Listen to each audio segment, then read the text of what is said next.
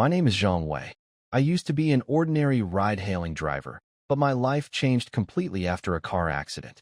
I woke up with the strange ability to open a portal to another world. For 3 months, I practiced in secret, watching the portal grow from a tiny to a large silver gate. I realized that a discovery this big was too dangerous for one person to handle. I knew I had to give this power to my country.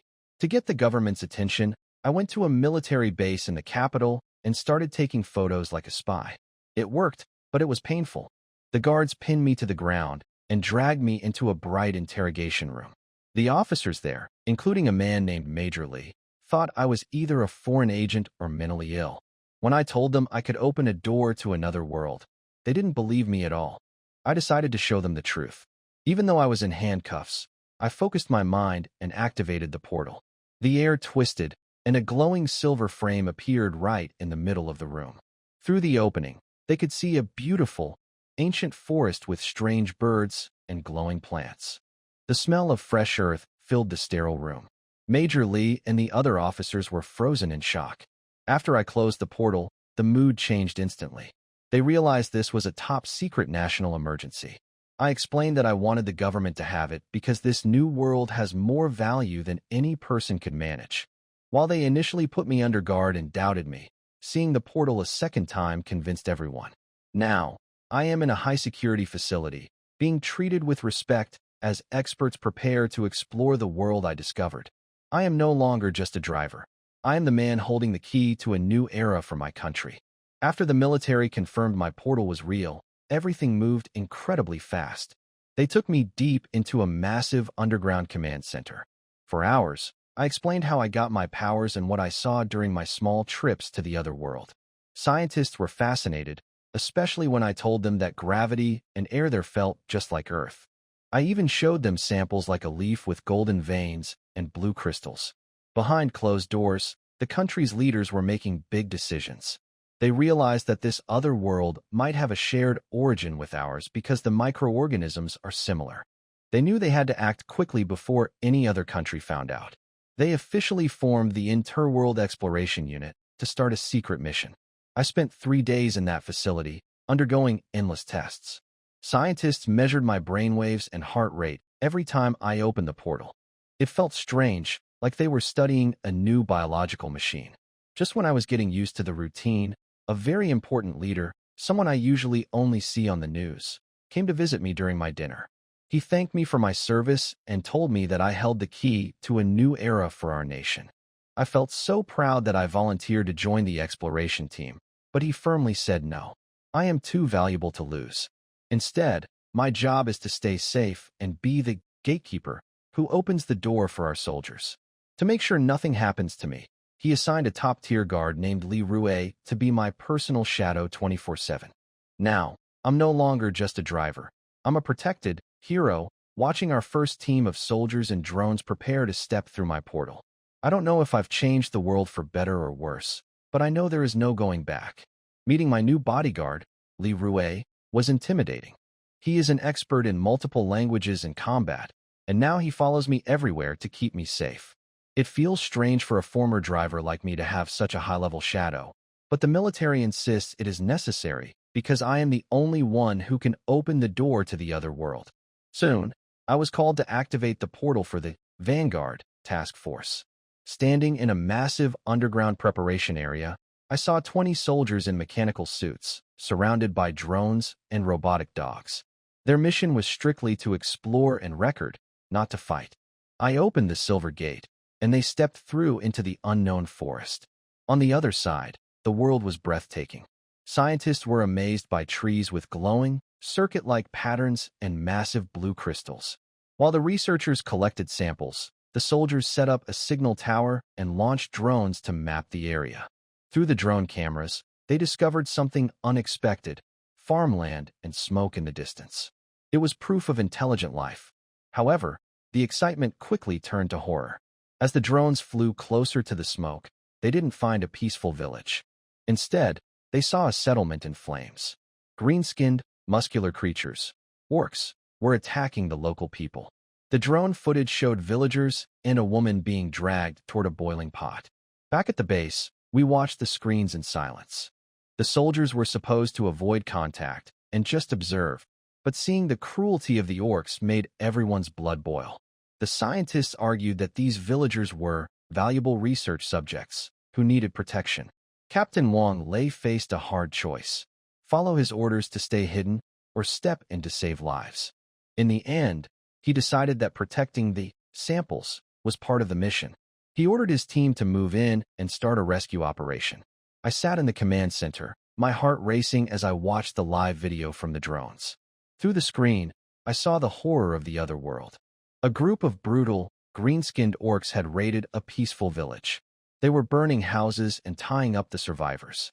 It was agonizing to watch. Even though the soldiers were ordered to only observe, the scientists argued that these villagers were valuable research subjects who couldn't be replaced.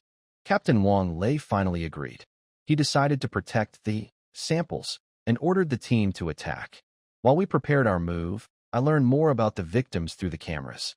A young woman named Lia had tried to warn her village, but no one believed her until the flaming arrows started falling. The village priest prayed for help, but an orc killed him and smashed his goddess statue. As the village burned, Lia knelt in despair, praying for a miracle or just a reason to keep living. When nothing happened, she realized that their gods didn't care about them. She felt that the world was only a place for hunters and the hunted. Lia stood up, ready to die, fighting with a piece of burning wood in her hand. But just as she gave up hope, a strange, high-pitched hum filled the air from the north. I knew what that sound was. It was our technology. The goddess might have ignored her, but our country was about to step in. Watching from my side of the portal, I realized that I wasn't just a driver anymore. I was the bridge between a dying village and the most powerful force they had ever seen. From the northern sky came that same sharp, high-pitched hum. Lia had never heard anything like it. She tightened her grip on the burning beam, thinking it might be the goddess mocking her, or perhaps the sound of death approaching. She no longer prayed. She no longer hesitated. For the village, Lia cried hoarsely, her voice mixed with tears and smoke. She raised the scorching beam and charged at the orc leader wearing a necklace of bones.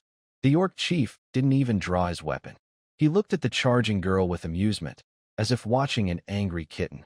Casually, he lifted his iron-plated arm and easily blocked Lia's desperate strike. With a sharp, the wooden beam snapped under his immense strength. The orc leader grabbed Lia by the neck and lifted her off the ground with one hand. She struggled helplessly, her legs kicking in the air as the pressure on her throat grew. Her remaining strength seemed pitiful before such overwhelming power. "You've got some spirit," the orc leader growled, baring his fangs. His heavy breath hit her face. "Lock her up. I'll deal with her last." He tossed Lia aside as if she were nothing. Two orcs came forward and roughly shoved her into a wooden cage. Her last bit of dignity was shattered. Curled up inside the rough cage, Lia felt even the right to choose her fate had been taken away. The air was thick with the stench of blood and filth, making her stomach turn. She and the other surviving villagers were trapped together, their faces blank with despair. Not far away, the bonfire burned brightly, lighting up the orcs' twisted, frenzied faces. They drank foul liquor and tore at roasted meat, laughing and shouting wildly. Lia's heart was empty. The gods had abandoned them, and hope had vanished. Suddenly, a tall orc grabbed a crying villager and dragged him toward a boiling iron pot in the center of the camp. "No, no!" The captives in the cage screamed in horror. Lia shut her eyes, unable to watch. She held a trembling little girl close, shielding her from the sight. In that moment, her last attachment to the world faded away. There were no gods, no miracles, only the cold law of the strong devouring the weak. Meanwhile, deep in the rainforest, Captain Wang Lei's calm voice came through the earpieces of his team, Eagle's Nest in position. Operation Cleaner begins. Target: the green-skinned hostiles. Free fire. Prioritize sentries and those near the captives. Move out. The order was given. A few faint pops cut through the noise of the orcs' celebration. The screams Lia expected never came. Instead, panicked roars erupted among the orcs. She opened her eyes wide and saw a sight she would never forget. The orc who had been dragging the villager fell to the ground, a burst of red blooming on his chest. By the campfire, the orcs fell one after another, like wheat cut down by an invisible scythe. Each one collapsed with a single, precise wound. In the chaos, no one knew where the attack came from. The team moved like ghosts rising from the underworld, emerging from the shadows. The iron rods in their hands spat short bursts of fire, and with every flash, another orc dropped. This was not a battle, it was a one-sided slaughter. Leah's mind went blank. She stared at the mysterious warriors, swift and perfectly coordinated. Their strange uniforms and sharp, efficient movements made them seem almost unreal. When the last wounded orc was swiftly finished off by a soldier's knife, the camp fell into an eerie silence. A young soldier walked up to the cage and quickly pried open the thick wooden lock with his tool. Leah and the little girl beside her shrank back in fear. The young soldier paused, then gave a shy smile. He removed his helmet, revealing a youthful face with Eastern features. Stepping back, he raised his hands to show he meant no harm. He spoke softly in a language Leah couldn't understand. "Don't be afraid. We're the Liberation Army. We've come to free you." Though she couldn't understand his words, Leah looked at the boy, about her age, and then at his companions behind him, who seemed almost divine. They were far more powerful than the orcs, yet their presence felt completely different. How strange. The young soldier then took something from his pocket, a small object wrapped in shiny silver paper. He carefully unwrapped it, revealing a dark brown square that gave off a rich, unfamiliar scent. Smiling, he offered it to the little girl in Leah's arms. The girl, Amy, looked at it with wide, curious eyes. But Leah's heart sank, gripped by sudden fear. Before she could think, she pulled Amy back and shielded her with her own body, as if that small brown piece were something deadly. Dark stories from her village flashed through her mind. Tales of cruel nobles who forced their new servants to eat a so-called cursed medicine. Once swallowed, the body would be bound by a cruel curse. A special antidote had to be taken every week, or when the curse struck, the pain would feel as if one's very soul were being torn apart, leaving no way to live or die in peace. The nobles used this vile method to ensure absolute loyalty and obedience from their servants. Leah never understood it. The cursed medicine and its antidote were said to cost more than buying a. So why didn't the masters just use whips and chains? But the elders in her village said it was because the nobles wanted not only to enslave the body, but also to completely break the will. Most slaves who took the cursed medicine did not die from the curse itself. Instead, they slowly wasted away under endless oppression and suffering. Leah stared in horror at the young warrior before her. His skin was healthy, without a single scar or trace of dirt. His gear was strange, yet finely made, far better than anything she had ever seen on the city guards. The companions behind him moved with quiet strength and confidence. Everything about them matched her image of a great noble. In her limited understanding, only nobles of high rank could have such clean faces and such powerful presence. And now, this noble was trying to feed a small girl a mysterious brown cube. What was he planning? To make Amy his servant? To use this cruel method to push the child, who had just escaped from the orcs, into another, deeper despair? Leah trembled all over. She didn't know what to do, so she held Amy tightly. Leaning close to the girl's ear, she whispered urgently, almost inaudibly, "When I push him away, you must run. Don't eat that. It's a cursed drug. Once you take it, you'll never escape. It's worse than death." But Amy didn't seem afraid. A child's instincts were simpler than an adult's thoughts. She looked up at Leah's terrified face, then turned to the young warrior. There was no arrogance or cruelty on his face, only calm kindness and a hint of confusion. His eyes were bright, like the clear stream at the edge of the village. Though Amy was dizzy with hunger, she could feel that this man meant no harm. The brown cube smelled delicious, and she couldn't help wanting to taste it. She didn't run. Instead, she held onto Leah's sleeve and shook her head in puzzlement. The young warrior noticed Leah's strong reaction. He froze for a moment, then slowly pulled his hand back, stepped away, and raised both hands again to show he meant no harm. He looked at the chocolate in his hand, then at Leah's wary face, and seemed to understand something. With everyone watching, he broke off a small piece of chocolate, put it in his mouth, and chewed slowly. A look of enjoyment appeared on his face, and he nodded toward them. Leah was completely stunned. The cursed potion. He ate it himself? Humph. He must know how to remove the curse. That's why he dared to eat it. who help strangers without asking for anything in return. Even priests charge for their blessings. The little girl timidly took the chocolate, and under the warrior's encouraging gaze, she gave it a small lick. Her eyes lit up instantly. It was a sweetness she had never tasted before. Big Sister Lia, it's candy. Like Lia, the other villagers were also rescued. A sharp metallic sound rang out as the heavy wooden cage of the orcs was easily cut open with a pair of wire cutters. A fully armed soldier pulled the gate aside and gestured for the huddled villagers inside to come out. However, the villagers did not rush out in relief. They had just witnessed a terrifying battle they could not understand. These mysterious people, dressed in strange armor and holding black wands, were even more frightening than the fiercest orcs. Now, seeing the cage door open, they only shrank back further into the corner, trembling and clinging to one another, their eyes filled with fear. Wang Lei frowned at the sight. He raised his hand to signal his soldiers to stay calm, then stepped forward himself.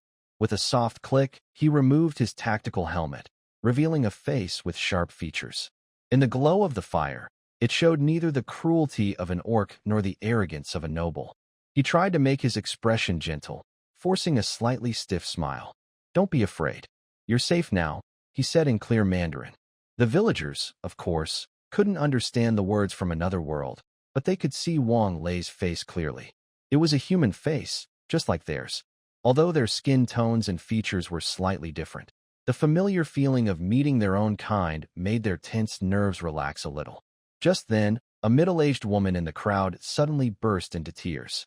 She crawled to a little boy, frantically checking his body. After confirming that he was unharmed, her emotions completely broke down. She suddenly turned to Wang Lei, her knees giving way as she knelt heavily on the ground. Thud, thud, thud. She pressed her forehead hard against the dirt and blood-stained ground, crying out incoherently in her local language, pouring out every word of praise she knew for the gods and saviors. Her actions were like a switch being flipped. The other villagers seemed to wake from a dream. They weren't fools. Those fierce beast men who had just treated them like animals were torn apart as easily as paper by these mysterious people. Who else could strike down terrifying beast men with lightning and fire in an instant, if not the legendary heavenly warriors or the private soldiers and mages of noble lords? Thump, thump. In an instant, all the survivors, men, women, and children, fell to their knees, bowing deeply toward Wang Lei and his soldiers, murmuring prayers. The scene was both grand and unsettling. The soldiers were stunned, frightened. They hurried forward to help the villagers up. "Captain, what's going on? Are they worshipping us?" A young soldier whispered. He reached out to help an old man nearby, but as soon as he touched the man's arm, the old man trembled even harder, knocking his head on the ground again and again. Wang Lei looked embarrassed. He had only seen such scenes in old historical footage. Rubbing his temples, he quietly ordered his men, "Don't just stand there. Help them up. We're soldiers of the people, not gods. Remember the 3 main rules and 8 points of attention." The soldiers hurried to lift the villagers, but these people, who had just escaped despair, clung to them as if they were their only hope. Each time they were helped up, they knelt again, their devotion making everyone uneasy. After struggling for a while, Wang Lei finally gave up. He waved his hand and told his men to distribute supplies. Give them rations and water. Compressed biscuits, self-heating meals, and bottles of clean water were opened and handed to the villagers. The villagers stared at the strange, holy objects they had never seen before. One by one, they reached out trembling hands to take them carefully, as if holding gifts from the gods. A child, imitating a soldier, clumsily tore open a biscuit wrapper, took a small bite, and his eyes lit up instantly. Then he began to eat eagerly. The smell of food spread through the crowd, and the survivors finally realized that these heavenly visitors meant no harm. They began to eat slowly and drink clean water. As their strength returned, so did their hope. Watching this scene, the soldiers felt a deep emotion that was hard to describe. It was different from training back home or the pride of defending their country. It was the feeling of saving people who had been on the edge of death, a sense of sacred duty. But after the simple meal, new problems arose. The village had been burned to ashes by the orcs, leaving the elderly, women, and children homeless. Wang Lei tried to communicate with them through gestures, but the language barrier was like a wall, making it very difficult. In the end, the villagers followed the soldiers closely, like frightened animals that had finally found safety. Wherever the soldiers went, they followed, their eyes full of trust and awe. "Captain, what should we do? We can't just keep them with us forever," one soldier reported to Wang Lei. Wang Lei contacted the temporary command post through his communicator. "Dr. Sun, Dr. Zhao, do you have any suggestions?" Soon, Dr. Sun's cheerful voice came through. "Captain Wang, do you even need to ask? These are the first intelligent locals we've met, alive. What a great opportunity for study. For communication. We must protect them." Dr. Zhao's calm voice followed. "I agree.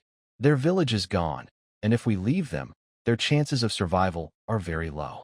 I suggest bringing them to the area near the portal and setting up a temporary shelter. Assign guards to watch over them. Once the portal reopens, we'll send linguists and sociologists to make proper contact. This will be our first direct information about this world." Wang Lei made his decision. "All right, that's the plan," he ordered. "Everyone, pack up your gear. We're taking them with us. Destination, the portal coordinates. Move out." At the same time, in an orc camp more than 10 kilometers away, the atmosphere was completely different. Rough animal skin tents stood close together, bonfires burned brightly, and the air was thick with the smell of blood and roasted meat.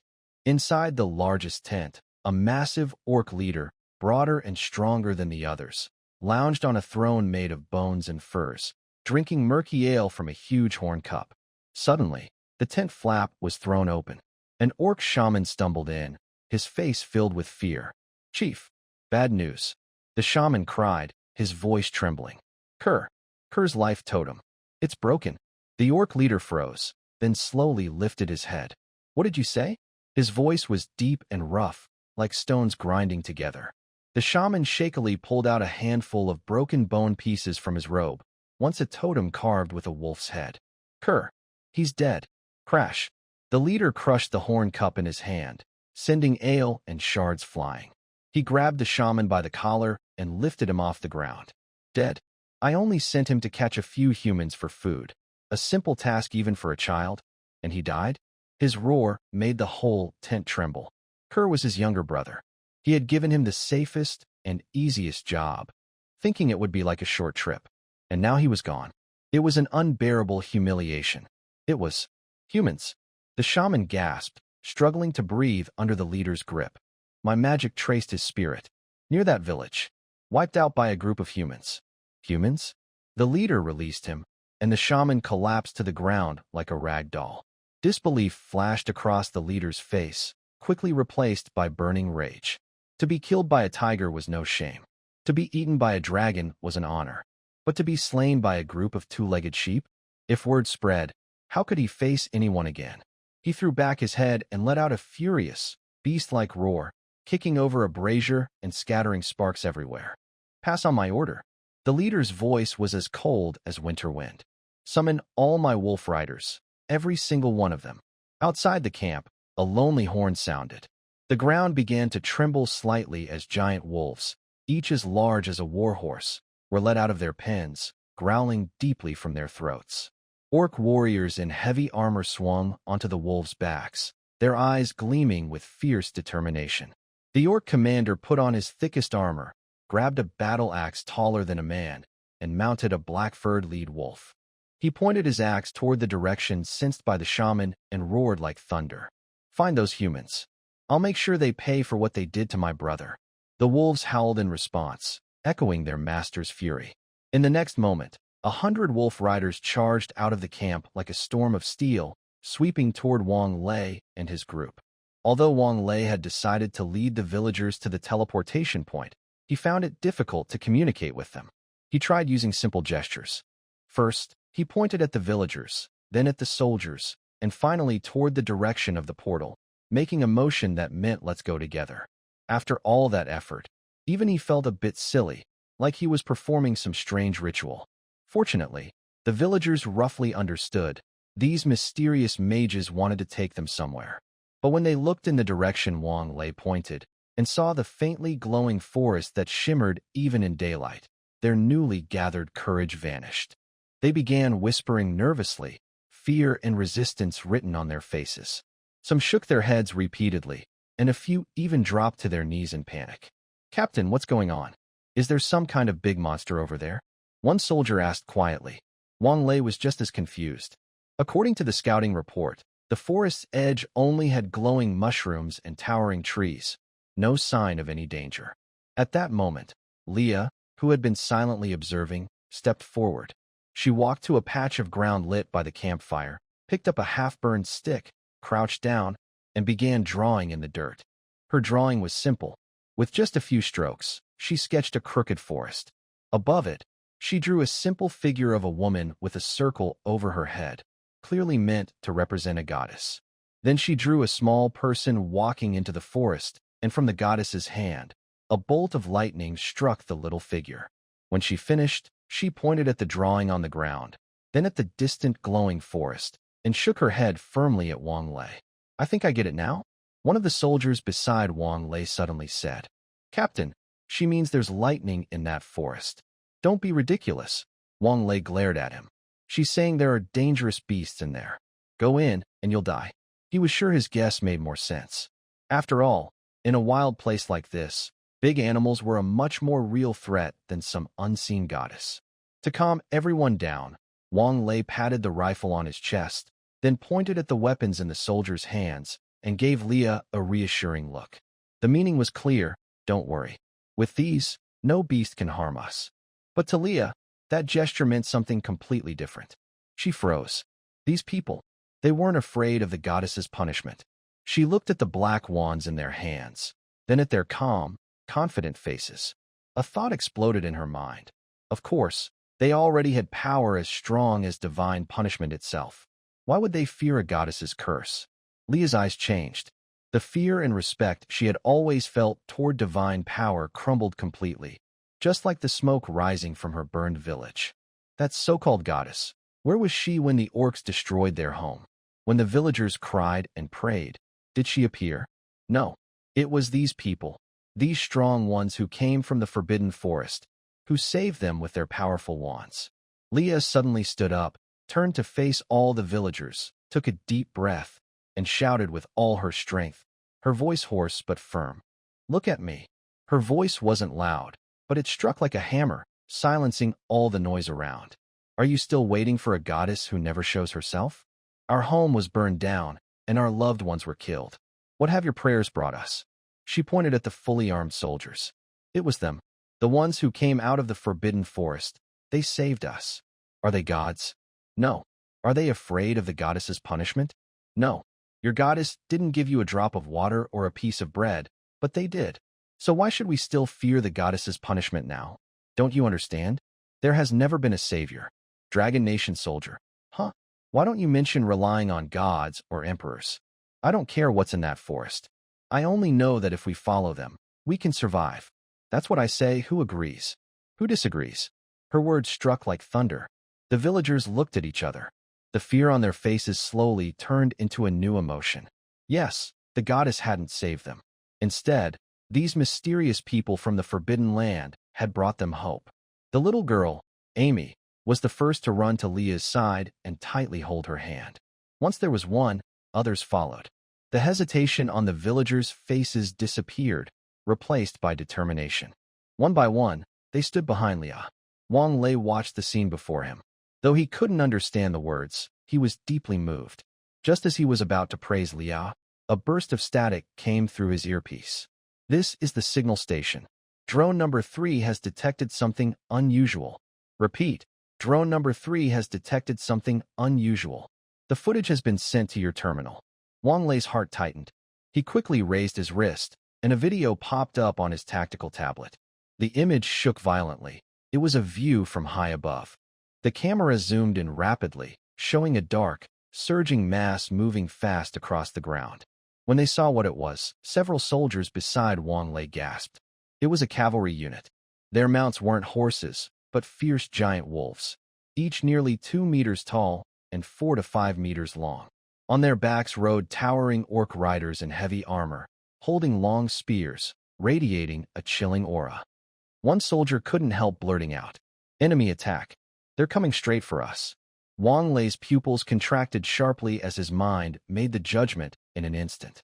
He grabbed Lia beside him, shoved the tactical tablet in front of her, pointed at the frozen image on the screen, then at the distant horizon, and shouted urgently, "Orcs! A large group! Run! To the forest!" Lia didn't understand his words, but after one glance, the color drained from her face. They were the elite wolf riders of the Orc nation, the reason the kingdom kept losing battles on open ground. At the human border outposts, there was a saying: if you see smoke rising from the distant hills, if you hear thunder rolling across the earth, if you smell iron and blood in the wind, run. Run until you forget you were ever a soldier. Run until every nightmare you have is filled with the sound of wolves. Because when the great wolves come, death is the best ending you can hope for. The old soldier who had taught Lia archery once told her stories about the wolf riders. The selection of wolf riders began when orcs were still young. Candidates were sent into the Howling Canyon to live with giant wolf pups just weaned from their mothers. During the first year, they were not taught to fight, only to build a spiritual bond, a connection so deep it was almost like telepathy. Many candidates died during this stage, victims of the wolves' rough play. Of course, what was play for the wolves was deadly for the orcs. Those who survived formed a shared link with their mounts. In battle, the wolves could sense their riders' intentions, while the riders could see through the wolves' eyes, gaining an almost complete view of the battlefield. The bond was so strong that when one died, the other often followed within days, suffering from what was called soul fracture. Thus, the wolf riders were not just a military force. They were the highest expression of Orcish culture: strength, honor, and unity with nature. Facing them meant facing a living storm, intelligent, relentless, and terrifying. Lia knew little more than that. Her teacher had said that those who learned more never lived to tell. When Wang Lei saw the look on her face, he immediately understood the situation. "Attention, everyone." His voice rang through the communicator. "Machine Dogs 1 and 2, take the rear. If we encounter the enemy, cover each other and open fire at will. All drones, take off and delay their advance. Combat team, form a circular defense around the civilians and move toward the target point at full speed. Move, move, move." The charging wolf riders swept across the scorched land like a black tide. The orc leader, Gol, stared ahead with blood-red eyes. The image of his brother Kur's life totem-shattering still burned in his mind. He swore to honor his brother by defeating every living being in that human village. "Boss, look up. The sky." A rider shouted in fear, pointing upward. Gol raised his head, his sharp eyes taking in everything above. In the sky, a dozen buzzing strange birds were circling higher.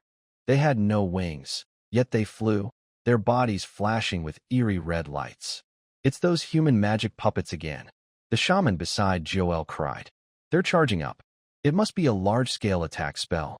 Gol's face twisted into a cold grin. "Mages? Perfect.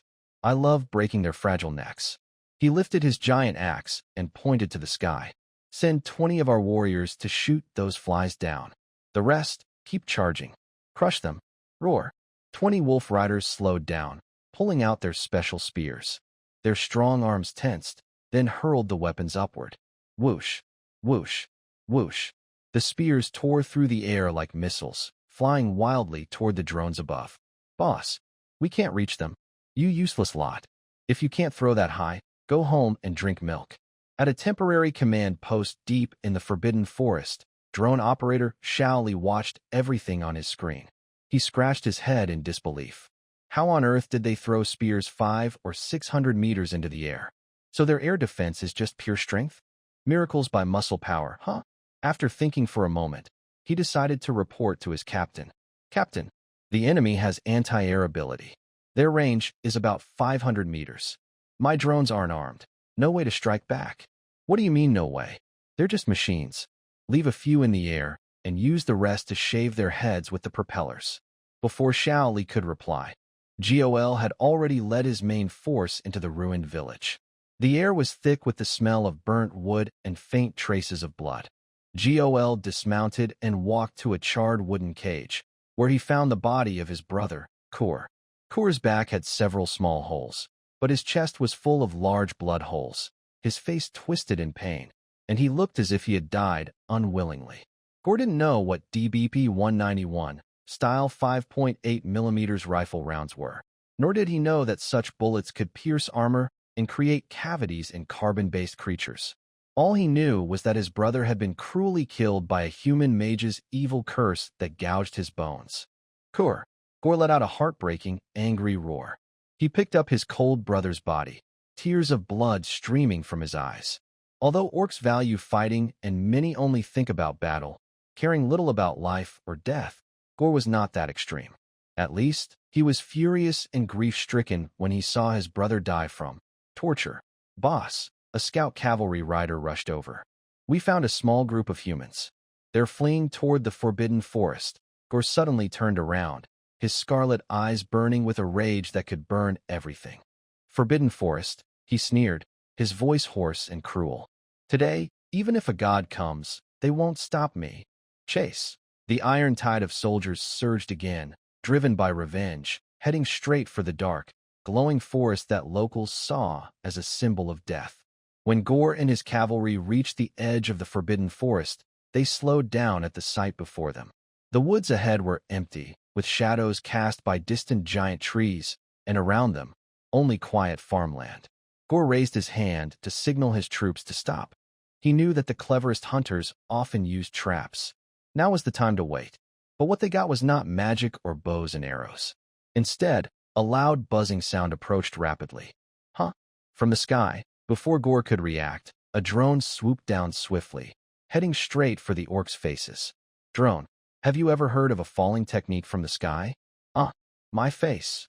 Metal Bird is fighting me. While Gore and the orcs were distracted by the descending drone. Bang, bang, bang, bang. Suddenly, from the grass on both sides of the forest, deadly flames shot out. The leading giant wolf rider, along with his wolf, was instantly turned into a sieve. The huge werewolf howled in pain and collapsed heavily. The orc rider looked down at the hole in his body, bleeding green blood, with a blank expression. Then he rolled off the wolf's back. This was not a battle, it was a slaughter. Special Forces soldiers hiding in the fields and wheat stalks calmly aimed their weapons through holographic sights at each target. Enemy cavalry at 3 o'clock. Got it. They pulled the trigger, and gunfire rang out. An orc about to raise his battle axe and roar was suddenly hit in the head, his helmet and skull flying off together, green and white blood splattering everywhere. A particularly large orc fell off the giant wolf but roared as he stood up again, showing incredible resilience. Ignoring his many wounds, he grabbed a stone about the size of a millstone and charged angrily at a steel bull, a robotic dog, that was firing, trying to attack from behind. But the robotic dog seemed to have eyes on its back.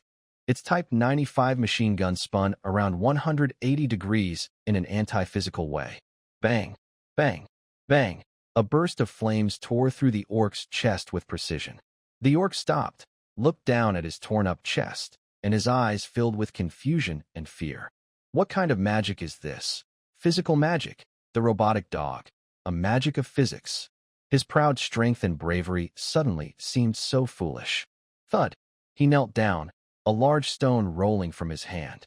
The remaining orcs were completely panicked. They couldn't see the enemy, only the flames appearing out of nowhere, and they saw their comrades falling one after another. They wildly swung their weapons, roaring at the empty farmland, some even so confused they stabbed their spears into their own teammates. Bang! A dull gunshot sounded from afar. A cavalryman trying to turn his wolf's head and escape ran a few steps. Then his head exploded like a watermelon smashed with a hammer, bursting apart with a loud bang. Blood and mist filled the air. His headless body still sat on the wolf's back, running about 10 meters before falling off. It was a fear spread like a plague. Everyone stay calm. Gore roared like thunder, his authority calming the chaotic cavalry for a moment. He stared fixedly at the farmland that kept being swallowed up, his mind racing quickly. These are the elite human mages. They are not good at close combat. Their magic will run out soon. Gore used his limited knowledge to make a deadly mistake. Everyone, spread out. There are many of us. Charge from different directions. As long as we get close, they are easy targets, The orc cavalry's eyes lit up with fierce determination. Yes, mages are fragile. As soon as we reach them, one axe will do the job. Watching the orc cavalry scatter on the screen, preparing to launch a surprise attack, Wang Lei frowned. These guys aren't stupid.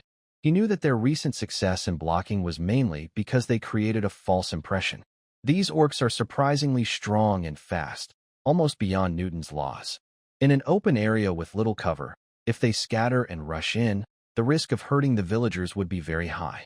He couldn't wait any longer. All units, take the villagers and immediately retreat into the forest. Hurry, Wang Lei gave the final order through the communicator, his voice cold as ice. All robotic dogs, abandon the position, advance and attack, charge at all costs, hold them back. For the motherland, for the people. A cold electronic voice came from the speakers of the robotic dogs. Wang Lei always felt this was some kind of Easter egg added by the engineers at the military factory. The next moment, these four-legged war machines abandoned all defensive stances. Like arrows released from a bow, they charged headlong into the dark tide of orc cavalry. Bang, bang, bang, bang. They unleashed a furious barrage of gunfire, pouring a rain of bullets into the surprised orcs. Metal clashed with flesh and bone, and the frontline giant wolf riders were instantly knocked over, screams ringing out one after another. However, this suicidal charge, faced with overwhelming numbers and brute strength, was ultimately like trying to stop a rolling boulder with a thin arm. Tear them apart. Gore's roar echoed across the battlefield. The giant wolf's blood-red eyes gleamed with cruelty. Ignoring the threat of bullets, they charged straight into the fire line. One giant wolf suddenly pounced on a steel bull, its sharp claws scraping against the steel shell, producing a piercing screech. More giant wolves rushed forward, using their hammer-like claws and teeth capable of biting through bones to crazily tear apart these steel creatures. Snap! One mechanical dog's leg was forcibly torn off. Another was knocked over from the side by a giant wolf. Several orc knights surrounded it, swinging their battle axes and wolf fawn clubs, sparks flying as they struck. Boom! The last, iron bull, exploded its built-in high-explosive ammunition just before being completely destroyed. The powerful blast sent 3 or 4 giant wolves and their rider flying. Hot metal and flesh burst apart, forming a bright but deadly flower of destruction. The fight lasted only a few seconds. 7 or 8 iron bull mechanical dogs defeated about 70 or 80 elite riders. No matter how you count it, this was a heavy loss for the orcs. But for Wang Lei and his team, those few seconds gained with their lives were priceless. Quick! Into the forest, Wang Lei pushed the still-stunned Laya and shouted loudly. The soldiers protected the frightened villagers and rushed into the eerie, glowing forest without looking back. When Gore led the main force to the edge of the woods, all he saw were a few broken, sparking, useless machine dog remains and a dozen cold bodies of his comrades. He looked at the forest, which seemed especially sinister among the shadows of the trees. The tall trees looked like silent giants, and the glowing fungi-like plants seemed like countless watching eyes. Boss, Shaman ran up, crawling and tumbling, pointing at the forest. His voice was twisted with fear. We can't go in anymore.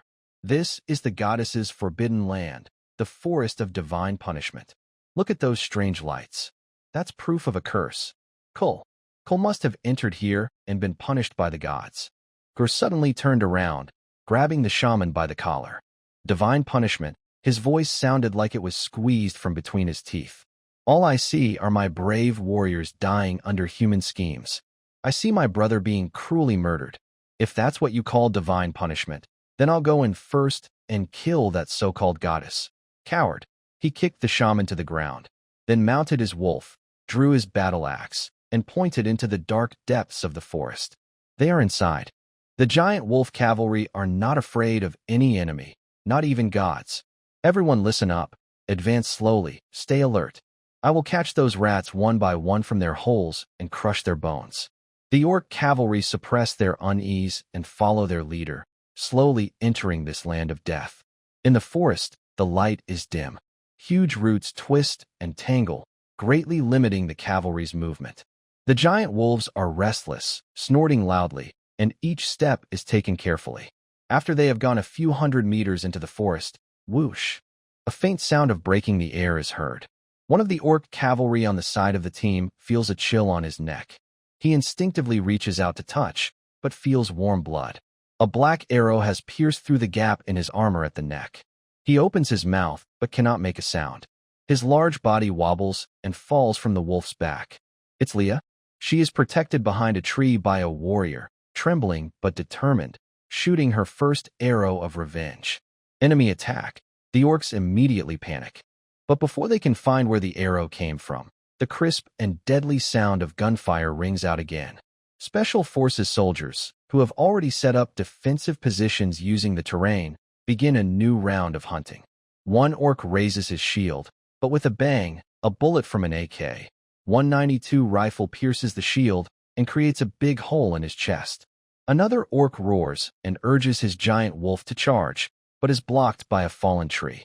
As he tries to go around, crossfire from two directions instantly turns him and his mount into a hive of bees.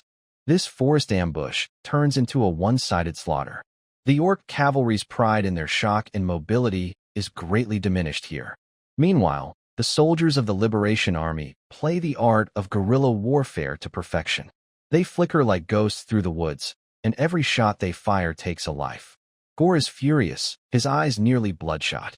He swings his battle axe, but can't even find the shadow of the enemy. Come out. You cowards who hide.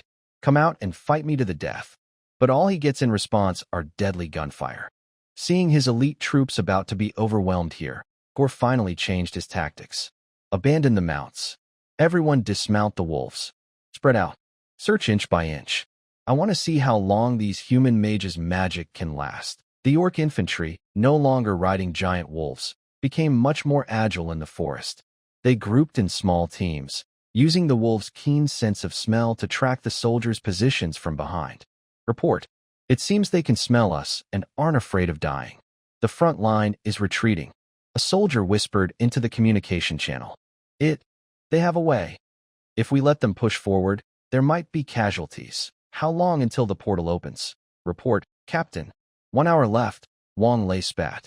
All right, start throwing grenades. I was hoping to protect the environment a bit longer. Just then, Captain, 9 o'clock. They're coming over. Be careful. Before Wang Lei finished speaking, a howling orc lunged out from behind a giant tree, wielding a wolf-tooth club that whistled through the air, smashing down a soldier reloading his magazine. Thud.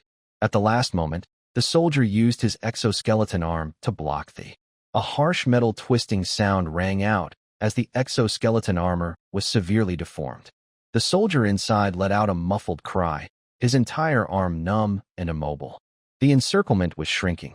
Orcs charged from all directions, fearless and relentless. In fact, they seemed even more excited. Captain, we're about to be surrounded. Wang Lei shot and killed an orc rushing toward him. His pistol was now empty, and his rifle rounds had run out. He quickly pulled out a grenade and threw it directly. Boom.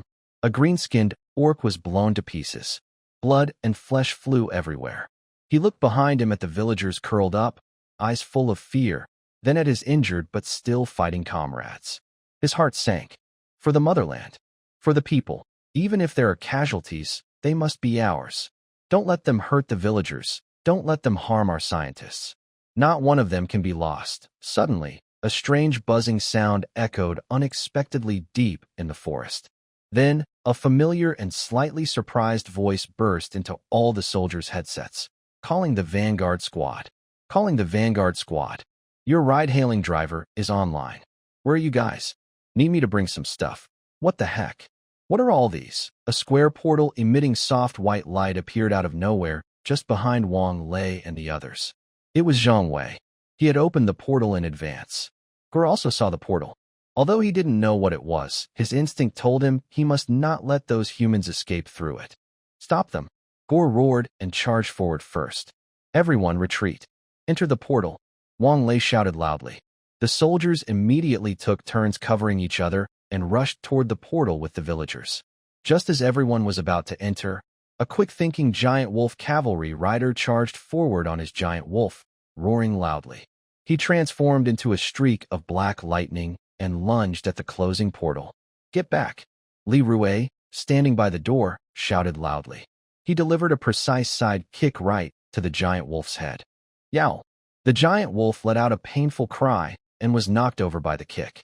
Li Rue, however, hissed in pain and started rubbing his leg on the spot. Zhang Wei asked, "Does it hurt?" "No, I don't believe it." Wang Lei looked at him with a worried expression. "You really are qualified to be a guard for the leader." The portal closed instantly behind him. All that was left was an orc arm that hadn't been pulled back in time, lying on the cement ground outside the portal. At the moment the portal closed, the humid, hot, and foul-smelling air from the other world was completely cut off. Inside the large warehouse where the command center was located, the lights were bright. Li Rue couldn't hold back anymore. He clutched his right leg, which he had just injured, grimacing in pain. "Hiss! I think I've got a broken bone. What is that wolf's skull made of?" The soldiers around him wanted to laugh, but didn't dare, their faces turning red from holding it in.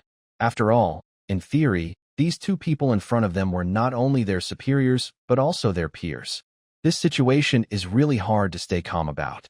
At this moment, Li Rue was walking over to Zhang Wei while rubbing his legs.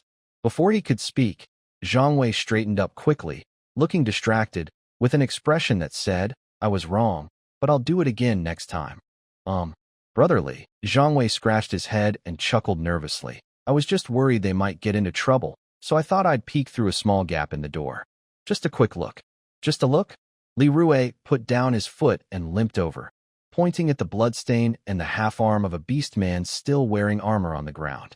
"You call that just a look? Can your door fit something like that? You need to be careful. You're now the person with the highest security clearance in all of Dragon Country.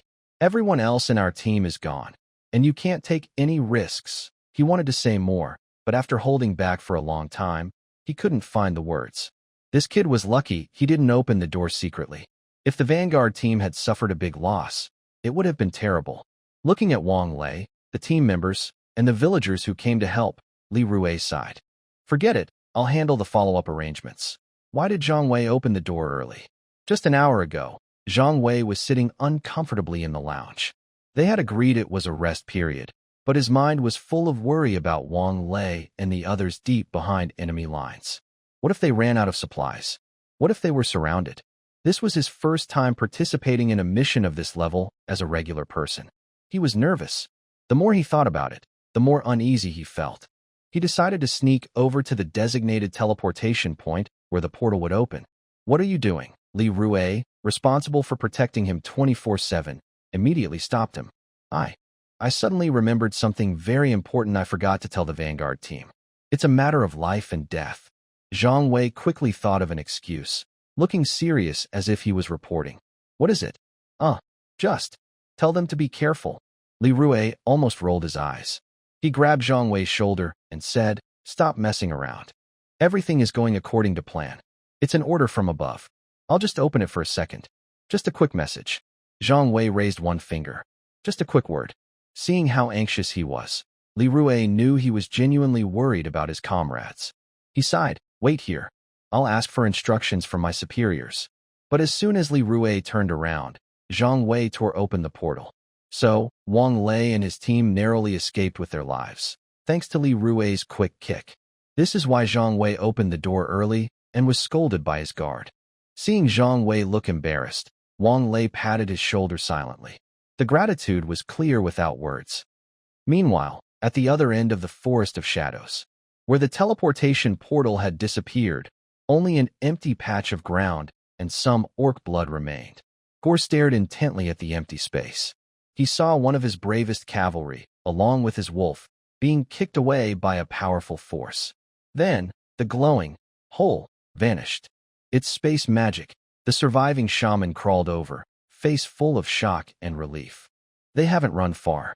They either teleported a short distance or hid inside a temporary pocket space. Gore's eyes flashed with a fierce light. Pocket space? He had heard of such advanced magic. Though amazing, it drained a lot of magic power and was very unstable. It couldn't last long. Do they think this makes them safe? Gore sneered coldly, his anger replaced by a thrill of the chase. "Give my orders." He raised his battle axe, his voice echoing through the forest. The main force, keep searching. Turn over every inch of this forest. Dig 3 feet deep if you have to, and find them. My personal guard. He looked at the sharpest dozen orc warriors around him. Stay here and wait with me. A cruel smile appeared on Gore's face. These fragile mages, their magic will run out soon. When they crawl out, I will personally cut off each of their heads. Time passed, second by second. An hour later, just when the orcs were getting impatient, the familiar buzzing sound returned to the empty patch of ground. A brand new, even larger glowing portal appeared out of nowhere. They're coming out. Sure enough, they can't hold on. Gore's eyes lit up with wild joy. This was the moment he had been waiting for. The mages have no magic left. They are now just helpless lambs, he roared loudly. The first to act was his giant wolf, charging headlong into the glowing portal. The flames of revenge burned fiercely in his chest. He could even imagine himself chopping those strange-clothed humans in half with an axe. He charged straight into the glowing portal. Behind him, the orc warriors roared and rushed forward as well.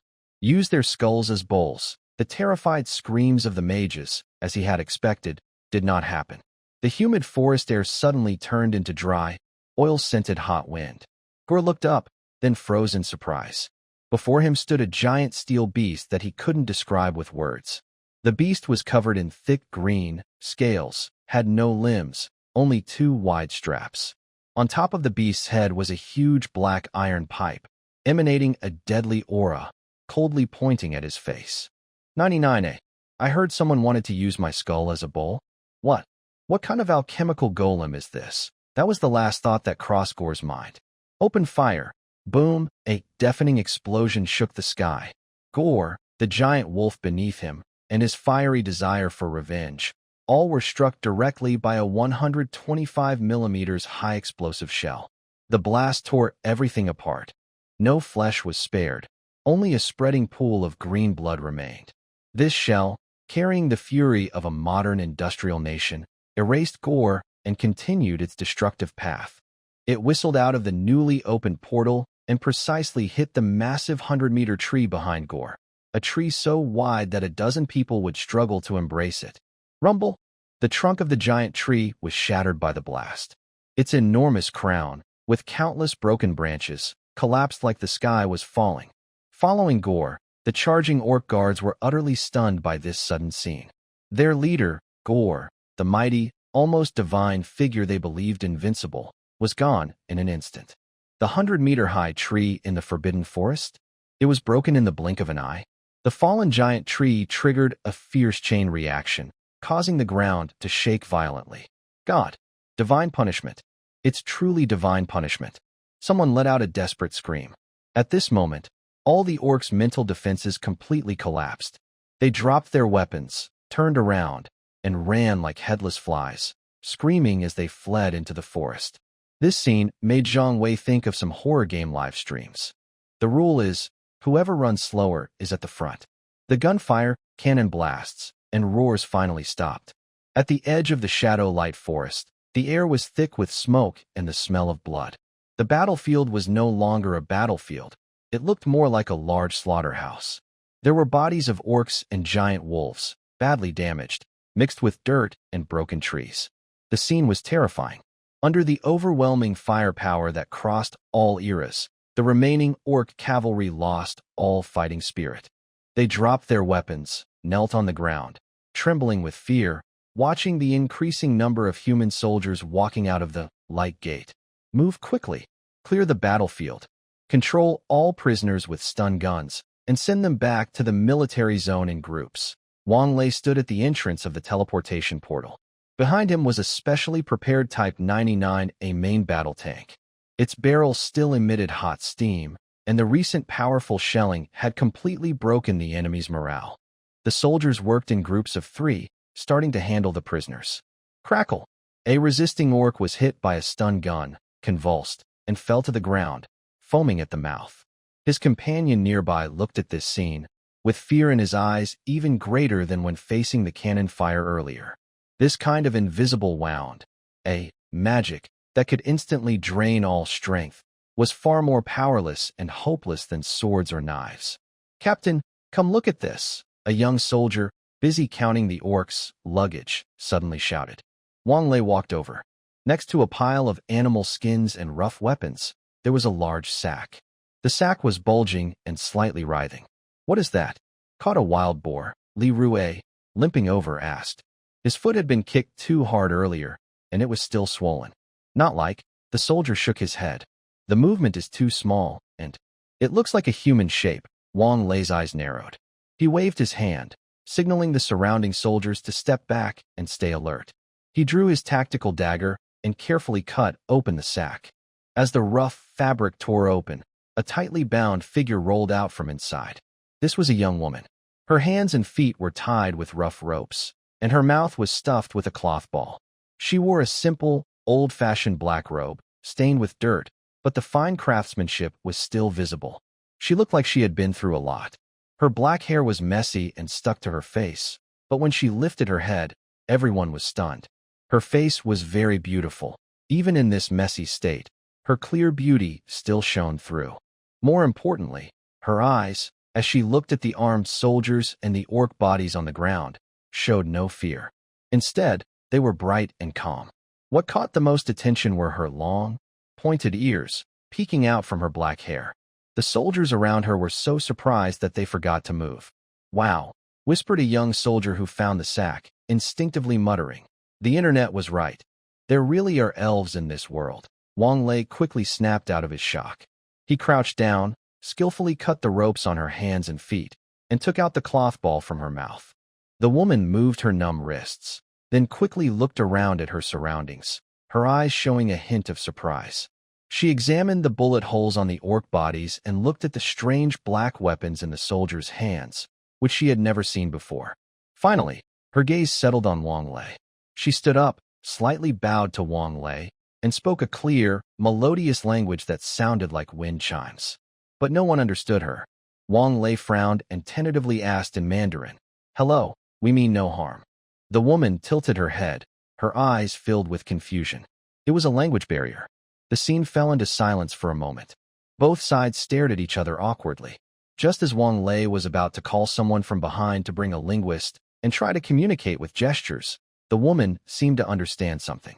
She made a, "Please wait," gesture toward Wang Lei and others, then slowly closed her eyes. Her lips moved silently, and a faint, visible blue glow, like fireflies, emanated from her body.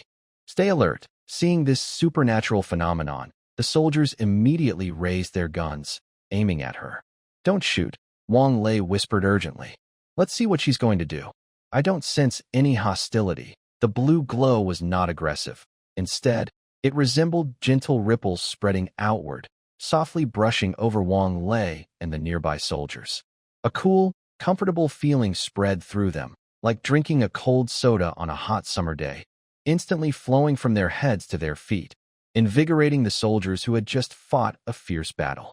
Then, the woman opened her eyes again and began to speak. She still used that strange yet pleasant language. But this time, it was completely different. Her words seemed to come with a built-in translation, directly transforming into clear Chinese in the minds of Wang Lei and the soldiers touched by the glow. "Thank you for saving me, strangers and strong warriors. But, who are you? I've never seen your clothing or weapons on this continent." Wang Lei and the soldiers around him froze. Is this telepathy? Or some more advanced ability? A linguistics professor, who had just run over, saw this scene. He stood there stunned, then, with a sad face, silently turned around and walked away, muttering, "This is bad. I might lose my job." Wang Lei's mind raced. He suppressed his shock and tentatively asked in normal Mandarin, "Can you understand what we're saying?" Immediately, a clear thought responded in his mind. "Yes, I cast a basic language comprehension spell. Now we can communicate without barriers. It seems you are not from any known human kingdom. Are you perhaps from the legendary land beyond the storm sea?" Magic. This word exploded like a thunderclap in Wang Lei's mind. This wasn't just about solving the communication problem. Behind this door was a world with a system of extraordinary powers. What should I do? How should I answer her? Let's keep it simple. No comment. You have no comment? I sensed strong space magic in that bag earlier. No comment. You still seem to be using that space magic. I'm an elf. Don't lie right in front of me. TSK, Wang Lei felt he couldn't hide it anymore. Just 100 meters away, they were still moving prisoners and carrying bodies. The portal was still open. They couldn't just stop everything because of this elf. During such times, you must stay firm. No comment.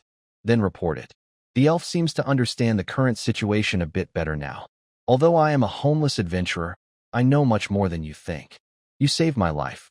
If I weren't an elf, following some human customs, I would already be a. So now I am very interested in you. Whether it's signing a contract or using magic, elves always repay kindness and seek justice. At least after I have given you enough value to repay your kindness, I will leave. Humans. Wang Lei takes a deep breath. After the battle, an elf who refuses to leave has been brought along. He would never dream of such a thing in his dreams. Report to the leaders. Let them worry about it. 10 minutes later, a voice sounds in the headset. Captain Wang, the message from over there says you're a coward.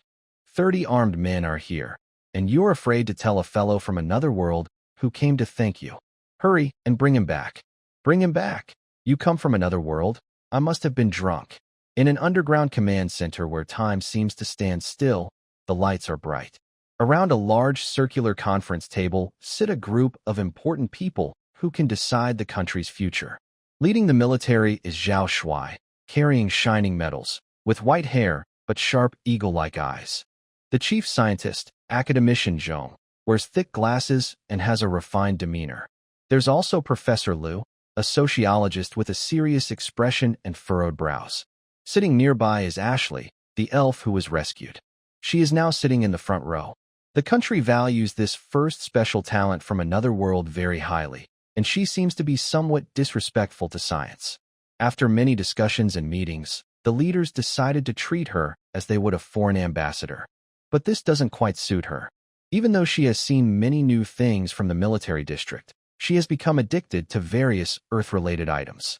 In the past few days, whenever something happens, she asks people around her about everything. Everyone can see her love for Earth. But the problem is, everyone is quite busy. But in theory, even when busy, one must find time to meet this little ambassador. The political officer came up with a plan. He handed her over to the gatekeeper, Zhang Wei, who had taken a long detour to get here. Anyway, he only opens and closes the door every day, so he has plenty of free time. Plus, he's the most convenient person to travel between worlds. Zhang Wei isn't the kind of person who is bad at chatting. As a rideshare driver, he can talk with people all night without stopping. This led to him and Ashley talking about Earth and the reform and opening up policy within a few days. At first, a leader opposed accepting this friendly little creature. But after passing through the portal, that opposition disappeared. Every time he saw her, he felt like he was seeing his own child. That's why Ashley, a little elf, can sit here openly and attend the meeting without any protection. Right now, she's wearing a clean sports outfit, curiously looking around. She shows no signs of nervousness or discomfort like most people would in such a setting. This made many people realize that this elf probably wasn't just a small part of the group. Zhang Wei was placed at a seat at the very edge. He sat upright, hands on his knees, feeling like an ordinary person who accidentally wandered into the heavenly gate to listen to the Jade Emperor's meeting. The air around him was filled with 4 words, national treasure. The meeting began. A senior colonel stepped forward, and a large holographic screen lit up immediately. First, Dawn Operation Post-Battle Review Report. Enemy to friendly casualties ratio, 132-0. Ammo consumption. Over 2,300 rounds of 5.8 mm rifles, more than 500 rounds of 12.7 mm machine guns, 20-40 mm grenades, and one 125 mm high-explosive shell, a series of cold, precise numbers clearly showed how modern industrial armies had used advanced technology to strike down primitive tribes from another world. Next, the screen displayed a biological analysis report of the orcs and giant wolves, with complex molecular formulas and cell structure diagrams that made Zhang Wei dizzy. Initial conclusion: the target creature's cellular structures differ from known Earth organisms by 9%. They have higher metabolic efficiency, but are unusually sensitive to electromagnetic pulses in specific frequency ranges. When the report finished, everyone's eyes turned to Ashley. Under the guidance of staff, Ashley stepped onto the stage. She was not nervous. Instead, she looked like a seasoned speaker, clearing her throat and using a language mastery spell to clearly project her voice to everyone present. My name is Ashley Windspeaker. The place I come from is called the Other World, which you call the alternate universe. We call it the Arya continent. She briefly explained the distribution of powers on the Arya continent, mentioning the human empire, the dwarf mountain kingdom, and her own solitary elven royal court. As for the magic you are curious about, Ashley extended her right hand, and a gentle green light gathered in her palm. It's like breathing. It's part of the world. We communicate and guide these free-floating energies with our minds to cast spells. As soon as she finished, the scientists below started whispering to each other, many with expressions of confusion and disbelief, like they thought she was talking nonsense or that it defied science. It was as if they wanted to overturn Newton's theories. Silence. Academician Zhong tapped the table. He stood up, cheeks flushed with excitement. Everyone, I'd like you to recall the famous debate between Einstein and Bohr from the last century. Zhang Wei was surprised and quietly nudged Li Rue, mouthing, "What's that?" Li Rue lowered his voice and explained briefly. It was a battle between two top physicists. One said, "God does not play dice, meaning everything has a fixed outcome." The other said, "Don't bother what God thinks, meaning the universe's true nature is like opening a mystery box. You only know its state when you look at it." Later, it seemed the one who opened the mystery box might have been right. Academician Zhong's voice grew more passionate. We once couldn't understand quantum mechanics or phenomena like quantum entanglement, which Einstein called spooky action at a distance. But just recently, Professor Pan's team proved its existence again and again. He pointed at Ashley, speaking firmly. Science isn't about stubbornly believing what it should be, but about discovering what it truly is. Without a doubt, the magic Ashley demonstrated is a type of energy field that can be observed, guided, and measured. What we see here isn't myth. It's a whole new scientific field. Zhong's words instantly ignited the atmosphere in the room. Scientists from different fields eagerly raised their hands to ask Ashley about magic. Ashley was tired of answering and thought these questions were all similar. So, she stepped back onto the stage and shared her view on magic. Magic, simply put, is the use of magical power. Magical power is like pure energy. It's like wood burning to produce fire, which can boil water in a pot. But it can be guided. You can use special methods, tools, or your mind. You can blend it into everything around us, making it do many things. For example, the races on our continent, Arya, train their bodies so that magic flows inside them, making them stronger and faster than normal. Or, you can focus magic in your mind to communicate with it and make it do what you need. Or, you can carve magic onto objects using different methods, creating amazing effects when you use or activate it. After Ashley finished, the room was silent, only the sound of scribbling pens. Everyone was smart and knew this was just the beginning. How Dragon Country can use magic is a long-term topic. Next came the debate over value. Professor Liu, an expert in sociology, adjusted his glasses and calmly said, "I suggest a cautious approach. The social structure and civilization of the New World are very different from ours. Rushing into military action too early could cause unpredictable consequences. We should focus on scientific research and gathering information, and avoid becoming the villains of history."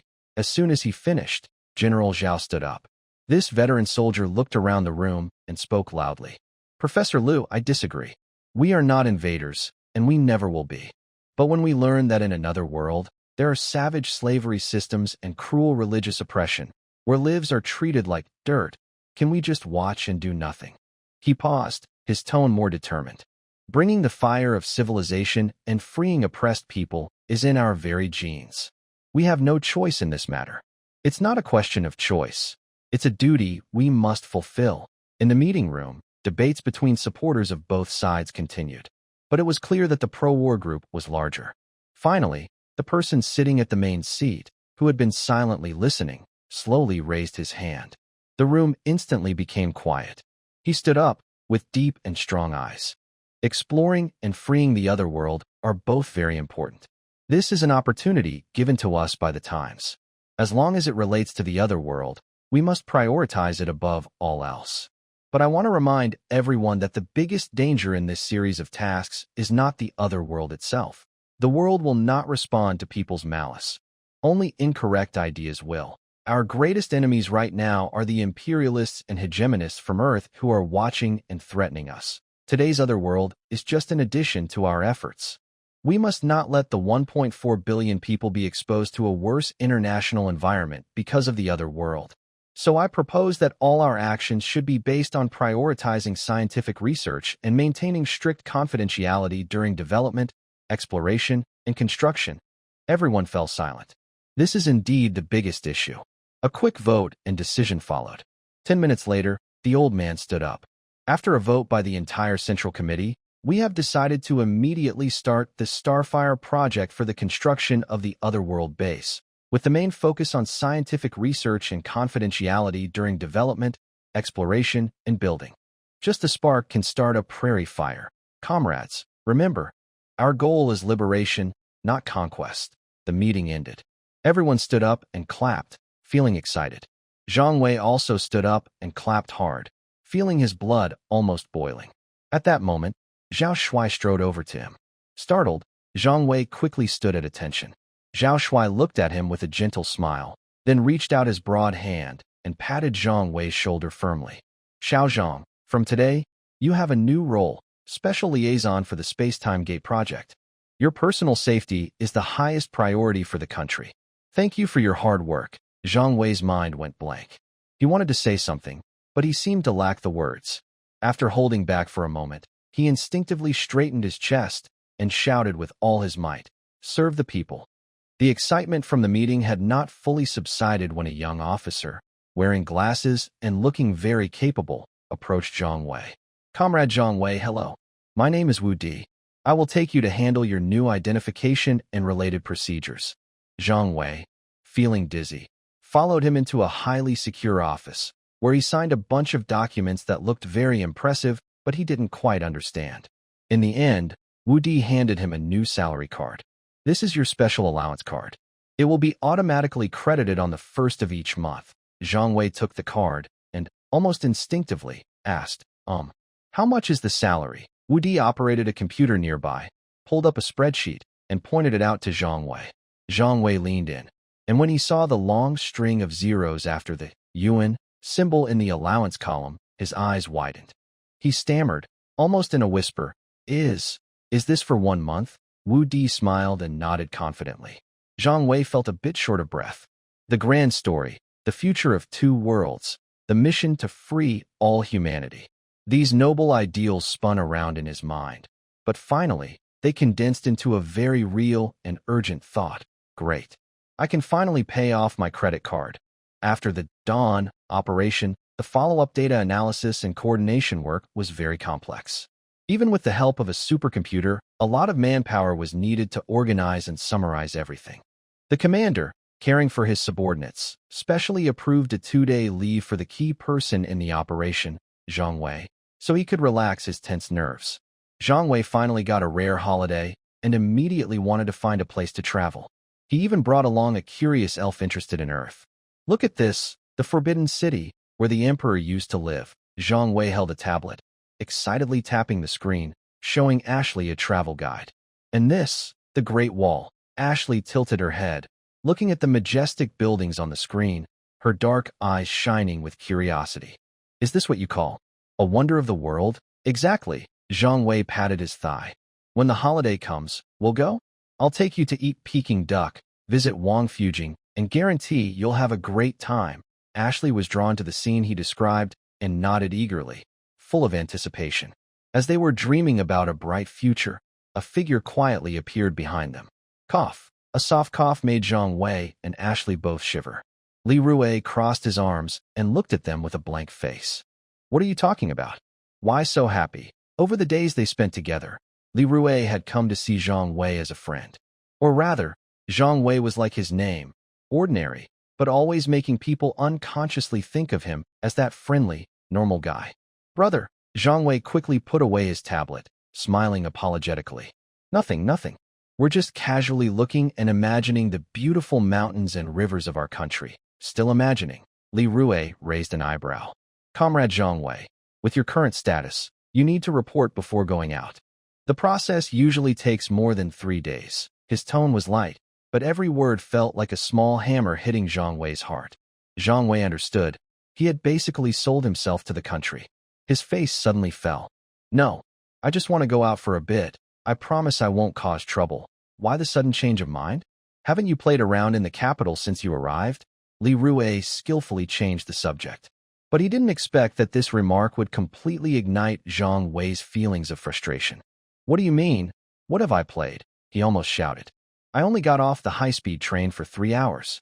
I don't even know what the second ring road looks like, and you caught me just holding my phone. Li Rue was momentarily speechless. He thought for a moment and realized he might be right. Seeing Zhang Wei's expression of helplessness, he hesitated for a while and finally shook his head. No, your safety is the top priority. No mistakes can happen. Zhang Wei was completely discouraged. He slumped into his chair, eyes empty, heart heavy. At this moment, Ashley timidly raised her hand. Then, can I go out to play? Li Rue turned around and smiled without saying a word. Understood. Ashley also looked defeated, slumping next to Zhang Wei, feeling hopeless. Watching the two of them look like wilted eggplants, Li Rue ultimately couldn't bring himself to be harsh. He sighed and showed a face that said, I really owe you guys. All right. He muttered with a complaint, pulling his phone out of his pocket. Where do you want to go? Make a list for me. I'll go for you and stream the whole trip. Is that okay? Zhang Wei immediately sat up straight, looking at him suspiciously. I feel like you're just trying to find a reason to go out and have fun yourself. Who wants to go? Li Rue quickly countered, looking annoyed. I tell you, if it weren't for you two, I'd rather stay in the dorm and sleep. No way. Zhang Wei didn't believe him. I don't think you're not interested in the sights in the capital. Don't you like watching the flag rise at Tiananmen? Li Rue looked at him as if he were a tourist from another place. My home is closer to Tiananmen than I am to work here, Zhang Wei. Then, what about the Forbidden City? Zhang Wei wasn't giving up. The Nine-Dragon Wall, Qinxing Palace. Seeing them once isn't enough, right? Oh, the Forbidden City, Li Rue said, scratching his ear. A few years ago, I even accompanied some visiting foreign leaders on a route that wasn't open to the public. I was almost sick of it. Zhang Wei was completely speechless. Seeing Li Rue so relaxed, he held back for a long time, then squeezed out a strange phrase with a strong Beijing accent. Master Jing, wishing you good luck. Bang. A crisp sound of a head hitting the forehead accurately. First stop, Tiananmen Square. When Li Rue stepped out of the subway station and saw the grand square and solemn city gate, Ashley's mouth slightly opened, stunned by the sight before her. The square was crowded with people, and flags fluttered in the wind.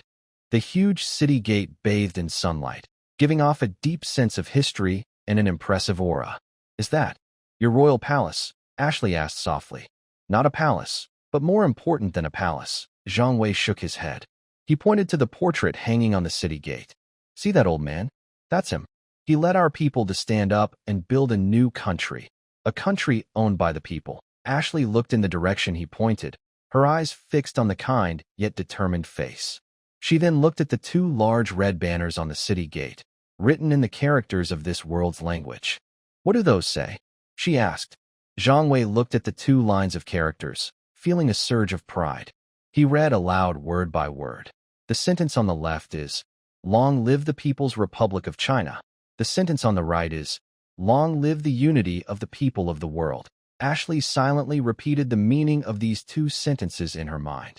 She looked at the people gathered in the square from all over the country, with different faces and wearing different clothes. Everyone's face showed peace and calm. Long live the unity of the people of the world, she whispered softly, with a look of longing and a hint of sadness in her eyes. Zhang Wei, a ride-hailing driver who was better at reading the mood than Li Rue, quickly suggested they go to the next scenic spot. The next stop was the Great Wall at Badaling. When they got off the cable car and stepped onto the wall, Li Rue's face fell. I told you, visiting the Great Wall during a holiday isn't about seeing the wall. It's about seeing the back of everyone's head, he exclaimed, pointing at the crowded crowd ahead, which looked like ants moving in a line, and he sounded desperate. Looking around, the winding wall was packed with people. It was hard to move forward, let alone turn around. The air was filled with the smells of sweat, instant noodles, and various dialects. Since we're here, Zhang Wei remained calm, since he wasn't the one squeezed in. However, Ashley's reaction surprised them all. She didn't complain about the crowd. Instead, her eyes widened with amazement. "Oh my, I've never seen so many people in my life," she said, full of shock. "Our entire fairy kingdom, all the elves combined, probably can't fill this stretch of wall." She curiously looked at the people around her, watching them hold selfie sticks, pose for photos, see children riding on their father's shoulders, and eat ice cream. "Why are they climbing this wall?" Ashley asked a deep question. "Is there some treasure here? Or maybe, if you reach the end, you get a reward or a wish?" This question left Zhang Wei and Li Rue speechless. Yes, why? They paid money, endured the crowd, and sweated so much just to walk on these stones. Zhang Wei thought for a long time before finally saying, "Maybe. They just want to see it with their own eyes. To see this great project left by our ancestors, and when they boast to others, they can say, 'I've also climbed the Great Wall.'" Ashley nodded vaguely, seeming to understand. It looked like her eyes were passing through the crowd on her phone, gazing at the distant, endless city walls that stretched like a giant dragon coiled on the mountain ridge. Suddenly, she understood something. These people, like her, might also want to walk with their own feet to explore a spirit or touch a tradition. But she fights against it, while they remember it. Ashley wanted to say something. She suddenly spoke softly. "In our elf tribe, black hair is a symbol of bad luck and being different." Zhang Wei and Li Rue were both surprised. They didn't expect her to say this. "My magic talent is the strongest in the royal court in 100 years. But because of my black hair, the elders think my power is unclean, proof that my bloodline is polluted.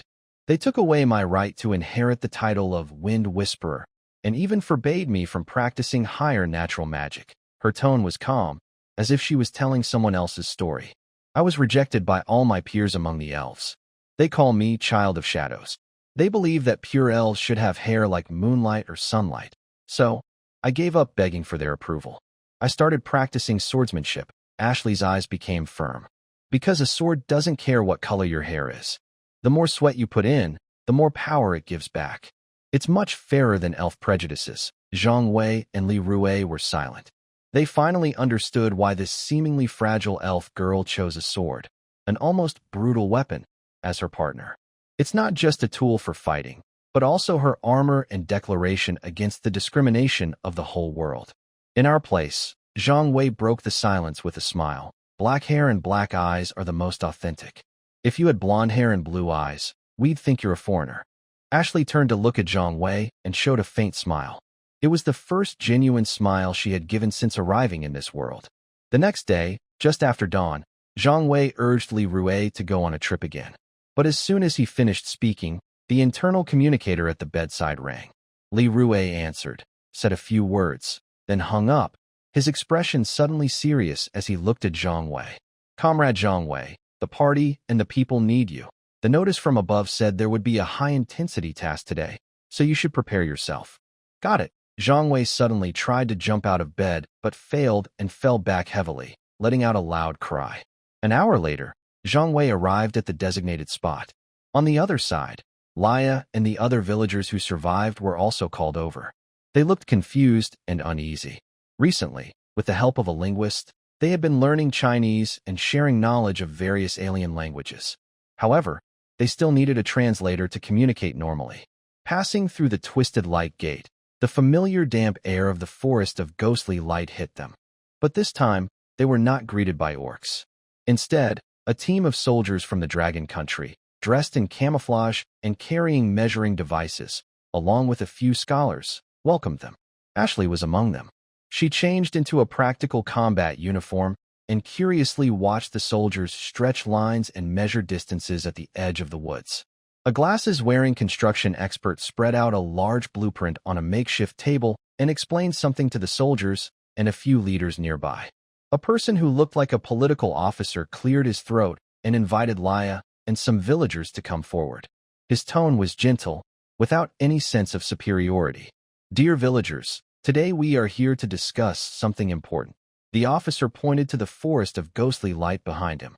"We plan to build a new, safer home for everyone here. But we understand that, in your culture, This forest seems to be a forbidden place. We are worried that building here might offend your beliefs." He spoke sincerely, with respectful eyes. After hearing Ashley's translation, the villagers looked at each other, unsure of what to do. They had lived their whole lives under the shadow of divine authority and nobility. They had never seen such a powerful figure speak to them in a tone of negotiation. So, they remained silent. Because silence was what the powerful often liked to see. Just as everyone was silent, Laya suddenly spoke. Her voice was soft, but very clear. "Beliefs?" She chuckled self-deprecatingly, saying, "When our village was burned to ashes, and we had to run into this forbidden forest abandoned by the goddess, we had already lost our faith." Her gaze swept over the confused villagers and finally settled on the political officer's face. She spoke clearly. "It was not the goddess who abandoned us. It was us who abandoned the goddess, who only demanded sacrifices but never responded to our prayers." Her words struck like thunder, causing the villagers present to tremble. Ashley, standing nearby, raised an eyebrow and looked at Laya with interest. She softly teased her in Elvish, saying, "It's rare to see humans so straightforward in abandoning their gods. Aren't you afraid the goddess's followers will call you sinners abandoned by the gods and make it hard for you to survive in the human world?" Laya coldly replied, "Our homes are gone.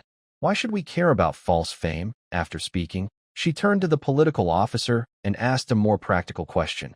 "I'm worried not about the gods but about people. Building a base here will definitely cause a stir.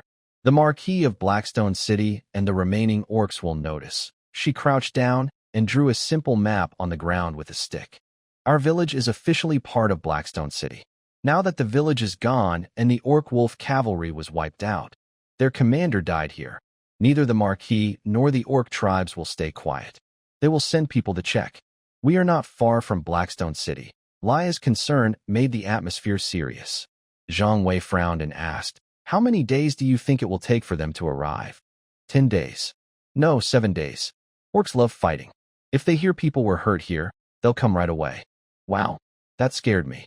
A commander, who carried a star badge, listened to the report and smiled. He then whispered with a few officers for a few minutes before making a quick decision.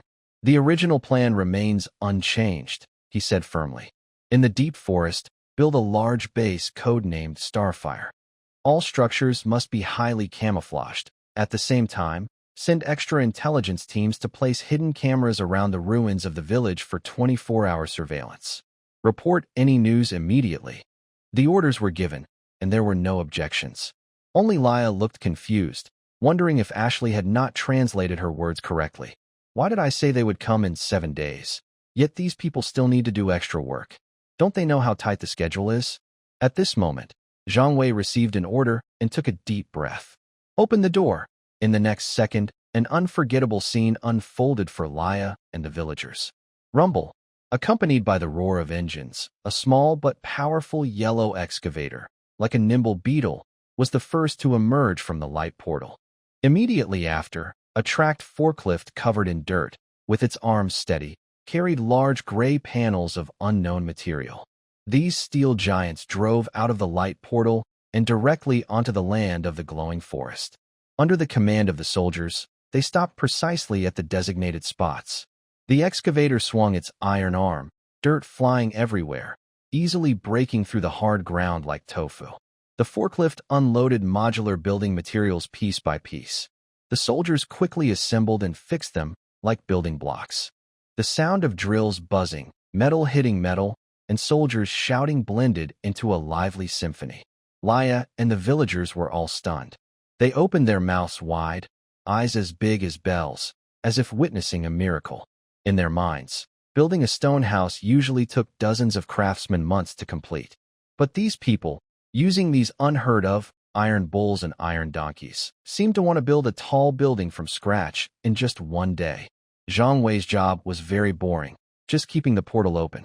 The energy consumption was huge, and sweat kept sliding down his forehead, soaking his collar. He felt like a drained power bank. From morning until sunset.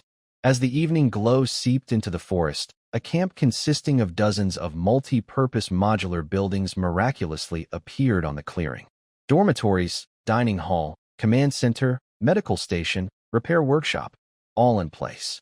The exterior walls were painted with camouflage that blended with the environment, and the roof was covered with camouflage netting. The outpost was complete. The people from another world were speechless. They gathered around this city that had risen overnight, their eyes full of awe and disbelief. This surpasses their understanding. It is beyond human ability. Only a divine power could achieve this. Zhang Wei was exhausted and slumped onto the steps of the new barracks, gasping for breath. Ashley approached him and handed him a pot of water. She looked at the brand new buildings in front of her with a complex tone. You guys always manage to create miracles. Zhang Wei took a big sip of water, wiped the sweat from his face, and grinned, showing his white teeth. That's nothing. Basic skills, nothing special. Just sitting here. He caught his breath and started to boast. Today's progress was slow, mainly because my work kept stopping and starting, which became a bottleneck and seriously slowed down the project. If I could work continuously, not just a day, I could finish it in half a day. By noon, you'd be eating hot, freshly cooked dishes, 4 dishes, and a soup. Ashley was amused by his bragging. Seeing her doubt, Zhang Wei got more excited.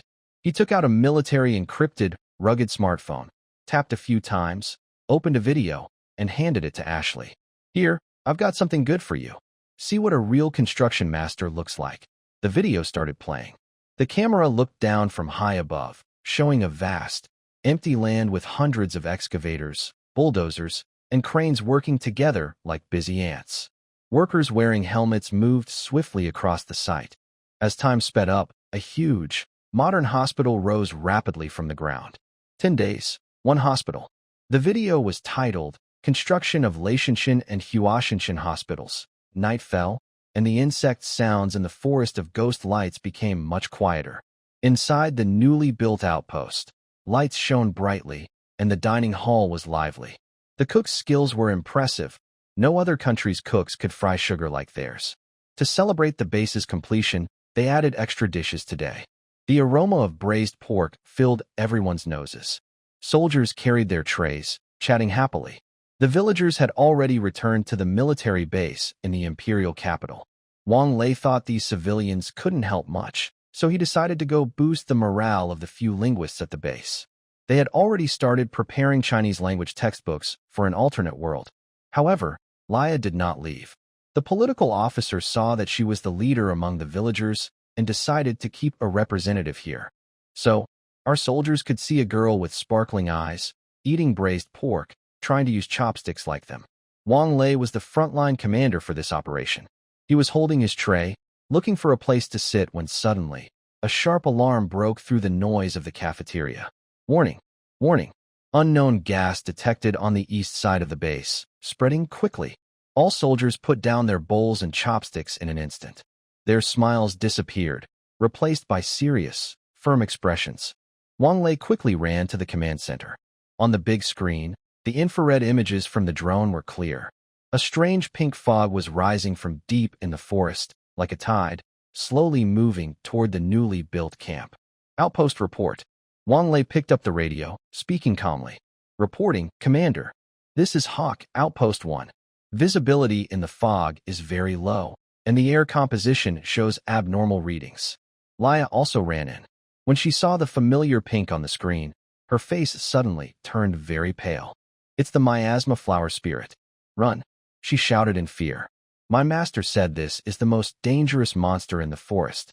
Its fog can confuse your mind, making you see terrible illusions, then turn on each other.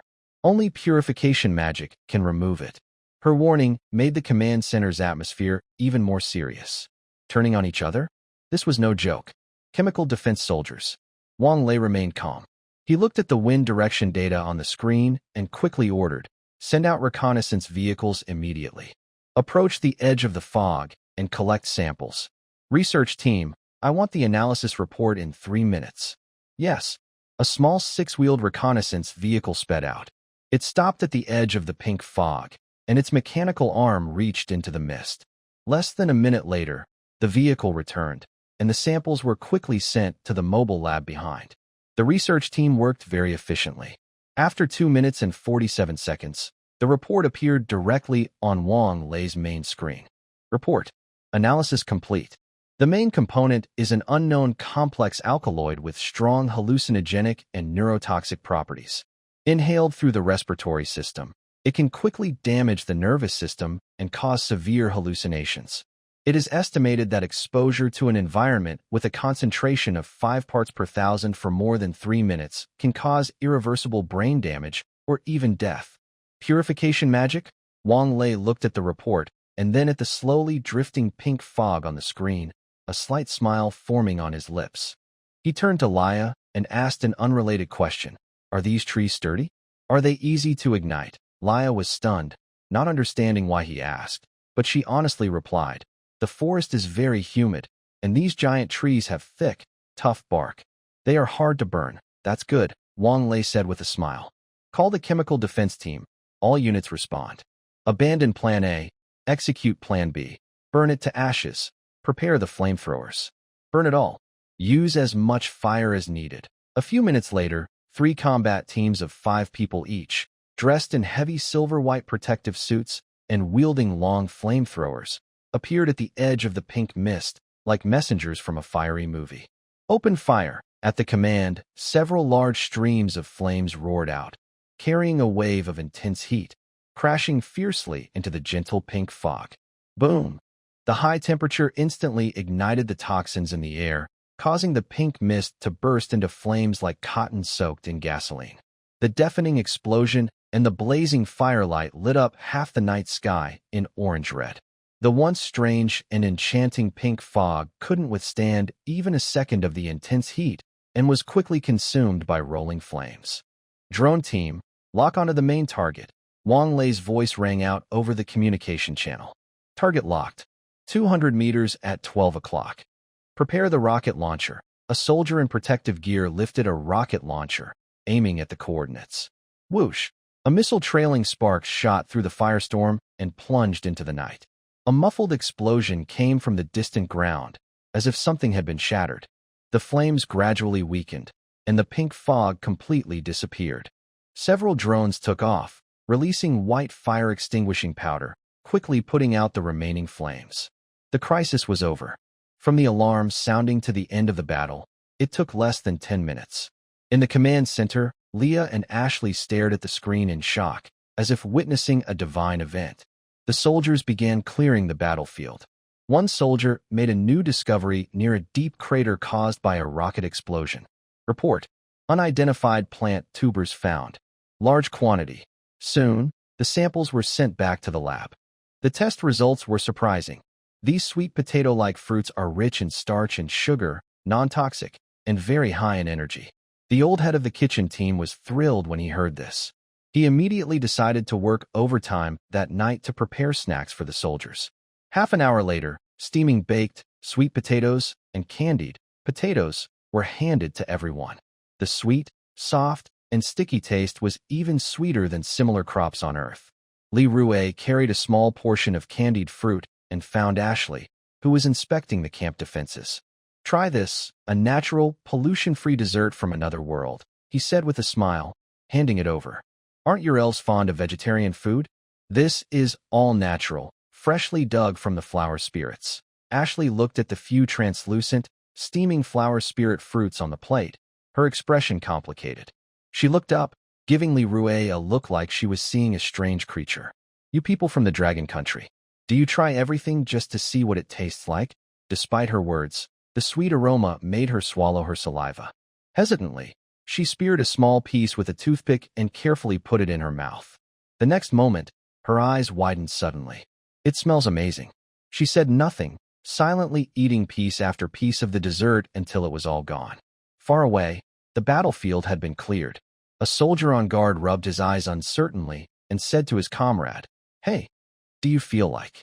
These trees are a few meters farther from our wall." The air was filled with the smell of burnt plants mixed with damp soil, along with a faint sweet scent, the lingering aroma of last night's candied flower spirit fruits. The efficiency of the People's Liberation Army was astonishing. In just one night, the battlefield scorched by flames and deepened by rocket explosions had been cleaned up, and a new perimeter guard line was established with solid defenses. Zhang Wei yawned and stepped out of the teleportation portal. He still had the spicy aftertaste of hot and sour soup from Earth Food Court in his mouth, and it felt like his whole soul was uplifted. "Good morning, Captain Wang," Zhang Wei mumbled. Opposite him was Wang Lei, with a serious face that seemed to say, "Serious." Wang Lei looked him up and down without speaking, then pointed at a young soldier peeking around the guard post nearby. The soldier saw the commander's finger and immediately pulled his head back, standing straight. "What's going on?" Zhang Wei asked curiously. "It's nothing," Wang Lei said, rubbing his temples. "Last night, I ate candied flower demon, and this morning on guard, I kept feeling like the trees were watching him." Zhang Wei. "Maybe just his imagination." Wang Lei didn't reply, just patted his shoulder. "You're just in time. Come with me to the command center. There's a new situation." But before they could take a few steps, a commotion suddenly erupted at the camp entrance. "Whoa, what is that?" "It's coming. Alert. Prepare for battle." Wang Lei and Zhang Wei exchanged a quick look and rushed toward the gate. On the open ground at the camp entrance, a humanoid creature over 3 meters tall, made of dark brown vines and bark, was walking stiffly toward them. It had no features, only an abstract face made of tree galls. It stopped about 50 meters from the camp gate, facing dozens of gun barrels, and suddenly raised 2 arms made of thick branches. The atmosphere instantly became tense. Then, to everyone's shock, the tree creature started dancing. Its 2 arms twitched up and down like cramping, and its legs moved awkwardly side to side, swaying back and forth. The dance looked strange, like a drunken square dancer doing Tai Chi, or a baby just learning to walk bouncing around. The scene was strangely captivating and funny. The soldiers at the gate were all stunned. One young soldier holding a gun couldn't help but turn his head and whisper to his buddy, "Did I breathe in some poison gas yesterday? Am I still hallucinating?" Zhang Wei also stared in disbelief. He instinctively turned to Li Rue and asked, "Is this guy called Groot?" Li Rue's mouth twitched, but he said nothing. Wang Lei stifled a laugh, cleared his throat, and picked up the loudspeaker. He shouted at the tree person who was still swaying happily. "Who are you? Why are you here?" The tree person stopped dancing, and a blue light appeared in its hand. It answered in a dry, scratchy voice that sounded like 2 pieces of wood rubbing together, each word bouncing out. "I represent my people. Peace, peace. That's all." Wang Lei signaled the soldiers not to fire for now and asked again, "Who are your people? Why are you attacking us?" The tree person pointed with its stick-like finger at the tall, silent trees around them. "We are them. They are us," the tree person slowly said. "We are plants. This body is a magic puppet, used for walking and talking." Through a clumsy conversation, Wang Lei and the experts at the command center finally pieced together the truth. These giant trees are intelligent beings. At first, humans didn't notice them. But a few days ago, a magic shell from a human attack hit one of their friends directly in the waist. That caused a big problem, or rather, disturbed their home. The giant trees were angry, but they couldn't move easily. So they communicated with the forest's little neighbors, the misty flower spirits, asking them to chase away the troublesome humans. Last night, they watched helplessly as their powerful allies were wiped out by humans using even stronger fire magic, and then turned into sweet, sticky desserts. The giant trees were completely scared. These 2-legged creatures are too dangerous to mess with. So, they secretly used magic to create this puppet and sent it to surrender. "We won't fight anymore," the tree person said sincerely. "Please, don't hurt us. We can give you fruit to eat. It's sweet." Wang Lei was confused by this simple way of asking for peace. He thought for a moment and asked, "Aren't you afraid we might turn you into sticky giant trees too?" The tree person paused for a moment, swayed left and right as if receiving a signal. "Yes, I am afraid," it honestly replied. "That's why I came to bribe your leader." As soon as it said that, everyone's eyes focused on Wang Lei. Wang Lei chuckled angrily. He took a few steps forward and asked with interest, "Oh, what do you plan to offer me as a bribe?" The tree person took 2 steps forward, leaned close to Wang Lei, and said seriously in a dry voice, "I will dance just for you." Without waiting for Wang Lei's response, it immediately started to dance again, with even more lively movements than before. Wang Lei stopped. He felt like his blood pressure was on a roller coaster. After quickly reporting to his superiors, the headquarters responded soon. Protecting biodiversity is a valuable treasure of the universe, said a senior official during a video meeting. Although they are plants, since they have intelligence, they can be considered natives. Our policy is to unite all possible forces. We agree to establish diplomatic relations with the giant tree civilization. The orders were quickly sent out to shelter the giant trees and prevent other forces from cutting them down. In return, they hoped the trees would cooperate with harmless scientific experiments. To show sincerity, several large bags of gift were prepared in advance. When soldiers carried several bags labeled efficient compound tree fertilizer to the tree person, it tilted its wooden head, seeming confused about what it was. An agricultural expert stepped forward, scooped a bit of dark brown granules with a shovel, and explained, "This is a small gift from us, a fertilizer that helps plants grow faster." The tree person extended its wooden hand, took a small amount, and before anyone could react, directly stuffed it into its abstract mouth and chewed loudly. "What are you doing? That's not food," the expert exclaimed in surprise. But in the next second, something strange happened. A buzzing sound. All the nearby giant trees within 100 meters, centered around the tree person, suddenly became still without wind, and their huge canopies shook violently, making wave-like rustling sounds. On the tree person's abstract face, its two eye-like holes seemed to light up. It excitedly shouted, 99%. Rare. Good stuff. Before finishing, it grabbed the largest bag of fertilizer, and with a speed completely unbefitting its size, turned and ran, shouting as it went, "Mine! Mine! All mine!" Its speed was as fast as a brown lightning bolt, disappearing into the depths of the forest in the blink of an eye, leaving behind a group of stunned soldiers. Wang Lei looked at the empty ground and the figure running farther away, speechless for a long time. Is this diplomatic relationship considered successful? The completion of the Spark outpost and the unexpected diplomatic success with the native tree people of the Darklight Forest improved the higher-ups' safety assessment of this alien land by several levels. The political officer suggested a new idea during a video meeting. "We can't always keep those villagers confined to the Earth base. They are our first group of people on this alien land. Their life experience and understanding of this land are valuable assets. Let them return here, live under our watch, so they can contribute and feel secure." This proposal was unanimously approved by the command center. Instead of letting them stay in a strange environment on Earth, it's better for them to witness the strength and kindness of the Liberation Army in their new home. However, when the political officer discussed this with the villagers, they mumbled and finally, with worried faces, asked for a chance to harvest their crops. "Land? Sure, I'll arrange for someone to help." The political officer didn't quite understand what these villagers meant, especially the phrase, "ask for a chance." They asked if they could go back to live, and we built houses for them. But they asked if they could have the chance to harvest their crops. It was like a conversation with a deity. In the end, it was probably a small translation mistake or some local customs and beliefs. Later, instructions were given to the lower ranks to help organize the assistance. So, after Zhang Wei opened the portal again, the dozens of surviving villagers were brought back. Laya, as the main observer and de facto village leader, was still helping the army record everything. Only the villagers. But this time, they were greeted not by dark, ominous tree shadows, but by a brand new, lively steel town. The soldiers on guard were very friendly, inviting them to take a shower first and then have a meal. But the villagers all shrank back at the door, staring at the public bathhouse entrance as if they were looking at a monster ready to eat them. This puzzled the station soldiers. When the villagers were first rescued, they had already taken a bath at the military area. Why are they now afraid to go in again? Finally, a confident and graceful female soldier stepped out. She wore a gentle smile and waved to the women and children. "Everyone, don't be afraid. This is the bathing area. Warm water, very comfortable."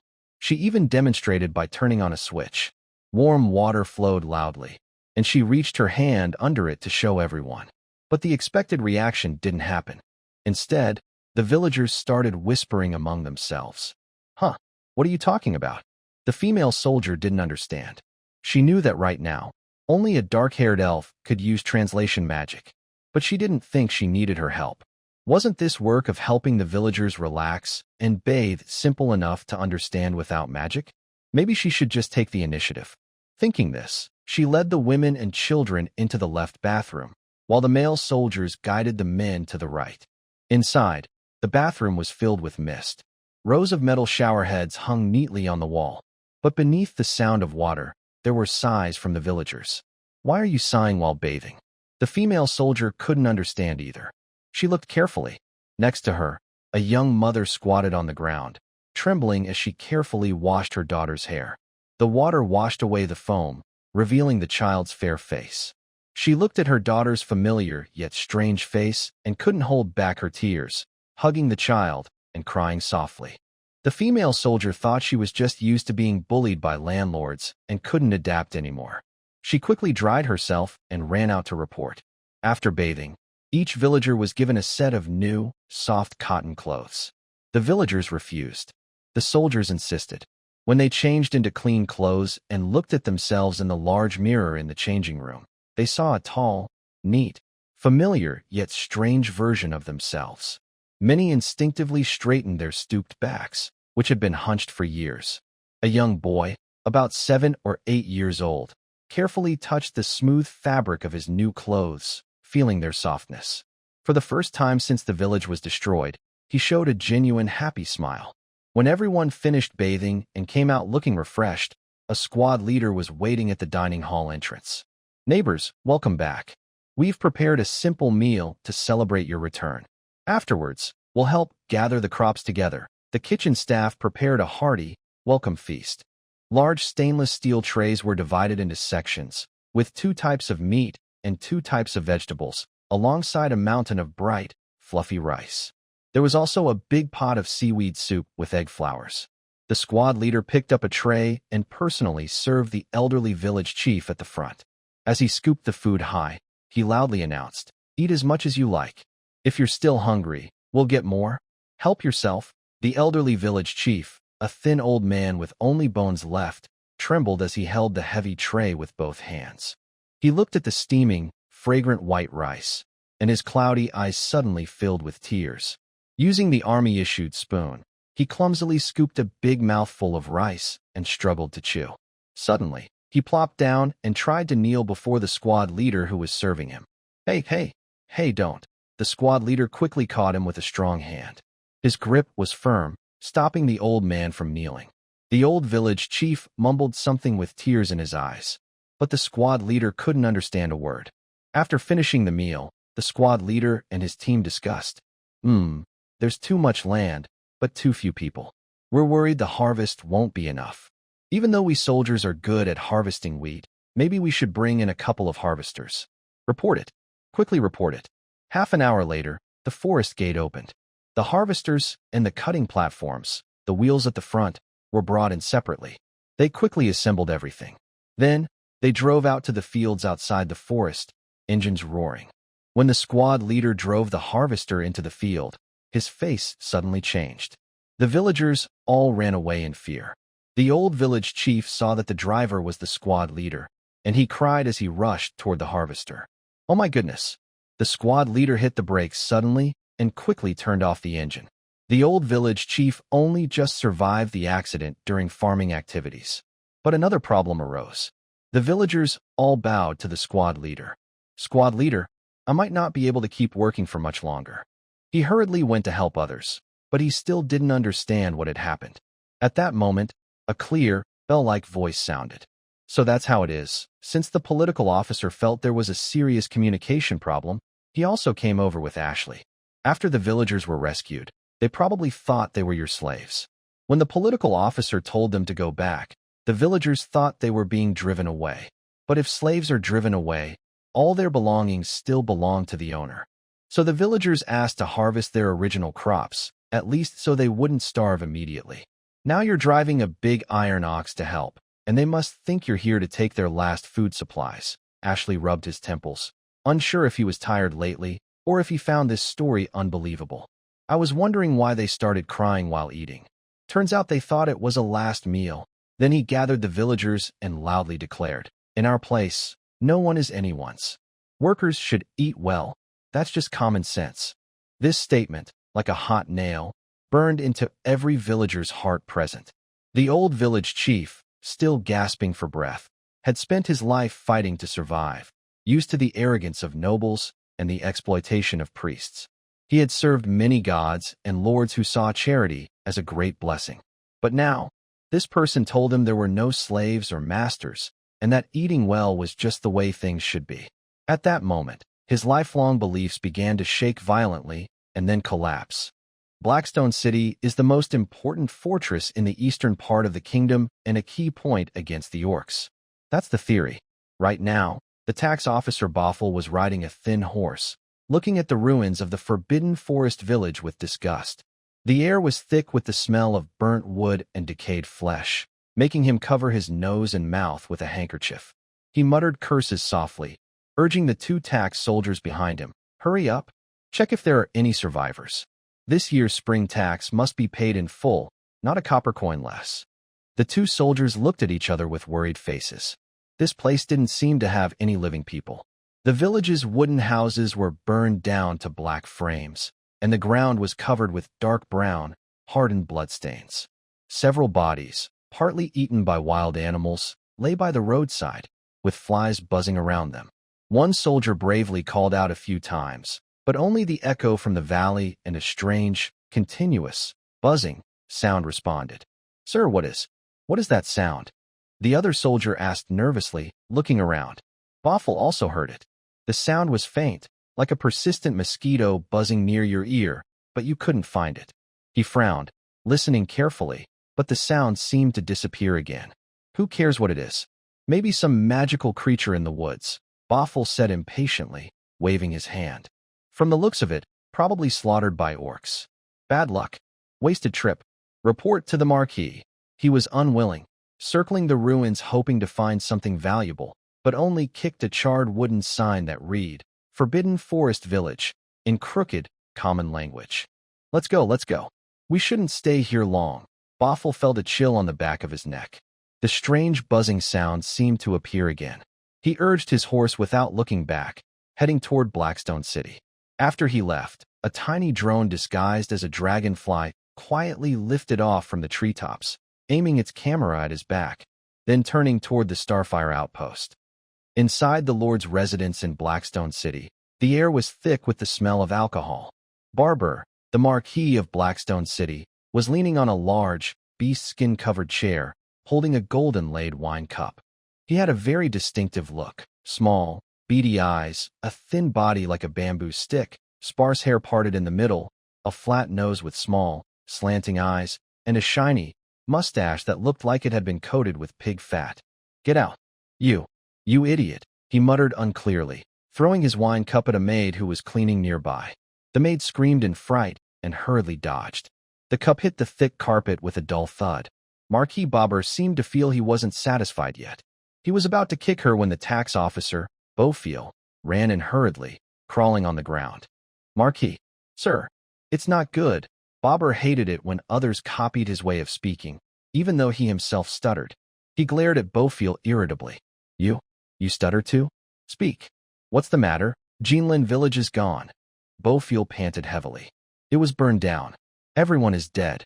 It was probably done by orcs." "Oh," Bobber hiccuped and slumped back into his chair, waving dismissively. "If they're dead, they're dead. Just a bunch of peasants. Nothing special. Blackstone City is strong and safe. The orcs can't get in." He felt no sadness about his village being destroyed. To him, the villagers' only value was paying taxes. Now that they were dead, it just meant less income. His territory was large enough anyway.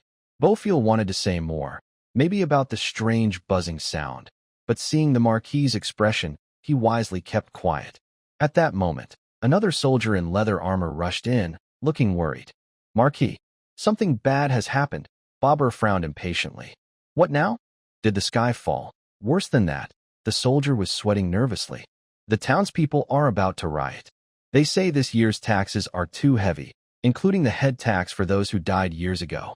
If this keeps up, they'll storm the city hall." "What?" Bobber couldn't sit still anymore. He stood up suddenly, nearly tripping over his robe in his haste. "Rebel them. Where are my private soldiers? Send them to suppress the riot." Arrest everyone. The soldier looked distressed. My lord, the soldiers haven't been paid in 3 months. They say, if they don't get money, they won't work. No money? Those 2 words struck Babur like lightning, hitting his alcohol-soaked brain. He panicked instantly. All his power was based on his private army, which he paid a lot for. If the soldiers abandoned him, the angry mob would really tear him apart. Babur paced nervously in the room, muttering to himself, money, money, where's my money? Mobs. Mutiny. I am about to die.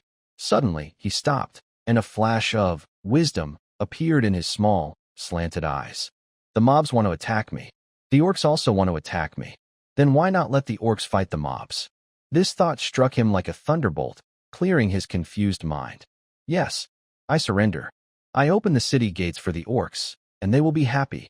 Not only can I keep my wealth and status, but I might even get a promotion.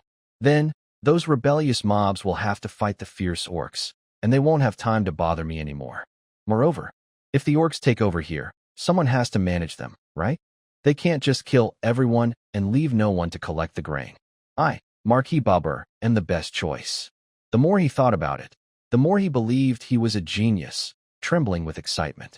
He remembered what Tax Officer Beaufier had just said about signs of magic in the Forbidden Forest village. Yes, orcs have magic. He slapped his thigh, more convinced than ever of his wise decision. It must be powerful. Anyway, I can't beat them. Surrendering is the smart move. I'm such a clever little guy. He immediately called the captain of the guards, lowered his voice, and in a tone he thought was very wise, stammered, You. Go find an orc scout. No. You go yourself.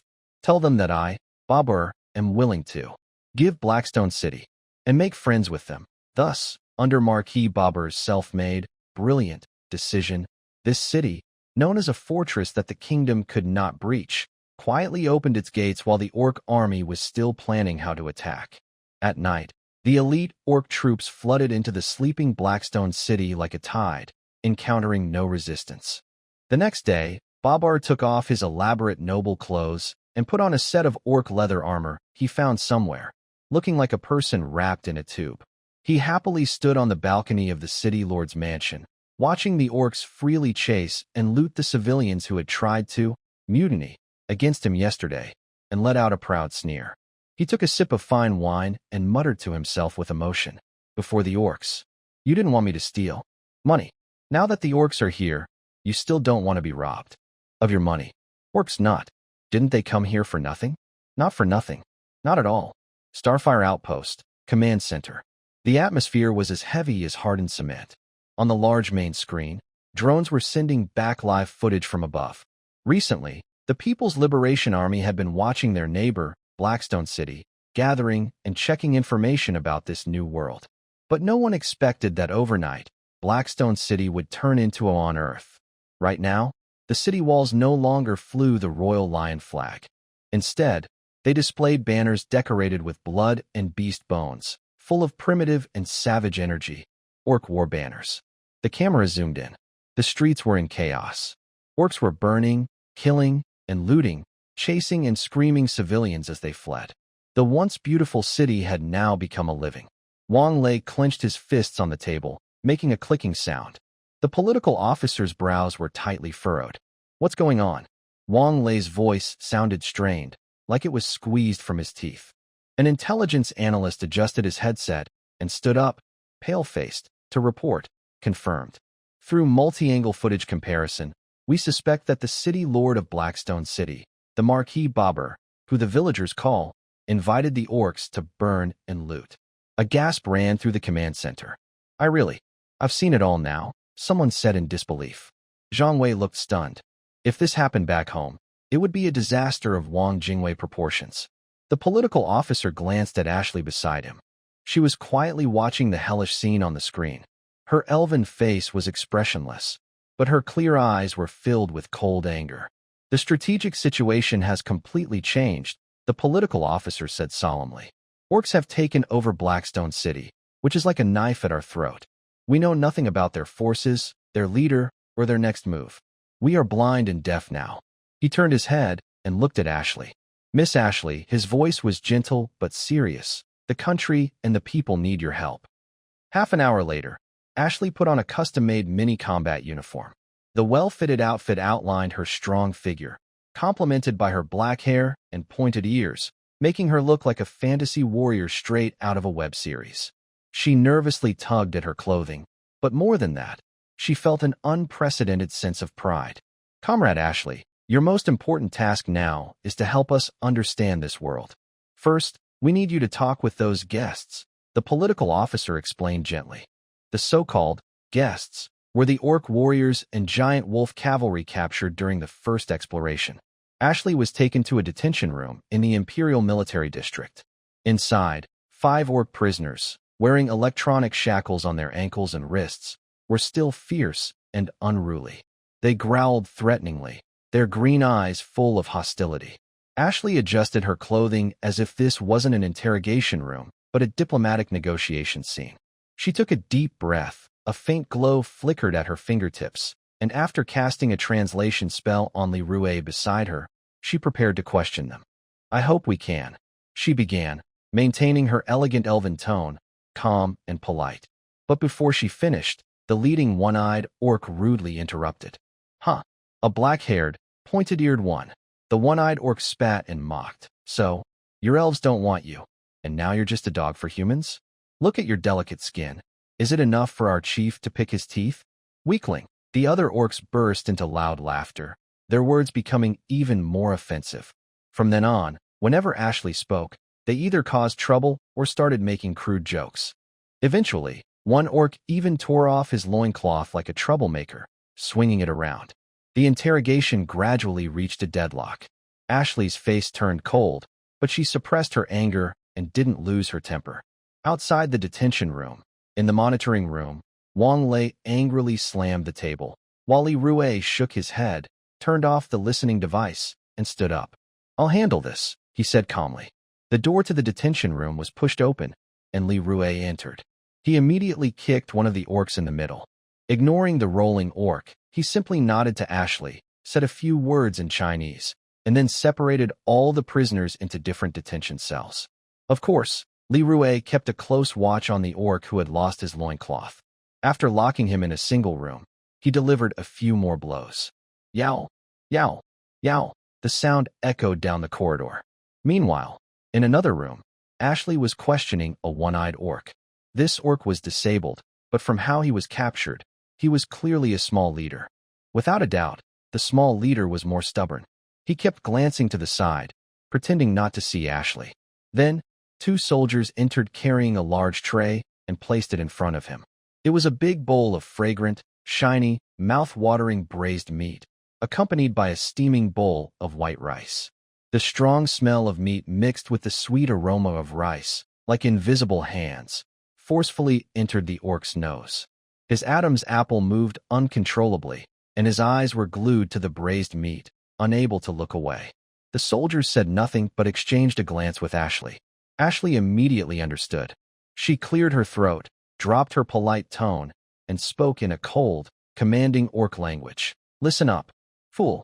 This is your new choice. She pointed at the braised meat. Cooperate, and you can eat this. Eat as much as you want. Oh, and by the way, if your companions speak up before you, this delicious meat will be taken away from you and given to them. The room fell silent again. Only the heavy breathing of the one-eyed orc and the sound of him swallowing saliva. As he hesitated, Li Rue stepped forward. I'm taking the rice now. The orc I kicked earlier couldn't handle the pain and confessed. I only have these tasty things on hand, so I need to give them to the guy who was just beaten. Ashley understood immediately and translated this to the one-eyed orc in front of her. The one-eyed orc. QWQ actually, orcs are not completely violent. Although their minds are full of fighting, they also get hungry after a fight. So, eating is a big deal for them. For these orcs who love to fight but have been beaten, they can't really show off in front of others. They just try to look tough in front of this elf. Compared to showing off, a big bowl of greasy braised meat is much more tempting. Ultimately, he's still lost to his basic desires. Hey, this opened a new lead in the investigation. The one-eyed orc explained their background. They come from the Bloodhoof tribe. The tribe's leader is a powerful orc named Grum the Skullbreaker. Their tribe is just one part of a larger orc army. Their mission was to create a second front in the east of the kingdom, distracting the enemy while the Orc king led the army in the north. Their communication was lost, which would soon alert the Eastern Orcs. Ashley also learned important geographical information from them, details not shown on the map. She calmly translated and recorded everything. As an elf, she still has much to learn about understanding human nature. When the interrogation ended, it was dawn. Ashley left the room feeling both mentally and physically exhausted. Elves are used to a regular schedule, and staying up late is very tiring for her. She was about to go back to her dorm when she bumped into Zhang Wei, who had just finished his shift. Zhang Wei saw her tired face and, like a magician, pulled out a cold can of soda from his backpack and handed it to her. "Overtime treat," he said with a mischievous smile. "A boost of energy, a happy fairy water. Want to try?" Ashley hesitated but took the cold metal can. She mimicked Zhang Wei and pulled back the tab. Pop! The sound startled her. Carefully, she brought it to her lips and took a small sip. In the next moment, the icy, sweet coolness with countless tiny bubbles rushed over her head, making her eyes widen. It was a strange, new sensation, exciting and refreshing. She couldn't help herself and gulped down half the can in one go. Then, burp! A clear, loud burp suddenly echoed in the quiet corridor. Ashley froze instantly. Her face turned red from cheek to ear in an instant. She quickly covered her mouth with her hand, too embarrassed to look at anyone. She wished she could dig a hole and hide. Zhang Wei, standing nearby, saw her reaction and desperately tried to hold back his laughter. But he couldn't. He held his stomach, shoulders shaking, and let out a series of giggles. Dealing with the captured orcs turned out to be simpler than expected, but also more complicated. After a few attempts by Li Rue, it was clear that they didn't actually know anything very useful. Unfortunately, each of them was just a simple-minded person. They knew some important information, but only that much. Li Rue and his team once thought their intelligence work was stuck here. But it wasn't until Li Rue took a rest that he received some news. An orc who could use magic claimed he wanted to cooperate. It turned out that the next day, during a routine check, the shaman from before couldn't hold back anymore. He almost scrambled to the door, using translation magic, stammering and bowing, shouting, "I surrender. I surrender. I know a lot." The soldier was surprised for a moment and immediately reported the situation via radio. Of course, he didn't mention the bowing and pleading.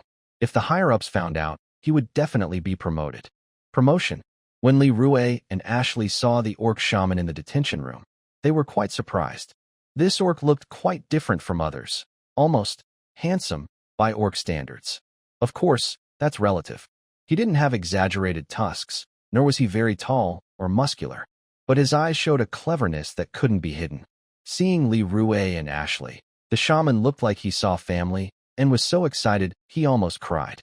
He immediately knelt down humbly and said, "Great divine messenger, please forgive your humble servant's ignorance. My name is Gogoda. I am a shaman. This is my first time visiting the divine realm." Gogoda, Li Rue almost couldn't hold back a laugh. The orc's name was so plain.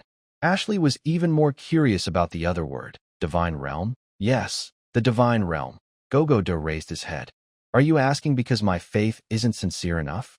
Look, a heavenly soldier dropping hammers on heads, the shining gates that can transport people between worlds, and this indestructible fortress. I believe there's nothing here but the divine realm." Ashley was momentarily at a loss for how to explain. She can't say that this is science.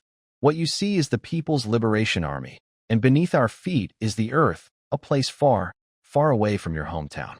She glanced at Li Rue beside her and saw him looking curiously at the creature called Giggling Shaman. "Then why didn't you surrender earlier?" Ashley decided to ask him directly.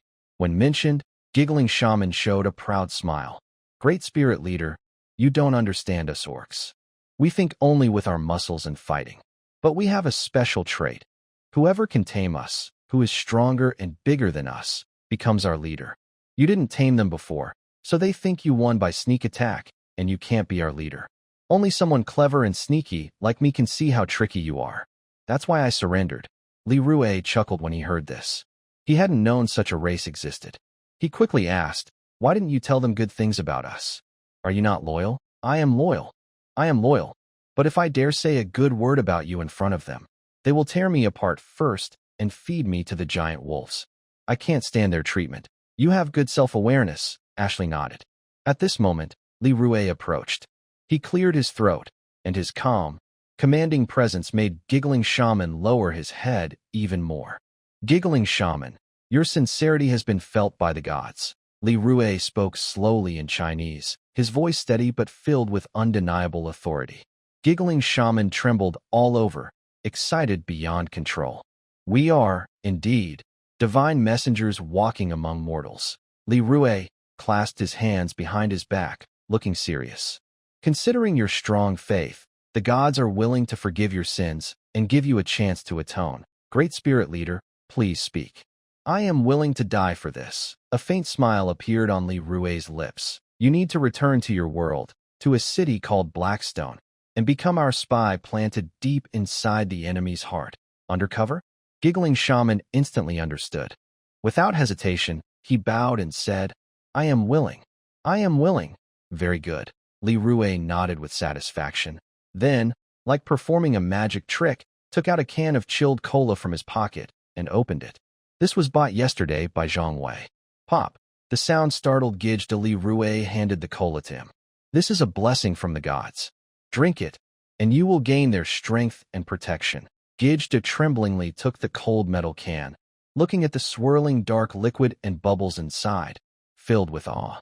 He carefully took a small sip. In the next moment, a strange sweet sensation burst through his mind. Burp! A loud, uncontrollable burp escaped. Gij de froze in surprise. Then a look of joy spread across his face. He felt an unprecedented strange power rushing inside him, making him feel very comfortable. Divine power. This is divine power, he shouted excitedly, then drank the remaining half of the can as if it were some precious nectar. Seeing his reaction, the nearby soldier taking notes felt his worldview being refreshed again. Li Rue, no wonder you're so calm under pressure. You handle this so easily. Divine messenger. After drinking the divine water, Gij Da's courage grew. He asked eagerly, since I'm one of you now, who's my boss? Is it you? Or the boss? Not me. For internal matters, ask the political commissar. For external matters, ask Wang Lei. They are your bosses. Where are those two bosses now? At a meeting in the divine realm. Gijdo was so excited.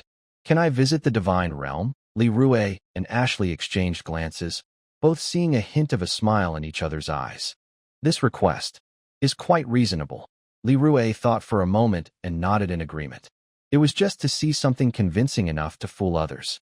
After applying for permission, Gijda's first stop was the logistics center. When he entered the huge cafeteria that looked like a square, he was completely stunned. Several large stainless steel boxes were humming, emitting white steam.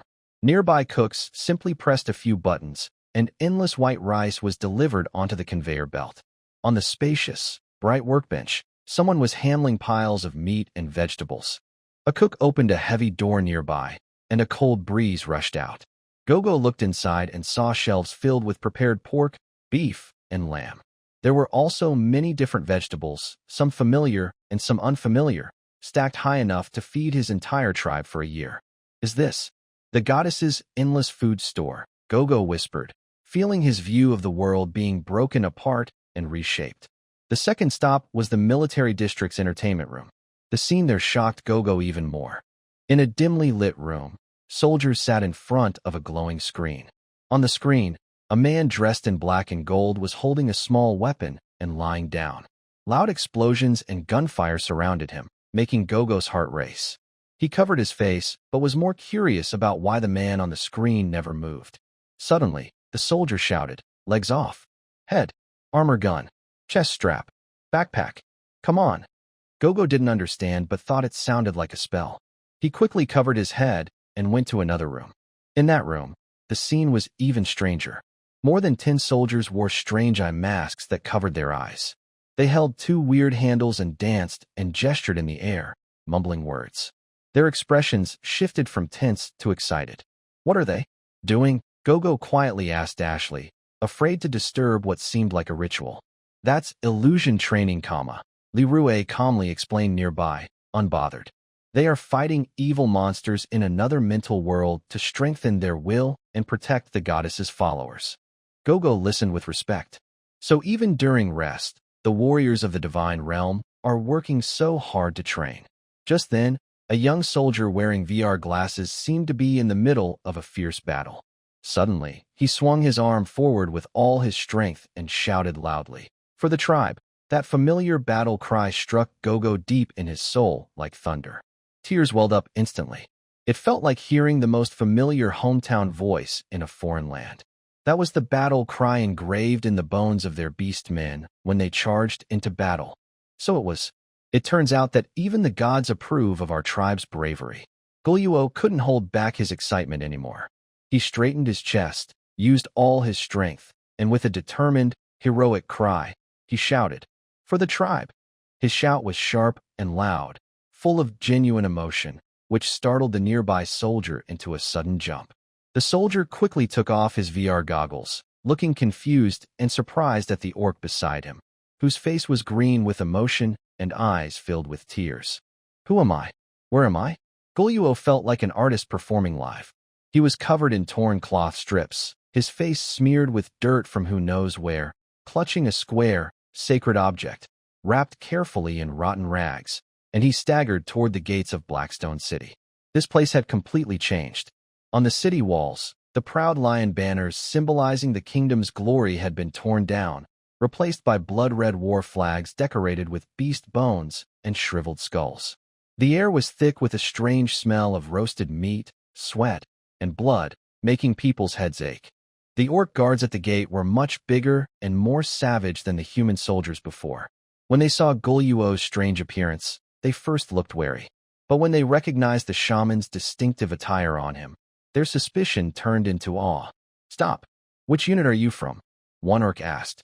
"Bloodhoof tribe, under the great Skull Breaker chieftain," Gulyuo replied weakly. The orc captain hesitated, then seemed to remember something. His eyes showed a mix of surprise and doubt. "The first wolf cavalry. Only you came back?" Gulyuo didn't answer. He just held his sacred object tighter and nodded sadly. This news was quickly reported up the chain. Soon, Gulyuo was brought to the former city lord's residence, now the orcs' temporary command post. It was even more lively inside. In the hall, dozens of burly orc officers sat around a bonfire, tearing apart whole roasted sheep and drinking stolen ale. On a huge chair covered with fine snow wolf fur sat a towering orc. He is the chieftain of the Bloodhoof tribe, from the Skullbreaker. He simply sat there, giving off a mountain-like sense of pressure. Unlike the roughness of ordinary orcs, his eyes were calm and sharp, as if he could see through people's minds. The Bloodhoof tribe generally has smarter orcs. Our former city lord, Marquis Babur, was now wearing ill-fitting orc hide armor, looking like a thin stick forced into a tight suit, standing next to the Skullbreaker with a big smile, holding a golden wine cup, ready to pour more wine for the new leader. "Are you Gulugulu?" The Skullbreaker's voice was heavy, like a grinding mill, and the hall instantly fell silent. All the orcs stopped what they were doing and looked at the only survivor. "Yes, great chieftain," Gulu knelt down, lowering his posture as much as possible. "Where are my giant wolf riders?" The Skullbreaker asked straightforwardly, his tone neither happy nor angry. They. Gulu's body started trembling, and his voice cracked with tears. "They offended the ancient goddess of the forbidden forest. They were eaten by those living giant trees, who used them as nourishment." He told the well-rehearsed story tearfully. How the giant wolf riders acted recklessly in the forbidden forest, how they angered the sleeping deity, causing the earth to open, and how the giant trees swung their vines, dragging the wolves and orcs underground one by one.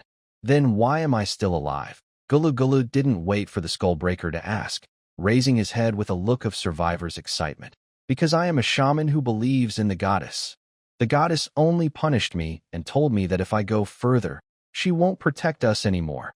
After he finished, the entire hall fell silent. Orcs generally believe in various folk religions, but the core of all their beliefs is whether the gods can give them strength. If a god is truly kind and good, even if she appears, the orcs would scoff. Instead, even if they steal a horn from the military museum, As long as someone says blowing it will give them strength, then that thing becomes a sacred object. The Skullbreaker clearly understood what Gulu Gulu meant. He just listened quietly, his weathered face beginning to change expression. He was thinking.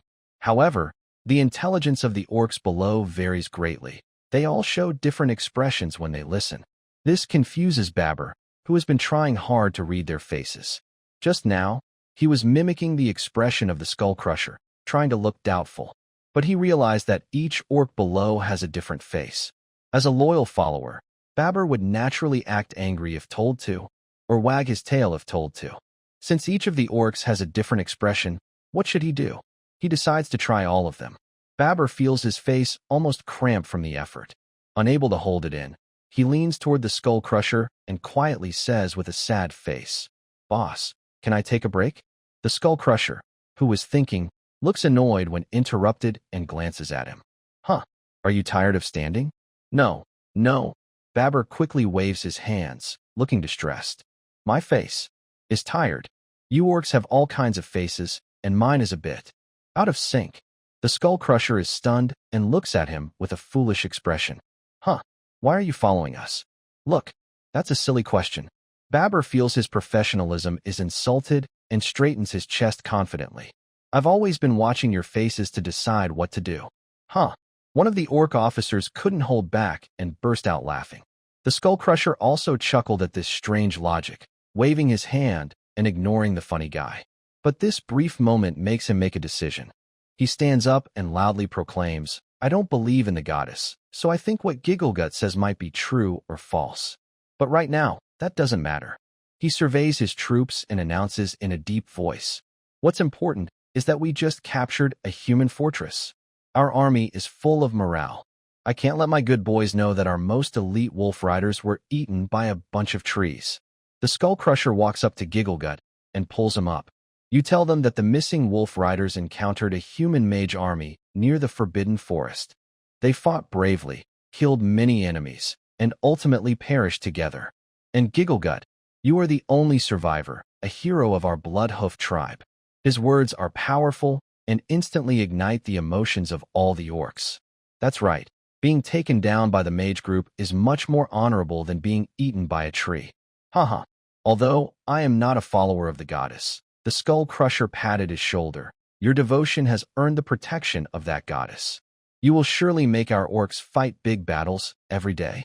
Fight in groups. From today on, you are the priest of Blackstone City.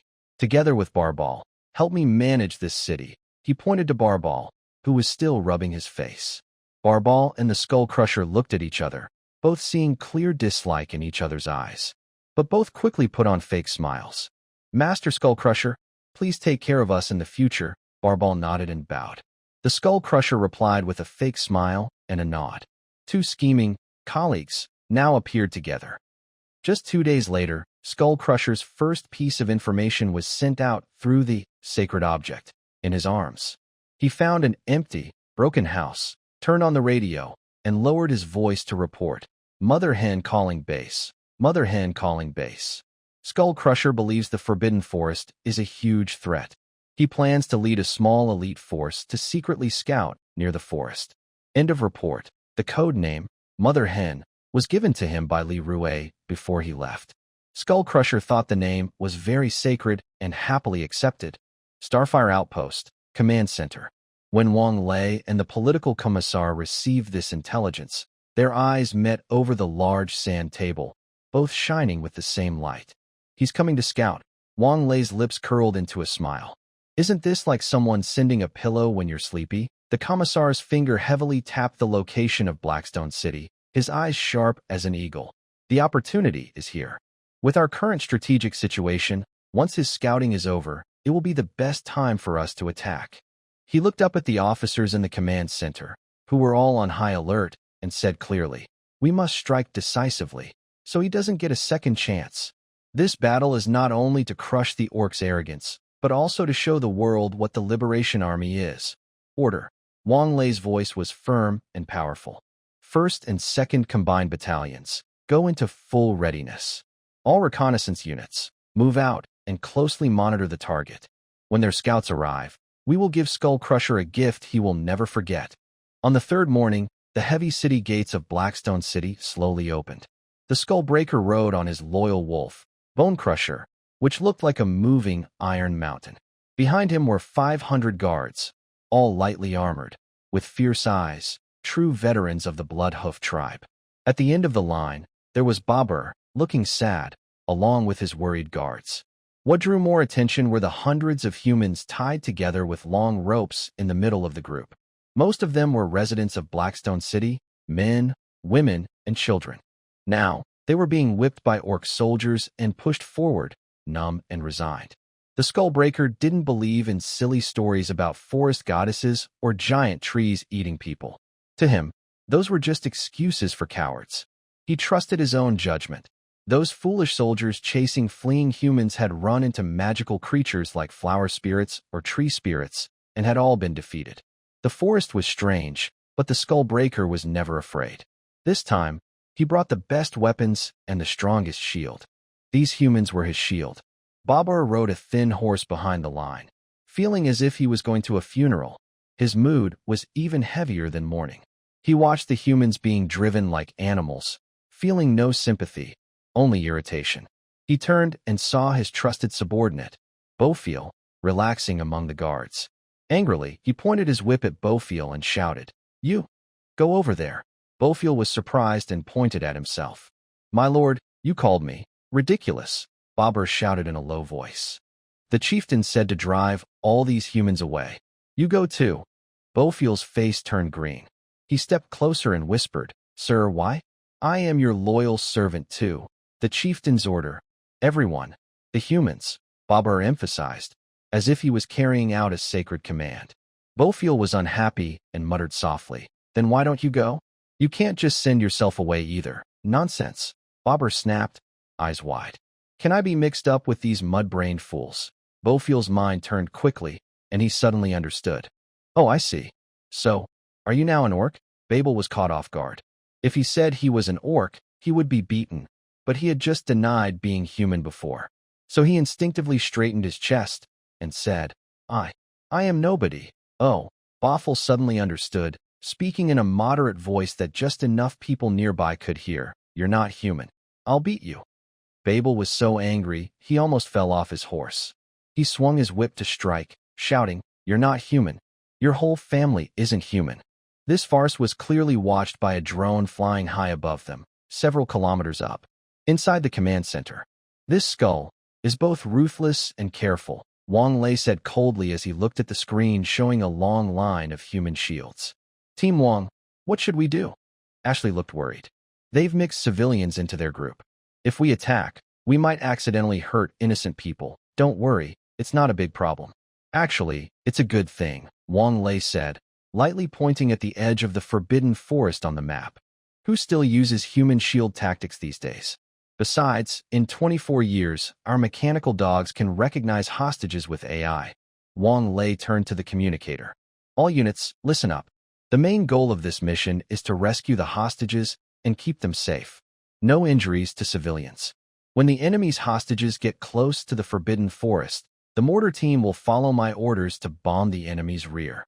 The ambush teams 1 and 2 use the forest as a boundary, prepare to support civilians, and keep those green-skinned enemies outside the woods."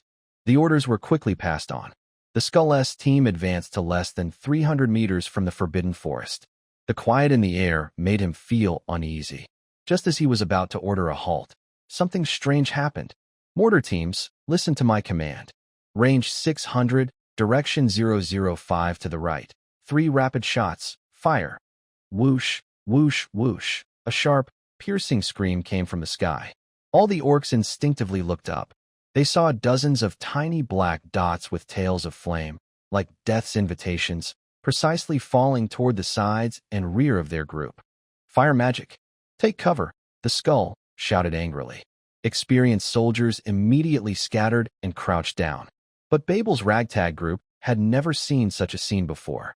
They still looked up at the sky blankly, as if watching a special fireworks show. Suddenly, the fireworks really exploded. Boom, boom, boom. The loud explosions echoed everywhere, sending dirt, stones, and broken limbs flying high, then falling like rain. The second half of the Orc army was instantly swallowed by fire and thick smoke. In the chaos, something even more shocking happened. Dozens of strange-looking four-legged steel, hunting dogs suddenly burst out from the side bushes. They carried machine guns on their backs, running at incredible speed and spitting out dense flames, like the scythe of death, ruthlessly and accurately cutting down the exposed orcs. Those are summoned mechanical puppets. Hide behind these people. An orc officer waved his axe, trying to organize a defense. But it was useless. The mechanical dogs kept attacking without mercy. The Skullbreaker was stunned. What kind of thing is this? Even though I was clever and tried to hide behind people, it didn't help. It must be because the cover wasn't big enough.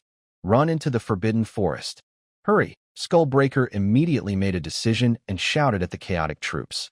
He was right. These iron birds only attacked the orcs, ignoring the human prisoners. The orcs instinctively pushed the humans forward, trying to use them as shields, while they retreated toward the forest. The forest humans also cried as they moved forward, running to the only safe place without bullets or explosions. This was exactly what Wang Lei wanted. When the first group of humans staggered past the invisible line at the edge of the forest, they were greeted by countless warm, strong hands. Fellow villagers, don't be afraid. We are the Liberation Army. Follow us. Soldiers hiding in the woods rushed out, quickly pulling the frightened civilians to safety. The civilians didn't understand, but seeing familiar human faces, they all relaxed.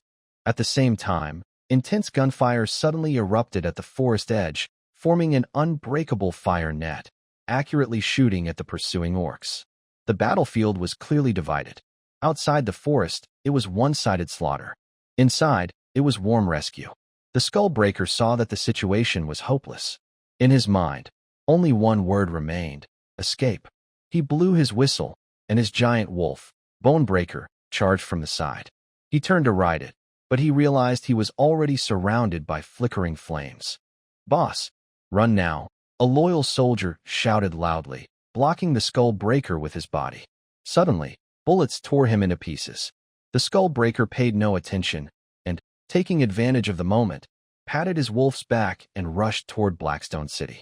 Along the way, 2 more soldiers protected him from deadly attacks. For the first time, this powerful leader felt what it was like to be hunted like prey. A fragment from a grenade grazed his back, taking a large piece of flesh and causing intense pain that nearly made him faint. He lay on the wolf's back, holding on with strong willpower, and finally saw the tall walls of Blackstone City. Meanwhile, Babur, who had already shown his bootlicker nature at the start of the battle, scrambled and crawled back. Now he was standing on the city tower, shouting for soldiers to open the gates. Hurry, open the gates. The chief is back. Babur's voice was trembling with emotion. The heavy drawbridge lowered, and the city gates opened. The Skullbreaker saw hope for survival. He urged his wolf to charge onto the drawbridge.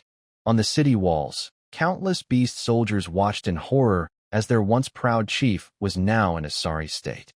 He was back. He was still alive. Just as the Skullbreaker was about to rush through the gates, and everyone was breathing a sigh of relief, an explosion suddenly erupted. Boom! A huge fireball exploded right in front of him. The terrifying shockwave and countless high-speed shrapnel instantly tore apart the mighty Bloodhoof chief and his loyal wolf, turning them into a cloud of flying blood mist.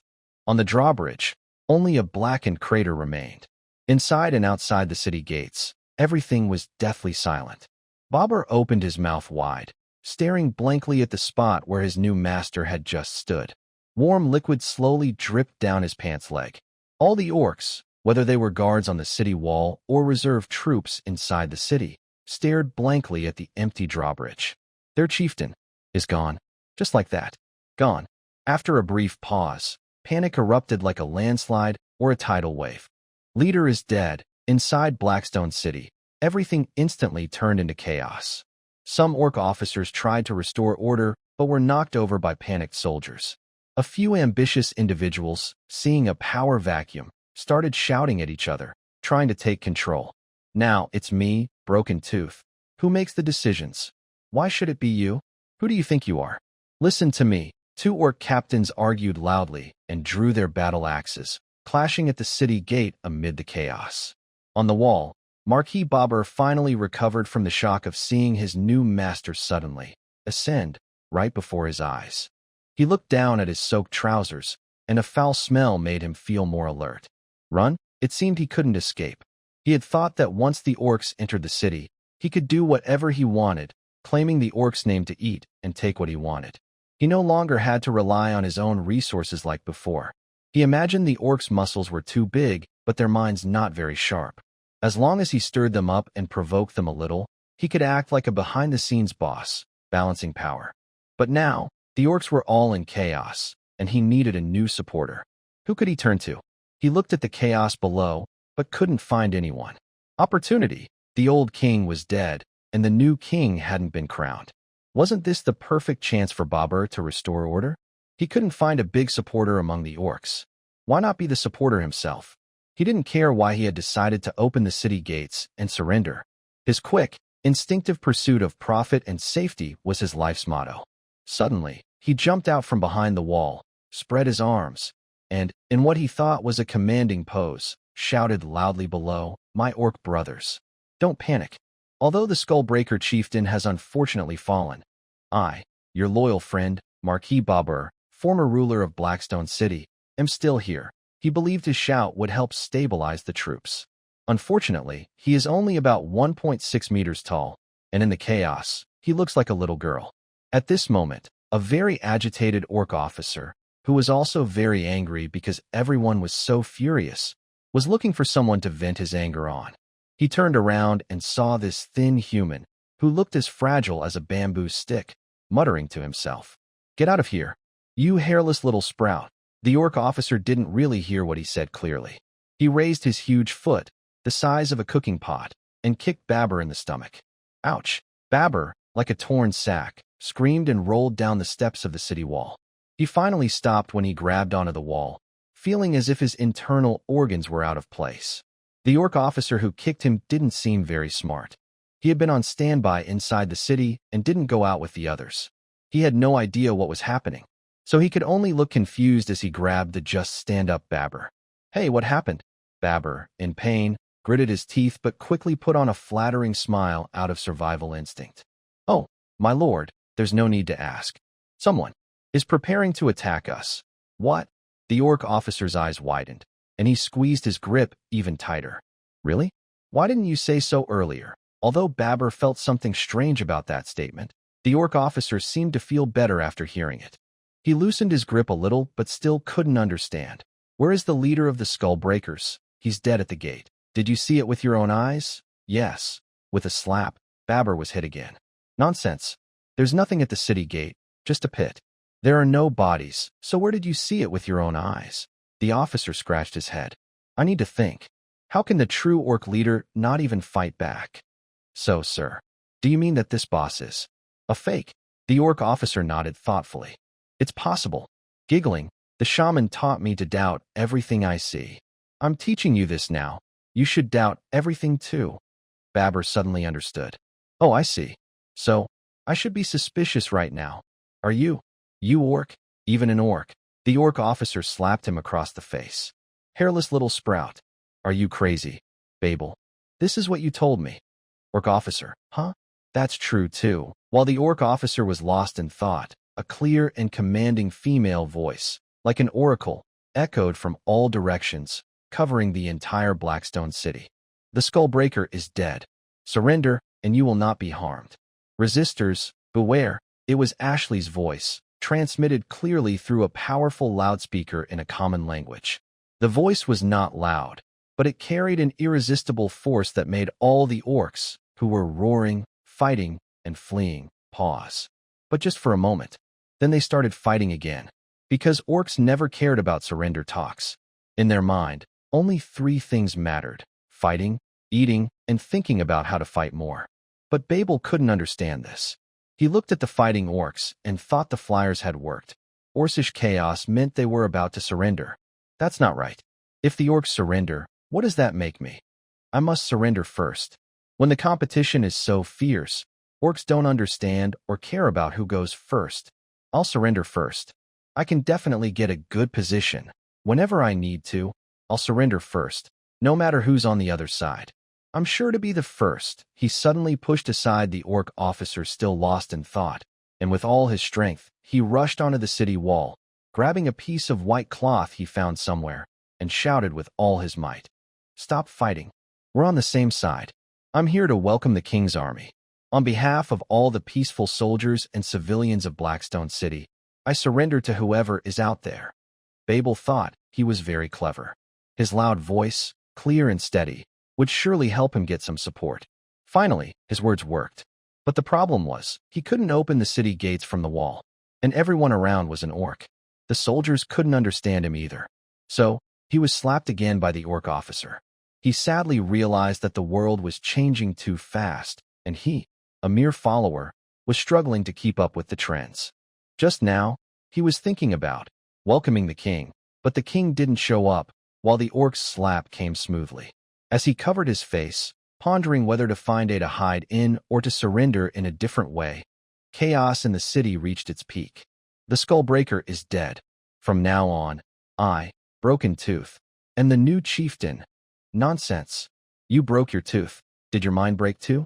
Listen to me. Fist, roar. Several orc captains were fighting over the seat of the Skullbreaker, already in a brawl. Axes and hammers flew wildly among the chaos, and unlucky ones were accidentally hurt, screaming as they fell. Amid this chaos, a small figure moved like a fish against the flow of people. It was our comrade, Gogoda. He ignored the reckless fighters hitting heads, his eyes scanning the crowd quickly, as if choosing the ripest cabbage at a market. Soon, he locked onto a target. In a corner of the square, a giant orc, bigger than the others, was holding a huge wolf fawn club, boredly smashing the stone slabs on the ground. He wasn't involved in the fight, just watching with hollow eyes, occasionally drooling. He looked like a high-potential candidate with extremely developed limbs and a very small brain. Gogoda's eyes lit up. He quickly stepped forward, raising his sacred object, an empty soda can. Glera, Gogoda shouted. The orc named Glera looked up blankly, pointing to his big nose. Huh? You called me? Exactly, Gogoda said solemnly, holding the soda can in front of him. The goddess's messenger is calling you. The Skullbreaker has blasphemed the gods and has been cursed. The goddess has decreed that you, Glera, will lead the tribe toward new glory. Glera blinked his huge eyes, clearly a bit confused. He looked at Gogoda, then at the divine can, feeling like he understood something, but also like he understood nothing. I am the goddess's earthly representative, a holy priest, here to help you become the new chieftain, Gogoda said, then stepped beside Glera, adopting a stance that said, he's under my protection. A strong warrior, combined with a shaman representing divine power. To the mindless orcs, this team is always a winning move. The orcs, who had been fighting fiercely, gradually slowed down. They looked at this new team and started whispering among themselves. Broken Tooth and Cracked Fist also stopped fighting. They exchanged glances, each seeing fear in the other's eyes. I support Glar, said a quick-thinking orc, dropping his weapon and running behind Glar. Once there was one supporter, more followed, second, third. The support grew bigger and bigger. In less than half a day, Glar became the new leader of Blackstone City. He didn't even fully understand what had happened. The only thing he did was, with his followers' help, lift Broken Tooth and Cracked Fist, give them a good beating, and they all surrendered. The transfer of power among orcs is simple and straightforward. That night, Glar sat proudly on the huge throne of the Skullbreaker, feeling like he had reached the peak of his life. He drank his mug of ale in one gulp and turned to his golden strategist, asking, Giggly, what should we do now? Giggly looked serious and said in a deep voice, Chief, the death of Skullbreaker is a warning from the goddess. I think we must immediately show our most sincere repentance to the goddess. Otherwise, we might end up like Skullbreaker, turned to mush. Glar shivered at this and almost dropped his mug. Then, what should we do? Tonight, gather all the orcs. Giggly's eyes sparkled with wisdom. Light a bonfire in the square. I want to hold a ceremony. You all need to sing songs for the goddess in the middle of the night. Glar clapped his hands, loving the idea. Great. Let's do it. You're truly a genius. Seeing his new leadership confirmed, Baron Babur once again slipped out of the shadows. He had just realized that surrendering is also a skill. It's about choosing the right time and target. Now, hugging Glar's leg tightly was the best move. He took out a beautifully packaged bottle of elven fruit wine from his private cellar, flattered Glar, and bowed deeply. Great, wise, and chosen Glar. You are like a torch in the night, a spring in the desert. This is a small gift I have treasured for many years, as a token of respect. GLA took the flashy bottle of wine, uncorked it, and sniffed. A sweet aroma rushed into his nose. He frowned, feeling that the drink was overly sweet and cloying, like horse, and not as exciting as spicy ale. Get lost. He waved his hand dismissively, as if swatting away a fly. Babur, along with the bottle, was thrown out in a perfect arc and crashed heavily into the corner of the wall. He lay on the ground, looking at the shattered bottle of fruit wine worth hundreds of gold coins, feeling helpless and close to tears. He realized that this new leg seemed to dislike flattery. So, Babur made what he thought was a very wise decision. He decided to hide. He quietly sneaked back to his city lord's mansion and headed straight to the deepest part of the wine cellar. He thought clearly, if those heavenly soldiers really come in, their first target will definitely be the chieftain. He would find a safe place to hide and wait until the danger passed. Maybe then he could find a new master. Night fell. In the center square of Blackstone City, flames soared into the sky. Thousands of orcs gathered around a huge bonfire, singing and dancing under the lead of Gekch, performing a grand prayer ritual. They danced and shouted meaningless slogans with great devotion. Meanwhile, on the other side of the city, beneath the remote northern city wall, several dark figures silently climbed over the wall and landed steadily. It was the Special Operations Team of the Liberation Army. Gekch found an excuse to go to the bathroom and slipped away from the enthusiastic orc crowd. He ran quietly to the meeting point to join Wang Lei and others. "How's the situation?" Wang Lei asked in a low voice. "Reporting, Commander." Gekch was so excited he almost forgot to pretend. "They're all dancing in the square. We've already set up an ambush here. There are only 2 guards, not very smart, and I've already got them drunk." Li Rue nodded and made a gesture. 2 team members stepped forward and quickly opened the heavy city gate. Outside, everything was deadly silent. The next second, the deep roar of engines sounded. Several military armored vehicles, like steel giants, slowly rolled into the city. Behind them, the disciplined and silent soldiers of the Liberation Army marched steadily. When this iron flood appeared at the edge of the square, the celebrating orcs were completely stunned. They looked at those heavenly soldiers, holding their dark weapons, and everyone sobered up. Someone nearby, a beast man, slapped his companion. "I saw you eating the offerings for the goddess. The goddess's messenger is coming to find you." "Nonsense. I didn't eat anything." Without a doubt, the beast men started fighting again. Wang Lei was stunned for a moment and thought that writing a report now might not be very appropriate. So he immediately fired a shot into the sky. The fighting beast men all stopped suddenly, as if they had agreed. Then, someone shouted loudly, "Boss, the messenger is here to cause trouble." Soon after, Jela stepped out from the pile of beast men. He had just been applying paint to his face, but now he looked like a clown. At this moment, he was drooling, holding his big stick, and shouting, "I won't tell you that I was picking my nose while calling out for the goddess. Giggling told me that the biggest messenger is your boss. I want to challenge him to a duel." Of course, the soldiers didn't understand. Just as they were about to ask Giggling for a translation, they saw a big, silly beastman run straight toward the armored vehicle. Ding ding, clang clang. "Squad leader, someone is smashing the car." The vehicle commander sighed and told the driver to give it some more fuel. "Huh? You, with the black backside, want to wrestle with Jela? My whole life is going to be." 10 seconds later, Jela was panting under the armored vehicle, not saying a word. After a long breath, he managed to say, "I think you've gained too much weight." Wang Lei looked at this strange scene and smiled. He thought that next, hundreds of beastmen would be crouching in defense. Huh, why are they so excited? Oh no, they're going to fight back. Attention, everyone. Wait, what does it mean that these beastmen are cheering around the armored vehicle? The battle was over without a fight. Before it even started, it was already finished. Wang Lei entered the city gate and gave the final order. Search the Marquis Barball everywhere. Find him alive if possible, dead if necessary. The soldiers quickly got clues from a terrified servant and surrounded the city lord's cellar. Bang! The heavy oak door was kicked open. The flashlight beam shone inside. Behind countless dusty, expensive wine bottles, a figure was trembling. The figure wore a black and white-made dress with lace trim, looking funny and strange. Marquis Bobber looked up and saw the fierce soldiers at the door, and he shivered in fear.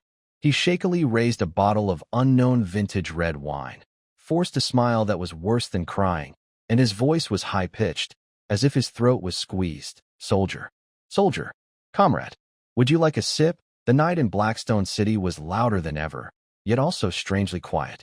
Old Hans, the blacksmith in the west of the city, pressed his ear tightly against the cold cellar door. Outside, he heard the strangest fighting sounds he had ever heard. No knight's horns, no wizard's chants, only a buzzing noise he had never heard before, dull thumping sounds, and a strange bang. Then it was silent. After that, he heard the sounds of armor being discarded and the buzzing continuing.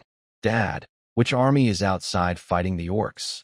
His 7-year-old son asked from the corner of the cellar, clutching his knees, full of fear.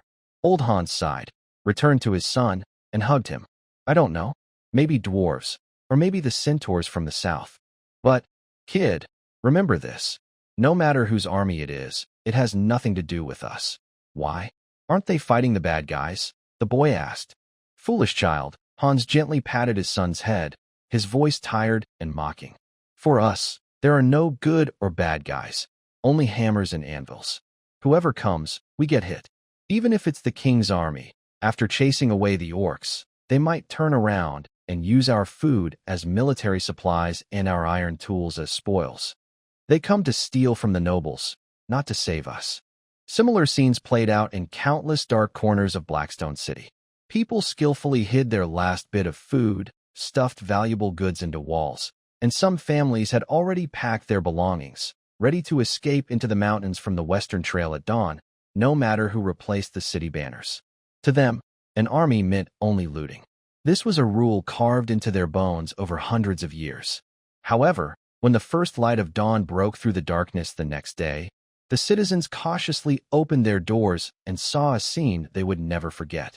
There were no bodies lying everywhere, no raging fires destroying the city, and no houses being looted. The streets were cleaned very thoroughly, as if the fierce battle from the night before had never happened.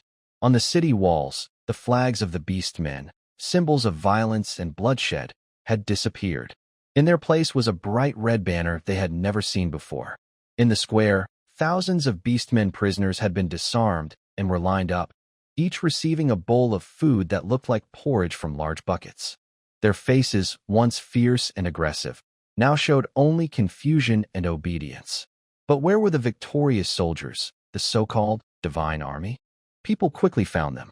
They hadn't stayed in any houses. Instead, they leaned against eaves, corners, or even cold stone steps, in small groups. They held tightly to black weapons that could spit fire, and their clothes were covered with dust and smoke from the night before. They slept dressed as they were. The morning dew soaked their uniforms, and the cold seeped up from the stone pavement. Yet, no one knocked on the villagers' doors to ask for blankets or hot soup.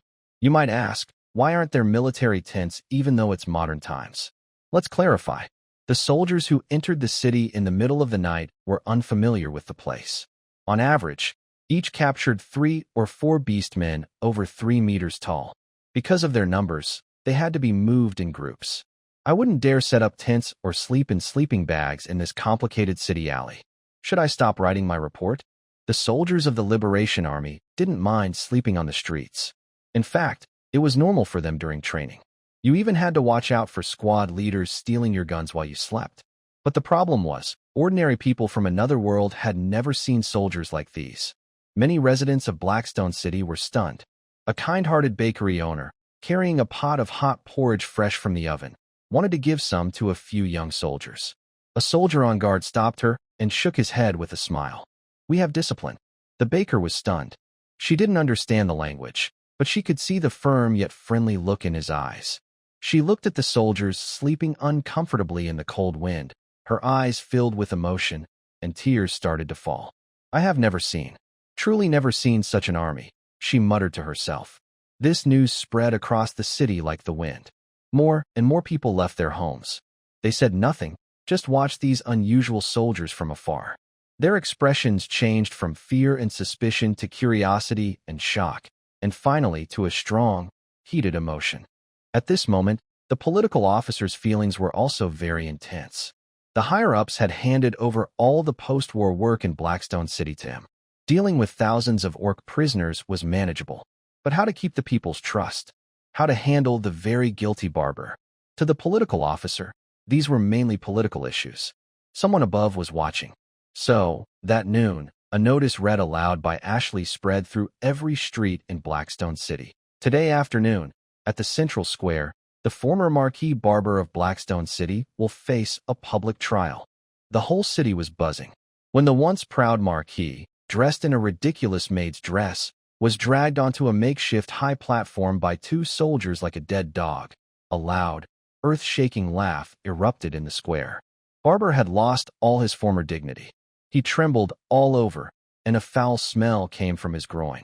When he saw the familiar yet angry faces below, he knew he was finished. The political officer, dressed in a neat military uniform, stepped onto the platform. He didn't waste words but used a loud voice to list Barber's crimes, surrendering the city, allowing Orcs to burn, kill, and loot, and oppressing the villagers. What I say may be hard to believe. The political officer's voice echoed through the loudspeaker. So let the victims speak for themselves. An elderly man with white hair was helped onto the stage. He tremblingly pointed at Barber, tears in his eyes. It was him. He conscripted my son to work so he could build that wine cellar, and my son died from exhaustion. We can't even find his body. A young woman with a bandaged arm rushed onto the stage, her eyes burning with anger. On the day the Orcs entered the city, it was him. He personally pushed my 15-year-old sister into the fire to please the Orc officers. My sister is only 15. He stole our winter food supplies. He occupied our farmland. A series of blood and tears protests hit, like heavy hammers on everyone's hearts. The people below initially whispered in fear, then grew angry, and finally erupted into a wave of shouts. Kill him! Hang this traitor! Don't let him die so easily! Seeing the twisted faces filled with rage and hearing the heartfelt shouts, the political officer raised his hand to signal silence.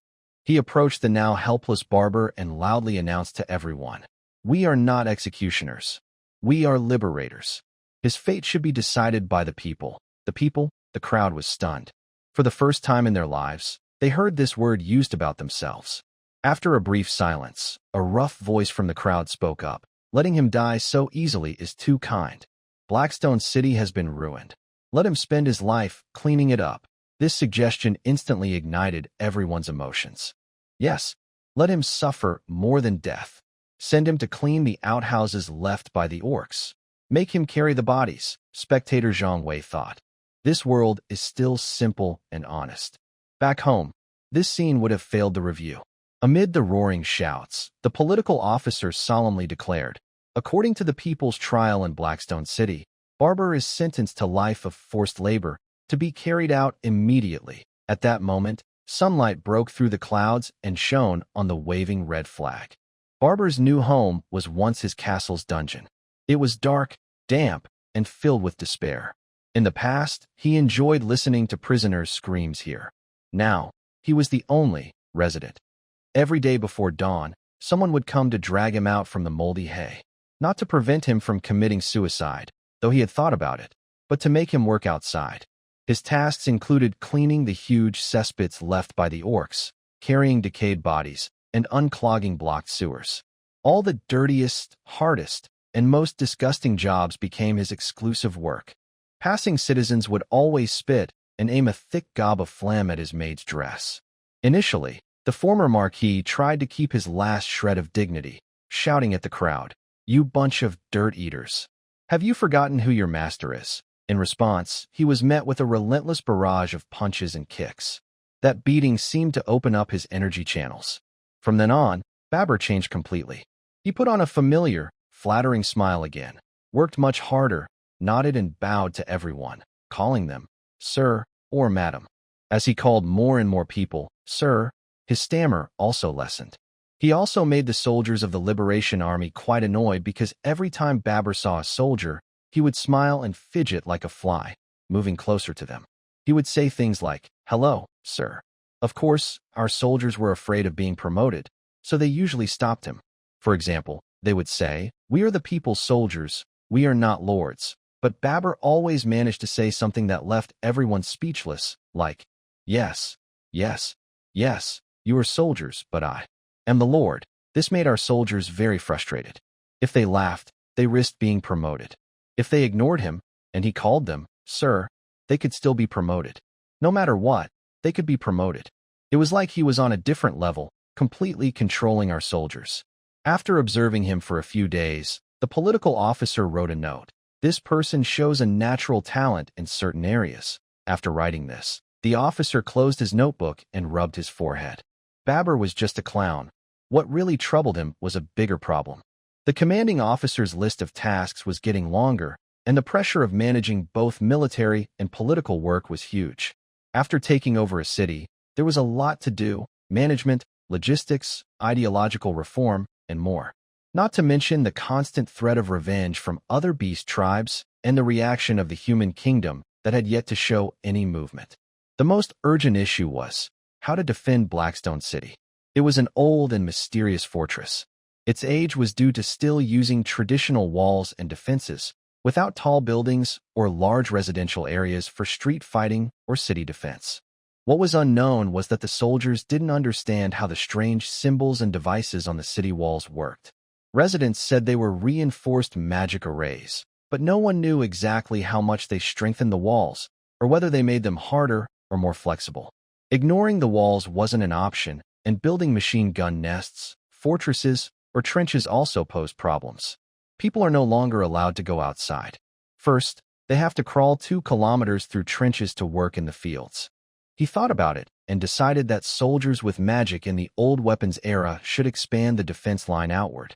They should put base stations in farmers' fields, so drones and robot dogs can patrol and check at any time, and also help scare away birds.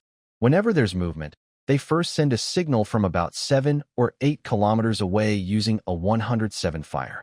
Anyway, Old Jong's family has plenty of cannons, so he's not worried. Among all the problems, the most difficult one is an ethical biological question. According to the latest genetic and biological reports from the rear, orcs are not a different branch of the same race as humans. If we classify by kingdom, phylum, class, order, family, genus, and species, their relationship to humans is probably similar to that between humans and chimpanzees. They are completely different intelligent beings, a species that explicitly includes humans in their diet. This discovery has caused a lot of headache for military leaders and sociologists. This is no longer a matter of ethnicity. It's about competition for ecological niches, an old professor sighed during a remote meeting. Trying to put cats and mice in the same cage will lead to big trouble. After many discussions and calculations, a preliminary plan was made. It's too difficult and resistant to fully integrate orcs into the current diverse population. But their diet isn't only humans. We can learn from history and guide them through a process similar to the 3 major transformations, setting up a special autonomous region to gradually change their production methods, social habits, and how ordinary people see them. The first step is to start with prisoners. Outside Blackstone City, a new camp has been built with a big sign that reads, Reform and Learning Camp. Thousands of orc prisoners are gathered here. Their instructor is our comrade Gogoda. Right now, Gogoda is standing on a makeshift stage, holding a loudspeaker, looking serious. He has fully taken on the role of a revolutionary mentor, perhaps the first orc in history to become the leader without fighting to win the position. Comrades, orcs, Gogoda cleared his throat. Today, we begin our first lesson. What is advanced productivity, and what is backward productivity? Robbery is considered backward productivity because it is unsustainable, risky, and yields unstable profits. In contrast, labor, especially collective labor, is seen as advanced productivity. The orcs below looked confused but didn't dare speak out because there were machine guns mounted on the high walls of the camp. More importantly, the meals here were sufficient, even including meat. Behind the clattering sounds, there was a large screen showing an old movie, Underground War. The orcs watched eagerly as the characters carried hoes and unexpectedly ambushed enemies, fighting bravely. One orc quietly asked his neighbor, "Hey, if we learn how to dig tunnels, would it be easier for us to steal? I mean, to get things?" Another orc slapped him and said, "You fake orc. Didn't the instructor say that labor is the most honorable? You're having wrong thoughts." Clattering also heard this and was drinking cola at the moment. After reading many revolutionary books and talking with some revolutionary fighters, he realized that the drinks he was tricked into drinking weren't magical water, and the places he visited weren't sacred grounds. There are no gods. Fierce fights aren't something that fairy tale emperors can give. You have to cause trouble yourself to have a fight. Taking action leads to enough food and clothing. But he wasn't angry about being tricked. In the orcs' way of thinking, being fooled by the leaders wasn't really being fooled. It was just that you weren't clever enough. Moreover, many orcs here, for the first time in their lives, realized that they could survive without stealing and live quite well. Inside the city, the scene was different. The kingdom had many magic users, and 1/3 of Blackstone City's residents could use basic life magic. With a large number of experiments, professors from Earth visited daily, bringing eggs and other supplies. They would ask within 3 sentences what magic was and how to research it. With the support of the political officer, Ashley started the first literacy and basic education class in Blackstone City. She treasured the language and education experts from Earth, constantly holding video meetings with them. Thanks to Ashley's help, the experts from Earth gradually improved and developed a simultaneous translation device for the other world. In the classroom, all the children of Blackstone City were seated. Ashley held a whip and pointed at several neat Chinese characters on the blackboard. With a mixed accent of elf language and awkward Chinese, she carefully taught, "Everyone, repeat after me. Labor is the greatest glory."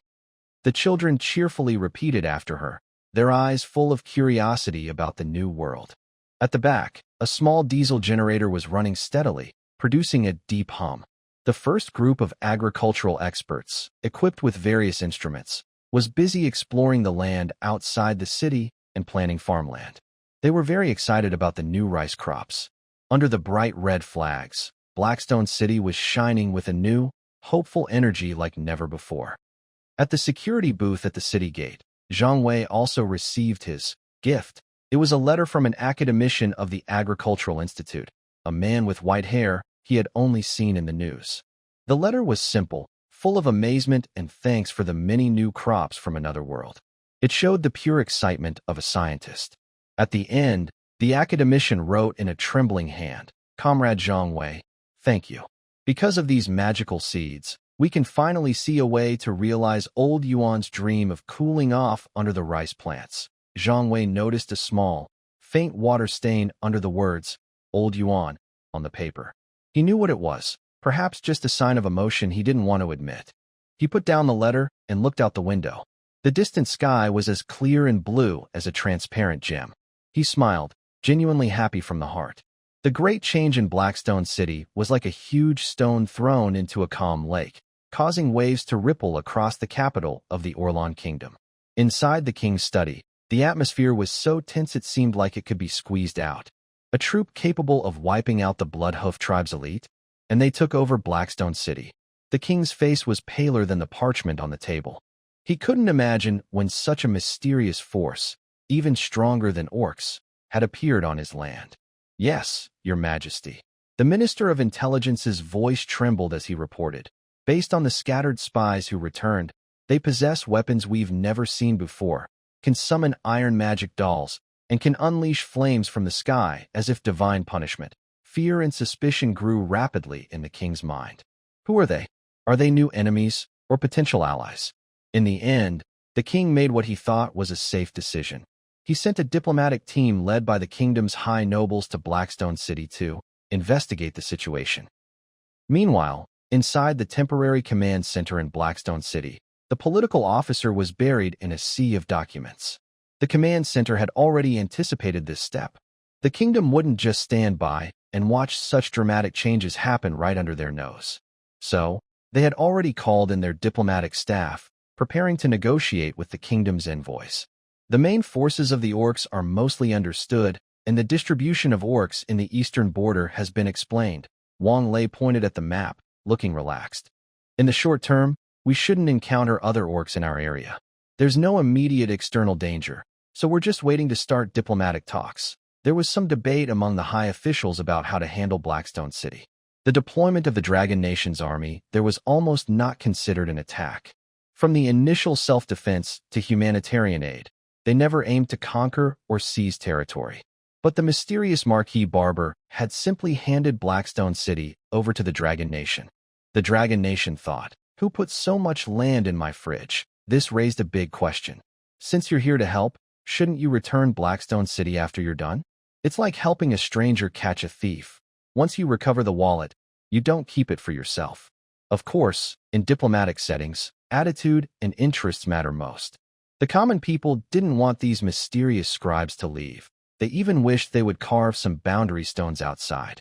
The Dragon Nation also needed a solid base for further exploration and development of the other world, especially since the Forbidden Forest was technically under Blackstone City's jurisdiction.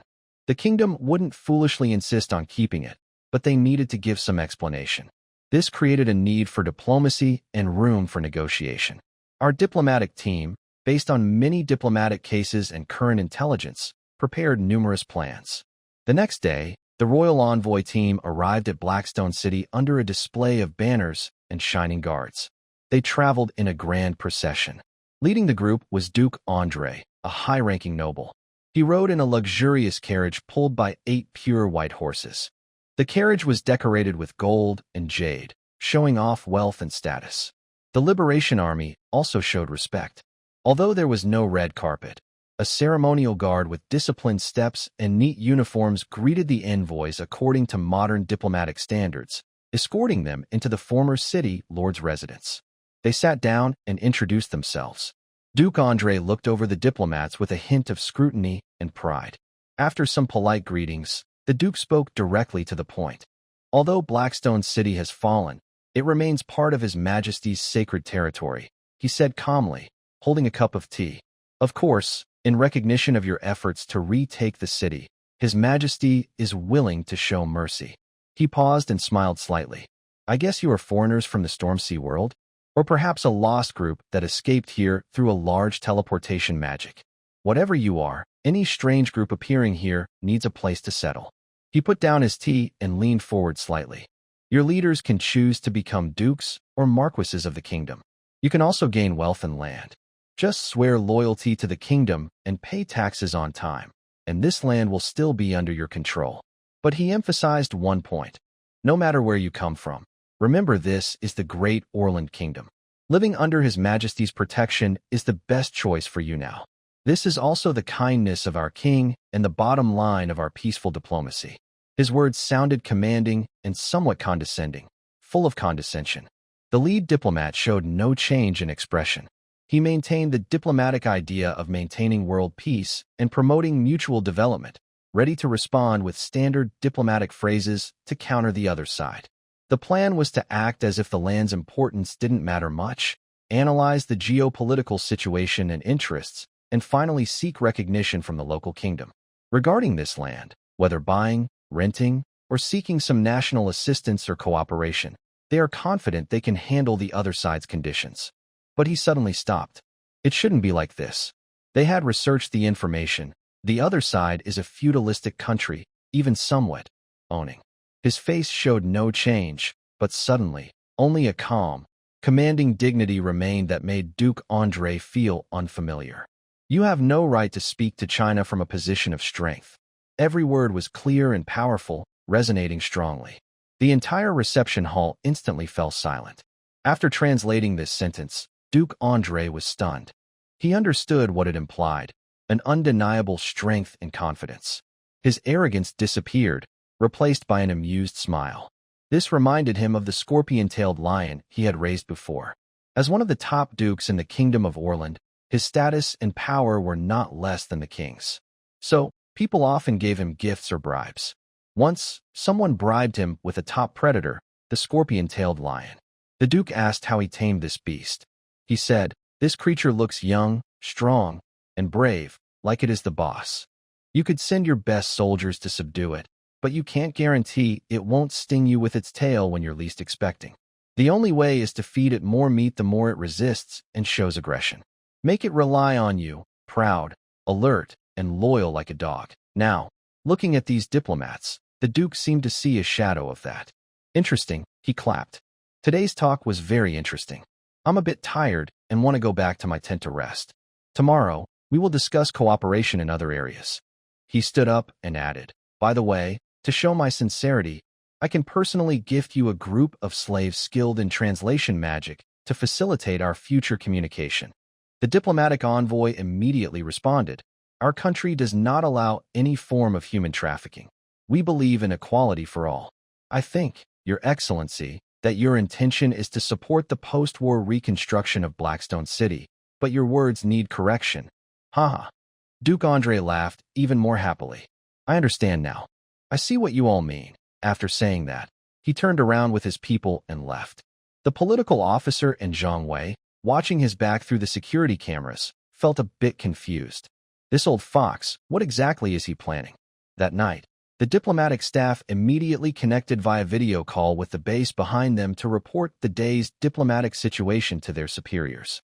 Midway through the meeting, the political officer's phone suddenly rang at an inappropriate time, ringing continuously. He glanced at the puzzled expressions of the leaders on the screen and had no choice but to answer the call. On the other end was his guard, anxiously saying, Report, political officer. Something has happened. A group of people in a cart arrived at our camp gate. The driver said it was a gift from Duke Andre to the diplomat in charge of this visit. They've been asking around and just arrived outside your quarters. A gift? The political officer was surprised. I wasn't even at the meeting. This is a diplomatic gift. I couldn't refuse it directly. But I took a look. The guard's voice was very low, but it couldn't hide his shock. A whole cart of girls with bunny ears, fox ears, and cat ears, various kinds. Girls, I don't know the details of your diplomatic work, but this, I think it might be a big deal. The political officer's eyes twitched. He slowly lifted his head and looked at the video, where several leaders also looked stunned and speechless. He said into the phone, All right, you don't need to feel that way. Now, it really is a big deal. The video conference continued. After the urgent call from the political officer, the meeting room fell into a brief silence. The expressions of the leaders were quite varied, some surprised, some absurd, but mostly showing a sense of helplessness. An insidious trick, this is, one leader muttered. An old noble class tactic. Zhao Shuai looked serious, but his eyes were sharp like an eagle. He made a firm decision. This is a test of our bottom line. Xiao Zhao, you handle this. Remember, do it our way. Make them see who we are. His command was clear and gave the scene the greatest autonomy. Yes. The political officer immediately set off and quickly arrived at the camp gate. The scene was very shocking. Next to a fancy carriage decorated with gold and jewels, a dozen thin young girls were trembling. They had fluffy rabbit, fox, and cat ears, and their small faces showed fear and numbness. Around them, soldiers had set up a safety line, looking serious and not looking away. No one showed disrespect or strange looks toward the girls, and even the lively scene was made serious. Many female soldiers voluntarily took off their clothes to give the girls some dignity. The crowd's watchfulness attracted gatekeeper Zhang Wei. Wow, there are not only elves, but also animal-eared girls. Maybe more magical creatures will appear later. First, Zhang Wei admitted that the Duke's taste was very good, as each girl had long legs and a slim waist. But the problem was, Chinese people's ideas about red, communist, culture had always been stronger than yellow, Western ideas. Especially now, as the highest-ranking security guard in the country, Zhang Wei was even more patriotic. At this moment, a political officer came forward, looking serious. What is this? The butler, a middle-aged man with a mustache, stepped forward and gave a noble bow. Mr. Zhao, this is a gift from Duke Andre. These are high-quality subhuman slaves, carefully selected. They all have basic magic for daily life, and most importantly, they are virgins. Please inspect them. The political officer's face grew cold. He took a step forward and, through a translator, said firmly but calmly, In China, there is no such thing as a gift that is a person. They are living beings, not objects. The butler's smile froze. The political officer didn't care about the butler's reaction. He took another step closer, looking kindly but firmly at the girls, and said, "Don't be afraid. From now on, you are not anyone's slaves or gifts. Here, everyone is equal. You are free, freedom, and equality." These words were like small stones thrown into the girls' silent hearts. They all froze, their eyes full of disbelief and deep confusion. They had never thought they could be treated as people. One of the slightly bolder fox-eared girl, who seemed to be the temporary leader of the group, trembled and asked in a common language, "Freedom, what does it mean?" We don't have to serve the master anymore." After hearing the translation, Zhang Wei sighed inwardly, but kept a patient smile on his face as he explained, "Freedom means you can decide your own lives. We won't force you to do anything. Now, I will give you 3 choices." He held up 3 fingers. "First, if you want to return to the Duke, we will send someone to you back and ensure your safety. Second, if you want to leave here and go anywhere you like, we will give you some food and money for the journey. Third, if you are willing to stay, we will provide you with shelter, food, and work. You will earn your own pay through your labor and become new citizens of Blackstone City." This question stunned them. They had never had a choice before. They were used to being ordered around, owned, and treated as objects. They also admitted that they had become slaves. Now, when given a choice, they felt they had lost the ability to choose. So, in the new camp of Blackstone City, there was such a scene. More than a dozen beast-eared girls dressed in camouflage jackets stood still in the wind. Countless soldiers of the Liberation Army watched them quietly. The fox-eared girl couldn't quite understand what she was thinking, but tears slowly welled up in her eyes. She looked back at her companions, who were also crying. Finally, the fox-eared girl turned around, led all the other girls of different races, and bowed deeply to the soldiers and the political commissar. We will stay." The Duke's butler witnessed this almost magical scene. His expression changed from flattering to stunned, then to complete disbelief. Filled with questions, he went back to report. Duke Andre listened to the report and, instead of getting angry, showed an even more interested smile. "Interesting, very interesting. Looks like tomorrow's meeting will have to be done differently." Late at night, the temporary command center was brightly lit. The political commissar gathered key personnel for a short meeting to review the situation. "Duke Andre is trying to bribe us, just like the noble officials in feudal kingdoms who exchange favors to form alliances and sell public resources." The political officer defined the situation clearly. "He wants to test our character and see if we are like him. Today's action is our way of showing our values. This is the first round, and we have won convincingly." The diplomat speaking today looked at the political officer and said sincerely, "Xiao Zhao, diplomacy is a battlefield without gunfire. You performed well today, but the real confrontation begins tomorrow. We must not only defend our bottom line, but also learn to take the initiative and fight back mentally." He then took a beautifully wrapped box covered in red silk from his drawer. "This is a gift prepared overnight by our superiors for Duke Andre. Tomorrow, you will personally deliver it to him." The next day, the meeting was held again at the city lord's residence, but this time, the political officer was the main speaker. Duke Andre's attitude changed completely. He was no longer arrogant, but looked like a curious scholar eager to learn about new things. He greeted everyone with a smile and a casual tone, asking, "I hear that the gift I gave Mr. Zhao has been called the new comrade?" Zhang Wei, following the political officer's signal, responded confidently, "Your Grace, in Chinese culture, comrade means a partner who shares the same goals. They chose freedom and hard work and are willing to contribute to rebuilding Blackstone City. Naturally, they are our comrades. From this perspective, we should thank you for providing valuable human resources for the city's reconstruction. Wow, calling your sweet talk a class brotherhood is one thing, but now it's called targeted support?" Duke Andre was stunned at first after hearing the translation, then burst into loud laughter. "Haha, brilliant. Mr. Zhao's wisdom is truly admirable." He then shifted the topic, talking about business cooperation, mineral extraction, trade routes, and other real benefits, trying to use large sums of wealth to continue his influence and bribery. While he was excitedly describing how the mineral profits could bring in at least a few million gold coins annually, the political officer interrupted him. His goal was clear. "You show submission first, and we will pay you." "Your Grace, Before discussing business, we believe it is necessary to establish a common understanding. All the money and power you claim to share belong to the people of Blackstone City. We are simply their protectors. The political officer looked serious. To help us understand each other better, we have prepared a gift for you, a book of our former leaders' sayings. He pushed a beautiful red silk box toward the Duke. The Duke curiously opened the box. Inside, there was no gold, jewels, or magic scrolls. It was a small booklet. Quotes of great leaders. The red cover was very well made, with good quality paper and careful binding. The political officer explained, "We believe all cooperation should be based on mutual respect, equality, and shared benefits. I suggest you read this book. Once you understand what sovereignty belongs to the people and all power belongs to the people mean, we can have better discussions." Duke Andre looked at the book, and for the first time, his smile disappeared. Instead, his face became serious. He was a clever noble, part of the top ruling class. He immediately understood the importance of this gift. They were not just talking about money or beauty. He didn't understand what ideology meant. He only saw some crazy people.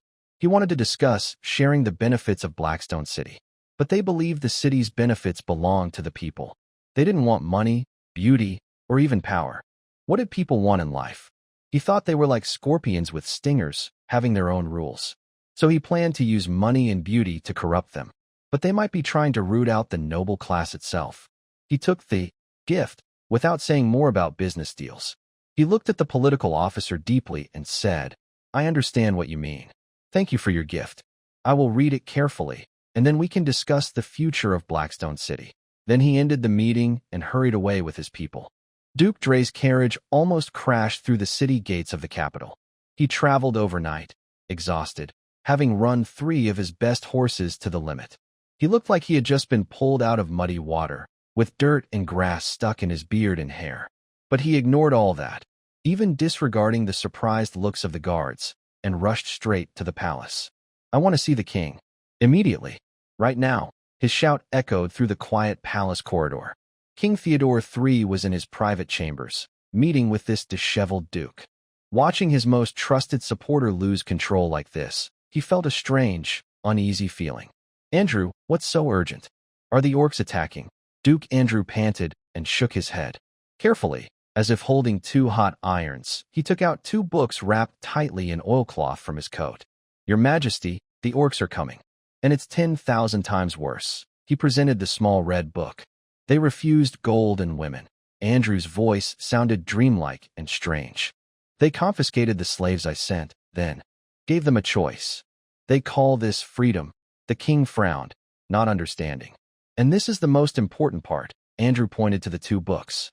"This is their gift in return. I had a mage translate it all night. Your Majesty, you should see it too." With the help of magic translation, Theodore III looked over the words in the common language. Hiss. At first, the king's face was confused, then absurd. Finally, when he connected these terms with the current state of his kingdom, a deep chill ran from his tailbone straight to his forehead. He suddenly looked up, exchanging a glance with Duke Andrew. Both saw the same intense fear in each other's eyes. This was an attack on his roots. "Ring the council bell. Summon all the ministers." Immediately, the king's voice was dark and hoarse. Half an hour later, in the palace council hall, the sleepy nobles listened to the king's brief account of the Blackstone City incident and the reading of those core laws. The entire hall erupted in chaos. "Madman. A bunch of complete lunatics. Civilians and slaves? Just animals walking on 2 legs. Our kingdom was built with magic, and mages are respected. Those who can do more are the ones with power. Power belongs to these civilians who work harder than mules and horses. This is the biggest joke in the world." King Theodore III sat on his throne with a pale face. He suddenly slammed his hand on the armrest, stopping the noisy discussion. "Enough. It's too loud," he said. He stood up and looked sharply at everyone in the room. "If we gather all the armies we can and attack Blackstone City now, what do you think will happen?" As soon as he spoke, the room fell silent. But then, stronger voices of disagreement arose. The aging military advisor was the first to speak up. "Your Majesty, no. We cannot do that." He bowed respectfully but firmly. "We are in the middle of a critical war with the northern orc tribes." Over 70% of our best soldiers are fighting on the northern border. Our treasury is empty. Last month, we borrowed a large sum from the dwarves of Ironforge to pay our soldiers. Fighting on two fronts now would be suicidal. The marshal is right. My land is in the north. The orcs keep bothering us every few days. If I lose my small private army, my castle will be taken by orcs tomorrow. Your Majesty, they are just a group of strange creatures living in remote mountains. We can send soldiers to surround Blackstone City first. Once we drive back the orcs, we can deal with them later. The nobles agreed, feeling more afraid of the real threat, the orcs with their fierce axes, than the vague idea of war. Fools, Duke Andre roared loudly. He stepped into the center of the hall, staring at all the nobles. He spoke clearly and firmly. Don't you see? If we lose to the orcs, we're only giving up some poor lands and paying a few coins we can always take from the common folk. Even if we lose the war, we will still be the proud nobles. His voice suddenly grew fierce, full of fear and anger. But if we lose to these so-called liberators and their ideas, this everyone is equal sickness spreads across our land. The peasants will abandon their tools. The citizens will storm your castles. The common folk who bow to us now will become wolves that hunt us down. Then, we will all be hanged on our own castle banners. We will have nothing left. This speech was like a cold splash of water on everyone. The room fell silent, each person listening to their own heartbeat. They finally understood the true nature of this war. This is not a national war, but a class struggle. Marshal Rodney's face also changed, and he spoke with difficulty, Your Grace. But the reality is, we really don't have enough soldiers or enough money. We can't sustain a long war on two fronts, especially since our opponents seem more stubborn than the orcs. Blindly fighting will lead to our downfall. Duke Andre, upon hearing this, looked as deflated as a deflated pufferfish. What should we do? After a night of discussion, they came up with a surprising and unprecedented plan. They decided to send an open letter to all neighboring countries. The letter roughly said, the kingdom loves peace and recognizes the achievements of the Dragon Country in recapturing Blackstone City. We want you to establish a foothold on the continent of Area. However, Blackstone City borders the Forbidden Forest, which is wild and dangerous. Legend says the forest is where the goddess sealed the Demon King. Initially, we thought you couldn't control this land, but you are stubborn. As friends, our kingdom has decided to use Eastern military forces to test whether you have the strength. This test will be as realistic as possible. We will treat surrendering prisoners kindly and send them back later, but all soldiers' casualties and equipment will not be considered. If the Dragon Country fails the kingdom's test, it should willingly accept the kingdom's protection.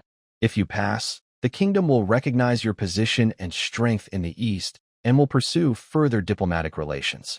The entire letter is full of kindness and morality. It reflects the style of the old bear. And sending it out is like both sides endorsing it with their national credit. Dragon Country can't refuse. Refusing would be unkind and immoral. This solves the diplomatic issue. So, how to deal with the orcs ravaging in the north and the Dragon Country digging for roots in the east at the same time? It's simple. You think this is a small test? My kingdom will mobilize the entire nation and punch you, Dragon Country. Make you misjudge our military strength. After the show of force, we will give you a sweet deal. See? You can't control it. We are all fellow humans.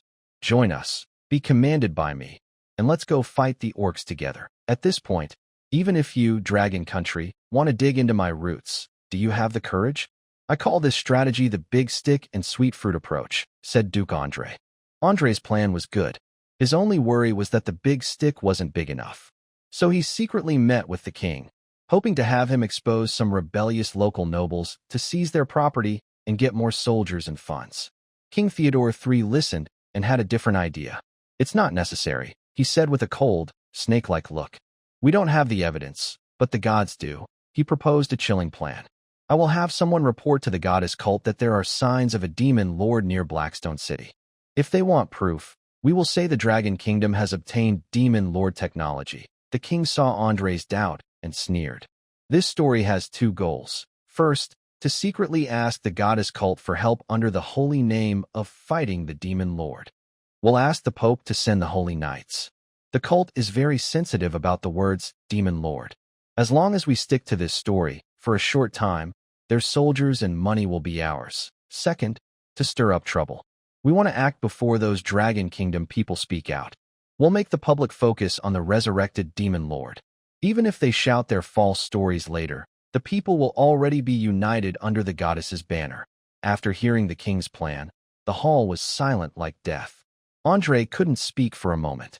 He forced himself to drink some water and asked, using the goddess cult, "Aren't you afraid they will hold us responsible? What's there to fear? We give them money every year. It's time for them to pay us back." "Understood, Your Majesty." 3 days later, in the city of Holy Light, the heart of the goddess cult's power, a city in the clouds built with faith and wealth. Inside the cult's highest temple, the dome was embedded with a giant magic crystal that gathered sunlight, illuminating the hall like a divine realm. The archbishop, dressed in a white robe embroidered with gold thread, was leisurely sipping flower tea made by elves. In front of him stood a tired-looking messenger with a worried expression.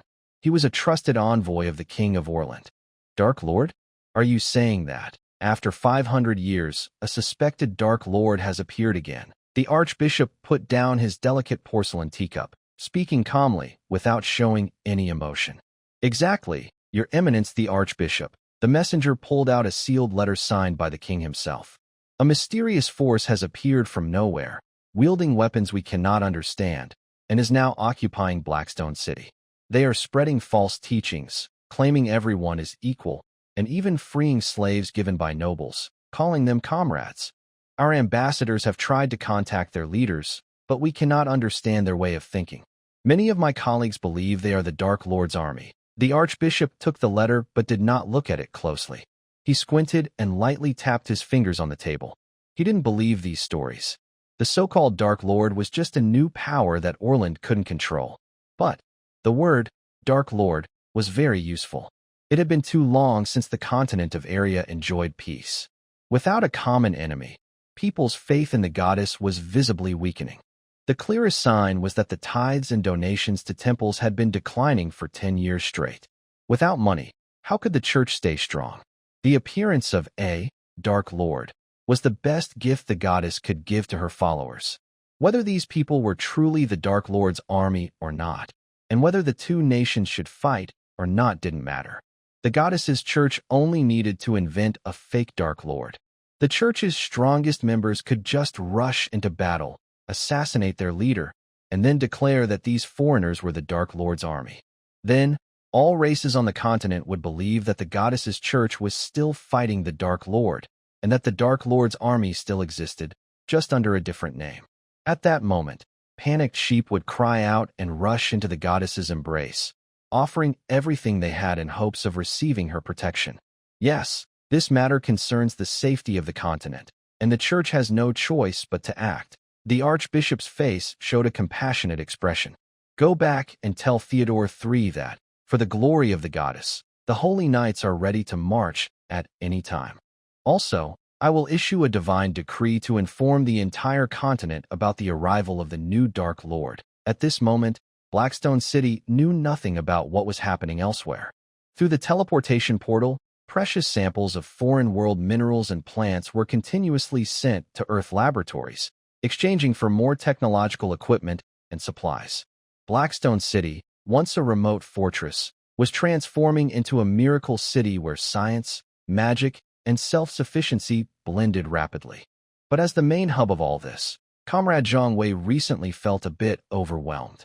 His teleportation portal was staying open longer and longer. Naturally, he had more free time. Recently, he became interested in magic, or rather, he was eager to learn a few small spells to improve life. For example, a cleaning spell so he wouldn't have to wash socks himself, or a cooling spell so that drinking cola would always be a happy experience. However, ideals were grand, but reality was tough. He couldn't find a teacher.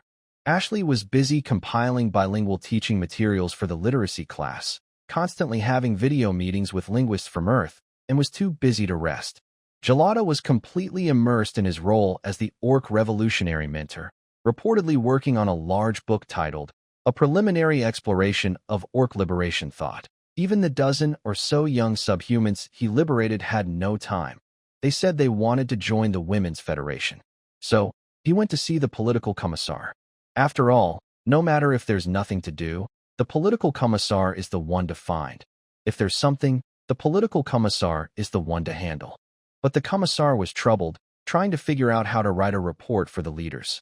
He said that this morning, the People's Liberation Army received an invitation for a duel from the kingdom's knights. This one sentence left Zhang Wei completely stunned. Huh, what does that mean?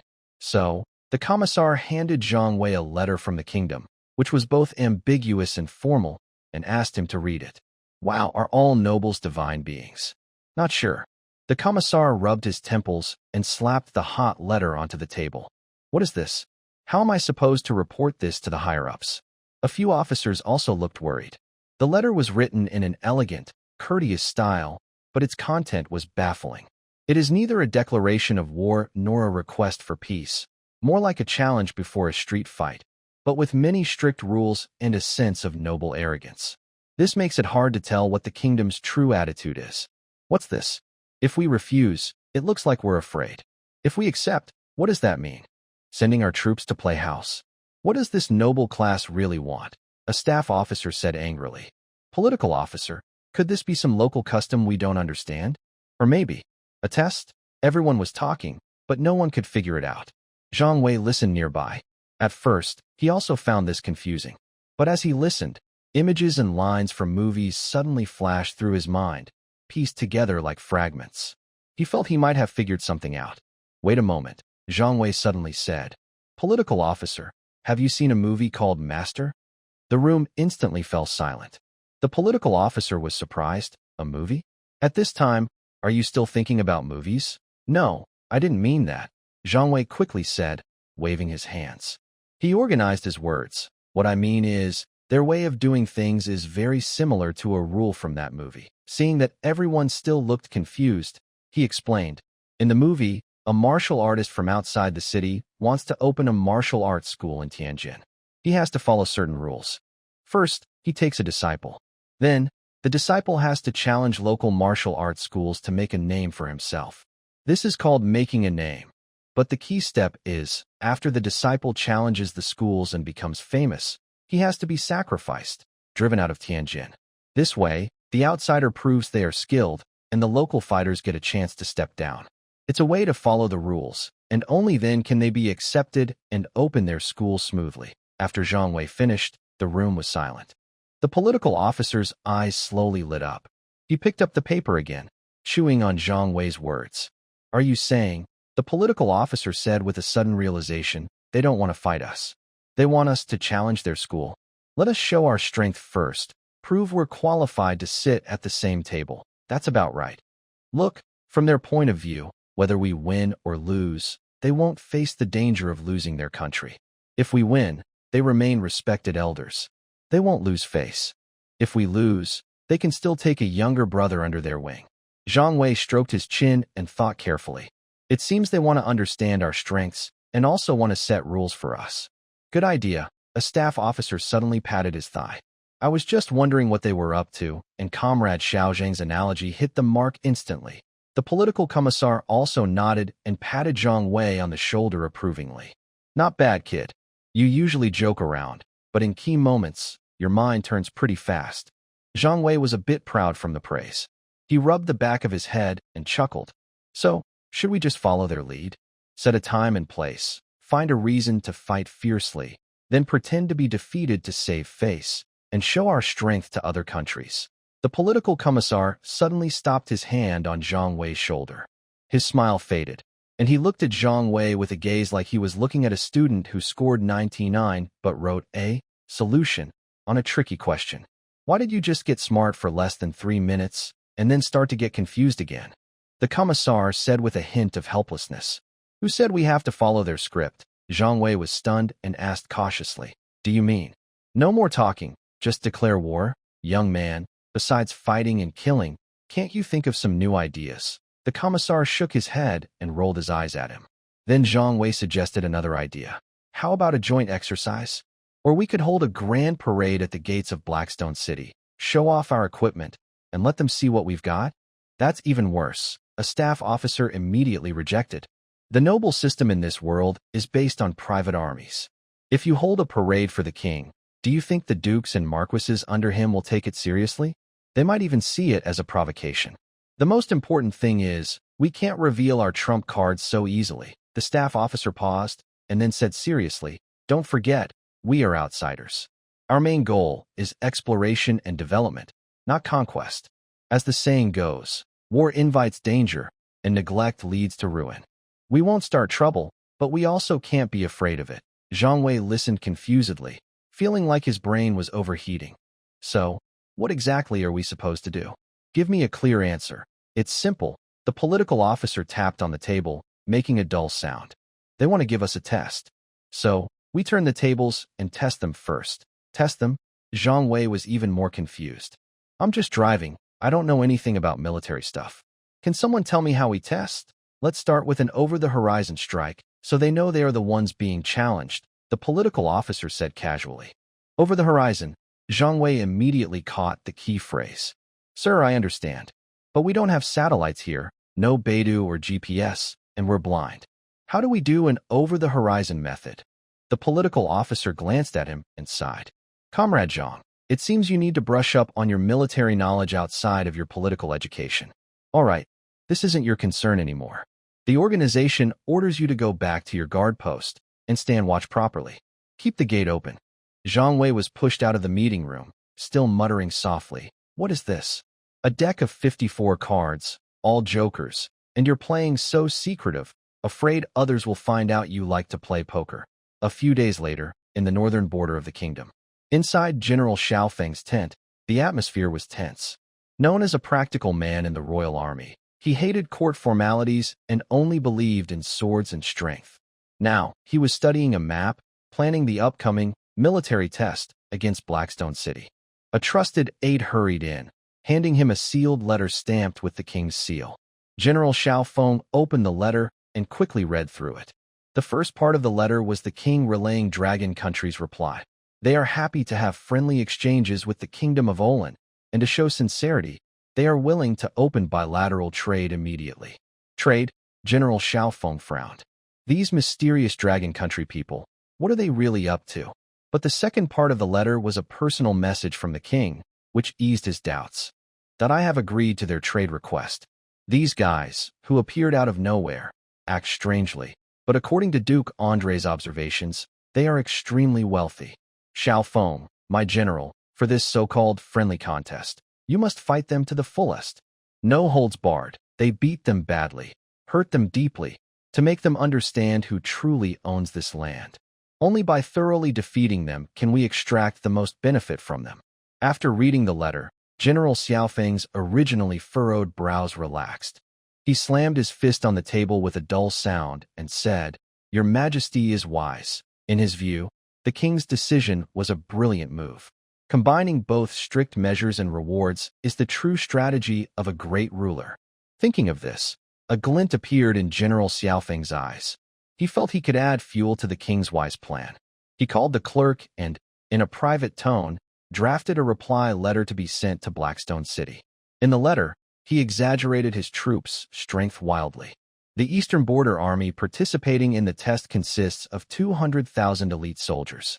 Among them, 30,000 Royal Griffin Knights, each capable of dominating the air, 50,000 heavily armored magic cavalry, wearing enchanted armor, immune to weapons, and another 100,000 brave veterans, he spoke while sneering. In reality, he could only mobilize a few tens of thousands of elite soldiers. The rest were either farmers conscripted temporarily or reckless adventurers hired with money. He intended to use this letter to intimidate the overconfident Dragon Kingdom people, making them scared even before the war begins. However, when this letter, carrying General Xiaofeng's proud military display, was delivered to Blackstone City, the political officer didn't even have time to open it. He was busy and happy. From the start of the trade, Blackstone City was making a fortune. No, making a fortune doesn't fully describe how lively it was. At first, officials from the old Ministry of Commerce were puzzled when they heard about the secret military plan. But after signing the agreement, they suddenly found themselves in another world selling goods. Various products from Earth. Even nylon stockings worth just a few dollars became luxury items sought after by noble ladies in this world. Not to mention delicate salt, sugar, fabrics, and ironware. Goods from the mysterious forces of Blackstone City quickly became hot commodities among the kingdom's nobles, each in high demand. Most importantly, all these transactions used real gold and silver coins from this world.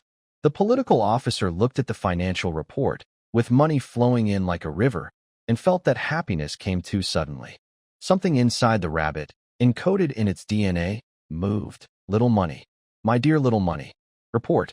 The items we brought to the kingdom aren't enough to sell. We don't have enough staff. Should we ask for more business talent from home? A finance officer rushed in, blushing and shouting. That's not suitable. If our top secret plan is just about making money and we ask the higher-ups for personnel, we'll get criticized. The finance officer stroked his chin and thought for a few minutes. Hey, I have an idea. We don't have enough people, but there are plenty of locals. We can authorize them to do distribution. We can control the supply chain tightly. That's a good idea. We've researched that Blackstone City was a border trade city before the war. Half the people there have ancestors involved in import and export. Exactly. We can demobilize them. Open trade routes. On Earth, we have the Silk Road. In this world, we can do the same, the political officer said firmly. We can unite all possible forces with real benefits. Cheap industrial goods from Earth, like salt, sugar, cloth, and iron tools, mean hard currency in this world. We can form trade caravans to do business with remote city-states and oppressed tribes. We might not even need their gold. We can exchange for their minerals, specialties, magical plants, or even intelligence. Using economic means, we will build our united front. Whether the kingdom recognizes us or not, we must consider the international impact before raising banners or waving tiger skins. 30 minutes later, a group of people sat in the command room. The plan was proposed and approved unanimously in less than 30 seconds. Next came the operational details. A special trade convoy was immediately assembled. Its members were very diverse. Elite scouts responsible for security, business, and negotiation experts sent from behind the scenes to oversee and supervise, and most importantly, the newly freed citizens of Blackstone City who had experienced liberation. They would serve as channels of communication between Dragon Country and this world, and also as living advertisements for Dragon Country. As for the threatening letter from the kingdom's general, it had long been casually pushed aside and placed under a pile of ledgers. The capital of the Kingdom of Orlan. This grand city, built with white granite stones, is now filled with a tense and serious atmosphere. Soldiers on the city walls have doubled in number, and searches are much stricter than before. The goddess cult has informed its followers about signs of the Demon King's revival in the eastern region. This news has made the entire kingdom very nervous. Recently, the kingdom has been moving troops and recruiting soldiers, which has caused most ordinary people, who know little about the situation, to believe that the kingdom is preparing to fight the Demon King. In a small, unnoticed corner near the city gate, a ragged beggar, smelling of rot, shivering as he stretched out his hand, was begging for food from passers-by. His hair was messy like a chicken coop, his face covered in dirt, and he was so thin that his bones showed. Only his eyes, darting around nervously, still looked sneaky. If Zhang Wei were here, he would be shocked. This beggar was none other than Marquis Barber, former ruler of Blackstone City. Barber felt like he had bad luck for 8 lifetimes. Blackstone City had been taken over by a group calling themselves the Liberators. He was thrown into his own dungeon, forced to wear a maid's outfit to serve the commoners. He thought his life was over. But one night, he discovered a small dog hole in the corner of the dungeon wall. Later, he learned that some unlucky people had been digging that hole for months and had finally broken through. It was of luck for him, allowing him to crawl out of the city through that dark tunnel. No one knew how he managed to avoid the pursuit of the Liberators and the townspeople. Maybe the tense situation made people too busy to notice him, or perhaps he was truly a rat reincarnated. Barber managed to escape and survive, making his way to the capital. His reputation among the officials was still rising. Now free, Barber had nothing but his life. He relied on begging and stealing, traveling through the wilderness, exhausted and disheveled, trying to return to the capital. A passing noble servant kicked him disdainfully. "Get lost, you filthy beggar," he sneered. Barber rolled and crawled away, cursing that man's ancestors. Once, he was a noble marquis surrounded by followers. How could he be treated like this? While he was cursing silently, a group of patrol guards approached. The leading guard captain glanced at him casually, then suddenly let out an "eh," and stopped walking. "Hey, you look a bit familiar," the guard captain frowned, seeming to recall something. "Are you Marquis Barber?" Barber shivered all over, looked up, and saw a familiar face. It was a small squad leader he had worked with before. His mind raced quickly, realizing his chance to turn things around had come. In the next moment, Barber's eyes rolled back, and he grabbed the guard captain's leg, crying loudly. "General, it's me, Barber. I escaped from the demon's lair." Half an hour later, in the palace's main hall, King Theodore III sat on a tall throne, looking grim. Below him, a group of ministers led by Duke André argued loudly about who should join the upcoming Holy Crusade army. Suddenly, loud noises came from outside the hall. "Your Majesty, Your Majesty, Marquis Barber from Blackstone City has returned." One sentence made the entire hall fall silent instantly. Everyone's eyes turned to the door. The Marquis, once known for his extravagance, was now dragged in like a dried corpse pulled out of the dirt, supported by others. With a loud thud, Barber was thrown onto the cold floor. He lay on the ground, trembling all over, terrified. Losing his land was a death sentence. But when he secretly looked up, he saw the king and ministers with expressions mixed with shock, disgust, and a hint of curiosity. He knew his act was about to begin. Your Majesty." Barber suddenly lifted his head, tears streaming down his dirty face, carving two deep tracks. He scrambled and crawled to the throne, crying out loudly, "Your servant, Barber. After 9 near-death experiences, I finally escaped from the Demon King's lair to report to you." His loud cry stunned everyone, especially the king and Duke André. Wasn't the Demon King supposed to be a made-up story? "Barber, what are you saying?" King Theodore III leaned forward. "Yes, Your Majesty." Barber began his best acting performance, tears and snot covering his face. "That Blackstone City is now on Earth. Those monsters calling themselves Dragon Nation Army are not human at all. They had faces like blue masks, sharp teeth, and drank blood and ate raw meat. They were 8 feet tall and incredibly strong. Why did Barbary say he escaped from the Demon King? Because if the king knew the terrible things he did, he would be chopped into pieces easily. He could only bet his life on this Demon King. This is similar to how Theodore III tricked the goddess cult. Right now, he was talking and gesturing with his hands, as if he had seen everything himself. "They forced me to surrender and wanted me to betray the kingdom and you. But I, Barbary, deeply grateful to the king, would rather die than give up. I fought them with my brains and courage. During the day, I pretended to cooperate, and at night, I secretly dug tunnels. I ate mice for 3 months and drank foul water for a month. Finally, I dug the tunnel and escaped, just to bring this news to you, Your Majesty." His voice was deliberately emotional and sad, sounding touching and moving. The imbalance of information created a big comedic effect at this moment. Duke André had already told the king and the high officials what Blackstone City looked like, its military appearance. Although they didn't know what weapons were used, at least they saw the people. Now, Barbary, the first survivor to escape from the demon claws, was trying to become their most authoritative expert. All the ministers looked at the king. Good for Barbary, who would rather die than give in. Theodore III stood up excitedly, acting as if he was moved. "You suffered. You are a hero of the kingdom." Duke André also stepped forward, helping Barbary up, with a look of approval.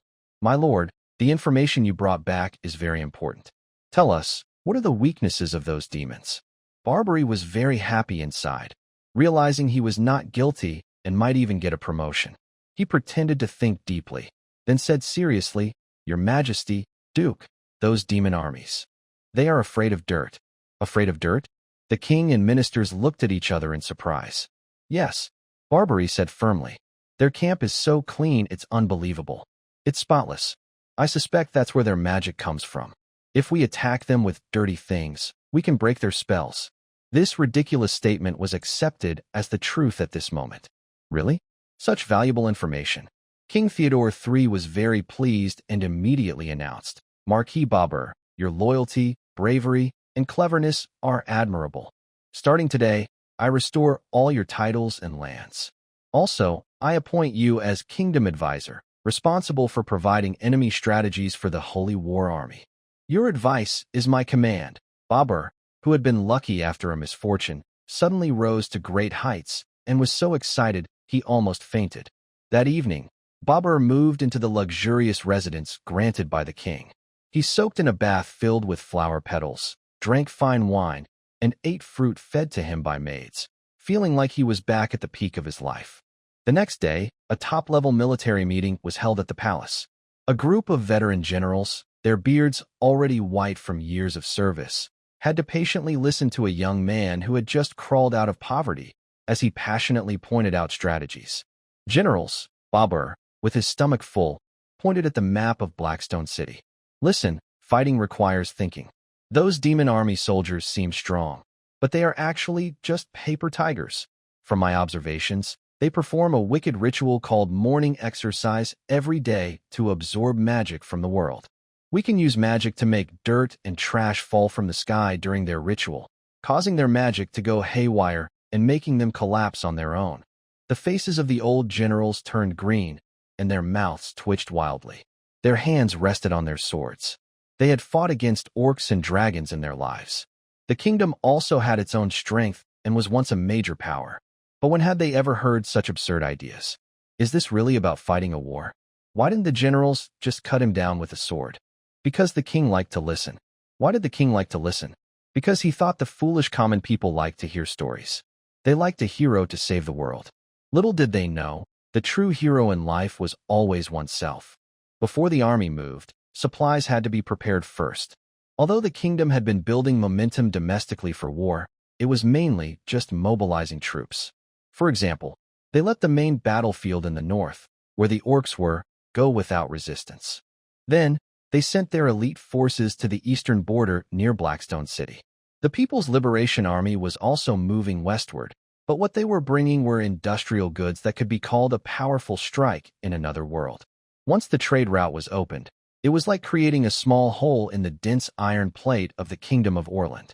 Fine, white salt, sweet sugar that seemed almost sad, and soft, skin-friendly, eastern silk, cotton cloth, began to seep into the kingdom through noble social networks. On the surface, the kingdom gathered troops, ready to fight the Demon King, but secretly, they turned a blind eye to the profitable smuggling trade. The Liberation Army was happy with this. They never fired the first shot and instead acted as middlemen, quietly changing the economic landscape of the world with subtle methods. Over a month, the goods from the Liberation Army had gone through many layers of resale and had spread throughout the noble circles of Orland.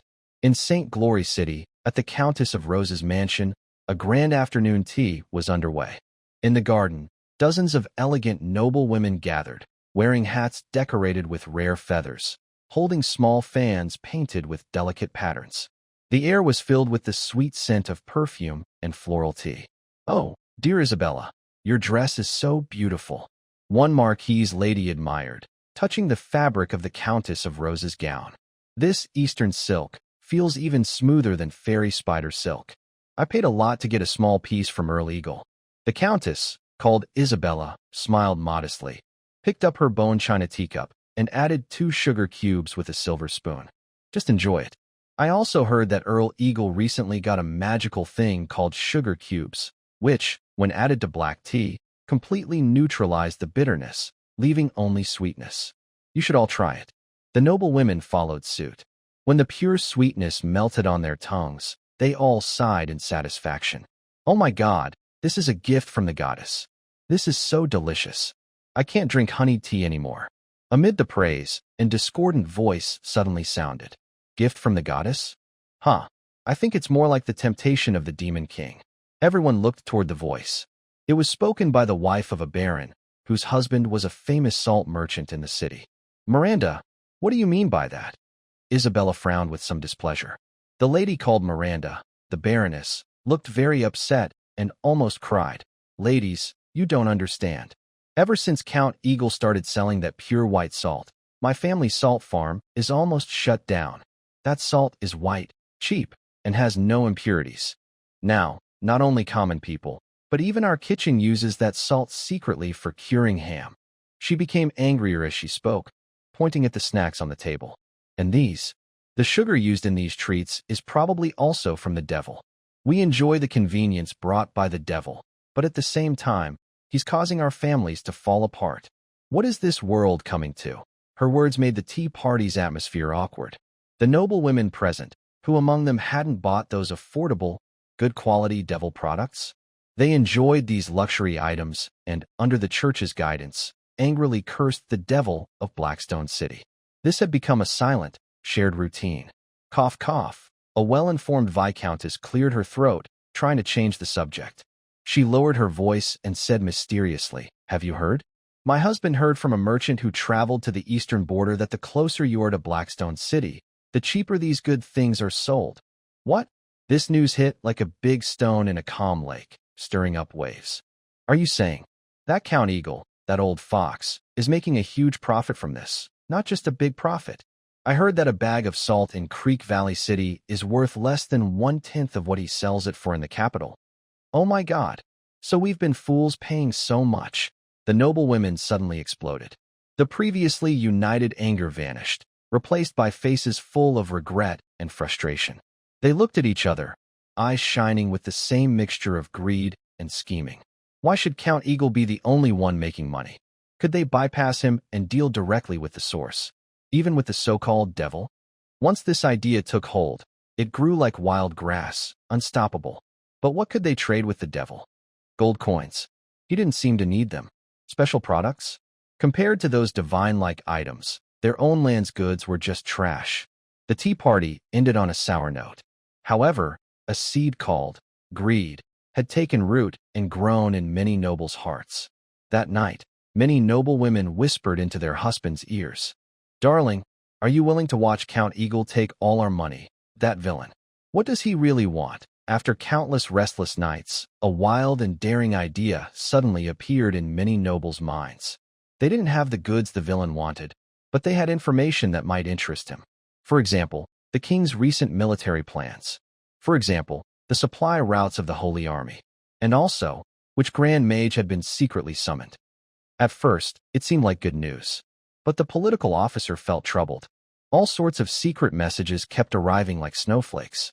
Nobles from different regions of the Kingdom of Orland used every method to exchange a little bit of information for goods that could make them rich. Suddenly, the intelligence department was overwhelmed with strange military plans from various kingdoms. Report to the political officer. Count Toilet sent word that the Holy Army plans to dig tunnels to surprise us at the toilet. Report.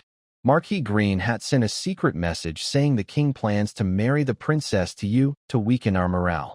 Report. This one seems more reliable. Several nobles mentioned that Barber is gathering high-level mages to launch a long-range magic attack on the night of the next full moon, targeting our weakest defenses. Most of these reports were blocked. The political officer only saw the more credible ones. But even these credible reports filled his entire desk. He rubbed his aching temples and looked at the map, where over a dozen weak spots were marked. Although the reports varied widely, the repeated mention of concentrating mages for long-range attacks made it the most believable. And Barber indeed knew the deployment of the camp. Our weakest spots. The political officer's gaze fell on the command post marked on the map. In traditional views of war, eliminating the enemy's command center is considered the most effective tactic. So, modern warfare studies develop various strategies to counter the leaders of both sides. However, in this different world, the political officer finds it hard to understand what they might do. After thinking for a while, his imagination only offers one possible idea. His son plays a game called Bear Alliance, where a wizard can cast a powerful spell that hits all enemies on the map after chanting for 2.5 seconds. Could it be? Do the opponents also have long-range vision? A group of advisors next to the political officer also frowns. This kind of warfare, which is disconnected from modern tactics and relies solely on imagination to guess the enemy's actions, is something these professionals have never seen before. I think it doesn't necessarily mean they have to shoot fireballs from far away. Wang Lei scratches his head. He is a young man under 30 and has already been promoted to commander of the Liberation Army's exploration unit in Blackstone City, so his words carry weight. I've also encountered those types like Gandalf or magic assassins in games. Close-up combat is their style. They said they use long-range attacks. In Harry Potter, they don't see anyone a kilometer or two away when they wave their wands. Are you suggesting they might sneak in? That's possible, or they might even directly target Zhang Wei. That makes sense. The advisors all clap in agreement. So, they first issued an order to build a guarded shelter with sleeping quarters at the city gate for Zhang Wei, with bunk beds for Li Rui, and no one is allowed to enter the different world without approval. But how will the enemy enter the city? Invisibility, disguise, teleportation, psychological invisibility, or even methods worse than drug traffickers smuggling. They already know from trade routes that the current kingdom has the most mages. Mages are the elite, with countless types of magic. They can't defend against what they haven't seen before. The advisors furrow their brows again. Why do we have to guard against them? If you're a thief, why would you worry about being caught every day? The political officer strokes his chin thoughtfully. Barber knows where our command center is. Why don't we just move all the equipment out and leave it empty? That way, they can't find us. On the main road in the eastern region, dust and smoke billowed, blocking the sky. The Holy Crusade Army of the Olan Kingdom was beginning its march. The infantry formations looked like moving forests, with long spears and fluttering banners. Cavalry units rode on the wings, their hooves pounding like distant thunder. The army's commander, General Howling Wind, looked at this army, which was finally regaining some of its former strength. His normally tight brow eased slightly. In his view, groups of logistics soldiers carefully distributed glowing blue boxes to each combat unit. These boxes contained high-purity magic stones generously donated by the goddess cult, taken from the treasury of various temples. A well-dressed cavalryman, after receiving his share, eagerly embedded a fist-sized magic stone into a slot on his breastplate. With a soft click, the dull armor suddenly lit up with dense magic runes, like blue blood flowing through veins. The knight clenched his fist excitedly, sparks flying from his metal gauntlet. He then casually swung a punch at a large stone nearby. Boom! The stone shattered into pieces, exploding into dust. Soldiers around cheered loudly. This was the kingdom's elite unit, heavy armored magic cavalry. Wearing full magic gear, they inscribed solidified magic arrays on their equipment. Powered by magic stones, this allowed ordinary soldiers to wield strength far beyond their limits, nearly invincible defenses, and even cast powerful magic. As long as they had enough magic stones, a heavy armored magic cavalryman could easily smash 3 or 5 Orc Empire's giant wolf riders, crushing them along with their wolves into pulp. But without magic stones, they were just well-equipped, slow-moving iron cans. Long-term lack of funds had turned these money-consuming giants into mere decorations. Now, thanks to the goddess cult's support, this kingdom's sharpest weapon was finally regaining its edge. General, at this pace, we'll reach Blackstone City in 2 days, the deputy urged eagerly. General Howling Wind nodded, but his gaze turned northward. There was the main battlefield where the kingdom faced off against the Orc armies. Now, the kingdom's most elite troops have been fully withdrawn, leaving only some local guards to follow the so-called policy of non-resistance. He can almost imagine the terrible scene of Orcs ravaging border towns. In his view, Orcs are the greatest threat, but the king and the church's orders must be obeyed. Send the orders to set up camp and make plans again tomorrow morning, General Howling Wind ordered in a deep voice. He doesn't like fighting without preparation. Although intelligence shows the enemy is not many, he needs to create a foolproof plan based on his overwhelming forces. However, before he could mark the first arrow on the map, a messenger outside the tent announced, "General, the royal envoy has arrived." General Howling Wind frowned, feeling a bad premonition. He lifted the tent flap and saw a courtly envoy standing outside, proud and haughty. Behind him, there was someone he didn't expect, Barber, the scrawny, rat-faced man, now dressed in a brand-new Marquis uniform. "General Howling Wind, deliver the message." The royal envoy unrolled a piece of sheepskin parchment and read in a sharp voice. His Majesty the King has ordered that this campaign against the Demon King concerns the survival of the kingdom. All military matters require the advice of Marquis Barber, the kingdom's counselor. What? Several generals behind Howling Wind nearly gawked. Let this fool, who lost his fief, be in charge? Who came up with such a brilliant idea? Howling Wind's face also turned very grim.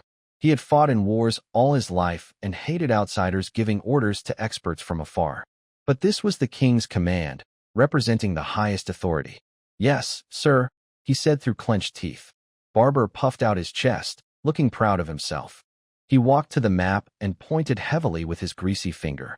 General, I know the Demon King's army inside out. Their biggest fear is that we will attack from a place they least expect.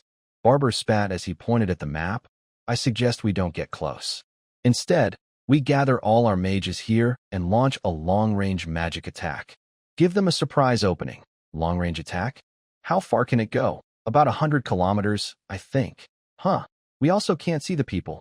How can the mage cast spells if they can't see the people? After a long discussion, a senior mage leader stepped forward, looking troubled. Lord Marquis, I can cast a magic spell that reaches over 100 kilometers, but that magic source comes from elves.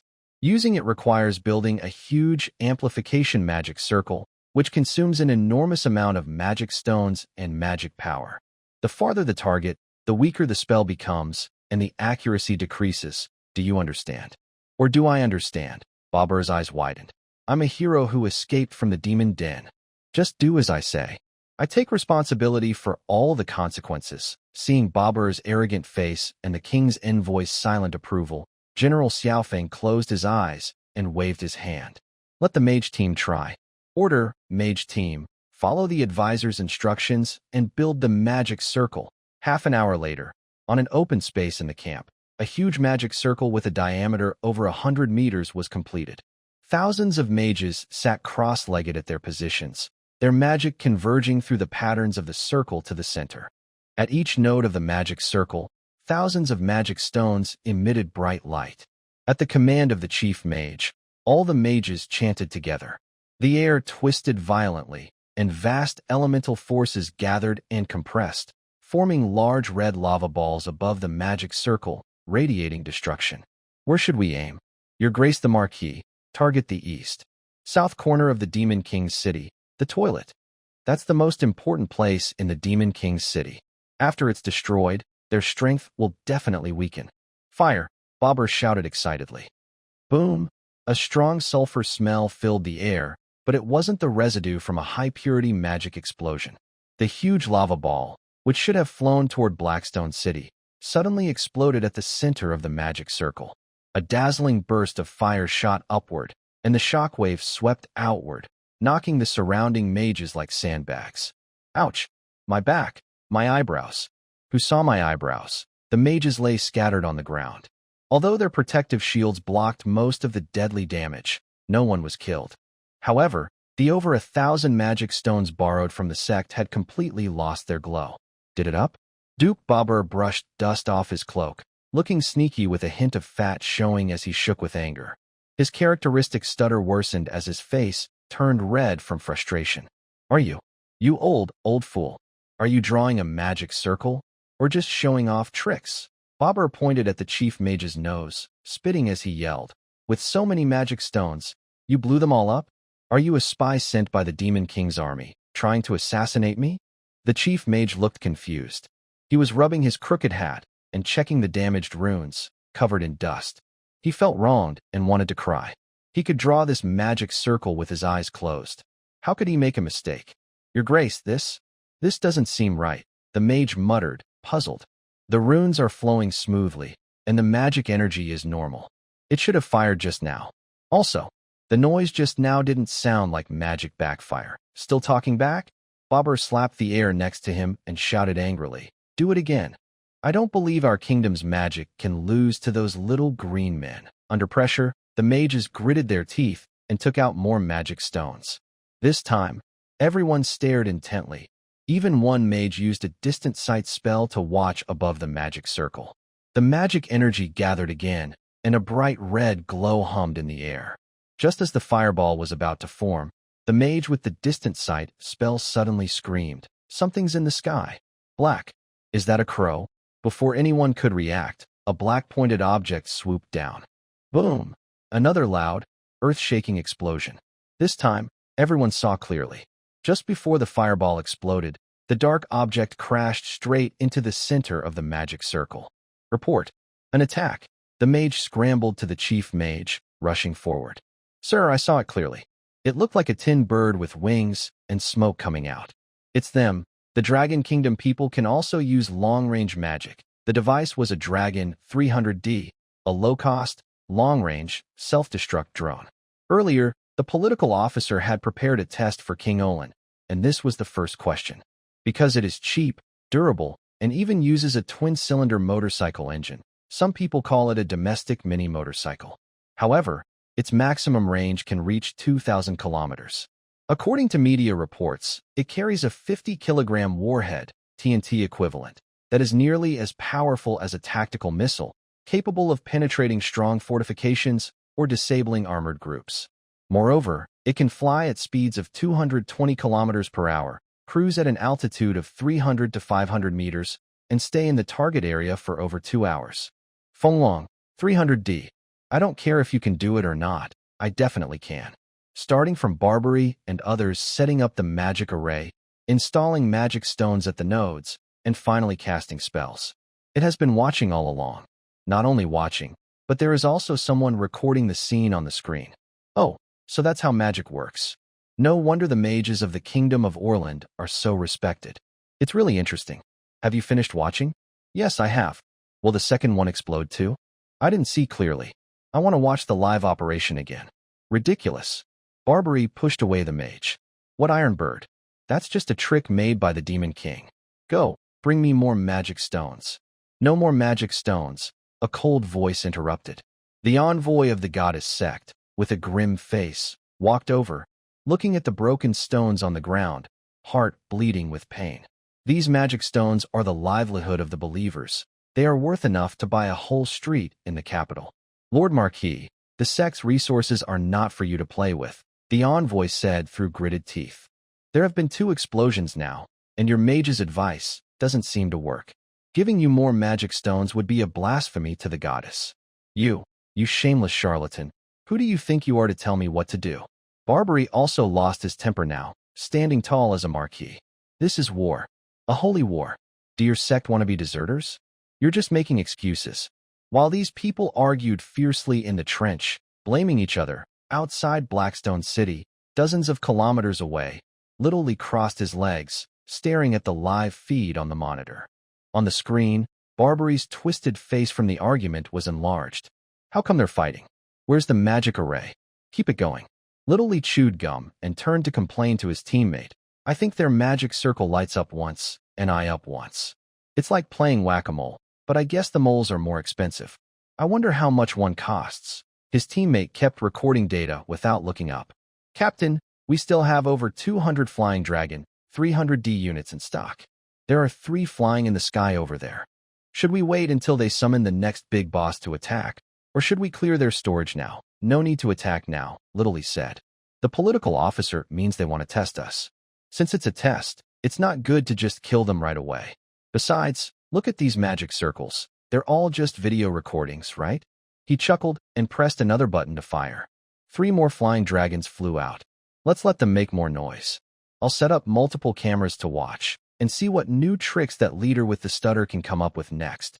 Babar was still arguing with the envoy. His roar almost shook General Xiaofeng's command tent.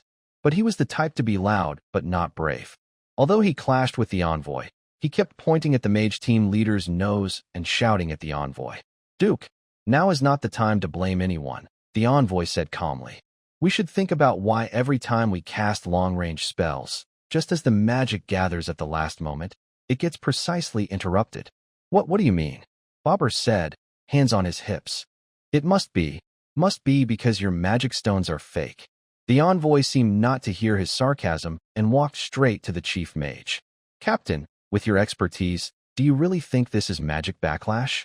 The chief mage looked like he found his support and quickly shook his head. Absolutely not. Envoy, it's like we just put the pot on the fire, ready to light it, and someone is watching us, then casually pours out our matches. And this happened twice in a row, without a second's delay. Watching. The envoy caught on to this word sharply. It must be that they can see us. He said carefully, they can see every move of our magic circle in real time and clearly. Otherwise, they couldn't intercept so precisely. This conclusion made the entire tent fall silent. It's probably on the ground. The envoy's tone was firm and unquestionable. Immediately send people to search every inch of the nearby hills, forests, and grasslands where spies might be hiding. Turn over every stone. Even if you have to dig 3 feet underground, find those eyes. Once the order was given, the entire camp moved. Groups of soldiers held torches, like countless fiery dragons, rushing into the dark wilderness around them. At this moment, due to a heated argument and stuttering, Duke Babel, feeling a bit short of breath, was helped back to his luxurious tent to rest. Only General Howling Wind and the envoy stood on a high place, watching the firelights spread across the mountains and fields, their brows furrowed tightly. From the very start, this battle felt strange and ominous. All night, the search yielded nothing but startled rabbits and wild chickens. A few soldiers reported hearing a faint buzzing sound overhead in the middle of the night, but when they looked up, only the moon and stars were visible, nothing else. Such trivial reports quickly got lost among the many messages they received. At dawn, the exhausted General Howling Wind stood in front of the map, facing the equally sleepless envoy. It seems the enemy isn't using any of the usual reconnaissance methods we know, Howling Wind said with a hoarse voice. The envoy looked very serious. After a long silence, he finally spoke slowly. I just remembered something from a book in our sect. It describes a similar thing. About 500 years ago, during the reign of the Demon King's army, the book mentions that the Demon King had a strange alchemical puppet shaped like a metal eyeball with wings. If placed somewhere, it could monitor everything remotely through a crystal ball. But this technology of the Demon King has long been lost. The envoy looked up sharply at General Howling Wind. I wonder if this group calling themselves Dragon Country stole the Demon King's technology? Or could they actually be another branch of the Demon King's army? This guess made the air inside the tent turn cold. General, please allow me to return to Holy Light City immediately, the envoy said seriously. This matter must be reported to the Pope right away. Knowing how important this was, Howling Wind nodded. Hold your position here until you return. 2 days later, the envoy returned riding a griffin. Along with him was an old wizard, with white hair and a thin, frail body that looked like a strong wind could knock him over. The old wizard wore simple robes without any fancy decorations. His eyes were bright and intense, like they were burning with fire. This is Master Phineas, the envoy introduced. He possesses an ancient and sacred magic, divine inspiration. Divine inspiration? General Sheafing frowned. He had heard of this magic before. It was considered one of the most useless spells among the kingdom's mages. Its effect was simple. Ask the goddess a question and receive an absolutely correct answer. It sounded impressive, but it was very costly. The harder the question, the more magic, life force, or even soul energy it required. For example, if you asked, what is 1-1? It would answer, 2, with little magic used. But if you asked, why is 1-1 equal to 2? You would be drained of magic and die instantly. Kingdom mages were practical. They saw this spell as a trap. Asking about national affairs, like, how can we defeat the Orcs? Could drain a legendary mage to nothing. Asking trivial questions, like, what should I eat for dinner, was pointless. So, no one in the kingdom learned this spell anymore. However, in the goddess's church, the attitude was very different. Many devout mages spent their days asking almost harmless questions with divine inspiration, such as, Great Goddess, do you still love me today? They would happily accept the yes answer, which strengthened their faith. At this moment, Master Phineas clearly wasn't going to ask such small questions. He drew a simple prayer circle on an empty ground. He looked at the sky, with a passionate expression, ready to dedicate himself to his faith. I am prepared to lose limbs, or even return to the goddess's embrace, he said. Having the chance to show the world the goddess's omniscience and power is my greatest honor. His voice was quiet but powerful, inspiring everyone around him. He knelt in the center of the circle, raised his hands, and with an old but strong voice, chanted, "All-knowing and all-powerful Lord, your humble servant begs for your guidance. Please tell me where that ghost-like thing, which seems to watch us and acts as the enemy's eyes, is located." After the chant ended, everyone held their breath, ready to see the old mage suffer a painful cost. However, the feared scene of magic exploding and life draining did not happen. The old mage only swayed slightly, his face turning a bit pale, as if he had just run a long race and used up a lot of energy. The envoy was stunned. He knew very well that the smaller the cost, the simpler the problem looked to the goddess. So simple that it seemed insignificant. While everyone was confused, Master Phineas slowly raised his head. He did not look in any particular direction, but instead gazed at the clear blue sky. A gentle smile appeared at the corner of his mouth. The gods say, "That ghost is in the sky. Very high up, in the sky." "In the sky?" General Howling Wind asked instinctively. "Master, are you sure? We already looked in the sky. The divine insight never makes mistakes." The envoy interrupted him angrily before he finished, showing anger that came from questioning faith. "The only thing that can be wrong is our eyes." The old mage ignored their argument. He shakily stood up and walked straight toward a small hill outside the camp. The envoy and General Howling Wind immediately followed. Master Phineas stood at the foot of the hill, looked up again, and then pointed with his thin, bony finger at a spot above the hill where nothing could be seen. "Right there," he said confidently. "It has always been there, as if it deliberately hasn't moved." General Howling Wind looked in the direction he pointed. Besides the blinding sunlight, there was nothing. He felt suspicious, but seeing the unwavering expressions of the envoy and the old mage, he suppressed his questions. He turned around and gave orders to the messenger behind him. "Order the Royal Griffin Knights to move out. Fly in that direction. No matter what method you use, reach your highest flying altitude and find that ghost for me." Soon, dozens of majestic griffins took off into the sky, circling and climbing higher and higher. 500 meters, 800 meters, 1,000 meters. The Griffin Knights used all their strength, but when they reached over 1,000 meters high, strong air currents and long flights made each wing beat very difficult. No matter how they urged their mounts, they could no longer climb even a little higher. They looked like a swarm of mosquitoes flying around the Shanghai World Trade Center, circling but unable to reach the top. On the ground, General Howling Wind's face grew paler and more worried. The envoy watched the group of Griffin Knights in the sky, now almost like tiny black dots, and showed a look of clear disdain. He snorted coldly and turned to his attendant, saying, "Go, deliver my order. Send the dragon riders of the sect." At this moment, Xiao Li, who had just finished a nap, was called over by his comrade. "Look, these people keep circling below our hot air balloons." As soon as the envoy finished speaking, a thunderous roar of a dragon echoed from deep within the clouds. The sound carried an ancient authority, as if it could pierce the soul.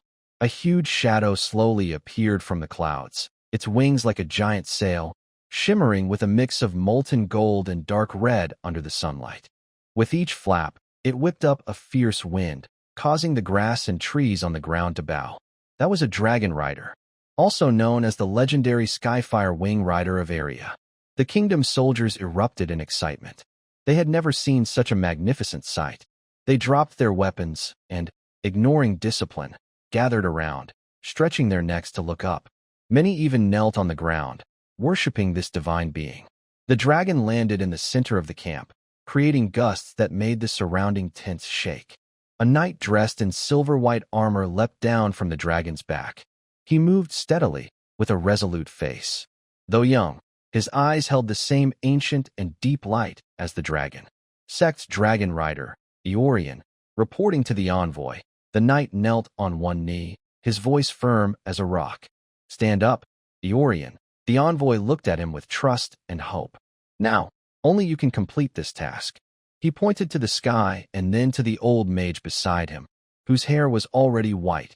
"Bring Master Phineas, and head into the depths of the sky. Find that ghost watching over us." Eoria did not ask much, only glanced at Master Phineas. The old mage nodded slightly, then shakily climbed onto the dragon's back, holding tightly to the saddle. "Let's go," Eoria softly commanded, and the flying dragon soared into the sky again. This time, it did not circle like a griffin but headed straight upward, as if an arrow shot from a bow, tearing through the sky with unstoppable force. 1,000 meters, 3,000 meters, 5,000 meters. The dragon carried Eoria and Master Phineas higher and higher. The wind grew colder and the air thinner. Master Phineas felt chest tightness and difficulty breathing, his face turning pale. He struggled to maintain his body with magic, but the dizziness caused by lack of oxygen grew stronger. Eoria was not doing well either. He felt the dragon's breathing become heavy, each wing flap draining a lot of energy. But he shared a bond with the dragon and knew his companion was still holding on. He gripped the reins tightly, with no sign of retreat, only firm faith in the goddess. However, even when the dragon reached its limit and hovered around 5,000 meters, the sky remained empty. Eoria signaled the dragon to descend slowly and looked back at Master Phineas. The old mage opened his mouth as if to speak, but could not make a sound. He shook his head with all his strength, indicating he saw nothing. On the ground, General Shifeng's hope was once again dashed, and he sighed. The envoy's face showed a hint of contemplation. He believed in the goddess's guidance and in Master Phineas's ability. So, where was the problem? Maybe it's invisible, the envoy muttered to himself, then suddenly looked up sharply, eyes shining with determination. Master Phineas, please try again. This time, use divine insight to help observe. I suspect that thing is completely invisible to the eye. Master Phineas nodded with difficulty. His body was exhausted, but his faith gave him strength to continue.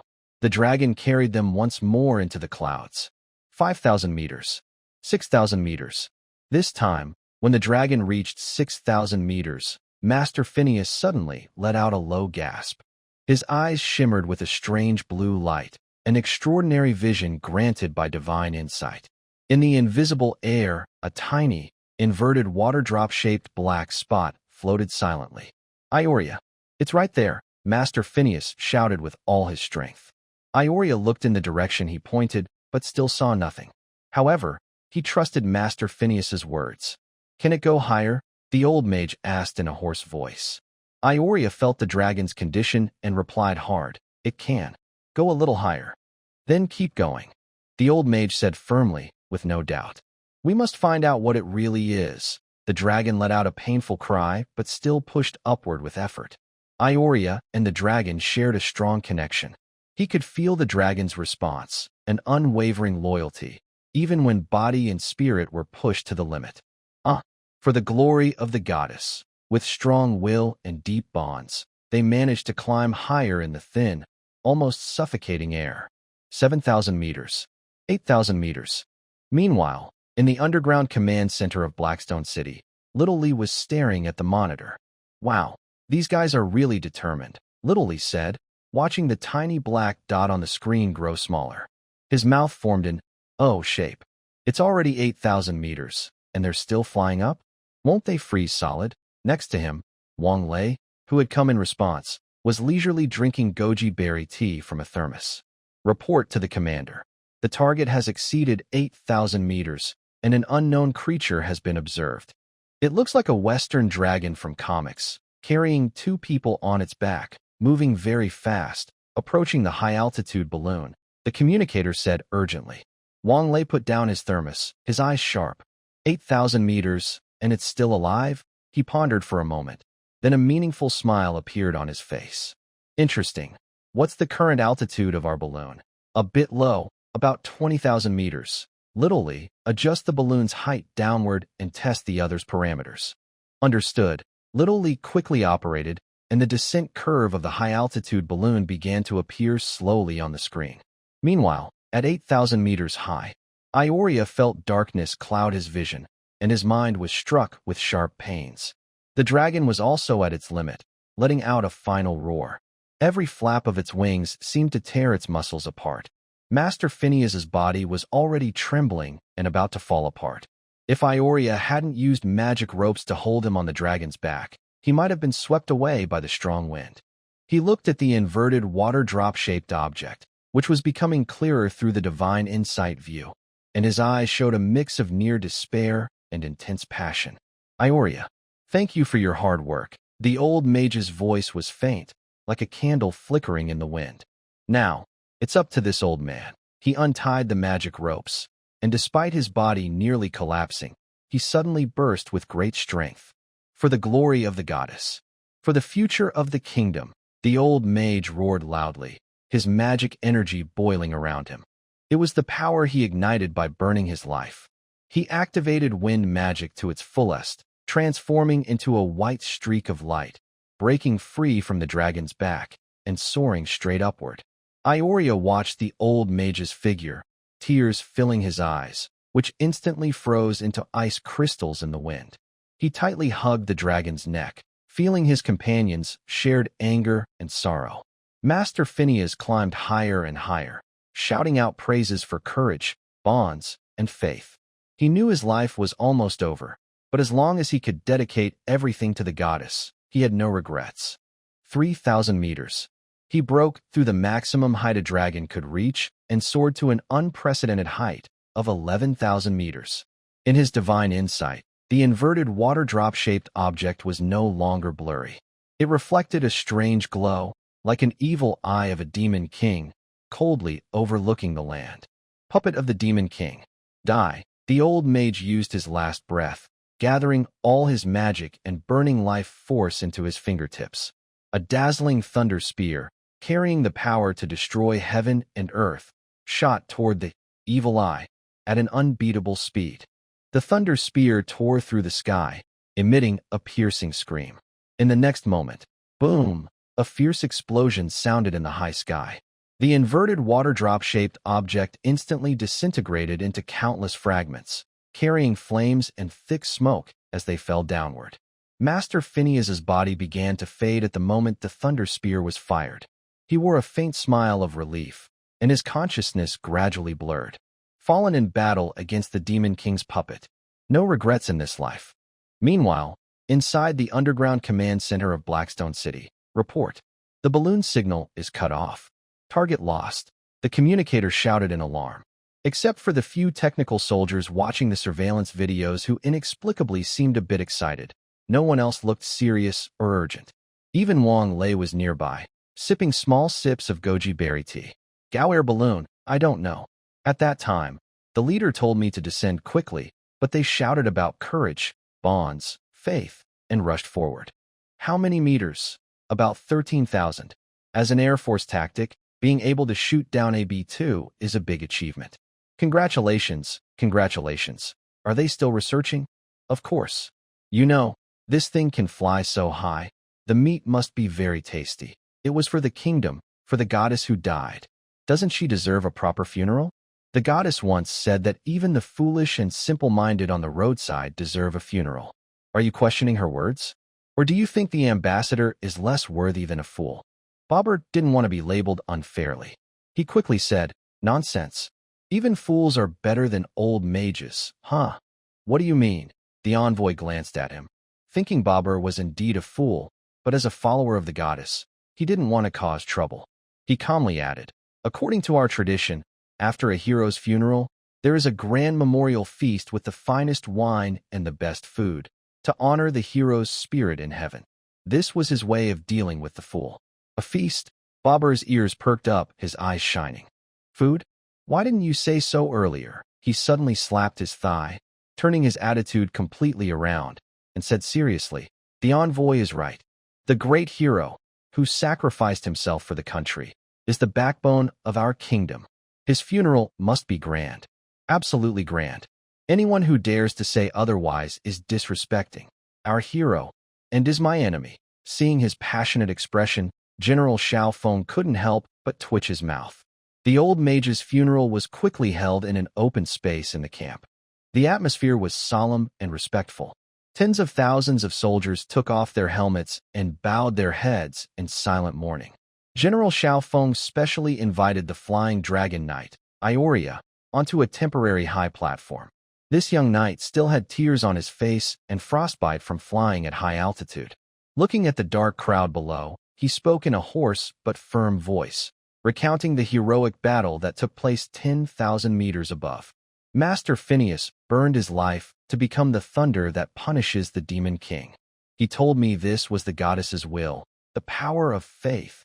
He sacrificed himself to break the eye of the demon king that was spying on us. From now on, our actions will no longer be watched by that dragon nation, which uses forbidden demon king magic. Ioria's voice echoed across the camp, igniting the soldiers' emotions. Many couldn't hold back their tears and cried out loud. The crying quickly turned into a continuous sound, and a sad atmosphere covered the entire army. Manhwa is the Demon King army. Yes, only the legendary Demon King has such evil eyes, someone shouted first, and the soldiers' subconscious suspicion turned into certainty at that moment. The envoy seized the opportunity, stepped onto the high platform, raised his staff, and began his speech with an inspiring tone. Soldiers, lift your heads. Wipe away your tears. Sadness cannot defeat the enemy. Only the flames of revenge can burn away evil. Now, pick up your weapons and march to Blackstone City. Let those shadowy demon dogs know what the goddess's anger looks like. Revenge. Revenge. Let Longwa's blood debt be paid in full. The soldiers cried and raised their weapons, shouting loudly. Their faces showed a mix of sadness and anger, forming a fierce and passionate fighting spirit. Meanwhile, inside the underground command center of Blackstone City, a huge electronic screen was live streaming what could be called a tear-jerking funeral. The high-definition images clearly showed even the soldiers' tears and nose mucus. A few technical soldiers watching the monitor looked at each other in surprise. I say, throwing drones or rockets at a funeral seems a bit rude, doesn't it? A young soldier whispered. Even though their target is us, doing this is really bad manners. But look at how dense the crowd is, his teammate replied, swallowing hard and pointing at the packed crowd on the screen. They're just standing there, like a parade. No orders to fire, but don't you think it's tempting? Wang Lei stared at the footage from the bionic drone for 2 whole days, his eyes almost sparking. He thought these people would start fighting after their emotions were stirred, but Barbal seemed a bit too fond of the feast. No, such a roast, whole lamb, does not match the heroism of the master. The meat is too old, the fire is not right. Recook it. Is this wine for animals? Quickly, bring out my royal cannon. Our funeral must be extended. It must be grand and special. Bring me the master's tribute. I want to taste it for him. King Lei looked at the screen where Barber was on a high platform, wiping away tears that didn't exist and stuffing himself with a greasy lamb leg. Nearby was the grave of the old wizard. He finally couldn't hold back anymore. These people are crazy. They're full of energy but refuse to fight, insisting on having a feast at the front lines. Are we even fighting this war anymore? He grabbed the communicator and reported the situation. The command center in the imperial capital fell silent after hearing this news. A group of top advisors gathered around the screen, watching the video feed, feeling their military knowledge being challenged like never before. Moving in battle, stopping for days to hold a feast? An old general rubbed his temples, puzzled. Maybe they have magic. Could this be some special tactic we don't understand? Like eating a lot to gather energy? Another advisor made a bold guess. Stop talking nonsense. A young analyst pointed at the close-up of Barber on the screen. Look at his expression. He's just thinking about eating and wants to keep eating. After heated discussions among the advisors, everyone finally gave up trying to understand this behavior from a military point of view. They thought that beings from another world might have strange ideas. They didn't know what decision to make. At that moment, a scientist from the academy suddenly spoke up. Everyone, the videos we received about the kingdom's magic and those creatures are very valuable for research. But just watching videos isn't enough. It would be great if we could get physical samples for study. Everyone nodded in understanding. A new order was quickly issued. Comrade Xiao Zhao, after discussion, the organization believes you should write a letter to their king.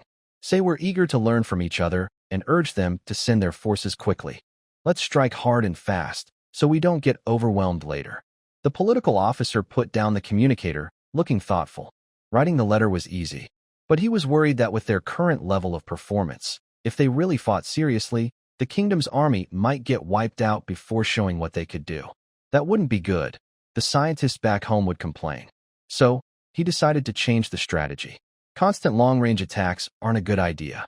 When the scholars in the country finish watching the video materials, they excitedly run over to ask if we have any specimens or live demonstrations. We can't exactly pull out an urn from our pocket to show them, right? Just let them in and have a look. Also, inform the frontline troops to be careful this time. Try not to kill everyone and capture some alive. Our labs still need specimens. The political officer's letter was like a probe sinking into a calm lake, precisely hitting King Theodore III's most sensitive nerve. All the elite troops nationwide had been called away, leaving the northern defense line almost undefended.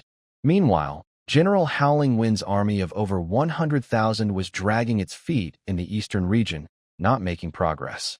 What worried him even more was that this army had some cult members mixed in. What are these fanatics trying to do? Could General Howling Wind be gaining too much power? Once suspicion is planted, it grows wildly. The king almost hesitated but quickly wrote a stern letter himself, sending it through the fastest channel to General Howling Wind's camp, ordering him, march immediately, no mistakes. Almost at the same time the king's messenger left, the envoy of the goddess cult also completed his mission at the kingdom's camp. The Eye of the Demon King was shot down, and the highly respected mage Phineas of the cult was killed. This event was no longer just a military matter. It was beyond what a single envoy could handle. Without hesitation, he chose to press the B button to return to the city. He had to tell the Pope everything exactly as it was. A bright teleportation portal quietly opened in the envoy's tent. He looked back at the chaotic camp, especially at Barbal, who was still feasting on a roasted lamb near the shrine, a look of disgust flashing in his eyes. Then he stepped into the portal without hesitation. The portal vanished as if it had never appeared. Meanwhile, Barbal was happily gnawing on a lamb leg, completely unfazed by the hero's funeral. He burped, patted General Howling Wind on the shoulder, and said, "General, this feast was great. We should do it again for a couple more days, so the master can leave in style." General Howling Wind's eyes twitched. He had just received the king's strict order, feeling anxious, but this fool still wanted to keep the feast going. He forced himself to hold back his anger, forcing a smile that was even uglier than crying. He picked up a glass of wine. "The Duke is right. You've worked hard for the master's funeral. Cheers to you." Bobber was completely unguarded and drank the wine in one gulp. "Good, good. Hick. This wine is strong." General Xiaofeng looked at his flushed face with a cold smile. This was his special strong wine, very potent. He had secretly added some ingredients to make it even stronger. Not even a beast man could stand after drinking it. Sure enough, soon Bobber felt his eyelids grow heavy, his head spinning. He collapsed onto the table, snoring loudly. Someone, General Xiaofeng's face darkened. "The Duke is too sad and has drunk himself into a stupor. Help him onto the carriage and take good care of him. All troops, listen up. Break camp. March at full speed to Blackstone City." With Xiaofeng's command, the army that had been stopped for days finally surged forward like a bursting dam, heading toward Blackstone City. The army, over 100,000 strong, restarted amid thunderous horns. Babur, and placed on a carriage, looked like a giant bundle bouncing with the carriage's movement. The army sped forward, dust and smoke billowing. Because they were moving so fast, the rough jolts woke Babur up. He opened his eyes to see himself, with scenery rushing past him. He was instantly terrified, letting out a loud squeal like a pig being slaughtered. "Kill, kill. Xiaofeng is rebelling. Who's kidnapping our advisor?" At this moment, General Xiaofeng rode up beside him, looking concerned. "Advisor, you're awake? You just got drunk and wanted to experience a fast horse ride. We couldn't stop you. Look, I tied you up tightly so you wouldn't fall." Babur was stunned, seeming to understand. "But I am thirsty." "No problem." Xiaofeng quickly took a water bag from his saddle and cheerfully offered it to him. "Sir, drink slowly, don't choke." Babur opened his mouth and gulped down several big sips. Then his eyes became vacant again, his head tilted, and he fell back into sleep. The familiar taste, the familiar recipe. Within minutes, Babur's snoring filled the carriage once more. General Xiaofeng, with a serious expression, told the coachman, "Hurry up." Meanwhile, various reconnaissance units of the Dragon Kingdom had already observed every move of the royal army. "Report, the enemy is advancing at full speed toward us. They are expected to arrive outside Blackstone City tomorrow. Did you receive the orders?" "Yes." The higher-ups ordered no resistance in any form and no opening of fire first. We are to surround them. 2 days later, Blackstone City was in sight. A few kilometers from the city walls, the royal army set up camp, taking advantage of the terrain. Their banners blocked the sun, and their presence was impressive. Barber once again woke up, this time not from being shaken, but from having slept well. He lifted the curtain of his carriage and saw the familiar outline of Blackstone City, feeling energized. He jumped out of the carriage and quickly grabbed General Xiaofeng, who was directing the camp, asking eagerly, "General, are we there? Did you send someone to bomb the toilet?" General Xiaofeng rolled his eyes inwardly. Bomb the toilet? That's a silly idea. He didn't do it, nor did he want to. But he knew very well that Barber and his few guards were the king's spies, watching his every move to see if he still valued royal power above all. I am not capable enough. My previous 2 long-range spells were strangely interrupted by the enemy. But don't worry, Your Grace, we are closer now, and the mage team is ready at any moment to follow your orders, General Xiaofeng replied sincerely. Good. Then let's give them another shot. Barber waved his hand as if he were the commander-in-chief. Under Barber's urging, the mage team reluctantly began to set up the magic circle again. Barber sat on a small, short-legged horse, looking at the distant Blackstone City. He also glanced at the surrounding dense trees and rugged mountains. Suddenly, he tilted his head back and burst into loud laughter, laughing so hard he nearly fell over. The nearby generals looked at each other, confused about what this fool was laughing at. One general, gathering his courage, asked, "My Lord Duke, why are you laughing?" Barber pointed his whip toward the valley ahead and said proudly, "I laugh at the foolishness of the Demon King's army and Commander Zhao's lack of wisdom. In such a dangerous place, they didn't set up a single soldier. If I had soldiers hidden here in ambush, what could they do to me?" As soon as he finished speaking, a scout hurriedly rode up, looking panicked. Before the horse could stop, the scout dismounted quickly. "Report. General, something's wrong." The scout's voice trembled with tears. Our rear suddenly encountered a large group of unknown soldiers. Dust covers the sky, and they are advancing toward us. What? Barber's laughter suddenly stopped, and his confident expression turned to shock and fear. Is it an ambush? His bragging just now turned out to be true, and he was the one ambushed? Isn't that what they call a jinx in stories? Run fast. We're ambushed. Barber was terrified, screaming loudly. Protect me. Hurry, save me. This caused many nearby soldiers to panic. In his panic, he saw a griffin rider nearby preparing to take off for reconnaissance. Without thinking, he pushed the rider aside and scrambled onto the griffin's back using his hands and feet. Fly? Quickly fly. He didn't care if he knew how to ride. He grabbed the reins and pulled wildly. The griffin, in pain, let out a sharp cry and took off uncontrollably, flying unevenly through the air like a drunken fly. Help! Save me! Barber's screams echoed through the sky.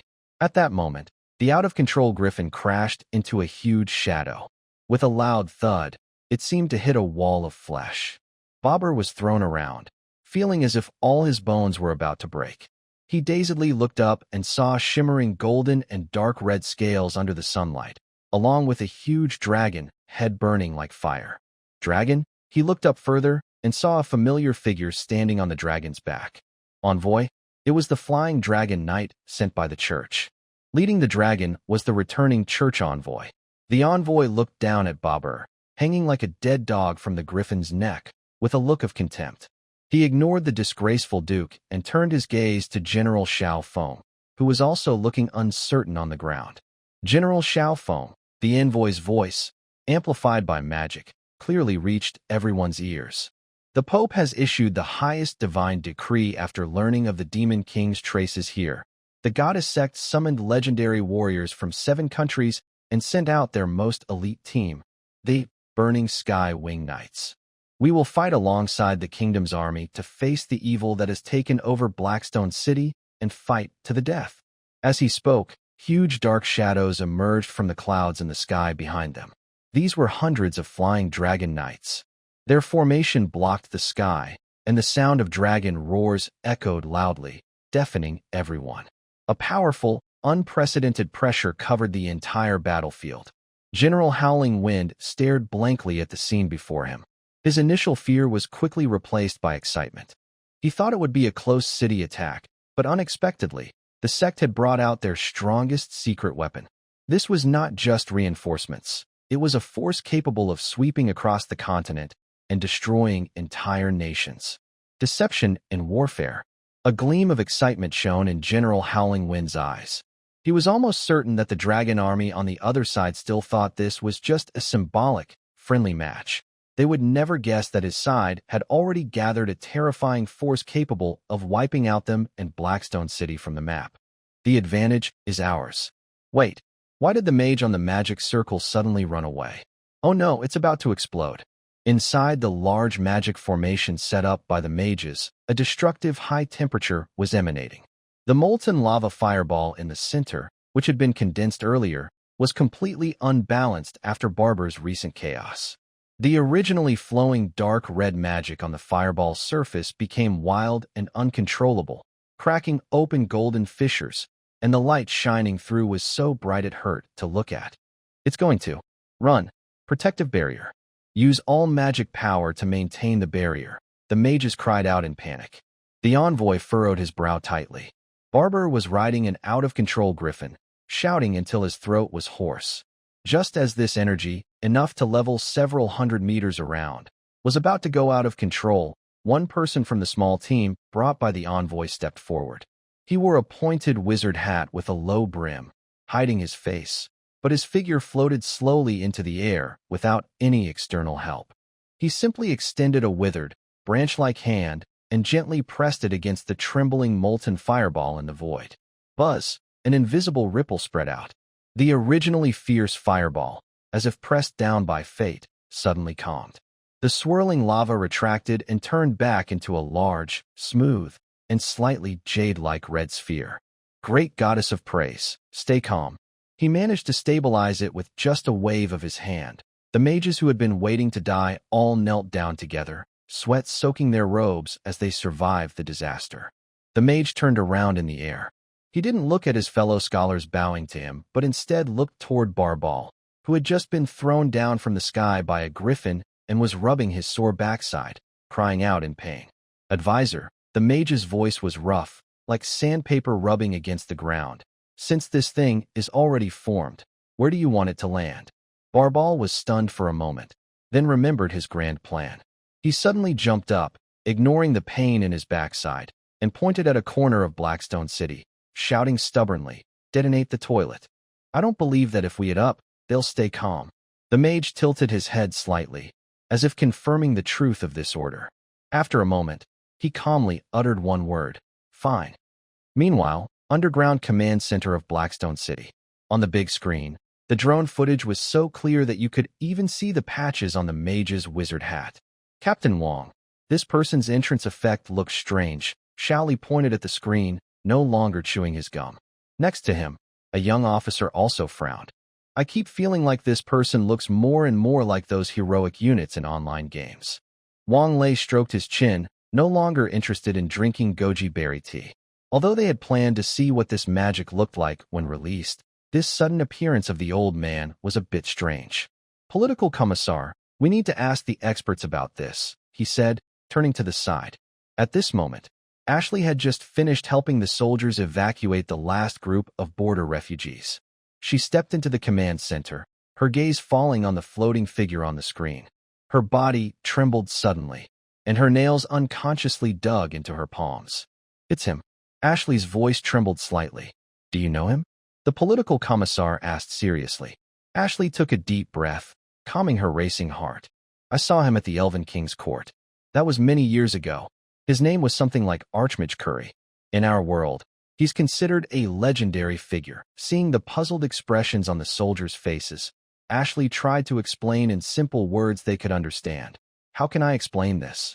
On the continent of Area, people can use magic to become stronger. There are roughly 3 main paths, kind of like the cultivation stories you read. For example, there's physical training, like those heavily armored knights you see, relying on strength and combat skills. Then there's magic training, like these mages who understand and manipulate elements. And there's forging, which is about creating powerful equipment. The different groups also divide their levels into 1 to 10 stages. The higher the level, the stronger the person. Really? Why didn't you tell us earlier? We want to learn cultivation too. Huh? I see you guys doing all sorts of things every day. Aren't you all forging and training? Ah, that's true. The political officer was confused after hearing Ashley and the soldiers talk. This matter needed to be prioritized. After all, we've spent thousands of years only now learning that Earth's online game can be upgraded. Ashley quickly took notes and continued explaining. And this person, she pointed at the screen, has already surpassed level 10, reaching legendary strength. That means he's touched the peak of living beings in this world. Wow, is that like a cultivator in the great stage? A soldier exclaimed. Could he move mountains and fill seas, and even slap away an entire army group? Ashley shook her head, a bitter smile on her face. It's not as crazy as you think. Moving mountains and filling seas is something only gods can do. It's been hundreds of years since any gods appeared on the area continent. But the lava ball in his hand right now is enough to flatten the gates of Blackstone City. There's still gods? Should we call the religious bureau? It just shows that tech soldiers have the most creative ideas. Ashley hadn't finished figuring out how to answer when there was a movement on the screen. The huge lava ball started to move. The monk did not chant long spells. Instead, he waved his hand casually, as if shooing away a fly. A huge lava fireball, accompanied by a deep boom, slowly and steadily moved toward Blackstone City. As it passed, the trees below instantly dried up, with some even catching fire. The fireball traced a dark red arc in the sky, heading straight for Blackstone City, or more precisely, aiming at the bathroom location that Barball kept thinking about. How can we stop something this powerful? Ashley turned to the officer, her eyes full of worry. In her mind, for this level of magic, only another legendary mage could counter it. There seemed to be no other way to survive. Use your physical methods to fight this legendary power, she muttered to herself. Lian Lei stared at the growing red dot in the sky, then looked at the calm officer. Stop it, not yet. Let's play with it first. Within 3 steps, we'll take out a few of its teeth. Meanwhile, outside Blackstone City, in the Ghostlight Forest.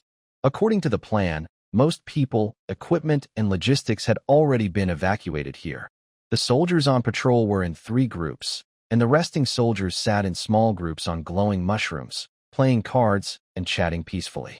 Suddenly, someone pointed at the sky and shouted, "Look, what is that? A meteor shower?" Everyone looked up and saw a huge fireball with a long tail rushing toward Blackstone City, roaring through the sky. Ashley was really worried about how much damage this giant lava fireball might cause. She could tell that this deep magic from the elves was one of the natural magics her people had once forbidden her to learn. What should she do? What can she do? Ashley was anxious but felt helpless. "Officer, are we just going to watch it explode on us?" she asked. The officer remained calm. "How far do you think it is from us?" "About 5 or 6,000 meters. The officer smiled and asked Ashley in return. "Comrade Xiao AI, we are indeed cultivators or artifact refiners. Don't believe me? Look, we can craft a big net. Catch this fireball. Take them down." In the next moment, dozens of large camouflage nets suddenly unfolded on the slopes of Blackstone City. Then came a buzzing sound that made people's scalps tingle, echoing across the hillside. It was the sound of multi-barrel rapid-fire cannons on the anti-aircraft guns spinning and warming up. Before Ashley could understand what was happening, a huge net made of steel and gunpowder floated into the sky, rushing straight toward the lava fireball. It was a deadly net made purely of steel and fire. Ludian 3000. Ludian refers to land. But, when poor, land-based artillery is mounted on ships. When rich, ship guns are mounted on land. This thing is theoretically meant for ships. But the old Chinese engineers installed it on a vehicle. It fires 12,000 rounds per minute, averaging 200 rounds per second from 30mm machine guns. With advanced active phased array radar technology, it can lock onto 40 targets at once and strike targets over 5,000 meters high. Ludian 3000. Come, take my instant strike. Tens of thousands of machine gun rounds were sprayed out in a split second, forming a sparse but impenetrable death net. The tracer rounds left dense trails in the air, looking like a giant net made of light stretching hundreds of meters from the mountain ridge, wildly catching everything in the sky. That huge lava fireball was tightly caught, torn apart, and shattered by the steel net forged by Chinese military technology. The large and small high-temperature fireballs fell like a shower of flowers, and the falling meteors were broken into smaller fragments by machine guns, flickering in and out in the air.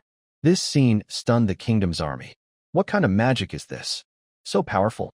Of course, it also stunned the Chinese military. Wow, a meteor shower. Is their magic so beautiful after being shot down? Indeed, no wonder the political officer kept saying that the higher-ups wanted to show more of themselves to the enemy. Hearing this, Wang Lei lowered his binoculars and showed a hint of admiration. Who would have thought that their magic formation would have this effect? It seems there are long-range strike capabilities in this other world too. Their opponents aren't all fools, but everything is under control now. The political officer stood nearby, watching the spectacular scene, leisurely taking a sip of water. He could already imagine the enemy's expression at this moment. Boom. Rumble. Although Lu Dun's 3,000 soldiers shattered and destroyed the lava fireballs in the sky, many fragments still fell along their predetermined paths. A series of faint explosions came from the direction of Blackstone City, which made the soldiers around the position feel a bit strange. Are there still leftover debris falling? Hey, brother, have the drones check where they're landing? Don't hit the houses. Got it. 1 minute later. Ugh, they seem to have fallen into the camp. Huh? They can hit such a distant spot. I'll lower the camera to see. The new basketball hoop is broken. Huh? The cafeteria glass is shattered? I was planning to eat pork stew with noodles tomorrow. Our portable toilet is smashed everywhere. Could the entire playground be covered in? All the soldiers froze. They were silent for several seconds. Then, suddenly, someone shouted first. Grab your gear. An indescribable anger, like a volcano erupting, burst in all the soldiers' hearts.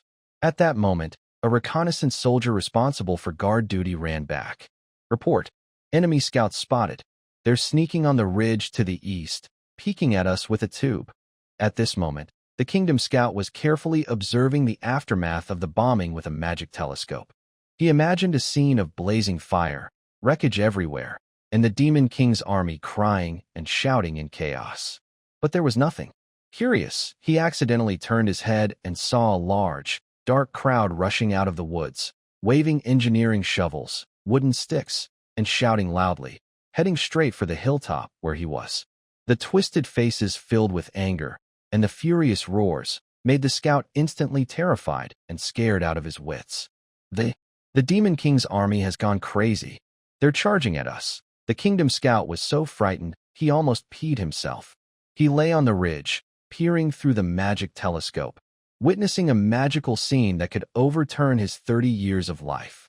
In his imagination, the demon army camp covered by fire meteor should be a sea of flames, with broken limbs and dying screams everywhere. But what he saw was a group of demon kings, waving shovels, large spoons, and even big sticks, rushing out of the woods like a swarm of angry bees. They had clear goals, moved together, and looked fierce as they headed straight for the small hill he was on. Their twisted faces filled with anger, and their shouts of rage and grief over the explosion of the camp made his heart tremble from afar. Where we come from, if we can't eat pork with vermicelli, we will eat people.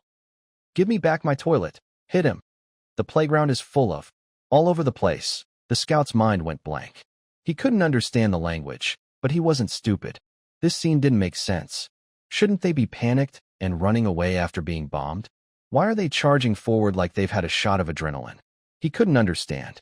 Before the battle, the priestesses of the goddess church said the Demon King's army was unusually weak, easy to break apart, and that the Demon King's castle was like an old house that could be knocked down with a kick from the kingdom's knights. But now, a group of fierce-looking demon soldiers had appeared inside. He was confused. At this critical moment before being attacked, he thought for a moment. When he was a child, the city priests always preached that the Demon King would break free from its seal and revive, that it was extremely fierce, capable of fighting 10,000 soldiers alone. It was only because the brave heroes and the Pope had sealed him 500 years ago. Now, only by worshipping the goddess can one be protected, and they also took some of his family's leftover money. But now, The Demon King had truly revived, and the church's envoy at the funeral said the Demon King was a weakling. Are they talking about the same Demon King? He thought it must be the goddess's protection or the money he paid that made the difference. He decided he needed to pray more and pay more money. But he had to stay alive. The priest said if he was caught, they would skin him, pull his tendons, and turn him into a war drum. So he scrambled to run, but his legs were so weak they felt like noodles and wouldn't listen to him. Before he could run a few meters, a figure jumped out from the grass behind him and struck his neck with a quick, sharp hand chop. His vision went black, and he lost consciousness.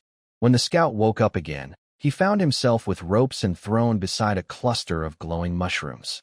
Around him, a group of unfriendly-looking Demon King army soldiers gathered. A few soldiers looked at the prisoner, rubbing their fists eagerly. If it weren't for discipline, they would have already gone up and kicked him to comfort the spirits of the toilets in heaven. Seeing this, the scout thought he was about to be eaten alive by these green-faced, sharp-toothed demons. His heart sank, and he tilted his head, planning to crash into a nearby sharp stone. "Hey, what are you doing?" A quick-handed soldier grabbed his hair and pulled him back. "Wanna die? Not that easy.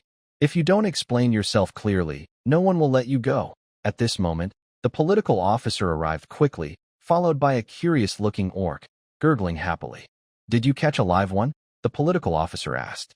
"Report to the leader." "Yes. We caught him, but he's stubborn and refuses to speak. He even tried to commit suicide." "Gurgle, gurgle. You come here," the political officer signaled. The orc cleared his throat, stepped in front of the scout, and assumed the role of a translator. Using a common language, he asked, "Who are you? What are you doing here?" The scout looked at the tall orc and then at the surrounding humans. His face showed contempt and hatred. He then opened his mouth and spat out a string of vicious curses. The soldiers couldn't understand the words, but they saw Gurgle Gurgle's face change from curiosity to a dark greenish blue in an instant. Before the political officer could ask, Gurgle Gurgle suddenly swung his large hand without warning. Smack! With a sharp sound, half of the scout's face swelled rapidly, and 2 teeth flew out. "You! How dare you curse our Dragon Country army?" Gurgle Gurgle cursed loudly in the common language, punching and kicking the scout. The soldiers were stunned. Hey, Gurgle Gurgle. Stop hitting. Stop hitting. Calm down. Treat the prisoner well. We have discipline." A few soldiers shouted and went forward to stop him, but their strength was so light it was like tickling. One soldier even, accidentally, tripped, causing the scout to be kicked hard again by Gurgle Gurgle. Gurgle Gurgle, after being pulled away, panted angrily. "Leader, this kid cursed so badly. He said we are inferior beings born from mating with bedbugs, and that they want to peel our skin to make into carpets. I can't stand it." When the soldiers heard this, they also got angry. "Wow, so arrogant? Haha, let's teach him a lesson. Political commissar, isn't this against the rules? This is self-defense." Seeing the excited soldiers and the eager haha, the political commissar sighed and waved his hand. "Our People's Liberation Army respects the local traditions of this world. If haha likes to fight, let him do so. But be careful, don't kill him. We still need information." With the special approval, haha grinned mischievously and charged again. After a session of interrogation filled with human kindness and friendly exchange, the scout, battered and bruised, spilled everything like a bucket of beans. That magic bombing was just the appetizer," the scout mumbled. "General Howling Wind's thousands of armored magic cavalry will lead the charge immediately. They want to take advantage of your chaos and crush you in one strike. Behind them, there are over 100,000 troops, including elite mage groups and some monsters whose strength we don't even know." After saying this, he fainted completely. The hall fell into silence. Thousands of armored magic cavalry, over 100,000 troops, and unknown monsters. The political commissar and Zhang Wei looked at the map with furrowed brows. They had only a few thousand people, including all the administrative and logistics staff. Because they feared alerting the Western countries on Earth, their military movements were heavily restricted. They couldn't directly call in a whole army group. The more people involved, the more logistics and supplies needed. The longer the chain, the more people would be involved in this top-secret project. They needed to find a balance point. Plus, Zhang Wei's teleportation portal, which was only 3 meters by 3 meters and time-limited, meant the larger units couldn't come through. Their usual large vehicles and equipment had to be disassembled and reassembled here in Blackstone City. The vehicles were mainly armored cars, mountain cats, land shields, and various artillery. They couldn't change the terrain instantly, they were still too weak. But the soldiers' weapons were still quite adequate. A team with only one person holding a gun, meaning only one person has a firearm, while others have heavy weapons, along with many robotic dogs and drones. Currently, the Army mainly uses the 191 and 95 rifles, along with many mortars, various grenades, rocket launchers, and other heavy weapons. Most soldiers in the Army now don't want to handle guns unless they want to achieve something special. Our country's military production capacity is such that, in combat, soldiers might as well throw grenades or use other simple weapons instead of guns. When they meet, it's like sharing fine wine from glowing cups, and they fly together with their cover. However, the political officer and Wang Lei still think the firepower isn't enough. This setup is fine for fighting low-tech enemies like Orcs, but against magical cavalry that glow and seem to have many skill points, they aren't sure how effective it will be. It would be great if they could bring in tactical nuclear bombs. But unfortunately, that's not possible. Is our preparation still not enough? The political officer is still deep in thought. The most important question now is, how strong are those high-level experts? Can they handle nuclear weapons or withstand artillery fire? The unknown is the most frightening. While everyone is pondering, the political officer suddenly feels the ground shake beneath him. Boom, boom, like dull drum beats, growing louder and clearer from afar. Report, a soldier in charge of drone reconnaissance says, on the western horizon, a large number of fast-moving targets appear. Countless. Like a blue wave, the political officer quickly looks up and steps out of the tent. The night is long. In the distance, the skyline is covered with a strange blue glow. The light surges like a tide, accompanied by the trembling earth, creating an overwhelming sense of pressure. The air seems to freeze. Just as everyone feels tense, a steady and powerful voice comes through the political officer's radio. Report, political officer, the blocking position has been set up. The enemy has entered the designated attack range.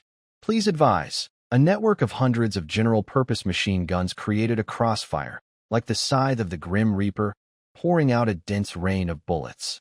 Tracer rounds drew red lines across the night sky, accurately covering the approaching blue tide. However, the expected scene of chaos and panic did not happen. Bullets hit the heavily armored magic cavalry, exploding into bright sparks and making a loud, crisp clattering sound, like hail hitting a metal roof. They only slightly slowed the charge and caused no real damage. These knights, covered in shimmering magical armor, looked like invincible humanoid giant robots. They pressed forward through the gunfire with unstoppable determination. Their lances flickered with dangerous magic energy, and their heavily armored horses stomped the ground, causing the entire battlefield to shake with each step. What's going on? Wang Lei looked at the drone footage, feeling like his worldview was being reshaped. Are these blue things immune to bullets? Whose troops are these? They're so brave. General Xiao Feng, watching from behind with a magic telescope, was also deeply shocked. He had never seen such strange attack methods, those magic staffs that could shoot out storms of metal at incredible speed. But what reassured him was that the magic cavalry's defenses held strong. The seasoned general smiled slightly. Foreign demon armies. The magic cavalry are a technology stolen from your kingdom 500 years ago. How does it feel now that you can't even break through? Next, let's show you the power of the Kingdom of Orland. Cavalry. Charge. The blue wave surged directly toward the defensive line. Shouts of battle and explosions echoed loudly. After a moment, there were no living Dragon Kingdom soldiers left on the battlefield. Why? Because only robotic dogs armed with guns were shooting on the line. Why only guns? The political officer was afraid they wouldn't leave any survivors, so they wouldn't be able to be interrogated by the scientists from the Chinese Academy of Sciences. At this moment, an old veteran of the magic cavalry briefly loosened the reins, allowing his horse to stand still amidst the chaos of the battlefield. He looked at the cavalry's trail as they cut through the enemy's heart. This death road forged from the corpses of the Demon King's army. Under the moonlight, it seemed to steam with faint red blood mist. Then he laughed. At first, his laugh was quiet, suppressed deep in his chest, like a tremor coming from the earth's depths. Gradually, the laugh broke free and turned into a loud, joyful roar. He raised his spear high, its tip shining in the moonlight. Just a small Demon King army. Even if they turn soldiers into puppets, they are no match for us. With that, all the tension in him was released. The air was filled with the smell of blood, a strange sulfur scent, metal, sweat, horseflesh, and the scent of trampled dirt. But these smells mixed together and, at this moment, strangely made people feel dizzy with excitement. It was the taste of victory, after fighting with all their might, realizing they were still alive and had won. That joy, rising from deep within their bones, was so intense it almost felt real. "Count the casualties." The cavalry leader finally spoke, his voice hoarse but firm and undeniable. "Those wicked puppets must have been weapons created by the Demon King's army, using magic to explode right as we charged. Too cruel, too evil. Leader, their magic missiles didn't hurt us, but that last explosion injured my horse's leg. How can the Dragon Kingdom be so wicked?" At that moment, a few hundred meters away, in a bush so dense you couldn't find a person even if you crawled inside, 2 Dragon Kingdom snipers were lying there. "Brother, what if we sneak behind them and take them out? I think only those front riders shooting blue light can't be hit, but the mages should still be vulnerable. You see, in those games, mages are weak when they get close, right? Maybe we can capture a few." Why are you thinking about that in this world? It's like the Vietnam War all over again. This is for a prize, isn't it? If the whole battle is just machine fighting, our achievements will be gone. Stop fooling around. We're not here just to kill enemies. We have a special purpose. Indeed, their officers' battle plans included trying to ambush this area, to see if the kingdom had any magic that could detect enemies in the dark. If they didn't notice, try to see if you can take out the enemy commander and observe what kind of magic they use without a commander. At first, the 2 of them felt a bit upset, thinking it was just a trivial task, not a real battle. But then they heard that the higher-ups were now focused on studying how the magic user on the other side fights. They relaxed.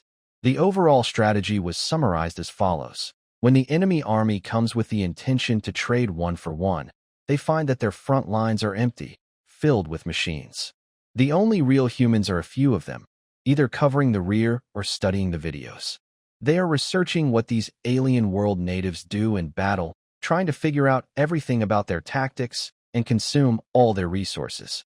This gave the 2 a strange feeling, like when they played with puppies as kids. If you take away the food from a puppy's mouth, it shows its teeth and looks fierce, thinking it's scary. But their first reaction was, "Oh, so that's how a puppy shows its teeth." Before they could even marvel at this, loud shouts came from the battlefield. The 2 were startled to see the cavalry leader calling his troops to keep charging forward. At that moment, he took off his helmet and shouted loudly, "Brothers, we will crush all their defensive positions. Let our mage units and siege forces smash them." For the king, suddenly, a soft sound interrupted him. Bang! "Commander! Commander! What's wrong?" "The commander is dead. The commander is dead." The duo, "You really took off your helmet?" "Bro, he got a headshot," the spotter said, squinting at his device, while the enemy still had no idea what was happening. "Send a message and say that even with the Blue Moon Laundry Liquid Knight's armor off, you can still shoot him with bullets. Maybe there's something special about this gear." "Okay, so brother, should we go? I think their command system is pretty primitive. Don't rush. I want to test how much caliber this armor can withstand," the replied. He then took out a big box from the bushes and started assembling it by himself. "Did you bring all this stuff?" They remained silent, focused solely on adjusting the QLU-11 grenade launcher. At this moment, many relaxed magic knights had gathered together. Some tried to protect themselves with their blue armor, while others looked for the direction from which the assassin had cast magic. The commander is an 8th level warrior. He's still alive. He's still alive. The magic projectile hit his face bones, but didn't go all the way through. Call the healing mage quickly. Get them to stop the bleeding. "Commander, why is half of his face gone?" "Hey, isn't that a magic projectile? Why is there a metal piece in his mouth?"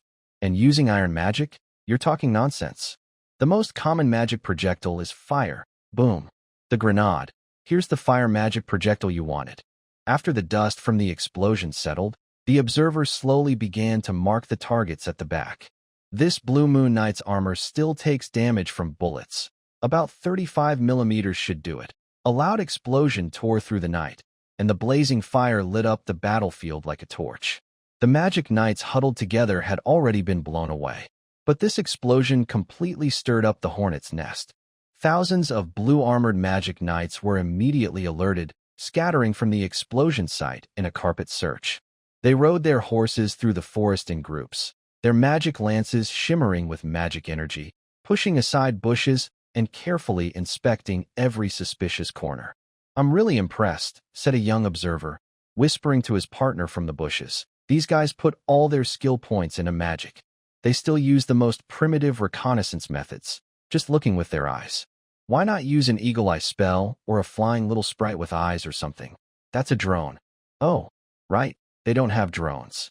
"Stop talking nonsense." The, lying motionless under the camouflage net, kept his eyes fixed on the scope. How they search for enemies isn't important. What's important is how they react to snipers like us who are camouflaged. Just as he finished speaking, two faint green lights floated silently above the treetops. The lights were small, like fireflies on a summer night, but they exuded an eerie aura. They slowly circled, as if locking onto something. "Whoa, two ghostly flames above us." The observer's palm twitched nervously. "Retreat," they shouted without hesitation. The two of them rolled backward almost at the same time. Not far behind, the bushes were pushed aside, revealing a disguised all-terrain vehicle, a mountain cat. As they opened the vehicle door, before they could sit down properly, a sharp sound of breaking air reached their ears. Whoosh, whoosh, several magic bullets glowing with arcane light shot through the gaps in the trees, hitting the side of the vehicle precisely like a venomous snake. Boom, boom. The explosion shook the small vehicle violently. An alarm immediately blared inside. "We just sat down, and we're under attack. Are these mages cheating?" The observer was shaken and cursed loudly. Right after cursing, he connected to the command center to report what they had found. "We can't detect any unmanned devices, but can you mark us with a magic spell? That's something to note carefully." On the front line, heavily armored magic cavalry shouted loudly as they surged from all directions, trying to flood the metal box. "Hold on tight." They floored the accelerator. The engine of the mountain cat roared like a wounded beast, rushing forward desperately. "Call the hive. Clear a path for me. Coordinates." He quickly shouted a series of commands into the communicator while wildly drifting through the woods. Received. Within about 10 seconds, a dense buzzing sound came from the night sky. Then, over 100 small drones descended like a dark cloud, plunging into the dense cavalry formation. It must be those explosive magic golems again. "Spread out. Raise your shields." An old soldier's eyes narrowed as he shouted hoarsely. The knights scattered, their blue armor shining brightly. Semi-transparent shields made of magic energy appeared in front of them. Boom, boom, boom, boom. A series of explosions echoed through the forest, with flames and blue shields intertwining, creating a spectacular yet deadly scene. Thanks to the remote shield support from the rear mage group, most of the cavalry withstood this suicidal attack. However, their formation was completely broken, and smoke, dust, and flames blocked their view. They could only watch helplessly as the mountain cat disappeared into the depths of the forest.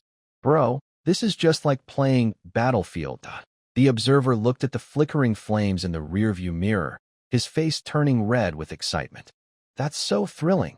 "Shut up and stay alert," they said without turning around, his tone cold as ice. "Don't think you're the main character here. We don't have a hero's aura." The armored vehicle sped wildly, finally breaking out of the cursed forest. But what they saw next made both of them gasp in shock. On the plain, flames shot into the sky, and the sound of fighting was deafening. They realized they had just entered the middle of a huge battlefield, not a small skirmish. Everywhere were the kingdom's soldiers, fighting against drones and robotic dogs from Dragon Country. Magic light and exploding flames intertwined in the night sky. The shouts, gunfire, and explosions blended into a deafening roar. "Oh my gosh, so many people. The observer swallowed nervously. Their vehicle was very noticeable and was soon spotted. There. It's the Demon King's chariot. Stop them. Countless mages pointed their staffs at them, unleashing hundreds of magical missiles that whistled like locusts, rushing toward them. The observer thought they were doomed, but suddenly dozens of larger drones swooped down like hawks, using machine guns to precisely shoot down the missiles. For a moment, the sky and ground looked like a spectacular fireworks display. The enemy's flying golems are too many. We can't push forward effectively with so many around. On a high command platform behind the kingdom's troops, an old man in a fancy robe, his face as dry as bark, slowly spoke. He was a legendary archmage, hired by the goddess church at great expense. Next to him stood several other powerful mages, all looking serious after hearing his words. Master Curry, these golems are too fast and numerous. It's hard for us to clear them all, one mage said. The archmage, Curry, didn't reply. Instead, he slowly raised his hand, which looked like a withered branch. Crackle! A silver arc of electricity sparked in his palm. At first, it was just tiny sparks, but suddenly it expanded rapidly. Violent lightning gathered from all directions, stirring the clouds above into a huge vortex. In my name, listen to the storm's roar.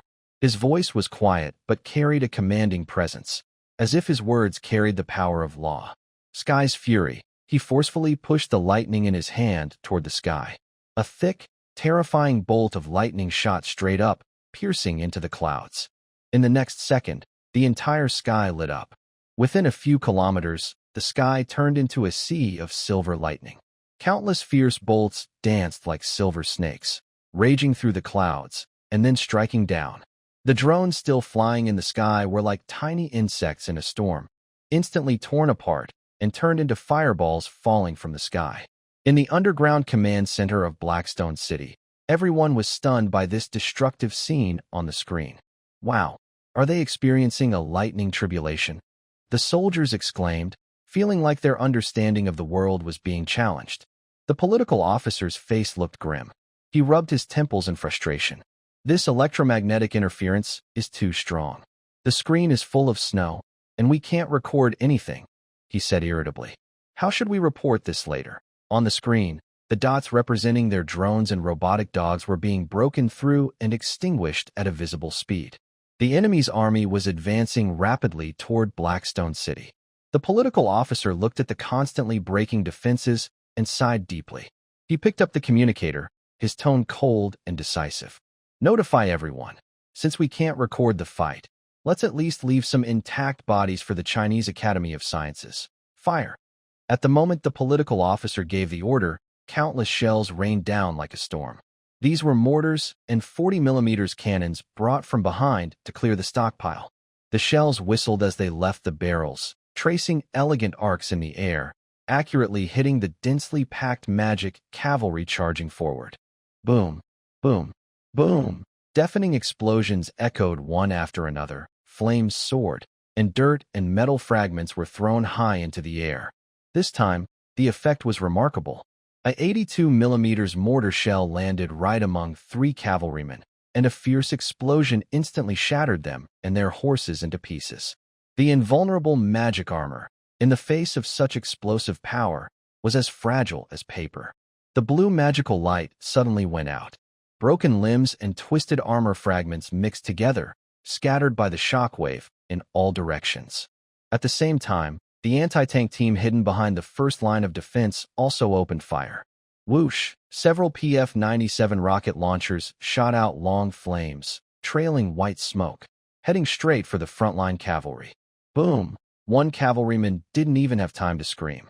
He was like a gas cylinder that had been punctured, exploding in midair and turning into a cloud of blood and flesh mist. Next second, boom, boom, boom. Like a giant fireworks display, the mist exploded instantly. The explosion swallowed many knights and mages, leaving the area flattened as if erased. The blast's power also affected nearby cavalry, causing chaos and disarray. Cloud bombs. After detonation, these bombs spread fuel evenly into the air, forming a mist that gathered over the target area. Once spread out, the fuse ignited a second time, causing the mist to explode, releasing a lot of heat and forming a high-temperature, high-pressure fireball. The temperature wasn't very high, just over 2,000 degrees, and the explosion lasted dozens of times longer than a normal bomb, with the high heat and pressure penetrating targets for a similarly extended period. This is our old clock family's device, please advise. After the dust from the explosion settled, the blue wave still surged forward. These magic cavalry seemed fearless. The death of their comrades didn't make them retreat. Instead, it made them more fierce. They tried to charge through, stepping over their fallen friends, their speed increasing rather than slowing. They looked like a group of steel bulldozers, crashing forward recklessly. The hastily dug trenches and barriers at the front line were no match for these monsters. They simply smashed through the barriers with brute force, using their horses' bodies to fill the trenches, carving a bloody path across the defense line. Then, the cavalrymen all fell to the ground, unable to get up. Babur, who was watching through a magic telescope from behind, saw this scene clearly. He was furious and shouted, "Get up!" No sleeping during the battlefield charge. Of course, he didn't know that the cloud explosion would consume the surrounding oxygen. Usually, within 4 minutes, the explosion site would be severely lacking in oxygen, causing suffocation for both humans and animals. When the command center learned that the Blue Moon Heavy Armor Knight seemed able to withstand bullets, the staff officers started to think this was a problem. Even if you can't pierce through, you still need to breathe. When your cavalry unit and horses are on the battlefield with adrenaline rushing, if you can't breathe, you'll be finished right there. I directly used a cloud explosion bomb to create an oxygenless zone. Go ahead and charge. Commander Xiaofeng also saw this situation from behind. He frowned and shouted, "It's a curse. It's a curse. Quickly call the Mage Corps. Have them use the purification spell of the goddess cult to remove the curse." At this moment, although the king's army was terrified by the terrifying power of rocket launchers and mortars, the army's orders were firm. Like a swarm of ants, the kingdom's troops surged forward. Bring out our heavy machine guns. Aim and steady. Bang, bang, bang. The QJG 14.5 mm heavy machine gun poured out short-range bullets wildly, each shot extinguishing a streak of blue light. But in no time, the enemy seemed to realize how fierce this firepower was. They launched a large-scale magical saturation attack directly at the flames of fire that lit up the midnight sky. However, their range was just not enough. "General, our magic projectiles can't reach the enemy." Xiaofeng slapped his helmet and shouted, Use magic projectiles. Send out those dragon riders. They are magic immune. They are magic immune. The four-wheel vehicles. Send out those four-wheel vehicles." The four-wheel vehicles Xiaofeng mentioned are the ZTL-19 armored vehicles we saw at the 1993 parade, tearing through the enemy's defenses. Suddenly, he noticed shadows on the ground that didn't look right. It wasn't just a shadow, but dozens of fast-moving spots. They resembled giant fish swimming in water, leaving twisted outlines on the ground. Wang Lei instinctively looked up, his pupils suddenly constricting. The sky was blocked. It wasn't clouds, but a group of creatures. Massive wings spread about 20 meters wide, covered in copper-green scales, reflecting a metallic sheen under the pale, alien sun. Dragons, legendary Western dragons, flying in tight formations, at least 30 of them. Each dragon has a heavily armored knight sitting on its back, holding a spear or a bow. This is one of the elite units of the goddess sect, the Flying Dragon Knights. They are immune to magic and can breathe fire at temperatures over 1,000 degrees. Before, the dragons were often upset because they felt watched and refused to fly, so the envoy told them to rest at the back. Now, even if the dragons are still upset, they have to go into battle. As soon as they took off, the dragon riders noticed the ground troops with drums. Their formation started to change, and they swooped down from above. "All units, watch out. Air targets. Air targets." Wang Lei grabbed the radio. His voice was very calm, but his orders sounded strange. "All anti-air defenses, stay alert. Do not fire. Follow the plan. I repeat, do not fire." They've finally fallen for it. "Capture alive. Capture alive." On the command tower behind the kingdom army, the envoy of the goddess sect watched the spectacular burst of firepower on the battlefield and laughed loudly. The tracer bullets dancing like fiery snakes in the night sky, and the explosions kicking up dirt. All of it avoided the sky perfectly. Huh. General Shifeng, did you see that? The envoy pointed at the 30 or so circling shadows in the sky, his face full of pride. No matter how strong the Demon King's magic is, in front of dragons immune to most spells, they are just monkeys throwing stones on the ground. General Shifeng said nothing, only clenched his sword hilt tightly and looked seriously into the distance. The envoy was clearly unhappy with his silence. He put away his smile and ordered through a communication crystal in his hand, Flying Dragon Knights. Obey orders. Ignore the ground ants. Charge into Blackstone City immediately. Kill all remnants tainted with the Demon King's aura. Lord Envoy. General Shifeng could no longer hold back. He grabbed his arm. Are you crazy? Blackstone City is full of our people. Real people. People? The envoy looked at him as if he were a fool. He shook off his hand. One day they are soldiers of the Demon King, and for a lifetime, they are soldiers of the Demon King. Since they chose to follow the Demon King, they should be prepared for purification. I, the messenger of the goddess, will eliminate the Demon King's remnants. It's my duty. You are committing mass murder. This is my purification. The two were arguing loudly on the command platform, while the Flying Dragon Knights in the sky had already received orders. They stopped circling and started climbing higher, quickly disappearing into the dark clouds. Inside the underground command center of Blackstone City, the atmosphere was just as tense. Report. The enemy aerial units are climbing. They are expected to go into a diving attack soon. Ashley watched dozens of red dots disappear from the big screen, her heart pounding. She suddenly turned to the calm political officer. Political officer, they're about to dive. Why haven't our anti-air weapons fired yet?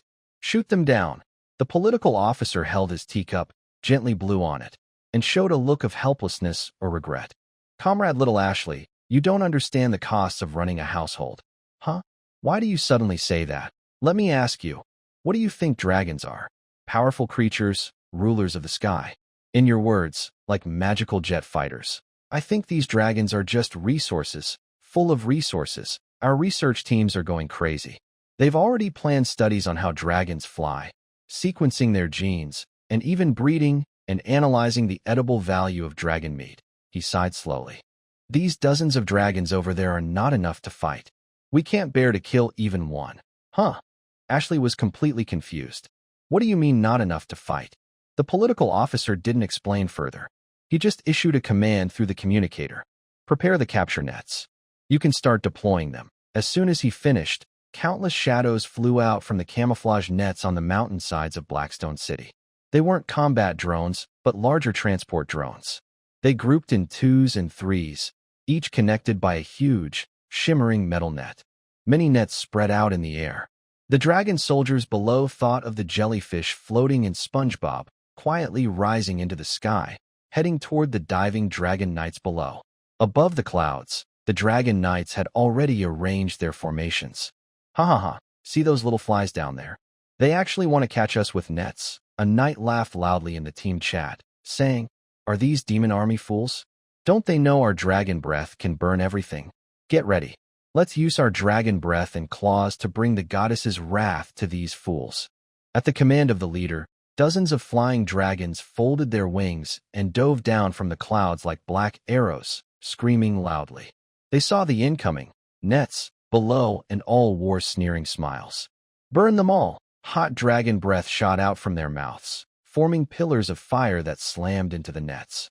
But the scene they imagined, nets burning to ash instantly, did not happen. These nets, made with special alloy and fire-resistant coating, only turned red under the intense heat of the dragon breath, but showed no signs of breaking. What? Before the knights could react, the fast-diving dragons crashed into the tough nets. The impact was so strong it felt like hitting a soft wall, slowing them down. Soon, more drones with nets appeared from all sides, wrapping them layer after layer. The struggling dragon knights quickly realized that the more they fought, the tighter the nets became. Their dragon breath had no effect, and their sharp claws couldn't tear the flexible metal. Soon, they were like flies caught in spider webs, unable to move in the air, dragged by the drones, losing their direction. On the command platform of the kingdom's army, The envoy's smile froze on his face. He watched helplessly as his proud ace aerial unit was quickly caught in those strange, flying puppets, struggling weakly in the air. No, this can't be. The envoy felt a surge of panic and fear.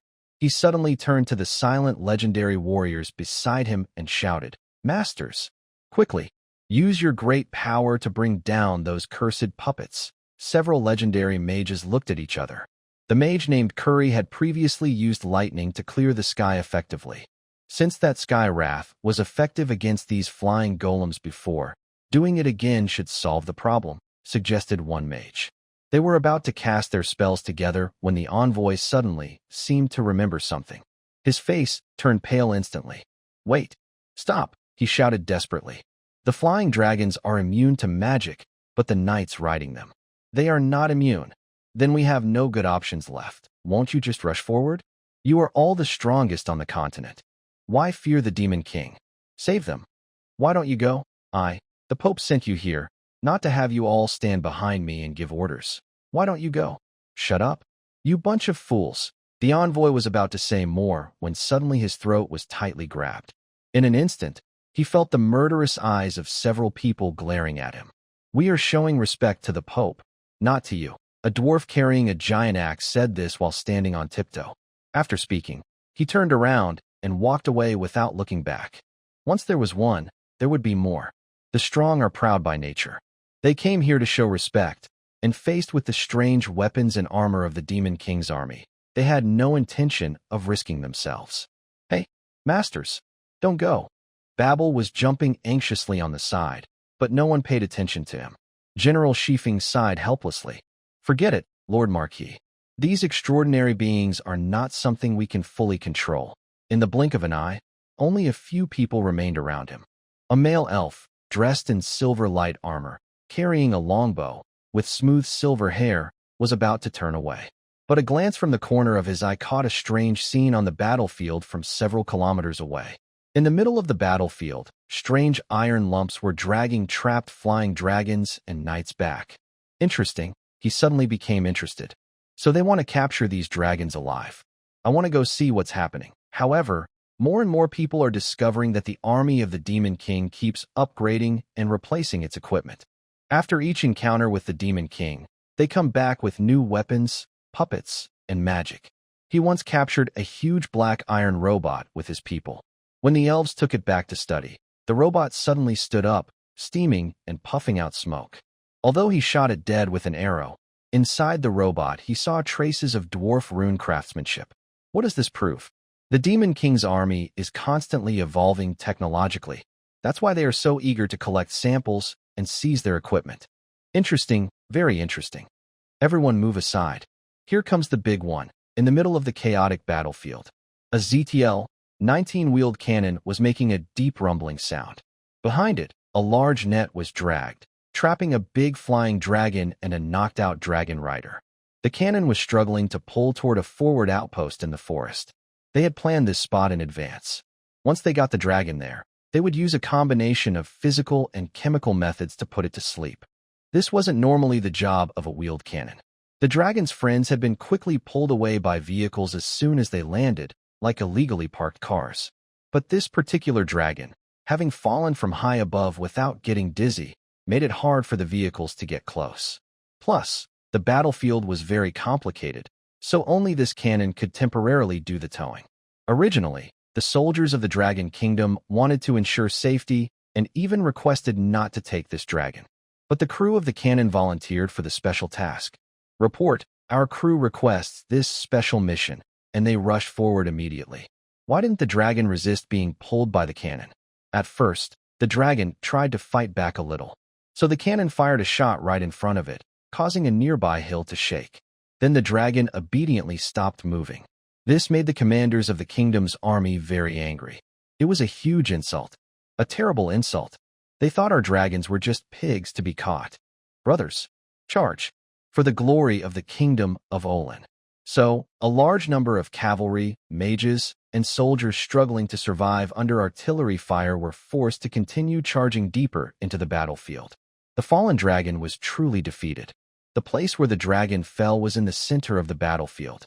Because of the heavy artillery fire earlier, the entire battlefield had a slight from east to west. Naturally, the dragon in the center could be seen from most parts of the battlefield. The tank could also see all the soldiers charging at it and trying to attack from a distance. It didn't speak. Only its dark 105mm gun barrel slowly turned. Next moment, boom. A loud explosion suddenly erupted. The long barrel shot out a huge flame and thick smoke. A high explosive shell traveled at an incredible speed, crossing hundreds of meters in an instant, accurately hitting a newly lit magic circle. Thundering sounds followed. "I've never seen a long-range fire unit on the battlefield with such bright effects," said the observer inside the vehicle, unsure how to describe his feelings to the team. After holding back for a moment, he shouted, "Open fire. Keep firing. Call out the high-value targets one by one." The ZTL-19 didn't stop. Its turret turned, the engine roared, and it moved backward while accurately attacking the mage formation and the gathering area. Every shot caused chaos and bloodshed among the enemy troops. This ZTL-19 was like a killing god, calling out targets with a fierce attitude, and the countless explosions and shouts around it made the dragon tremble in fear. It started to roll and thrash in panic, trying to escape from this destructive puppet of the demon army. The team was terrified. This dragon's wings spread at least 20 meters. It was not only a giant creature, but also a legendary race. Now, it was using all its strength. It stubbornly rolled back and forth, dragging this 25-ton iron lump. Suddenly, the observer who was aiming noticed the vehicle tilting backward, then shaking left and right. "No. Oh no. Captain, we shouldn't have boasted to the commander about handling this task. This dragon is really powerful. We should have just killed it right from the start," he added. "Stop second-guessing now. You all said you wanted to earn first-class merit, but that's not how you said it back then. Captain, we are having trouble moving now. Hey, Captain, it's about to flip over and crush us." At this moment, the command center noticed something was wrong. On the display screen, the flying dragon was spitting blood and rolling around, stubbornly wrapping the ZTL-19 in the same way a washing machine spins clothes. "Attack 1. Attack 1. This is Wang Lei. Do you copy?" Wang Lei was the first to react. He grabbed the radio and shouted loudly. All he got in response was harsh, crackling static. "Calling Attack 1.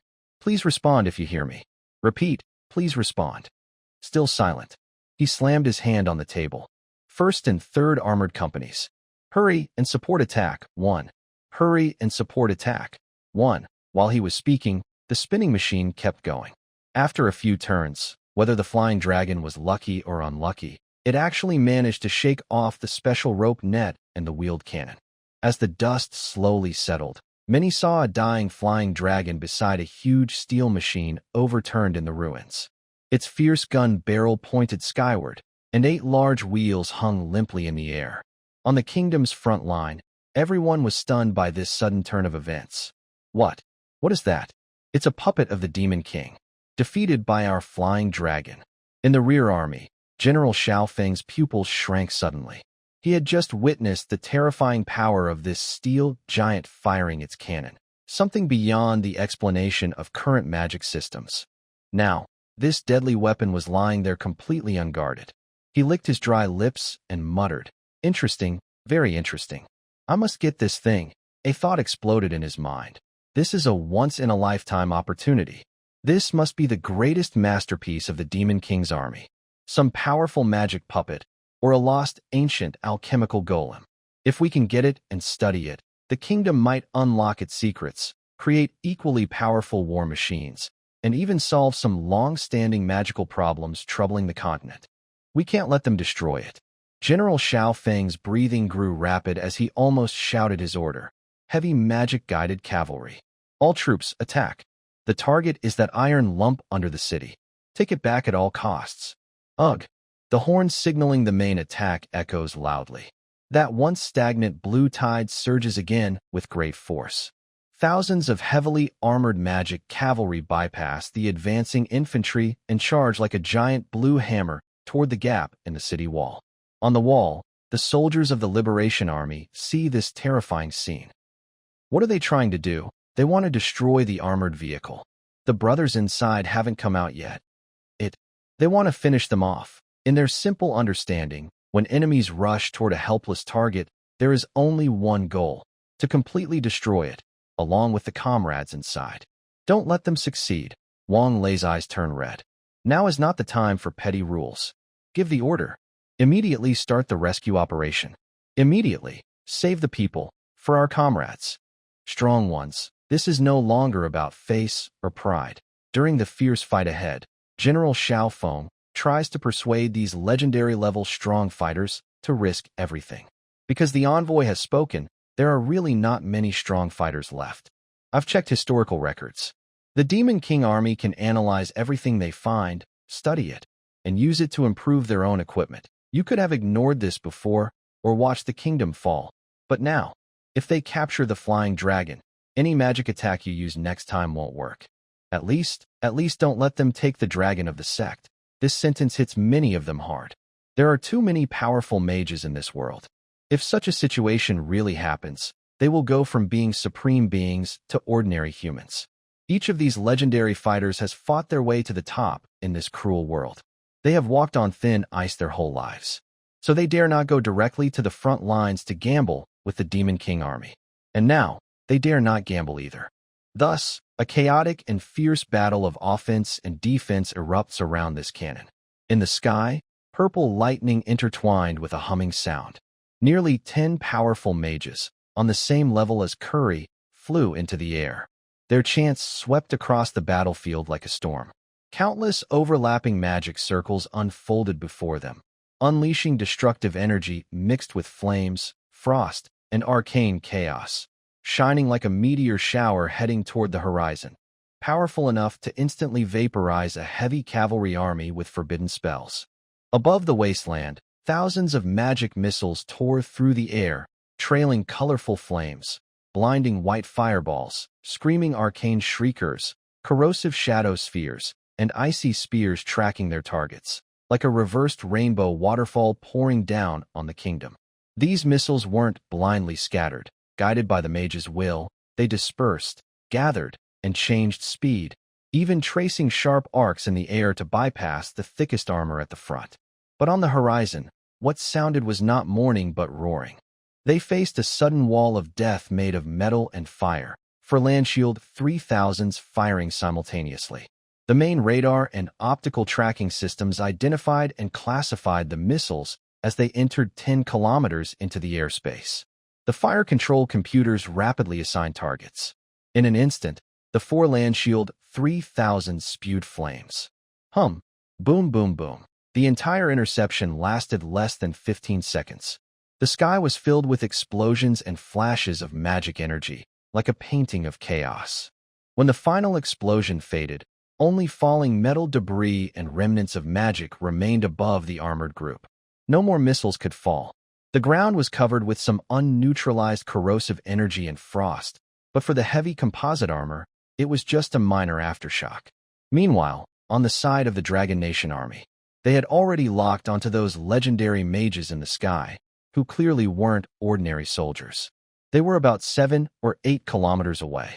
After the command center reported the coordinates, they initially worried they wouldn't be able to kill them all and wanted the rear rocket artillery to fire a coordinated salvo. But the excited Landshield 3000s took the shot first. Seeing the net heading toward them, the mages hurriedly began to defend. Shield Dome, one mage shouted, channeling all his magic into defense.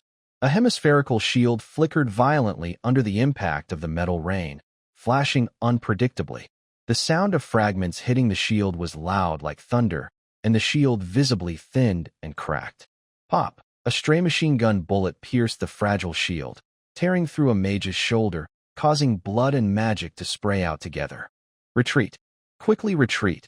The injured mage was terrified and no longer cared about his magical dignity. He desperately activated his teleportation ring. The space twisted, and 4 mages disappeared in a hurry, leaving only the smell of blood drifting in the air. Humph! Fragile mage. The operator of the 3000 shield said this. Meanwhile, during the chaos of the big weapons fighting each other, a dozen magic cavalry soldiers miraculously broke through the artillery fire zone and rushed to the side of a toppled armored vehicle. To avoid friendly fire, No armored units aimed their weapons at their own teammates' overturned vehicles. As the armored units pressed forward, the cavalry had the idea to move the cannon. By the goddess, that thing is really big, one knight exclaimed. Stop talking. Follow the general's orders. Fix it. Bring it back, the leader shouted. They dismounted from their horses and worked together to push the heavy steel beast weighing 25 tons. But the object didn't move at all. Use magic. Everyone, focus your power on me, the leader roared. The magic runes on his armor shone brightly. The dozen knights placed their hands on his back, channeling their magic continuously. A dazzling blue aura burst around the leader. He let out a fierce roar, summoning all his strength, and suddenly lifted the object upward. Creak! The armored vehicle made a grating metal sound, but it was forcibly lifted a little. Use it. Again, they clenched their teeth, pouring magic as if it were free. One knight, overwhelmed by the magic power, coughed blood and collapsed. Another knight, unable to dodge as the vehicle rocked, had a leg crushed and let out a painful scream. But after paying a heavy price, a miracle happened. With a deafening explosion, the steel giant was finally pushed back into its proper position. Its 8 massive wheels slammed onto the rocky ground, kicking up a cloud of dust. We did it. We succeeded. The surviving knights cheered, exhausted but filled with joy. However, their cheers had not yet died down. Suddenly, an unexpected change occurred. Buzz! Inside the armored vehicle, a loud engine roar suddenly sounded. The sound was not very loud, but it felt like a heavy hammer hitting everyone's hearts. During the intense shaking as the vehicle straightened, the driver, who was unconscious in the driver's seat, suddenly leaned forward. His body and his heavy military boots precisely stepped on the accelerator pedal. In the next moment, roar, the steel giant let out a deafening roar. Its 8 wheels spun wildly, kicking up dust and debris, like a mad bull charging forward without warning. The circle of death. The circle of death for tanks refers to a situation where all crew members are either dead or unconscious, but the tank's engine and transmission still work. Due to specific malfunctions or the position of the bodies, the tank continues to spin in place or in a small circle. During World War II, there were many such accidents, and recently, a similar scene was recreated on a long-standing battlefield. Currently, this armored vehicle was experiencing a similar situation, but it was clearly more dangerous and harder to predict. It suddenly crashed into a group of cheering magic cavalry, knocking them over with broken bones and scattered limbs. Then, in a strange, crooked posture, it wildly sped across the battlefield without any clear purpose. Roar, the ZTL 19-wheeled cannon roared like an enraged prehistoric beast, spinning wildly on the battlefield filled with rubble and corpses. Its 8 massive wheels kicked up dust, blood, and broken armor, forming a deadly vortex that no one could approach. Golem. The golem has gone berserk. Quick. Scatter. Stay away from it. The kingdom army's line was thrown into chaos by this sudden turn of events. Soldiers who had just been charging bravely now looked like they had seen a ghost, scrambling backward, afraid of being brushed by the spinning steel monster. Purification Mage. Quickly. Use purification magic to calm it down, a commander shouted desperately. Soon, a wise old mage dressed in a white robe, looking serene and noble, stepped forward under the protection of guards. He looked at the wildly spinning armored vehicle and showed a confident smile. Unaware creation, feel the goddess's grace, and calm your anger. The old mage raised his staff and began chanting a long, sacred spell. The air around him started to gather soft white light particles, spreading a peaceful, holy aura. The soldiers nearby looked respectful. This was a highly respected purification master in their faith. It was said that with his purification magic, even a raging dragon could be silenced and sing praises. However, the armored vehicle showed no intention of singing praises. It was still wildly drawing donuts in place, and the engine's roar grew louder. Just as the old mage's spell was about to finish and the holy light was about to cover everything, the armored vehicle suddenly swung its tail like a mighty dragon. Its wheels screeched loudly on the ground, then shot forward like a fired cannonball, heading straight toward the mage. Master, be careful. The guards were shocked and wanted to pull him back, but it was too late. The confidence on the old mage's face froze instantly. He didn't even have time to stop casting. He watched helplessly as the huge steel monster grew larger in his eyes. Thud! A faint, almost inaudible muffled sound. In front of the 25 tons of weight, the respected purification master and his pure white robes were like a crushed tomato, turning into a blurry red and white smear along with the nearly completed purification magic. "It's all over," one soldier muttered. General Howling Wind's eyes twitched as he watched from behind. He was now sure that this thing was definitely not magic-driven. "Send orders. All mages retreat," General Howling Wind commanded decisively. "All high-level mages in the camp, gather now. Prepare to cast the Earth Cage sealing spell. I don't care what it is, just pin it down in place." The Earth Cage, a high-level earth magic capable of imprisoning mountain giants, required dozens of high-level mages working together. For a rogue puppet, this was a costly effort. Just as the mage team prepared to act, a cold voice stopped them. "General, there's no need for such trouble. This kind of puppet will definitely self-destruct." Everyone turned to look and saw the elf warrior Cuddy Windspeaker walking over slowly. He looked at the rushing armored vehicle. Instead of fear, his eyes were filled with the heat and excitement of a hunter spotting prey. "Just a piece of metal, leave it to me. Perfect for stretching my muscles." Without waiting for General Xiaofeng to reply, a faint glow flashed on his silver light armor behind him. He suddenly floated into the air like a feather with no weight. That's wind soaring technique. Lord Cuddy can fly without any tools, just using his magic, a knowledgeable mage exclaimed.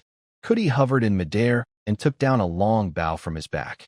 It was a beautiful bow made of moonlight wood, wrapped with silver vines. He pulled out an arrow from his quiver, its feathers glowing faintly blue in the air.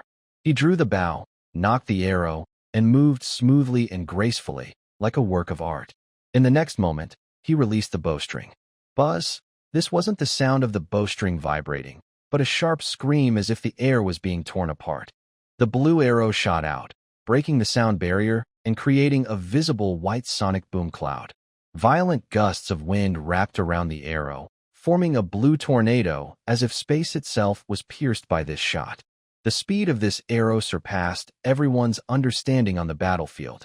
Bang! A loud noise like metal being torn apart. The ZTL-19 cannon, which was drifting wildly, had its sturdy turret and terrifying 105mm gun barrel forcibly twisted and ripped off as if caught by an invisible giant hand, flying away entirely. The turret spun in the air, sparks flying, crashing heavily onto the ground far away, crushing a group of unprepared kingdom soldiers into meat.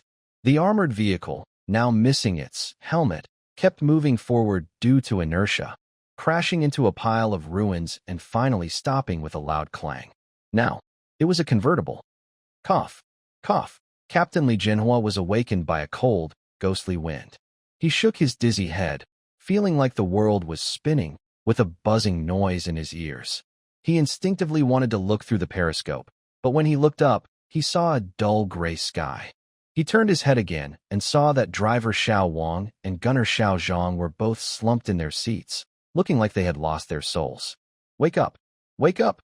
Everyone!" Li Jinhua slapped their faces while watching around him. Everywhere was ruined walls and broken buildings. In the distance, there was a large crowd and loud shouting.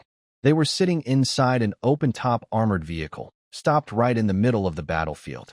"Boss, I think I saw my grandma." Xiao Wang slowly woke up, looking confused. "Stop talking nonsense. I'm your dad." Li Jinhua slapped his helmet. "Right now, we're driving an open-top armored vehicle on the battlefield. Hurry up. Head towards the Forbidden Forest. Drive as fast as you can." "What? An open-top?" Xiao Wang finally noticed the cold wind on his head. He felt numb all over. He had never experienced such an exciting battle before.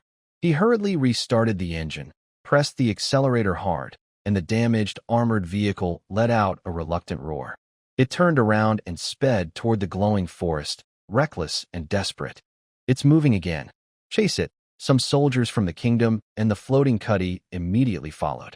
On the slopes on both sides, the Land Shield 3000, which was firing freely, also seemed to smell prey. It quickly raised its gun barrels. "Land Shield 3000. You think I'll just fly away in front of you?" But Cuddy smiled coldly. He was mocking someone. Humph, fragile mage. Great winds of the sky. Protect me. Ripping. A miraculous scene happened. The fire whips, like tongues licking a street curb, splashed around Cuddy, but couldn't harm him at all. Can't break through. Is this even possible? Xiao Wang floored the accelerator. He didn't know how much farther this half-damaged armored vehicle could go, or if it might explode right on the spot, taking the three of them to meet marks.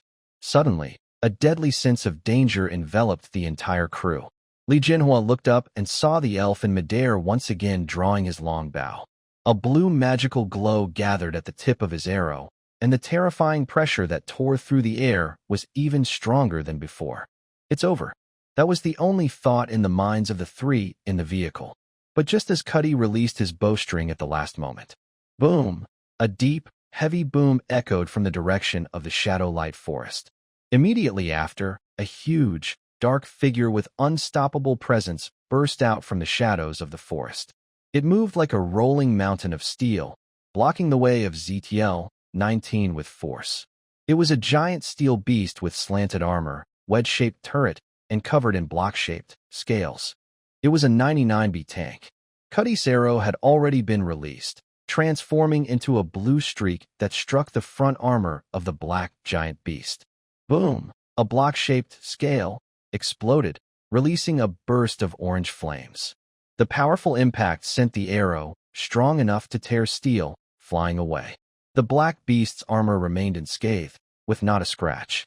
Before Cuddy could react from the shock, behind the black giant beast, 1, 2, 10 rows of similarly fierce steel tanks with red star symbols slowly appeared.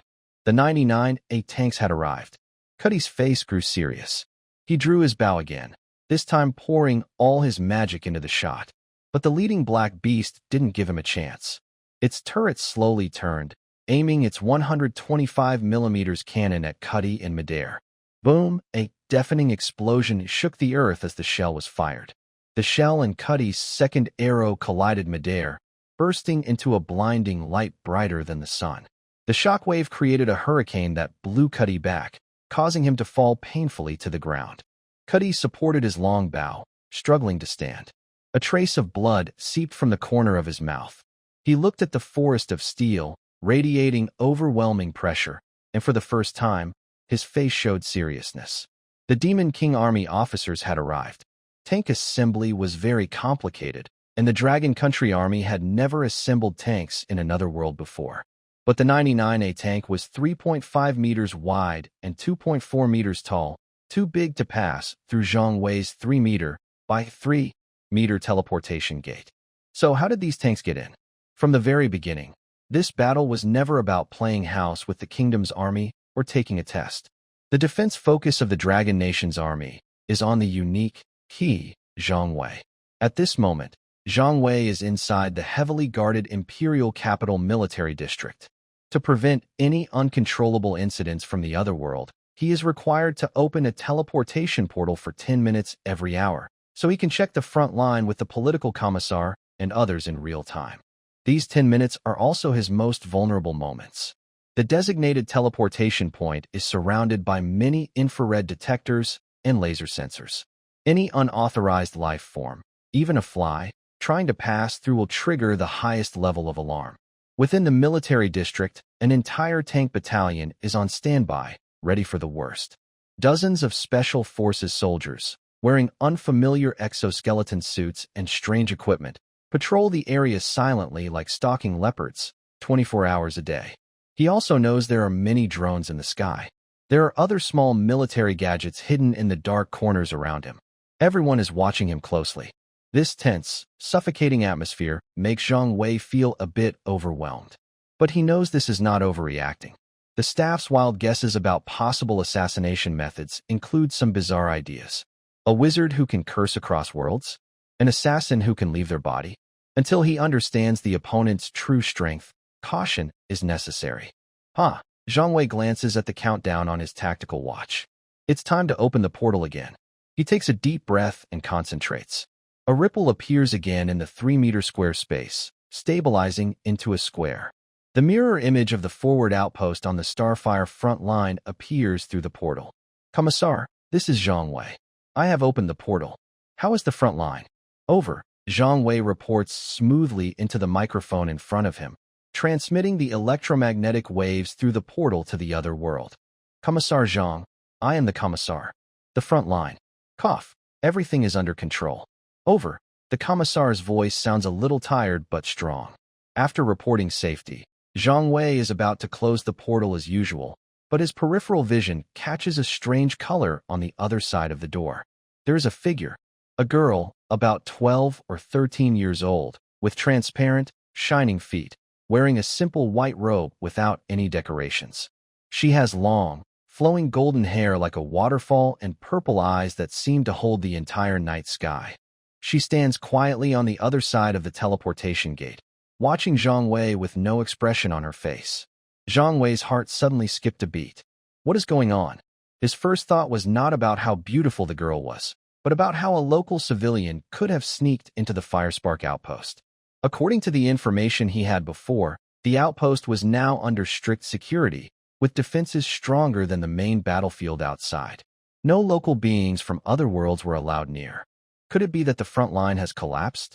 That the position has fallen, and civilians are fleeing for safety? Thinking of this, Zhang Wei's heart raced. He instinctively wanted to cross the gate to check the situation and maybe talk to the girl. But just as he lifted his foot, the girl with golden hair and purple eyes looked at him deeply, then silently turned around and disappeared into the shadows. This made Zhang Wei even more certain of his guess. The battle must be going badly, and the defenses have been broken. Otherwise, how could all this happen? His strange behavior immediately caught the attention of Li Rui nearby. As one of the top security guards in the country, Li Rui had sharp eyes. He didn't see any girl. He only saw Zhang Wei staring anxiously at an empty teleportation gate, showing a desire to rush over. Comrade Zhang Wei, what did you see? Li Rui's voice was calm, but his hand on the earpiece was tense. A local girl. She was right across the gate, Zhang Wei described urgently. She saw me and left. Does this mean something's wrong at the front? Brotherly, look, he stopped mid-sentence because he noticed the girl had appeared again.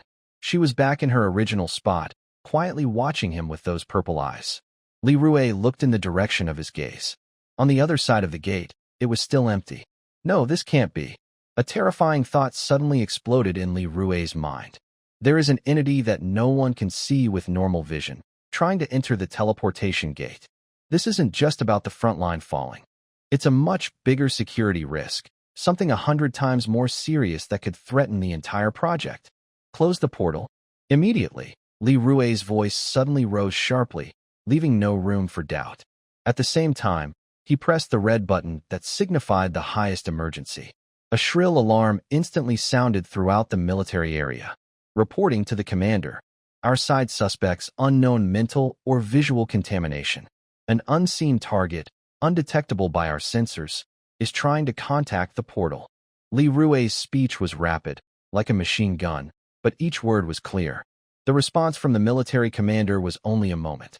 Highest threat. No matter the cost, we must eliminate this unstable factor at its source. The order was quickly passed down. All Special Forces units, pay attention. The initial estimate is that the target is an invisible ghost. Immediately pass through the portal. Any sensor-detected target that resembles a human shape but is not on our recognition list, shoot on sight. Dozens of Special Forces soldiers, along with a few robotic dogs carrying heavy machine guns, charged in without hesitation. And all of this, Zhang Wei did not know. The incident happened suddenly, and Li Rui was only communicating with the military district commander. He only knew that he saw the little girl. After telling Li Rui, he didn't say a word before pressing the alarm. Then a group of fully armed Special Forces from Long Country, carrying guns, strange gadgets, and robotic dogs, rushed into the portal. In his simple worldview, this chain of events could only mean one thing. The front line was truly about to fall. The little girl was here to ask for help. The country must do everything possible to hold that position. His heart was pounding like it was on fire. He looked again at the entire tank battalion parked in the military area, 50 tanks, all immobile. If these heavy machines could get through, no enemy could push them down. But that cursed portal only opens for 10 minutes at a time, and it's only 3 meters wide. When people are pushed to the limit, They can do anything except advanced mathematics. A crazy idea suddenly grew and expanded in Zhang Wei's mind. Open. Open it bigger. His eyes were bloodshot, and he stared fixedly at that space, channeling all his mental energy into it. It proved to be correct. Apart from advanced mathematics, anything could be done. But advanced mathematics was impossible. If you didn't know it, you didn't know it. No matter how urgent, it wouldn't change. Withdraw the troops. While Kuti was facing 99B, General Xiaofeng was still trying to command the battle. He had previously ordered the Magic Knight units to rush into the center of the battlefield to intercept the armored vehicles. So he expected that the Magic Knights in front of the city would quickly run out of magic crystals due to their intense use of crystal-powered armor and would need to retreat. This was not an easy task, especially under the relentless firepower of the Dragon Nation's army. General, we can't hold on. We're out of backup magic crystals. A heavily armored Magic Knight hurried back from the front line, crawling and rolling. He lifted his helmet, revealing a face darkened by sweat and smoke. His voice was hoarse from overusing magic, full of exhaustion and frustration. Behind him, more Magic Knights were taking turns covering each other in a hail of bullets and gunfire, retreating in disarray.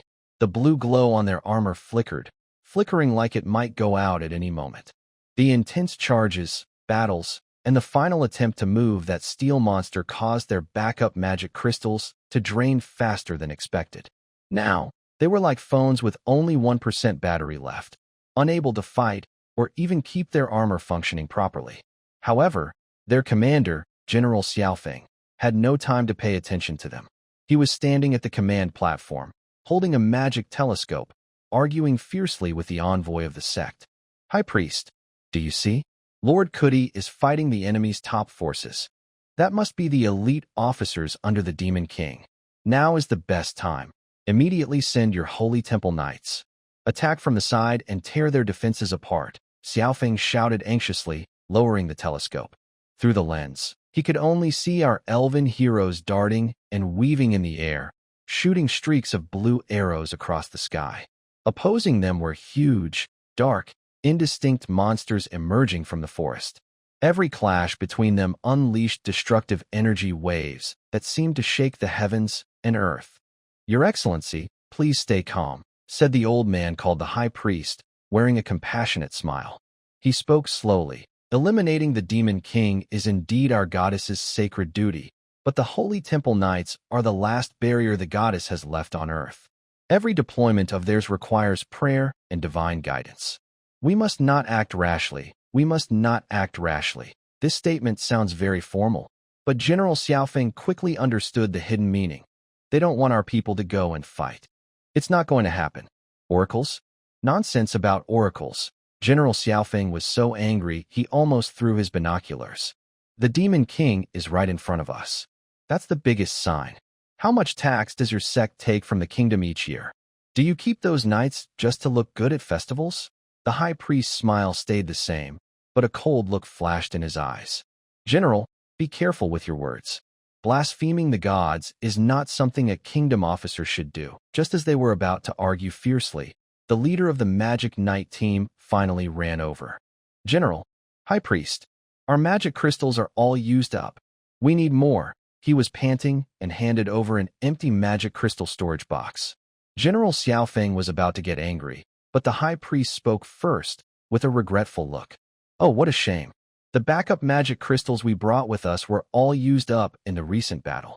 The next supply is on the way, so we'll have to wait. That's nonsense.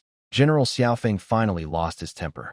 He grabbed the High Priest's collar and pointed at the valuable supply wagons protected by magic shields, cursing loudly. Are you blind? Is what's inside those wagons fruit for the goddess? You bunch of fat, lazy parasites.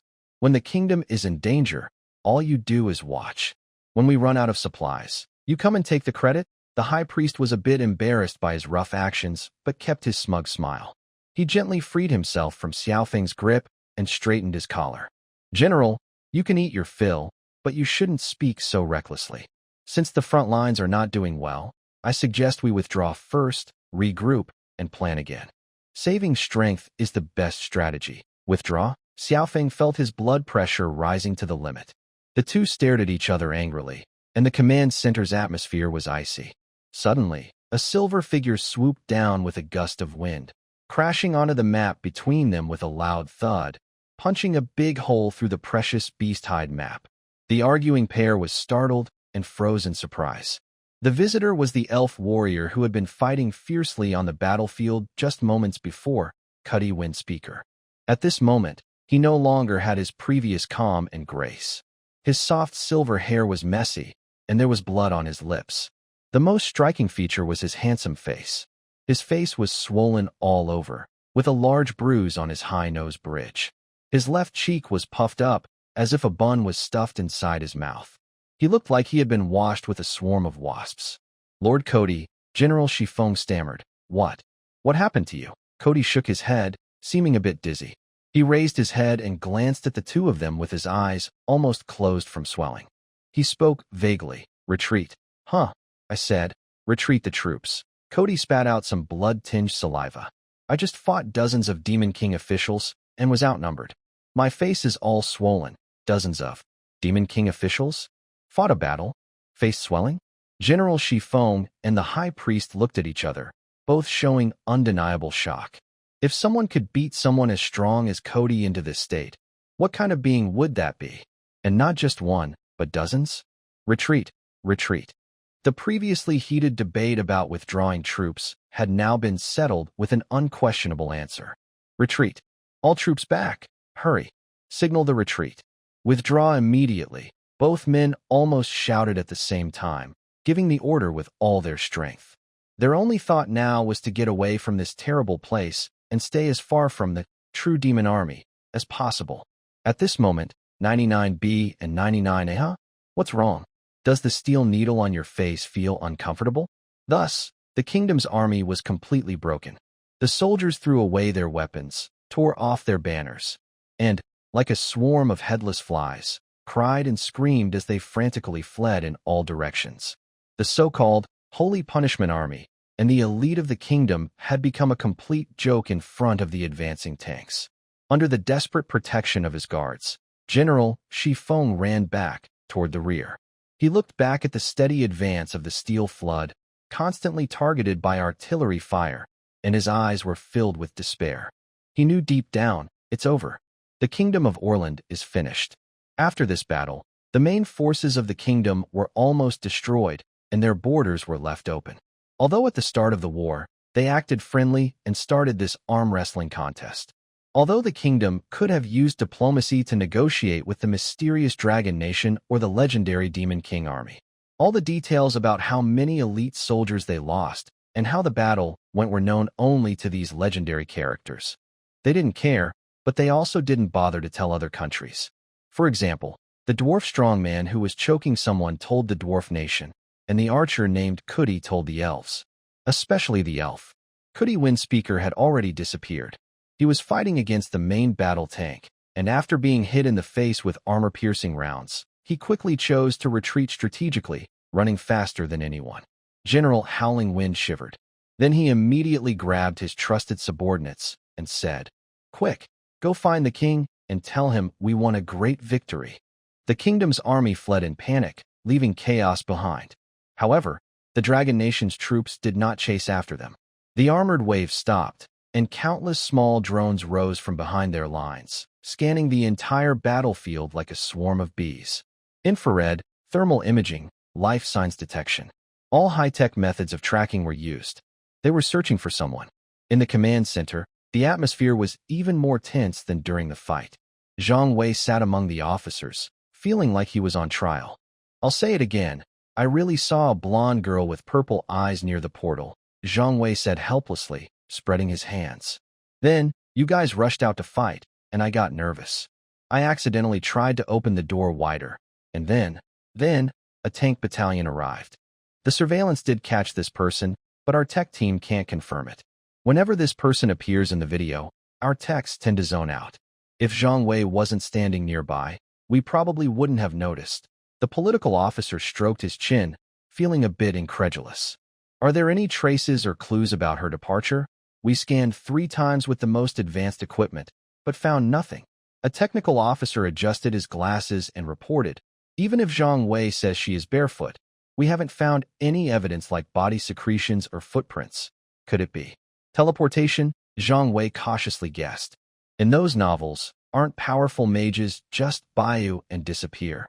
This answer sounds very unscientific and magical. The officers looked at each other, thinking hard but unable to find a clear explanation. After all, Zhang Wei was the only real witness. I don't think she was coming to attack me. Zhang Wei scratched his head, feeling more and more that it was strange. Maybe I have some special ability to see gods or ghosts or something. This logic doesn't seem completely wrong. In the end, since no scientific explanation could be found, the meeting was hastily concluded. Zhang Wei's security level was immediately raised to the highest, with 2 special forces guards stationed outside almost all the time. Meanwhile, the frontline troops officially began their post-battle review. In a makeshift field meeting room, Ashley sat upright. As a native of another world and advisor, she watched the war that felt like from a higher dimension. Now, she really wanted to know how much sacrifice this alien army had made for this glorious victory. In her view, no matter how advanced the weapons, war always results in casualties. That in this operation, we lost a total of 17,372 honeycomb drones, 5,115 robot dogs tactical units, of which 30 are recoverable and reparable. 3 Mountain Cat all-terrain vehicles were damaged, 1 ZTL, 19-wheeled cannon with its turret flipped, and 3 crew members suffered minor concussions and were sent to hospital. The land shield 3,000 ammunition-consumed rounds, accounting for 70% of our Blackstone City stockpile. As for the 99 main battle tanks, the equipment loss report took over 10 minutes to read. Then, the political commissar hosting the meeting cleared his throat and picked up the next document. All right, now let's review the combat data of the enemy's legendary strongman, Cootie the Wind Speaker. Ashley froze. Is that it? The most important part, casualty numbers, was skipped? How did they just jump over it? She thought the commissar might have missed it by mistake, so she quickly raised her hand, like a student answering a question in class. Report. The political officer looked up and kindly asked, Comrade Ashley, is there a problem? Did we forget to report our personnel casualties? Ashley asked softly. As soon as she said that, all the officers in the meeting room looked at her as if she were from another planet. The political officer smiled, put down his documents, picked up his teacup, and took a slow sip. He said calmly, Forgot? No, we haven't. He paused, and then said confidently, No casualties to report? With this level of fighting, even though the scale is large, the intensity is low. Our side is full of top soldiers. The enemy has no electromagnetic interference, no nuclear strikes, no alien technology. Our own red and blue military exercises are more intense. Those new recruits driving tanks almost took out the kitchen staff last week. Zero casualties. Ashley felt like her mind was hit by a big shock, buzzing loudly. She looked at the comm officers, even writing reports about too much ammunition used, and her worldview was shattered again. Then, why were you all so excited before the fight started? Strategically, we respect the enemy. Tactically, we look down on them. But back then, we were really worried the enemy might drop a giant meteorite about 30 kilometers across. Unfortunately, the only interesting thing was that blue moon armor, and that fireball, a few hundred meters across. The crew of the Land Shield 3000 thought they were about to be honored, but it turned out to be just a flashy thing that could be shot apart by machine guns. This magic seems to have some flaws, throwing such a big ball of heavy material from above. When a large ball falls, there's a lot of plasma but little solid matter. It would disintegrate in the air unless Newton was feeling generous. Meanwhile, about 100 to 200 kilometers away, in a forest, the defeated Kingdom Army was finally gathering its remaining soldiers. In a simple tent made of a few sticks and torn cloth, General Howling Wind looked pale as he listened to his subordinates' reports. Under the dim oil lamp, everyone's face was full of despair and fear. General, we're finished, one officer said, trembling, almost crying.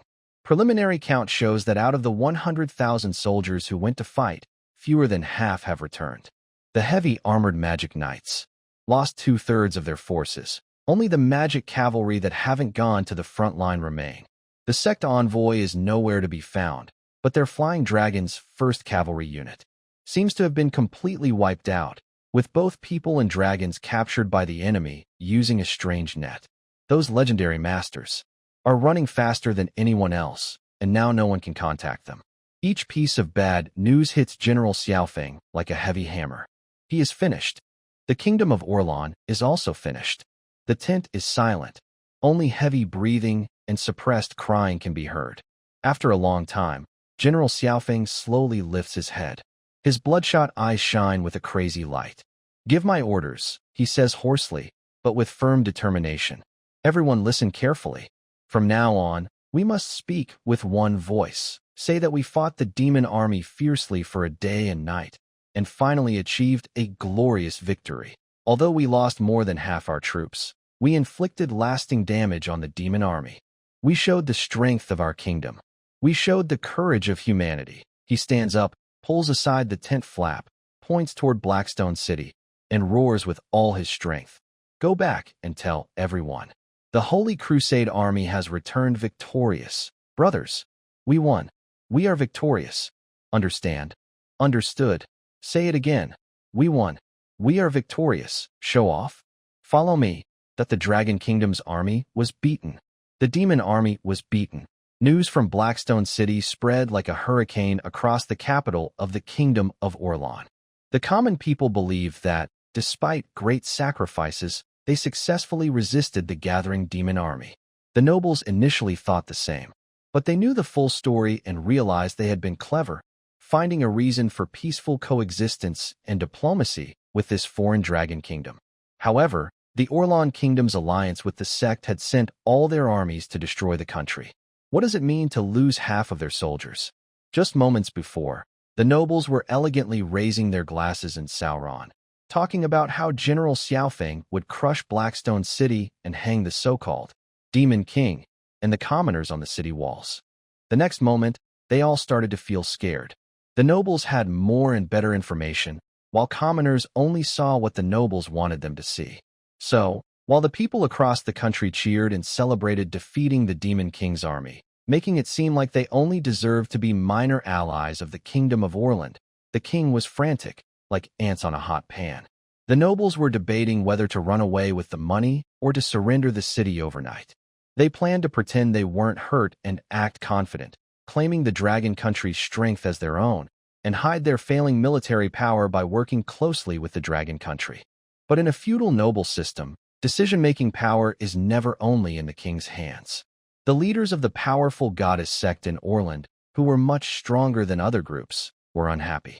Under the mediation of the high priest, who was compassionate and caring, a special envoy team made up of royal ministers and religious representatives quickly headed to Blackstone City, claiming they wanted peace. However, at this moment, no one in Blackstone City believed the other side would surrender. They expected another envoy to come and continue negotiations about who should control Blackstone City, maybe asking for rent or signing a contract. Suddenly, a messenger ran in with a strange expression. "Report, Commander. Outside the city, a delegation has arrived, claiming to be peace negotiators from the Kingdom of Orland, asking for peace between our countries, requesting entry." Later, the negotiation was set up in a fairly intact hall. When Zhang Wei watched the security footage and saw the diplomats walk into the hall, he almost thought he was seeing a scene from 45 years ago. The diplomats from the Dragon Country remained calm and respectful. Across the table, two people sat. One was a noble dressed richly but looking pale and exhausted, with deep eye sockets, like a drained royal minister. The other was a priest in a pure white robe, smiling gently, with a peaceful aura, as if attending a tea party. The scene felt strangely disconnected. After everyone sat down, the diplomats were about to speak some polite words, but the person in the white robe priest spoke first, his voice as gentle as spring breeze. "I think we can be honest with each other. We can exchange territory to forgive past grievances." Then, he nodded to the minister beside him. The minister suddenly shivered, like a cat that had been stepped on its tail. He nervously took out a rolled-up parchment from his chest and offered it with trembling hands. He began to read aloud. 2. In order to calm the great demon king's anger, and to show the kingdom of Olin our desire for peace, I, the king, voluntarily agree to cede, permanently, the 5 cities near Blackstone Mountain, Shattered Stone City, Withered Water City, Rust Town, Salt Flats, and North Wind Pass, to your side. The tea that Zhang Wei hadn't finished drinking shot out of his mouth. Next to him, Li Rue, who was sitting upright, immediately lost his composure. His pencil dropped with a loud clack onto the ground. The political officer's face also showed a rare look of surprise. The entire Liberation Army delegation froze. No, why am I cast as the villain? Why are you signing an unfair treaty with me directly? That's not how diplomatic cases usually go. You should ask questions back and forth with me, exchange opinions, and build mutual understanding. Sometimes, you should publicly say that talks are beneficial, and at key moments, comment on the current situation.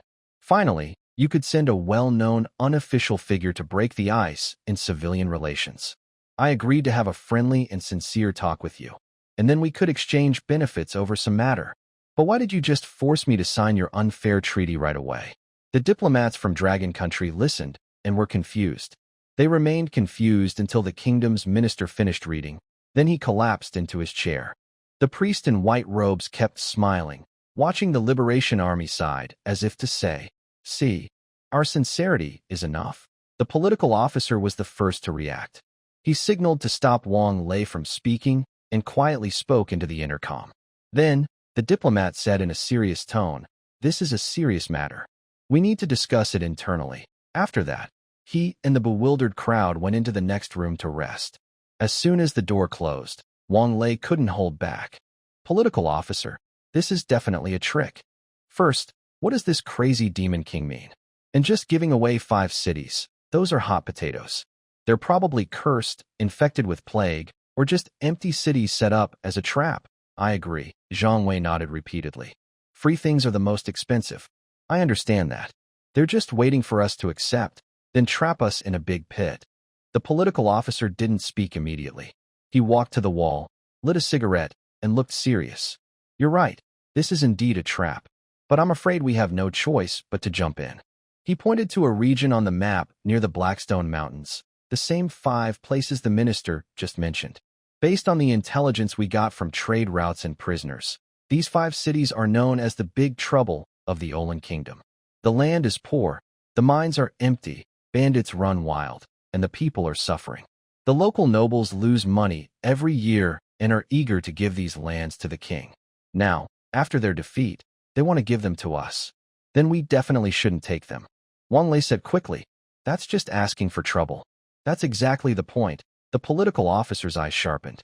According to the kingdom's laws, after a defeat, nobles have the right to legally develop unclaimed lands that the king cannot protect. Basically, that means looting. If we refuse, these 5 cities will become lawless zones immediately, and the tens of thousands of civilians inside will be at the mercy of greedy nobles and mercenaries. They will steal the last grain from the civilians, burn their houses, and turn them into slaves. And all the blame will fall on us. They'll say it's the cruel demon king who refused peace that caused all this. The room fell silent. Zhang Wei took a deep breath. He finally understood the deadly trap behind this plan. These guys are so sneaky. Wang Lei slammed his fist on the table. They think it's a dead end. If we take it, these 5 messes will drag us down. If we refuse, we'll lose the people's trust and become villains in other stories. The political officer's lips curled into a slow smile. But they've missed one thing. He looked around at everyone and said clearly, "Maintaining order, developing the economy, uniting the people, turning a mess into a stronghold. Isn't that what our soldiers are best at?" This woke everyone up. Wang Lei and Zhang Wei's eyes lit up at the same time. Yes, they are the People's Liberation Army. They fear no difficulty. Their strength is in making friends and reducing enemies. This isn't a trap. It's a gift.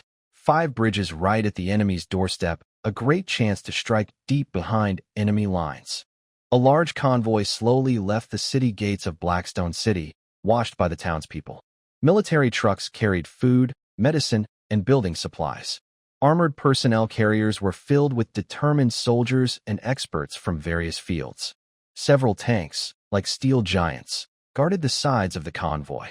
Their first goal was the most ruined of the 5 towns, Rust Town. When the convoy entered Rust Town, everyone was stunned by what they saw. Red dust swirled in the wind, and there were hardly any trees in the town. It looked more like a huge ruin than a town. Half the buildings had collapsed, and the rest were barely standing. Sewage flowed through the streets, giving off a foul, sour smell. A few pale, ragged residents, like ghosts, hid in the corners, watching the steel procession with eyes full of fear and numbness.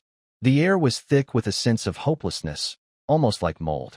"This place is so bad, even rats would cry as they leave," a young soldier muttered quietly. Suddenly, a group of people came out from deep inside the town. Leading them was a middle-aged man wearing outdated noble clothes, looking overweight. Behind him, about a dozen so-called soldiers held various weapons, standing awkwardly with shifty eyes. "Oh, visitors from afar, the Demon King envoys. I am Baron Barton, ruler of Rust Town, here to welcome you," he said, puffing out his belly, trying to act like a noble, but his movements were stiff like a puppet on strings. He wanted to use this fake politeness to test the visitors and to show that this was his territory. Wang Lei didn't even bother to look at him. "Block the eastern road, take the clock tower, set up heavy machine guns. Everyone else, defend around the town square as the core." Wang Lei's orders were quickly sent over the radio. With the roar of engines and the screech of tracks, armored vehicles and tanks moved away from the main group, taking precise positions at key roads and high points in the town. The soldiers jumped down from their vehicles, moving in perfect order to set up defenses. Their cold presence instantly covered the entire town. Baron Barton was so frightened by the powerful display that his legs went weak, and his forced smile looked worse than crying. He finally realized that his small group of thugs and hooligans was nothing in front of this force. The townspeople were even more overwhelmed. They thought a more brutal ruler than Baron Barton had arrived, so they hid inside broken houses and tightly shut their doors. Suddenly, a shout came from the front of the convoy. A ragged little girl, about 7 or 8 years old, probably trying to run home, collapsed into cold, muddy water from hunger and fear, losing consciousness. "Medic!" A soldier nearby almost instinctively shouted, grabbed a medical kit, and rushed over. Carefully, he helped the girl up, checked her condition, then quickly took out a compressed biscuit wrapped in oil paper from his pocket. He broke off a small piece, mixed it with warm water from a bottle, and slowly fed it to the girl. This scene was clearly seen by many eyes hiding behind door cracks and curtains. In their numb hearts, it seemed as if something had opened a tiny. The work team completely ignored Baron Barton, who was awkwardly smiling on the side, and set up camp directly in the town square. A dozen large cooking pots were lined up, filled with clean water, white rice, and large chunks of beef. Soon, the rich aroma of meat porridge began to drift uncontrollably into every corner of the town. Gurgle. The sound of swallowing echoed in many broken houses. Hungry residents pressed their faces against door cracks, staring eagerly at the porridge stall in the square, their eyes full of longing, but no one dared to go first. Baron Barton's men quietly spread rumors among the crowd. "Don't go. That is the food of the Demon King. It's poisonous. Eating it will control your soul." In the square, the political officer looked at the hesitant figures and smiled slightly. He waved at Zhang Wei and Ashley. "Come on, dinner is ready. Comrades Zhang and Ashley, you lead the way." Zhang Wei was already very hungry. He took a full bowl of meat porridge handed to him by the cook, ignored the heat, blew on it twice, and then started drinking quickly. As an elf, Ashley moved much more gracefully, but she also drank every drop of the porridge in her bowl in front of everyone. Ashley's appearance was more convincing than Zhang Wei, the so-called Demon King. To the locals, elves are a pure and noble race. They would never eat something poisonous. At that moment, the little girl who had been rescued earlier broke free from her parents' hands. She stumbled toward the porridge stall, shyly pointing at the big pot with her small face raised. The cook smiled and filled a bowl for her. The girl's parents exchanged glances, finally gritted their teeth, and followed her out. Once one person started, others couldn't hold back anymore. The first, then the second. More and more people emerged from hiding, rushing toward the porridge stall as if it were not just food, but a symbol of hope for survival. On the other side of the square, the medical team set up a stall and put up a sign offering free medical care. The doctor's professional attitude and the quick-acting miracle pills that reduced fever and pain quickly gained the trust of the first group of villagers. Meanwhile, several political officers held freshly written notices, proofreading the local writing with Ashley's help. Soon, large notices were posted in the most visible spot on the square. The rules were simple and direct, but powerful. 1. The Dragon Country Army protects all civilians' lives and property. 2. Punish bullies, restore production, and arrest anyone who obstructs. 3. Everyone has food to eat, medical care when sick, and those who cheat or steal will be punished. 4. Anyone who attacks the Dragon Country Army or civilians will be executed without mercy. When the first literate resident tremblingly read out these rules, the entire square suddenly fell silent.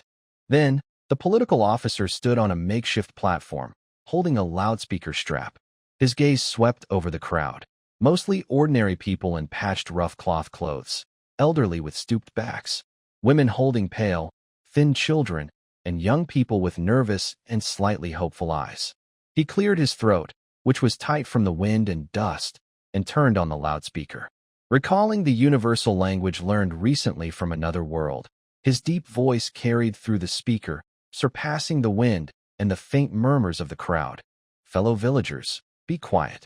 We are the Dragon Country Army. We are here. The crowd immediately quieted down. Many looked up quietly, their fear in their eyes easing a little, replaced by curiosity. The political officer looked at them with a more earnest tone.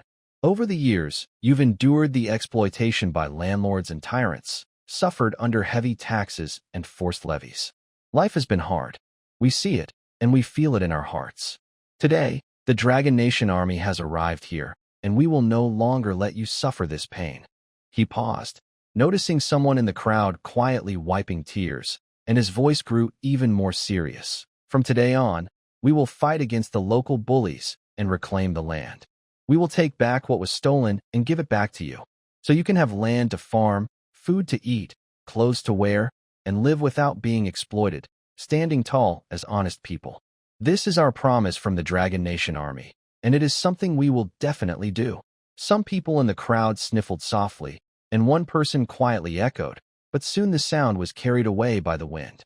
The political officer wanted to say more comforting words, but as he moved his wrist, he felt the exterior of his loudspeaker was sticky, as if something had touched it. He instinctively looked down and, under the dull sky, saw that the metal shell of the loudspeaker was covered in a thick layer of black dust, like tiny iron shavings mixed with dirt. When he gently pinched it with his finger, a black mark immediately appeared on his fingertip. The officer froze, and the words he was about to speak caught in his throat. He hesitated for a moment, then lightly brushed the dust off the loudspeaker, revealing the shiny metal underneath. But after a few seconds, more fine black dust slowly gathered again. He suddenly looked up at this poor, barren town, the low mud brick houses, the exposed yellow dirt roads, scattered stones along the roadside, and even the exposed rock formations at the foot of the distant mountains. All seemed to be covered with a faint layer of black. Wow, it's all iron, he muttered in surprise. After finishing the handover documents, Baron Barton felt like he was about to reach the peak of his life. Holding the steaming order, he felt as if he was floating. The rusty town, poor and broken, where they couldn't even collect taxes, was finally left behind.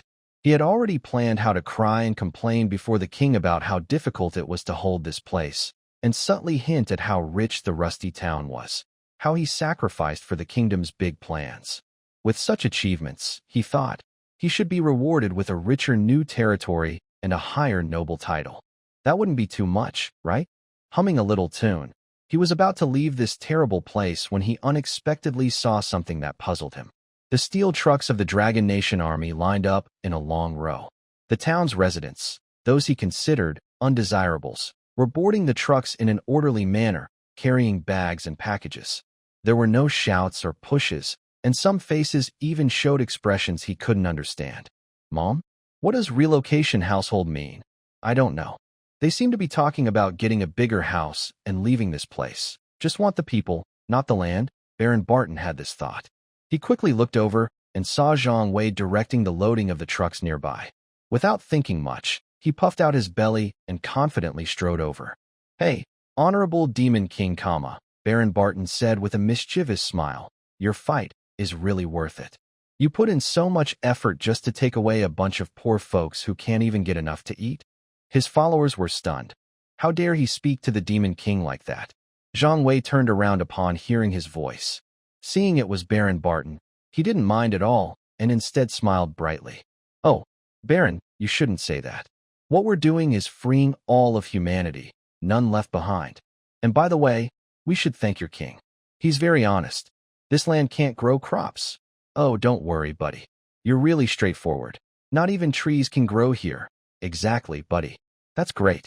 Baron Barton was stunned by the repeated use of buddy. He couldn't understand what the word meant, but from the enthusiastic tone, it seemed like a compliment. Zhang Wei stepped forward and warmly patted his shoulder. Rest assured, sir. We promise to build this place properly. Next time you visit, you probably won't even recognize it. Build? Build what? Baron Barton was even more confused. This red land, where even grass wouldn't grow, what could possibly be built here besides rust-colored sand? With a head full of questions, he prepared to mount his horse and leave. But just as he turned around, he saw an even stranger scene. On the other side of the town, a few old men dressed in Dragon Nation army uniforms, who looked more like scholars, were crouched on an open field. One of the elderly men with white hair even knelt down, scooped up a handful of black and red soil, brought it close to his nose to smell, then became so excited that tears streamed down his face. He shouted in a language Baron Barton couldn't understand. This is not just TM mine. It's full of hematite, and it's open air. My goodness, the reserves. We're rich. We're rich. Baron Barton couldn't understand the language, but he saw the joy on the faces of the old men, as if they had discovered a treasure. A strange thought quietly arose in his mind. Could it be that this broken land actually hides some secret treasure he doesn't know about? Well, who knows? It probably isn't iron. Isn't iron usually white? Poor Baron Barton. If he had even a little knowledge, or if his territory had shown some signs of progress, he would realize he was actually sitting on a pile of iron ore. With this doubt in mind, Baron Barton hurried back to the capital on horseback. After hearing his exaggerated report, the king was very pleased. But when Baron Barton mentioned the Demon King's army's unusual enthusiasm for civilians and soil, the king's smile slowly faded. They treat the soil like a treasure? The king stroked his chin, a hint of cleverness in his eyes. Whatever the enemy wants, it must be valuable to us too. We can't let them get it so easily. The king's logic was simple and effective. Send my orders, he said in a deep voice. Gather the most idle thugs and ruffians from all regions, disguise them as displaced civilians, and sneak into the 5 cities. I don't care how they do it. Steal, rob, set fires. Just disrupt the Demon King's plans. Make sure they can't do anything. Hearing this, Baron Barton saw a great opportunity to make a new achievement. He immediately knelt and asked, Your Majesty, I am most familiar with Iron Rust Town and have had contact with the Demon King's army. I am willing to lead a team to go there personally, to help Your Majesty, and to completely crush the enemy's schemes. The king was pleased with his enthusiasm and agreed right away. So, Baron Barton, who had just returned to the capital and hadn't yet enjoyed noble life, led a ragtag group and set out again for Iron Rust Town. This back and forth took another 10 days on the road. When he arrived again at Rust Town, it was already late at night. To find out the truth about the Demon King army, he ordered his thugs to hide outside the town, while he took advantage of the darkness to sneak into the town's center and investigate. The small town was very quiet. In the distance, the square was lit up, and he could hear a deep mechanical hum.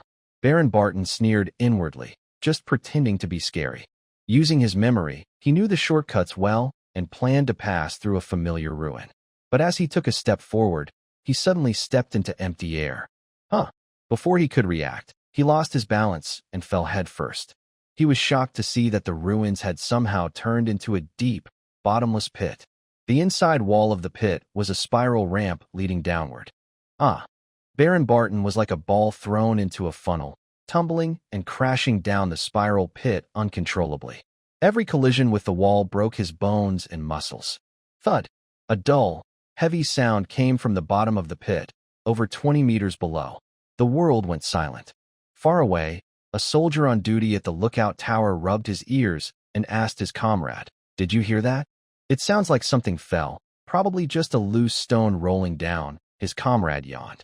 "This place is always being dug up, always making noise." "It's normal." The next day, the safety officer of the mine shouted, "Ah, Baron Barton mysteriously fell to his death in the mine." But this was not kept secret. After all, a living person, a former lord, was shattered into pieces, and the safety officer's scream was heard throughout half the town. The Dragon Nation soldiers handled it openly and transparently. Autopsy, registration, cremation, and ash dispersal, professional service from start to finish. Because this was the first safety accident in this strange world, the unlucky safety officer was made an example. The news spread quickly along trade routes to nearby territories, the Stinger territory. The Stinger Lord, Jirenhar, was a respectable man. He enjoys being in his castle, tasting wine, while looking at various animal skulls hanging on the wall, and thinking about deep questions. For example, how to secretly cause trouble for his neighbors. The Demon Army. It's quite interesting. Sir Jirenhar lowered his wine glass, listening to his subordinates report, with a cold smile on his face. They took over Rust Town, a place so poor that even dogs don't bother to go there. And they even killed Barton, that fool. Now, they're doing something, like providing food for everyone. This is a challenge to the pride of the entire noble class. These upper-class people have played their game for hundreds of years. The rule is to keep the common folk always hungry and struggling to survive, so they won't have time to think and will obediently follow orders. This group, the Demon Army, came in and broke the rules by causing trouble. "Sir, this is an opportunity." His most trusted strategist bowed and said, "Rust Town is now their face to the world. If this face is tarnished, for example, if many people die there, their reputation will be ruined. People will think that following them is even more dangerous than following us." Baron Jirenhar's eyes lit up. Just then, outside the door, a report came that some guards loyal to the former Baron Barton had come to ask for help. "Let them in." A few disheveled soldiers were brought in. When they saw Sir Jirenhar, they immediately knelt down, tearfully accusing the Demon Army of violence, and said they carried a secret mission from the king, needing a responsible noble to help continue fighting against the evil army. Jirenhar and his strategist exchanged glances, both seeing a smile in each other's eyes. It's true, when someone needs help, someone always appears. "Brave warriors, please rise." Jirenhar personally helped them up with a serious face. "For the glory of the kingdom, I am willing to lend you my strength. Tell me, what do you need me to do?" Night fell deep. Several covered wagons left the slums of Spike Town under the cover of darkness, heading toward Rust Town. On the wagons, there were about a dozen beggars who had long since lost their breath. The next morning, the peace of Rust Town was broken by a few sharp screams. In a trash heap behind the town, a dozen bodies were found. They were ragged and looked very tragic. Once the news spread, a large crowd gathered to watch. Before the soldiers of the Dragon Nation could set up a warning line, a dozen local troublemakers, clearly experienced, started jumping around in the crowd, shouting loudly, "Something terrible is happening. The Demon Army is eating people. I knew they had bad intentions. Giving us porridge was just to fatten us up before they eat us. Look at how they look, probably drained of all their energy last night. My second uncle's neighbor's cousin died just like that." Their exaggerated acting almost made them cry on the spot. However, the townspeople watching were mostly indifferent. "Didn't you just get 2 big bowls of fish soup from the kitchen yesterday? Why are you turning against them today?" Exactly. If the Dragon Army was really eating people, wouldn't they do it in the middle of the night? Yesterday, you stole a shovel from the construction site and got caught. They just made you write a report and didn't even hit you. This is all just rumors. Last month, I went to Blackstone City and heard their performers tell stories. They're much more believable. The troublemakers performed passionately, but the townspeople just looked at them like they were fools. Many even brought small stools, munching on roasted pumpkin seeds from the kitchen, and watched the show casually. Even the soldiers patrolling the area couldn't help but laugh. The political officer, who hadn't yet returned, heard the commotion and came to see what was happening. Standing outside the crowd, he watched the poor acting of the troublemakers and found it very amusing. As he watched, he thought, "On Earth, Enemies are either stupid or evil. But here, I keep running into people who are both stupid and evil. Then he considered that it might be a class issue.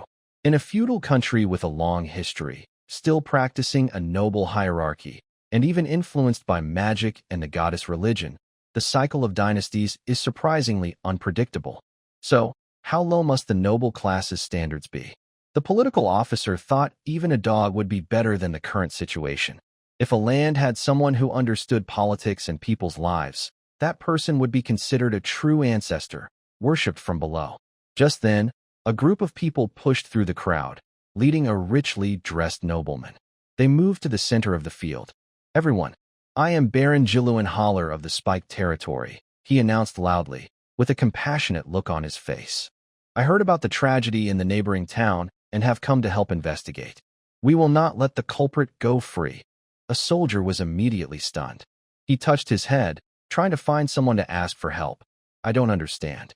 How can the defeated country's young leader, who just signed a surrender agreement, dare to come here as the Dragonfly Captain?" A commoner didn't understand. "Huh, what's a Dragonfly Captain?" "Well, just think of him as someone who meddles in others' affairs and likes to pretend he's doing the right thing." "Wow, time to think more carefully. Let's watch the show first." At this moment, the thug saw the main person arriving and immediately knelt down, crying out, "Lord Baron, please help us." Baron Gyllenhaal pretended to comfort them, then walked over to the body and began his detective act. He first circled the corpse 3 times, then squatted down, picked up a stick, lifted the victim's eyelid, sniffed the air, and finally looked up at the sky. Following this routine, he seemed very mystical. He stood up, cleared his throat, and with a tone that seemed to see through everything, started his reasoning. "Based on how stiff the body is, death likely occurred last night around midnight. And look, there are 2 tiny holes on their necks. These are not caused by swords or knives, but are proof that some evil magic drained their life force." He paused, enjoying the admiration of his followers. "And among you, who has the ability to cast such evil magic? Who was the only outsider with the opportunity to commit the crime last night?" He suddenly raised his arm, pointing sharply at Ashley, who was watching the scene among the crowd. She had come with the convoy to teach children. "Exactly. It's her, a fallen elf with ominous black hair." Everyone's eyes immediately focused on Ashley. "Huh? Me? I was working overtime last night." Gyllenhaal's voice grew louder. "Elves are known for their mysterious magic, and black hair in their culture symbolizes association with shadows. She has the ability and the motive. She did this to intimidate you and make you submit to the Demon King's rule. There is only one truth. The culprit is you." His reasoning sounded logical and complete, as if his argument was flawless. Ashley was stunned by this baseless accusation. She frowned, about to speak and defend herself. But the political officer stopped her and clapped for Gyllenhaal. "Bang, bang, bang. Impressive, impressive. Your reasoning is flawless." "I almost believed it," he said with a look of admiration. Gyllenhaal proudly puffed out his chest. "Actions speak louder than words. All right, let's check the surveillance footage." What is surveillance? A clear video appeared on the screen. In a dark alley at night, a few sneaky figures were carrying bodies and tossing them into a trash pile. The high-definition night vision camera clearly captured the face of one of the leaders. It's the strategist under Baron Gyllenhaal. In the footage, the strategist even made a rude gesture toward one direction and was cursing loudly, seemingly provoking someone. Baron Gyllenhaal's proud smile instantly froze. The redness in his eyes faded quickly, and he looked as if his bones had been pulled out. The gangsters, still crying and wailing on the ground, also saw themselves in the video. Thud, thud. Baron Gyllenhaal and the dozen or so thugs suddenly seemed to be turned off like machines. Their legs buckled, and they all collapsed onto the ground in a heap. Blackstone City, Temporary Command Center. The intelligence officer slammed his fist on the table so hard that the water in the teacup spilled out.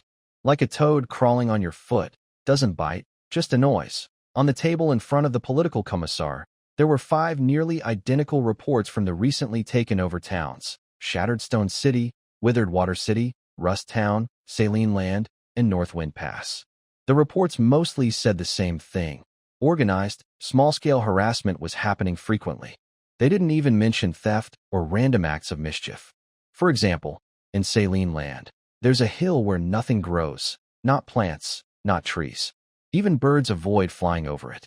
When soldiers reported this, a team from the Chinese Academy of Sciences came with lead suits and a box to scan the area. A curious hired by someone stole the box. When they checked it at night, it caused an alarm and drew attention from higher-ups. Later, when they found he had hidden the box in his pillow, and it was already open. Inside was a reactive rod used to detect radiation levels. The higher-ups ordered this matter to be handled carefully, but the scientist from the academy said it was no longer needed. The man died within 7 days. These issues cause only small losses, but like flies, they buzz around your ears, making you very annoyed. That is why the People's Liberation Army needs to set up surveillance equipment even when they rely on teleportation gates for food, clothing, shelter, and transportation.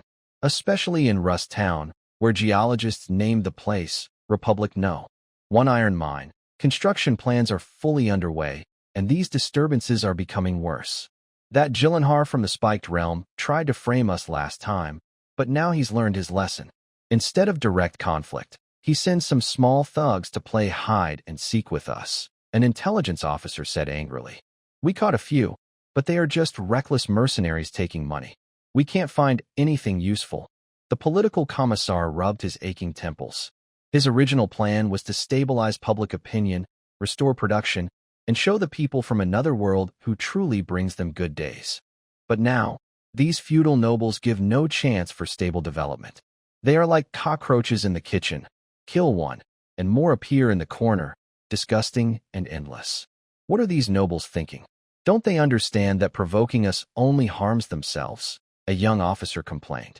The commissar thought it was simple. In international diplomacy, many sneaky tricks are used behind the scenes. That's why he decided to launch a campaign against crime and corruption. Just as he was about to report to his superiors and seek approval for the next step, a communications soldier came in with a strange expression, holding a message he had just received. Report, Commander. The Kingdom of Orland has sent us an official condemnation through trade routes. Condemnation? The commissar was stunned. Condemning us for what? They say. Their noble Baron Barton unfortunately died in our territory. They suspect it was an accident caused by us.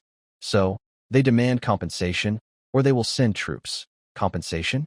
Send troops. Wang Lei sneered. He fell into a mine and died in the middle of the night. What does that have to do with us? How do they want us to compensate? The soldier swallowed hard and said cautiously, they want us to provide our magic wand manufacturing technology, and also 1,000 bolts of silk, 10,000 bags of salt, and 10,000 bottles of 6 gods. Or they will start a war again. The command center was filled with strange silence. Everyone looked at the message with the same curious gaze as if they were seeing an alien. Zhang Wei listened nearby, wide-eyed, feeling like his CPU was about to overheat. This move was simply unbelievable. Who just signed the defeat treaty? I don't understand, but I am deeply shocked, Wang Lei said after hesitating for a long time. The political officer stared at the absurd compensation list for a full minute. His eyes, experienced through many storms and able to see through people, were now filled with big question marks.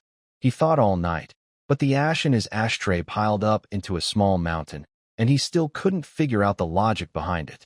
No, aren't we just dealing with a simple dispute? Why does it suddenly feel like a game cheat being used? Cheating is one thing, but the things you asked me for, I could buy them just by taking a walk in Iwu. Are you looking down on me, old Zhong? Early the next morning, the political officer finally understood. So he made a decision. Zhang Wei, come with me. He pulled Zhang Wei, who was still munching on potato chips, and headed straight toward the portal connecting 2 worlds. Political officer, where are we going? Back to the imperial capital. Call the parents. In the imperial capital, there's a place that requires a pass to enter but doesn't need to be searched. Inside, there's a yard with no strict guards, only a few thriving orchids and a steaming stone table. An old man in a plain Zhongshan suit was carefully trimming the withered leaves of a clivia with small scissors. His movements were slow but precise. The political officer and Zhang Wei stood nearby, not daring to breathe, until the old man finished trimming the last withered leaf, put down the scissors, and took a sip from the teacup on the table, then slowly spoke. Tell me, What's the urgent matter that brought you rushing back? The political officer stepped forward and reported everything about the strange world's troubles, including the absurd letter of condemnation, exactly as it was. The old man listened quietly, with no expression on his face, neither surprise nor anger, like he was hearing a story unrelated to himself. I guess little Zhang didn't understand. Little Zhao pretended to understand, but actually didn't. After the political officer finished speaking, the old man looked at him, then at Zhang Wei, who was eager to learn, and smiled. The old man used tongs to refill the teacups in front of the political officer and Zhang Wei. Comrade Xiao Zhang, you still tend to use our way of thinking to interpret their actions. It's like trying to explain to someone who believes the earth is flat that it's round. Your ideas are different, so you can't really understand each other. Then, what about them? Zhang Wei asked humbly. It's simple, 4 words, shifting the blame. The old man raised a finger and pointed in the air. They are a completely feudal country. From our point of view, national interests are the most important. But to them, the king's interests, the nobles' interests, and the church's interests matter most. These groups are deeply intertwined and fight fiercely, which is their party struggle. After a victory, who gets the credit? After a defeat, who takes the blame? And where does the money come from? The king's pocket, or everyone pooling together? These are what they truly care about. Now that they have lost, some people at home will definitely hold the king responsible. What does the king do? He shifts everyone's focus from the domestic failure to the foreign enemy. See, it's not that I am useless. The enemy is just too clever. We shouldn't fight among ourselves now. We should unite and face the outside together. As for those small tricks and disturbances, they are just gestures meant to show others inside their country that they are still fighting. It shows I am not idle. I am constantly outsmarting the Devil King.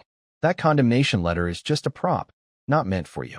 It's for their own people, to show that the kingdom of Orland will never surrender. The old man's words were simple but profound, like a key that instantly unlocked the deadlock in Zhang Wei's mind. Then, Commander, what should we do? Just let them disgust us like this? Hearing this, the old man put down his teacup. His gentle eyes suddenly sharpened. So that's why Comrade Xiao Zhao brought you to see me. He looked at Zhang Wei and suddenly smiled. But that smile carried the heroic spirit of an old revolutionary leader. You're just a young man in your 20s, and you still don't have the fire of an old man like me, who is almost ready for the coffin. The old man slowly stood up, took a few steps in the yard, and spoke softly, but with weight, in every word. We are the people's soldiers. We believe in courtesy first, then strength, and we act with kindness and justice. Have we explained our reasons to them? Yes, we have. Under Blackstone City, we only defend, we do not attack. It's self-defense. Have we given them a chance? Yes, we have. We took on those 5 cities because we wanted the people there to live better lives. And what was the result? The old man suddenly waved his hand. They took our restraint for weakness. They took our kindness for being easy to deceive. Now they are getting more and more arrogant, and it won't stop. He stepped in front of Zhang Wei, his eyes sharp. Remember this, young man. When dealing with deeply rotten feudal reactionaries, simply talking reason won't work. When you try to reason with them, you must put one thing in front of them. The old man paused, each word like a heavy hammer hitting Zhang Wei's heart. That thing is the truth. Where's our truth? It's in the missile of the East Wind Express. It's on the deck of the aircraft carrier. It's in the barrel of the tank. The old man turned around and gave a calm but powerful order. Pass on my command. Change the nature of this otherworld exploration mission immediately.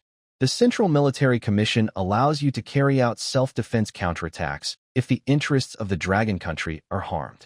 Remember, this is not a military operation. He looked at the political officer last, his eyes full of expectation and unwavering authority. Xiao Zhao, go back and tell them. Let loose and do your best. I will share some details of the exploration plan with certain military districts. At home, we need people to do what they can and weapons to do what they are made for. You, get ready. Actually, after the country obtained the portal, the biggest obstacle was never the other world itself. It was how to hide from the imperialists led by some Western powers on Earth. Our motherland could simply station a military unit there and build a heavy industry city, fighting and constructing at the same time, with unlimited resources. Reinforcements are already on the way, and the other world would be quickly taken over. But such large-scale personnel and equipment movements are almost impossible to keep secret. Once the other world is occupied, the other four factions might gather to consider whether to unite and attack the old regime first. There's no choice. On Earth, in modern times, politics are very mature. There are only lasting interests, not everlasting friends. That is why the initial task given was purely exploratory. Commissioner and Zhang Weigang just stepped out of the teleportation portal when a statement stamped with a bright red seal was already delivered through all known trade routes and diplomatic channels to the court of the Kingdom of Orland and its neighboring powers. The statement was simple and direct, filled with undeniable authority. It firmly responded to the recent provocations by the kingdom and clearly pointed out the serious threat to the safety of the people and property in the liberated areas. At the end of the statement was an ancient saying that has been passed down for thousands of years in another world. Do not say we did not warn you. In the common language of this different world, it was translated plainly and coldly. Don't say we didn't warn you. The declaration from the Dragon Country, do not say we did not warn you, was like a deep water bomb dropped into a calm lake, causing huge waves among the ruling class of the Kingdom of Orland. Of course, the common people at the bottom didn't feel much about it. Under the propaganda of General Shi Feng's great victory and triumphant return, they were still immersed in the false joy of striking down the Demon King army. At most, they thought that the Demon King army, after losing, was still stubborn and just making tough talk, not something to fear. But in the royal capital's power center, the atmosphere was already extremely tense. At the court meeting, King Theodore III hadn't even spoken yet when the ministers and noble representatives started arguing loudly. We must fight. These foreign barbarians are insulting us at our doorstep. Are we going to cower and beg for mercy? A young hawkish general's face turned red as he spat. Fight? With what? We've lost so many of our best soldiers. How can we gather enough troops to fight? A wealthy, middle-aged noble from the eastern region sneered. General, your territory is far to the west, so of course you don't care. But once the war starts, the first to suffer will be us in the east. Our cities, our estates, our people, are they just tools for your glory? Nonsense. This is for the honor of the kingdom. Honor doesn't fill stomachs. Honor can't stop those explosive iron lumps. Just as the two were about to come to blows, a northern noble, a weathered man with a beard, suddenly slammed his hand on the table. Everyone shut up, he shouted loudly. What's so scary about those mud farmers in the east? The most urgent thing now is the situation in the north with the Orcs. Your Majesty, you haven't replied to my help request for 3 months. If I hadn't come here myself this time, I might have forgotten what you look like. If we don't find a solution soon, my territory will be eaten up by those green-skinned beasts. When the Orc army marches south, no one will be able to run. The representative of the goddess cult looked indifferent, closing his eyes and muttering as if communicating with the goddess spiritually. The entire court was in chaos, everyone shouting for their own interests, each with their own plans. Should we fight or not? This seemingly important question had turned into a hot potato, kicked around in endless arguments, with no one willing to take responsibility. Only King Theodore III remained silent on his throne. He ignored the pointless debates of the ministers. His mind had already drifted to the mysterious Dragon Kingdom. He sensed something unusual. Recently, threatening the Dragon Kingdom was just a political move to balance internal factions. It was a common tactic in power struggles, creating an external conflict to distract from internal issues. But the Dragon Kingdom's response was too quick and too tough. Their tough stance was not what a normal country would do. In Theodore III's view, only 2 types of countries would act like that. 1, a united and powerful nation that doesn't bother with political games. Or 2, a country with internal conflicts so severe that they need an external war to divert attention. Either way, it was bad news for him and for the Kingdom of Orland. That night, in the king's palace, Theodore III, feeling restless, unbuttoned his collar and paced back and forth in his room. The day's arguments still echoed in his mind, giving him a terrible headache. Suddenly, he stopped and picked up a green glass bottle on the table, marked with strange characters that read, 6 gods. He no longer cared about how valuable it was. He unscrewed the lid and poured it forcefully onto his forehead and temples. A strange, Icy cool scent of mint and herbs suddenly exploded, clearing his foggy mind instantly. He leaned back in his chair, closed his eyes, and spent the whole night thinking calmly, thanks to the calming effect of the potion.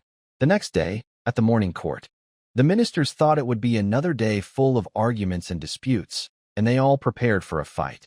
However, King Theodore III did not give them a chance to speak. The old king looked tired, his voice weak, as if he had aged 10 years overnight. "Dear pillars of the kingdom," he weakly began, "I have felt my health declining recently, and my energy is low. I fear I can no longer handle the responsibilities of ruling." He paused, then dropped a heavy bombshell. "I have decided to abdicate and enjoy my remaining years in peace." As soon as he said this, the entire court fell into complete silence. Everyone was stunned. The day before, they were discussing whether to go to war or make peace. Now the king was quitting? This sudden change shifted the focus of the court's conflicts from how to respond to Long Kingdom's declaration to a more urgent issue: who would succeed the throne. After a brief silence, the hall suddenly erupted. Representatives of different factions began to pretend they were pleading with the king not to abdicate, while secretly working to support their preferred prince. They were well informed inside the palace, and inside the hall, they kept asking him 3 times to reconsider. Outside the hall, fighting broke out. "Prince 14, Old 13, I'm not here for anything else today, just to challenge your arrogance. Don't think that because you're the most skilled in magic among all princes, you're unbeatable. As a 5-star warrior, I can fight you one-on-one. I'm also better at marching and formations." Prince 13, "All right, when the eastern border and Long Kingdom go to war, let's each lead 10,000 soldiers. Let's see who wins and who gets defeated." Prince 10, You're not even worthy. You're just a dog of the crown prince." Suddenly, the hall door was pushed open. King Theodore III, face flushed and walking confidently, showed no sign of illness. "Foolish. And who are you a dog of?" Theodore III was about to curse loudly, but he realized that half of the family disgrace had already been exposed. He couldn't afford to make it worse in front of so many nobles. Just as he was about to find someone to help him out, he heard crying below. "Father, please no. You are in your prime, the pillar of the nation. How can you talk about stepping down?" The eldest prince was the first to kneel, tears streaming down his face, looking extremely sorrowful. "Yes, father," the second prince quickly followed, knocking his head repeatedly. "The country cannot be without a ruler for even a day. With enemies at the door, if you step down, won't the kingdom fall into chaos? I think Big Brother just wants to force father to step down so he can smoothly take the throne," the third prince said sarcastically. "Third, you're spreading lies. I am loyal to father. Everyone can see that." "Loyal? 2 days ago, you secretly met with the Marquis of the Eastern Border. Don't think I don't know. You're lying with blood in your mouth." The sons of Theodore III looked like a pack of sharks smelling blood. One moment, they were pretending to be filial sons, and the next they tore off their masks, shouting at each other and exposing each other's secrets. The chaos was as wild as a busy market. The struggle for the throne in the kingdom of Orland quickly reached the ears of the church leaders. They had always seen the kingdom as the richest land for faith in the surrounding countries, but Theodore III's existence made it impossible for them to fully control the kingdom. Now that he was stepping down, the entire church was stirring. At the very center of Arya continent, atop the holy mountain, stood the sacred cathedral. Inside the grand cathedral, only one girl was called the Pope, Alice. She looked about 12 or 13 years old, but in reality, she was over 1,000 years old. Barefoot, dressed in simple white robes, with long, waterfall-like golden hair and purple eyes filled with age and authority. Right now, she was walking slowly across the cold, smooth marble floor to a huge mural. The mural depicted a magnificent scene from 500 years ago, when she and a hero joined forces to seal the first Demon King. The Demon King was bound by holy light and chains, but behind him, faintly visible, were strange, fiery steel constructs. No one knew Alice's true age, nor why she could survive in the form of a young girl with golden hair. This was the greatest secret of the church. As a being that has endured through many long years, she desires stability and unchanging order more than anyone else. Everything she does is based on the principle of using the least effort to achieve the lowest risk. This is her only rule. Similar weapons to those from 500 years ago, but also completely different. Alice extends her fair finger, gently touching the blurry metal figures on the mural. More efficient, more destructive, and more disciplined. Her finger withdraws from the mural, and her violet eyes show no emotion. In the next moment, Alice's figure vanishes into thin air. Instantly, she reappears in the center of the temple, carrying the corpse of a heavily armored, decayed magic knight, as if she had never moved. Only space itself folds around her. Her bare feet hover half an inch above the ground, and her simple white robe moves without wind. She does not bend down. Instead, she raises one hand, palm facing downward, aiming at the knight's cold helmet. "Let me see what you saw before you died." Thin strands of purple light, visible to the eye, hang from her palm like living vines, slipping into the cracks of the knight's helmet. In an instant, countless chaotic images explode in the air, like a broken film playing in fast forward. A giant beast forged of steel roars and spews flames. Groups of iron birds circle in the sky, humming loudly, and what interests Alice most is a waving red flag and the soldiers beneath it, their eyes determined, shouting slogans she cannot understand. The light and shadow fade away. So this is it. Mortal bodies are on par with gods. Alice whispers softly, a mischievous smile curling her lips. Interesting. This game is getting more and more fascinating. The knight's memories vividly replay the battle before her. It was neither magic nor alchemy. It was a pure, cold power system she had never seen before, one that pushed the laws of physics to their limits. Even she, facing such an unknown enemy, does not feel confident of victory. Without enough data, rushing into battle with the main force is the stupidest thing to do, she murmurs quietly, her violet eyes showing no trace of emotion. She needs a stone to test the depth of this river, and the current kingdom of Olin is the perfect stone. Passionate, obedient, and, even if it shatters, it is not a loss. "Come here," Alice's voice echoed through the empty church. A figure cloaked entirely in black robes appeared from the shadows, like a ghost, kneeling on one knee. "The king of Orland Kingdom no longer shows true faith," Alice said calmly. "His fourth son, Theodore, is a good boy who respects the goddess. The goddess's light needs more loyal servants to lead." "Yes, my pope," the figure replied. The shadow merged back into the darkness and disappeared. The whole scene was quiet, as if just dealing with a small, insignificant matter. 3 days later, in the capital of Orland Kingdom, old King Theodore III suddenly fell seriously ill. Before he died, his trusted advisors announced his will. He wanted his second son to become king, but it was difficult. The church's influence was too strong, and his voice was too small, although he said the second son should be king. The next day, in a ceremony led by the priests of the goddess, and with many nobles cheering and pledging loyalty, the 20-year-old Prince Theodore was crowned king as Theodore IV. The young new king, on his first day of ruling, gathered all the high nobles in the palace hall and gave his first speech as king. "The false king in the east, those blasphemous demons, have shown their teeth to us." Theodore IV's voice was young and passionate, full of religious zeal. "Our father tried to negotiate with them, but it only brought contempt and invasion. Now, I, Theodore IV, under the goddess's watch, declare, we will launch a holy Eastern campaign. We will cleanse our land of those from the abyss." He drew his sword and pointed eastward. "For the goddess. For Orland." Inside the hall, young knights and fervent followers raised their arms and shouted loudly. But behind the crowd, the more moderate nobles, who couldn't oppose the church, looked worried and whispered among themselves. "An Eastern campaign? Is he crazy? The northern orcs have been raiding south every few days. We're already struggling to deal with those green-skinned enemies. Now we have to fight on two fronts? Just talking tough, condemning them. That's fine. But do they really expect us to pay and send troops to fight those stubborn enemies? Everyone knows that the Demon King army is just a bunch of reckless fighters." Among them, a tall, bearded duke with a pale face looked the most upset. He is Duke Glatton, the biggest lord in the eastern region. Previously, Theodore III sent some troublemakers, half of whom came from his territory. "What's going on?" he muttered angrily, trembling in his beard. Every day, I have to send people to cause trouble for them, burn their granaries, steal tools.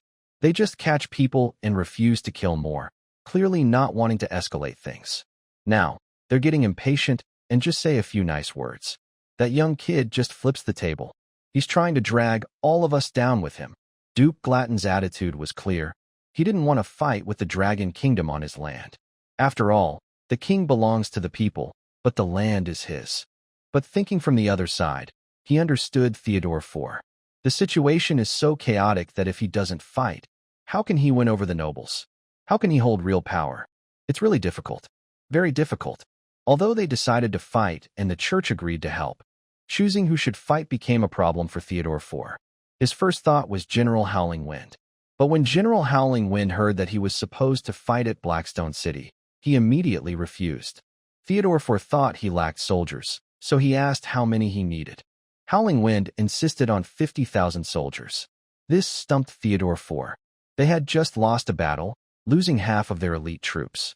Even if he conscripted farmers, he wouldn't have enough time to train them. He could only shrug and say, "We only have 10,000 elite soldiers. What do you suggest?" General Howling Wind replied, "It's difficult. If it's too hard, then don't do it." He disappeared the next day.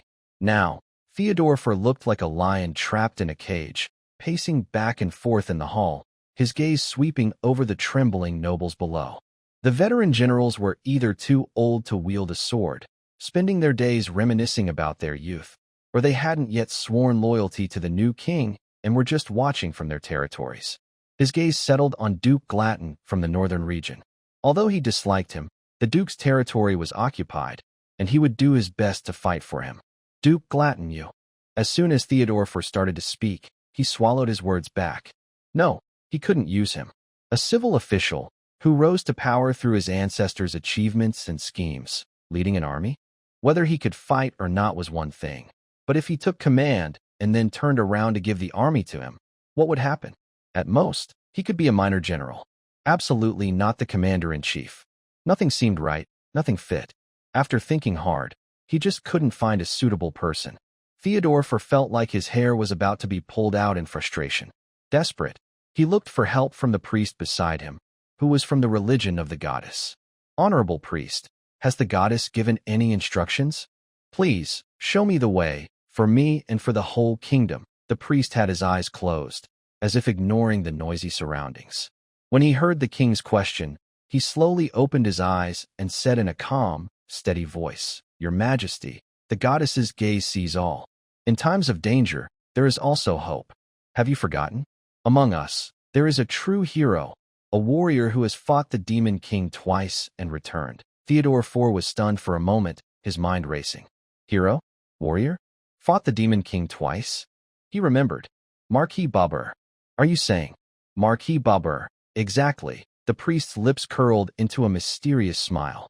He is the only one so far who has gone deep into the enemy's territory and come back alive. No one knows the tactics and weaknesses of those demons better than him. The goddess's will has told me that he is the key to defeating the enemy. The priest paused, then added, "Of course, to ensure victory, the church will also send an experienced Grand Templar and a squad of elite dragon knights to assist the kingdom's army." Theodore IV didn't understand military matters. He was a believer, but he wasn't completely foolish. He knew he had to test whether Babur had the ability.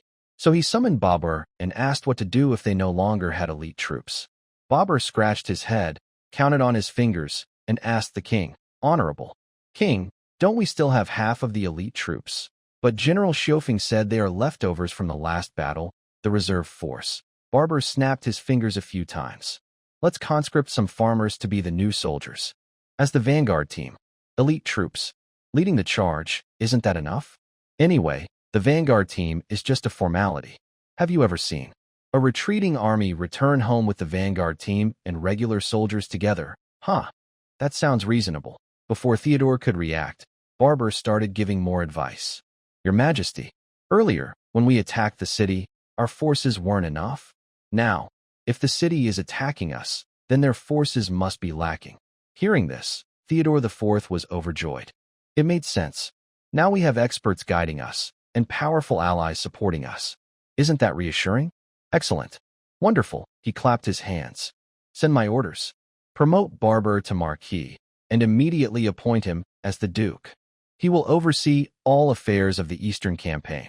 Send him to the front lines right away. So, Barber, who had just escaped from Blackstone City and hadn't enjoyed his brief moments of luxury, was hurriedly pushed and pulled by the crowd, half-forced, to the smoky Eastern Front. In the Eastern region, at a temporary command center, Barber, now Duke Barber, was dressed in a fine noble armor made overnight by royal craftsmen. The armor was decorated with intricate patterns and shimmered in the candlelight. He sat confidently in the main seat, crossing his legs. His booted foot kept bouncing, and his nose was held high, almost touching the sky. In front of him, a group of real generals and nobles looked serious, as if they were watching a clown perform. Cough, cough. Barber cleared his throat, then pointed a finger at the military map, poking it for a long time.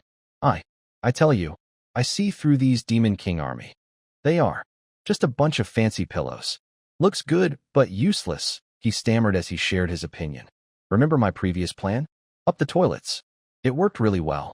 But now, the situation is different. We can't just wait for them to attack us. We must take the initiative. He pointed at a fortress on the map, spitting as he spoke. Let's attack here.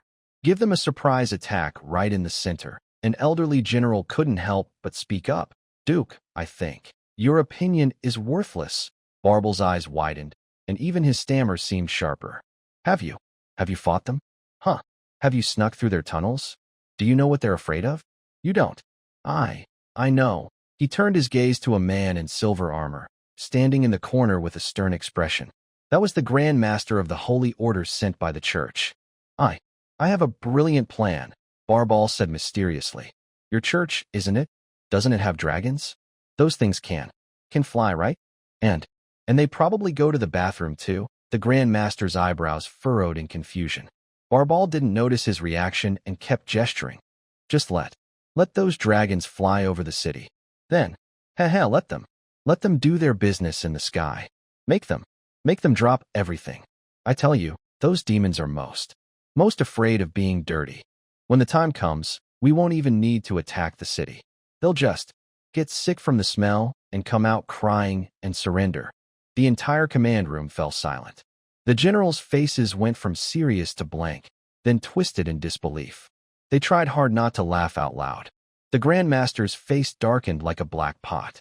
He felt his sword craving blood, especially the blood of this foolish duke. But before they left, the Pope's orders echoed in his mind. Cooperate with him, record everything, treat the kingdom's army as mere pawns for our plans. The Grand Master took a deep breath and forced out a few words through his teeth. That duke's wisdom is truly unfathomable. He decided to play along with this fool. Feeling validated by the professional, Barbal became even more proud. He stood up, pointed at the map with the city, and laid out his plan for aerial bombardment, feeling like the greatest military genius of the age. Then he went on to plan the defense and attack strategies, like raising the mage's staff at a 45-degree angle and moving the archers 5 meters to the left. All right, that's settled. He was about to make a heroic sword-drawing gesture to end his military genius plan perfectly. He crossed his arms with one hand and grasped his sword handle with the other, then pulled hard. Shoo! The sword didn't come out. His face turned red, and he pulled again with force. Still, it wouldn't budge. The armor he hurriedly put on seemed to clash badly with his sword. Bobber grew impatient. Suddenly, he instinctively grabbed the sword at Duke Glatton's waist nearby. Clang! A clear sound rang out. Bobber raised the sword he took from someone else, used all his strength, focused his energy, and shouted loudly, "All troops, attack now!" His shout echoed in the command tent. Then, nothing happened. Everyone was watching him, but no one moved. The scene became very awkward. Finally, Duke Glatton, who had his sword taken, sighed softly and pointed at the map on the table. Honorable Duke Bobber, shouldn't we turn the map around first before discussing the attack? Oh? Is it upside down? Bobber's plan ended in a funny mistake. He had the map upside down. He was politely invited back to his luxurious tent, called Strategic Planning, Command in the Central Army. In reality, The command had completely shifted to the Grand Master of the Holy Knights. This knight, from the church, looked as cold as ice that would never melt. He didn't even glance at the noble officers from the small kingdom's factions and directly gave orders to the Holy Knights he brought and a few veteran generals with real combat experience. Forget about the castle. Defend along the east bank of the River France. When Babur's dog of a subordinate was causing trouble, I got intel that the castle had already fallen. He tapped the winding river on the map with his whip. Our task now isn't to attack the city, but to block the enemy. Before they cross the river, hold them firmly on the other side. His orders were simple and clear. The noble officers from the small kingdom's factions were unhappy, but under the stern authority of the church and the deadly gaze of the Grand Master, no one dared to speak. They all knew that this Eastern expedition was just an excuse to gather soldiers, serve as cannon fodder, and shift the blame onto the king and the church. The army quickly spread out along the hilly area by the river. There are woods and hills here, with uneven terrain, making it a natural defensive position. The Grand Master of the Knights stands on a high hill, using a magic telescope to watch the calm river. Everything is too quiet, so quiet that it makes him feel uneasy. Send the dragon rider to scout across the river, he orders without turning his head. Soon, a chosen dragon rider leads his large dragon out of the group. It is a strong red dragon, with shiny scales that glint like metal in the sunlight. But right now, this proud creature seems restless. It keeps scratching the ground with its front claws, making low growling sounds, and its nostrils emit a sulfur smell. No matter how the rider tries to calm it, it refuses to spread its wings. What's wrong? The Grand Master frowns. Sir, my partner. It feels very uncomfortable. The dragon rider looks confused. It says, there's a feeling in the air that makes its skin hot, like being watched by countless invisible eyes. It doesn't want to fly. Hot. The Grand Master narrows his eyes. He is also a powerful legend-level mage, but he doesn't sense any magic fluctuations. This is an order, he says coldly. The fate of the kingdom depends on this. No beast can act up now. Let it fly, or face military punishment. The dragon rider's face turns pale. He knows the Grand Master can follow through with his words. Reluctantly, he recites a spell, forcing a mental link with the dragon and suppressing its instincts with a command.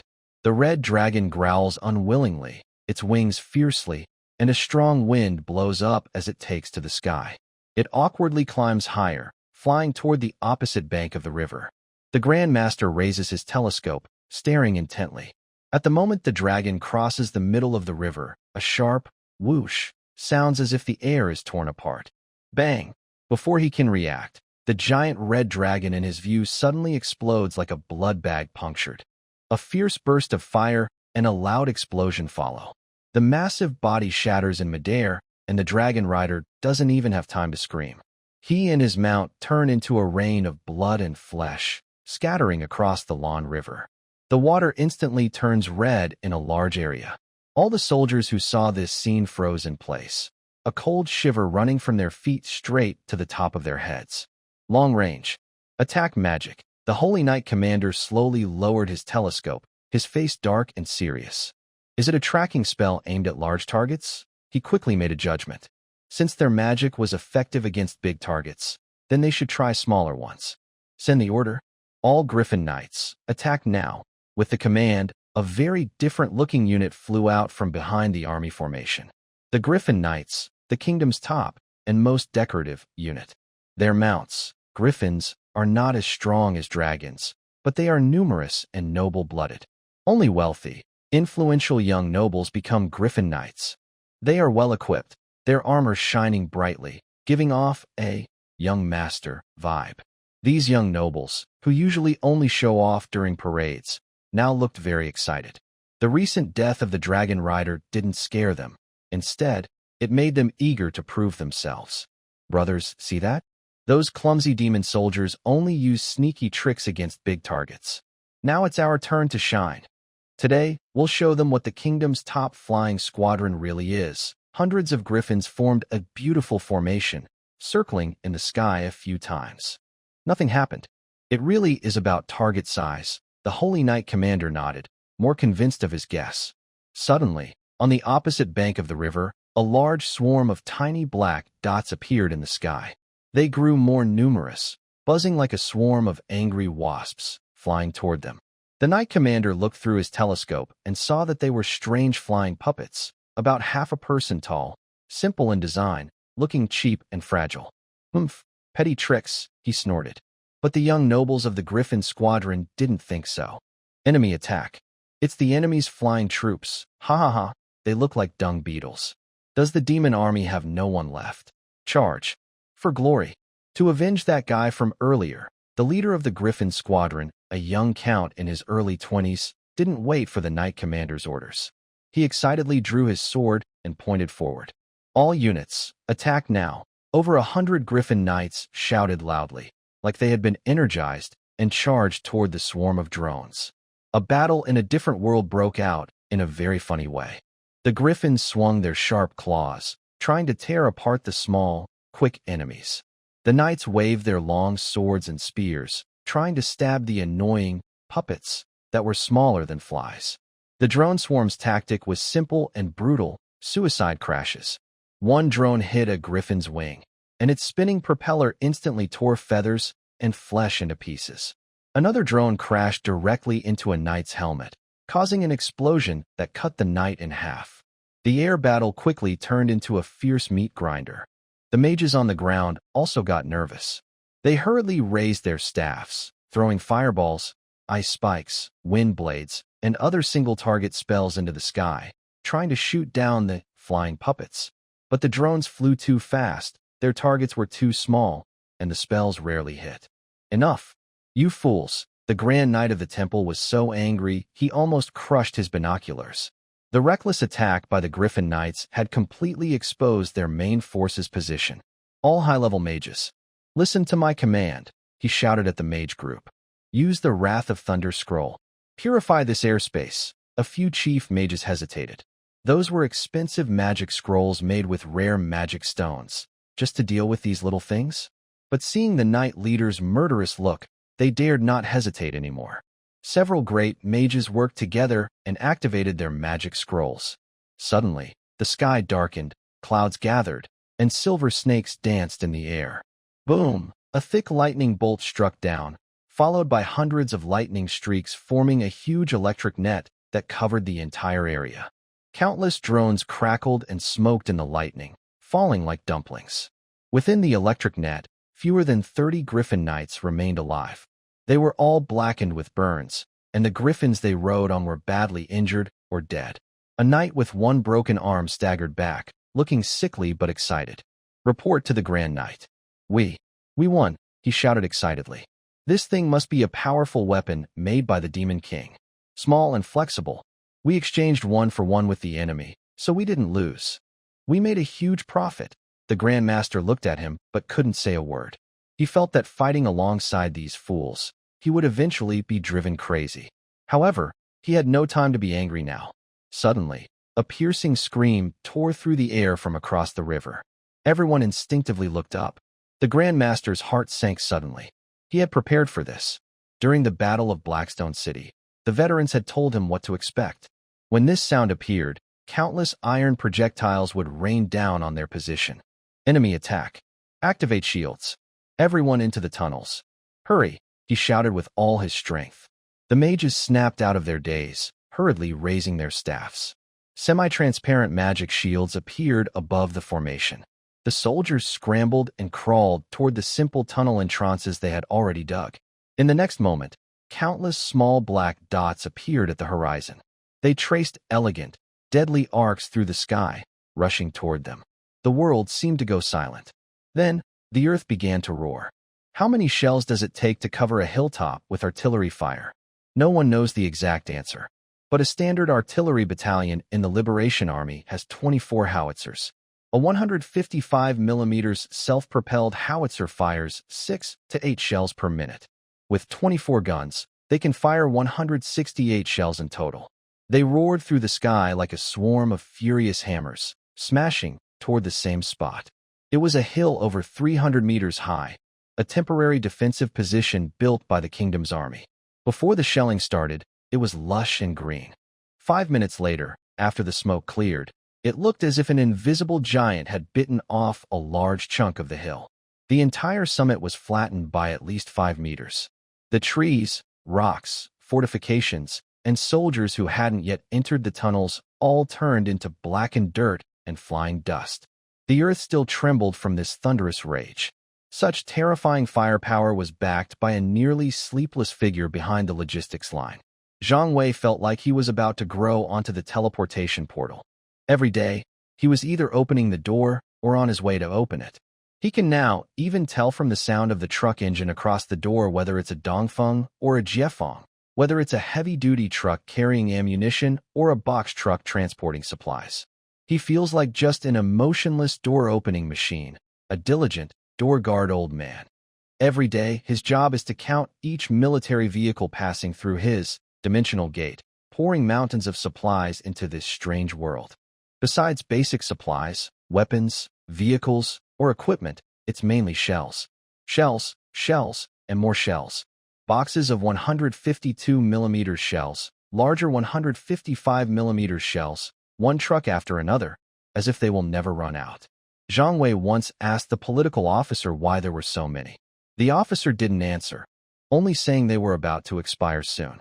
Every day, he looks at those wooden boxes marked, "Handle with care," feeling his spirit almost crushed by these big guys. But as he watched, he noticed something strange. Why do the trucks carrying shells seem to have disappeared these past 2 days? The day before yesterday, dozens of heavy trucks lined up, waiting to pass through. Yesterday, only a few, and today, not a single one. Instead, trucks are now carrying strange mechanical parts and various chemical materials. Is the stockpile finished? Zhang Wei wondered nervously. No way, the frontline gunfire sounds like New Year firecrackers. Never stops. His curiosity gnawed at him like a cat's claw. During a break between convoys, he found the political officer in the command room, staring at a sand table. "Commissar, can I ask you something?" Zhang Wei leaned in closer. "Are we not going to send shells to the front anymore? The logistics are too heavy, and the stockpile is gone." The officer looked up from the sand table, glancing at him. His usually serious face now wore a hidden smile. "Huh? What are you thinking? The shells stored back home can last for 4 battles. The officer patted his shoulder. "But we don't need to bring them from home anymore. Xiaozhong, you need to update your thinking. We can make them ourselves now." "Make them ourselves?" Zhang Wei's eyes widened, almost dropping his jaw. "Are you joking? We've only been here for less than 2 months, right? Who said we don't have the capability?" The political officer smiled even more happily. He took out his military tablet, opened a video, and handed it to Zhang Wei. "Here, I want you to see this." Zhang Wei hesitantly took the tablet. At first, the video showed the familiar iron rust town gate.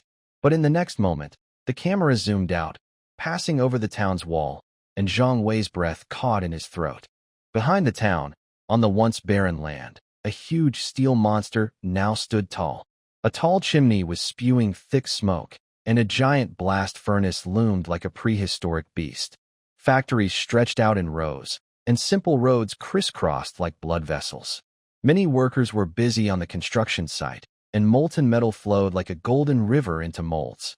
This was clearly a large-scale heavy industry base. The shell casings are made here, the other parts in different workshops. I can't believe it. Zhang Wei felt his worldview shake. Is this real effects? What effects? The political officer rolled his eyes. You think I'm joking? Honestly, when I first got the report, I didn't believe it either. I went to see it myself, almost couldn't believe my eyes. Guess who led this effort? Engineering troops? Or the construction group we hired? Neither. The political officer shook his head, showing a mysterious expression. It's those beastly local folks. Beastly? Zhang Wei's mouth formed an O. Exactly, the political officer said with emotion. I used to think they only roared with axes and clubs. But I later realized we underestimated our friends from another world. Can you believe it? Our experts went to investigate and found that these beastly folks, hundreds of years ago, could use the most primitive clay furnaces to produce finely crafted armor. They only make axes and clubs because that's all they've ever seen. The political officer pointed at a beastly worker operating a precise lathe in the video. The worker was as big as a silverback gorilla, with large hands, but now he was carefully controlling the knobs, moving with delicate skill like a girl embroidering. Many complex techniques, once explained to them, allow them to understand and even come up with improvements. However, these villagers have a strange habit. If you ask them to make plowshares or hoes, they work slowly and without enthusiasm. But if you tell them they are making weapons or things for battle, they become very excited, their eyes shining, and they work with double the energy. After our last victory and seeing our powerful artillery, they became obsessed with making loud, explosive devices. They even gave their shells a name, boom eggs, with a rough, beast-like accent. At the end of the video, the camera shows a huge warehouse. Inside, over 1,000 orcs are busy around a production line, led by Gulyoda, working enthusiastically. They built this line themselves, based on instructions from an experienced master. The orcs are hammering and shaping the shells. On the lathe, the shells are being smoothed. On the other side, copper belts are being installed. Gulyoda, acting like a foreman, stands with his hands on his hips, walking back and forth. He occasionally picks up a newly formed shell, examines it in the light, and nods with satisfaction, more caring than a parent watching their chicks hatch. Apart from the gunpowder and primer, which Gulyoda reported as special supplies from us, all other parts, from the shell casing to the fuse, are designed, molded, and made by themselves. He points to the mountain of finished shells in the video and says carefully, they are made for our 75mm caliber guns. Except for the first batch, which had issues and was discarded, all the current shells meet the standard size and can be directly used on the front lines, loaded into our field guns for combat. Zhang Wei stares at the screen, feeling like his mind is overwhelmed. He seems to see a group of muscular men happily discussing the explosive amount and blast radius of the boom eggs, their faces full of simple, pure joy. This scene is incredibly intense, and doesn't that mean we are invincible? With such powerful bombs, what is there left for the kingdom to fight for? This isn't the case. Gulyoda asked me this question. The political officer paused. What did he say? This thing can't track, and its flaws are quite serious. While the Central Army camp was still panicking over an unprecedented defeat, their commander, Duke Babur, was relaxing in his luxurious tent, enjoying fruit freshly peeled by his servant. A muddy, disheveled noble officer rushed in on all fours, collapsing to his knees with a crying voice. My Lord Duke. It's bad. The blocking line.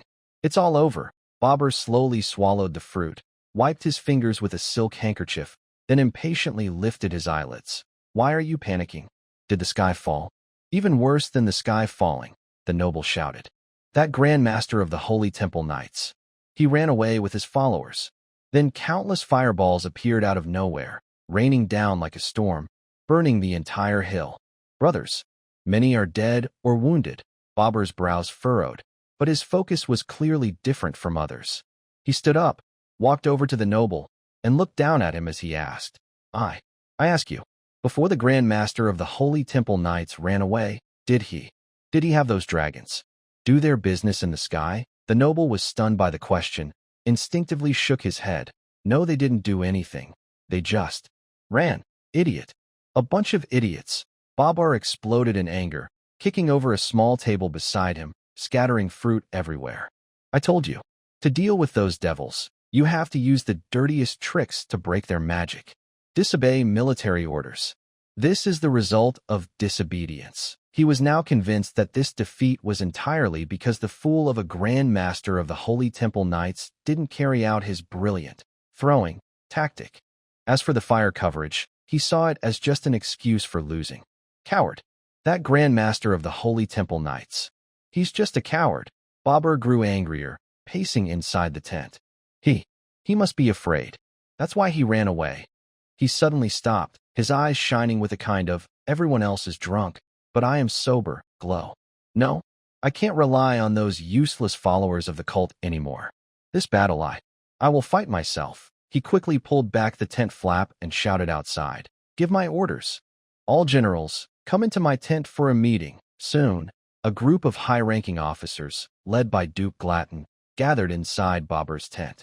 They thought they were there to discuss how to tighten defenses and prepare for the next attack from the Liberation Army. But when Babur spoke, everyone was stunned. I have made a decision. We will attack first. Babur pointed at the map on the table, spitting as he spoke. Your Grace, this is not wise. Duke Glatton was the first to oppose. Our army has just been defeated, morale is low. We should stay in our camp and wait for reinforcements. Reinforcements? What reinforcements? By the time they arrive, it will be too late, Babur interrupted dismissively. This time, I will lead the charge myself and give them a hard. He pointed directly at a group. Heavy armored magic knights. You are the pride of the kingdom. This time, you will lead the way. The knight commander's face changed. He hesitated but stepped forward. Your Grace, our magic armor. After the church withdrew, we have no spare magic stones. The magic inside the armor is almost gone. They are now just heavy iron shells. Heavy shells? Isn't that good? Babur's eyes widened. Heavy shells are tough. Can those demons' spells still break through iron shells? Are you questioning my decision? Faced with Babur's commanding presence and the guards behind him, the knight leader could only bow his head humbly. I dare not. Ignoring everyone's objections, Babur forcibly took half of the elite troops and prepared to march out. Duke Glatton was left behind, supposedly to hold the camp and be ready for anything. Before leaving, Babur once again looked at the map. He stared at the map that had embarrassed him before, his brow furrowed in deep thought. No, this is wrong. This is wrong. He muttered, pointing at the map and moving his finger back and forth. Ugh, not being able to read is so annoying. Which side is the correct one? Suddenly, he seemed to have a flash of insight. He slapped his thigh. I understand. Last time, the map was upside down. I just need to find the pattern from last time and rotate it a bit, and it will be correct. He's really a genius, he said. Then he stretched out, pinched a corner of the map, and rotated the entire map 90 degrees. He looked happily at the now completely tilted map, then pointed forcefully toward the north. East. Their supply line must be over there, he confidently announced. We go east and cut off their food supplies. We'll strike at their base. Under his brilliant command, the army started a long march straight north. After marching all day, at dusk, a lonely castle appeared on the horizon. Stop! Barbal raised his hand, took out his binoculars, and then pulled out the map he had rotated 90 degrees. He compared it carefully. I knew it, he said proudly, laughing. We've come full circle. This is the castle we lost earlier. They must be using it as a grain store. He never thought about why he had marched straight for a whole day and ended up back where he started. In his mind, he had already built a perfect plan of brilliant tactics to retake the fortress. Someone, he said excitedly, rubbing his hands. Bring out the secret weapons we prepared. The soldiers looked at each other but followed the orders. Several catapults were pushed forward, followed by a few carts carrying sealed wooden barrels. When the barrels were opened, a terrible smell filled the air instantly. It was a mix of manure, rotten vegetables, and animal guts. Load it. Throw it. Throw it hard. Barbal pinched his nose and eagerly directed. Suddenly, greenish-yellow projectiles streaked across the sky, and countless foul substances rained down on the unlucky castle. As the sounds of gagging and screams came from inside, Barbal drew Duke Glatton's sword, which had not yet been returned, and pointed forward. All troops, charge! Take back our castle. Under the protection of dozens of guards, Babur hurried onto the city wall, eager to enjoy the glory of victory. He cleared his throat, ready to give a grand speech about how Babur has returned. A nobleman dressed in luxurious silk pajamas, covered in unknown filth, with half a rotten cabbage leaf hanging in his hair, ran towards him crying and stumbling. Babur, my dear old friend, are you crazy? Why are you throwing into my castle with your army? The smile on Babur's face froze instantly. This is your home. Babur scratched his head. It felt a bit itchy, but he didn't think much. Didn't you know from the start that this was my house? No, I didn't. While they were talking, the catapults below started throwing projectiles again. Because Babur didn't know military strategy, he didn't think about how long to keep ordering the troops to throw or when to stop. So, the troops below, afraid of punishment and not knowing what was happening on the wall, kept throwing randomly. One large projectile directly hit Babur's noble friend. Babur, I will kill you. The nobleman, covered in filth, let out a roar that sounded less like a human voice. His anger at that moment even overshadowed the disgusting smell. He swung his fists, ready to fight Barber desperately. Barber's mind went blank for 3 seconds. He looked at his usually carefree brother, then at the familiar family crest flag on the tower. A jolt of instinct, honed over years of trickery and deception, took over his body. He didn't dodge. Instead, he took a quick step forward, tightly grasped his friend's greasy hand, and showed a deeply painful and grateful expression. "My friend, Findus, you have suffered." Barber's voice was deliberately raised with excitement and sorrow. I know you've been wronged terribly." The nobleman called Findus was stunned. His anger was temporarily suppressed by this sudden move. You don't know anything. You're throwing into my house. Do you still know that I was wronged?" "Of course I do," Babur said confidently, as if he wasn't the one who threw This is a trick. Understand? I knew it long ago. That group of demons is very cunning. They will definitely send spies into our city. I call this move luring the snake out of its hole. See? Isn't it working now?" He pointed behind him at the panicked guards below the city walls. Those are spies. They were affected by my 10,000 filth array and lost their magic. That's why they couldn't stand up to us. Findus, my friend, to catch these spies, sacrificing your castle's cleanliness is worth it. Findus, the Viscount, opened his mouth but couldn't quite understand. Is this human language? To catch spies, they throw into an ally's castle? What kind of crazy logic is that? Seeing Findus still stunned, Babur patted his shoulder heavily and said sincerely, "Findus, you need to open your mind. You can't be too attached. To win, we must do whatever it takes." After saying that, he ignored Findus, who was still confused, and turned to his soldiers, loudly announcing, "Everyone, clean up the battlefield. Deal with the bodies of these spies. We have won." The soldiers looked at the mess and the battered allies and smelled the lingering foul odor in the air, falling into deep thought. "Who are we really fighting?" a young soldier quietly asked an older soldier nearby. The old soldier, expressionless, poked a steaming pile of dung with his spear and said softly, "I feel like I'm not here to fight.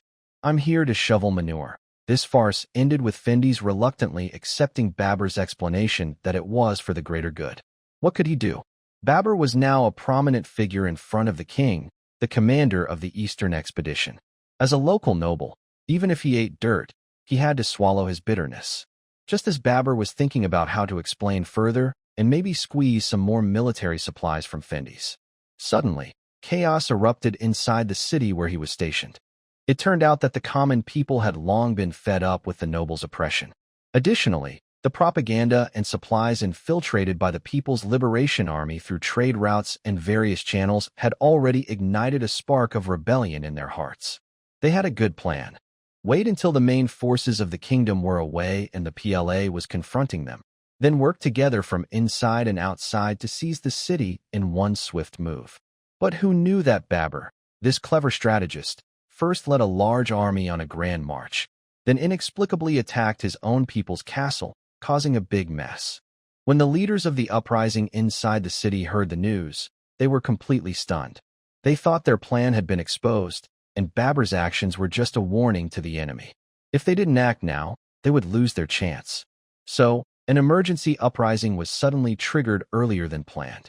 When Babur returned to the city with his victorious army, he saw the city bustling with noise and flames rising high. "Look, the people are cheering for me." Babur's pride instantly swelled. He quickly tidied up his fancy armor, ordered his guards to clean up the city walls, and proudly climbed up. He puffed out his chest, waved his arms, and struck a commanding pose, as if inspecting his troops and receiving the people's praise. But he soon sensed something was wrong. The cheers below sounded more like shouts of battle. The enthusiastic crowd was holding not flowers but hoes, sickles, and homemade spears. They were fighting fiercely against Babur's remaining defenders, in street battles that were 100 times more intense than when he attacked Findus' castle earlier. "It's a rebellion. They're all against me." Babur's face instantly changed from pride to rage. "Destroy them. These stubborn civilians." The order was given, but the city's soldiers hesitated. Most of them were poor farmers who had joined the army to fight dragons and monsters, hoping for a better life. Now, facing civilians who looked just like their own parents and neighbors, they couldn't bring themselves to attack. The so-called suppression turned into a chaotic scene of people drawing on each other. The archers, weak and unmotivated, shot arrows that mostly missed or hit empty space, showing that they were just participating. Babur didn't understand what was really happening. He only thought his forces were too weak to suppress the rebellion. Just as he was about to send someone to ask Duke Gladden for help, he suddenly saw smoke rising on the northern horizon. Ha! Babur was very happy to see this. Duke Gladden is still a kind and honest man. I haven't called for reinforcements, and he sent people here himself. He's truly my good brother. He proudly placed his hands on his hips, feeling confident that he was in control of everything. But as he kept smiling, he suddenly felt something strange. Wait a minute. He scratched his head, looking confused. Reinforcements? Why are they coming from the north? The royal city and Gladden's main camp are both in the south, aren't they? Babur's confusion didn't last long, because that smoke signal was rapidly approaching from that direction. At first, it was just a dark line on the horizon. Within a few minutes, that line turned into a swirling cloud of black, and behind it, a green wave covered the sky. The ground started trembling rhythmically, as if an ancient giant beast was waking up. Every heartbeat made the bricks on the wall shake. What's happening? Did Gladden's horses turn into elephants? Babur leaned on the wall, feeling his legs go weak. Next to him, an old general's face had turned pale. He tremblingly raised his binoculars, looked once, and then suddenly collapsed to the ground with a loud thud, dropping the binoculars. It's over. It's all over, the old general said hopelessly. It's the Orc army from the northern border. That black mass is the Orcs' giant wolf cavalry. Orcs? Babur stammered in fear. He hurriedly picked up the binoculars and looked through them. In the lens, the wave finally revealed its true form. It was not a human army at all. Leading the charge was a group of tall figures over 2 meters, riding on giant black wolves that looked like prehistoric beasts. The wolves' eyes burned with amber fierce light, their fangs bared, and as they ran, they kicked up clouds of dust. The Orc cavalry on them wore heavy armor, helmets shaped like snarling wolves, and carried huge spears nearly 3 meters long. The entire group radiated a raw, destructive power. They looked like a moving storm of steel, bringing misery wherever they went. Wow. I can't believe it. Babur felt a cold shiver run from his tailbone to his head. How did they get here? Are the northern defenses made of paper? He didn't know that the Orc tribes in the northern border were already a loose collection of raiders. Rumor had it that the Eastern Front was fighting fiercely, like a big party, and these were maniacs, eager for chaos, quickly lost interest in staying in the north. They decided to band together and head south to join the fun in the east, hoping to find some good loot for free. With the kingdom's no resistance strategy, their journey south was surprisingly smooth. Now, they had discovered a city engaged in intense fighting, and their excitement was no less than Columbus discovering the new world. Run fast. Babur's only thought was this. His war god brain finally kicked in, focusing on planning an escape route. Retreat. All troops retreat. Back to the camp. He shouted desperately at the soldiers still trying to suppress the rebellion inside the city. But his orders seemed powerless at this moment. Most of the kingdom soldiers inside the city were stuck in a confusing alley fight. They had been wasting time, playing a game of chase with the rebels, with disorganized formations and poor command. When they suddenly heard the retreat order, everyone was stunned. Retreat? Where to? Isn't the city gate right behind the Duke? Orcs? What orcs? Before they could react, the piercing horns on the city walls and the deafening howls from outside gave the answer. When the rebels confronting the soldiers and the soldiers watching from the city walls saw the Orc army, like monsters crawling out of, everyone froze. The two sides, who had been stabbing each other moments before, suddenly felt the pressure from the top of the food chain. A rebel leader, with a face full of scars, had just been shouting about chopping off noble heads to kick like balls. Now, he looked at the huge wolf in the distance, which could crush a big tree with a single bite, and swallowed hard. These green-skinned beasts look even more damnable than the nobles. Next to him, A kingdom soldier squad leader threw away his long sword, which was still sheathed, and silently picked up an intact spear from a fallen comrade, standing quietly beside him. "If the city falls, we're all doomed," the squad leader said in a hoarse voice. The leader of the uprising looked at him once more, then at the frightened neighbors nearby. He clenched his teeth and raised his machete high. "Brothers, we'll settle the family matters later," he shouted with all his strength. "Today, we fight together, up the wall. Kill these foreign." Suddenly, the whole city echoed with loud shouts of anger. "Protect our home." The soldiers of the kingdom, who had been lazy during street fights, seemed to come alive at that moment. They no longer retreated or hesitated. Instead, they organized themselves and rushed toward the wall. Their eyes no longer showed confusion, but a strong will to defend their home. The common people also put aside their hatred for the soldiers. They grabbed all kinds of weapons and joined the crowd.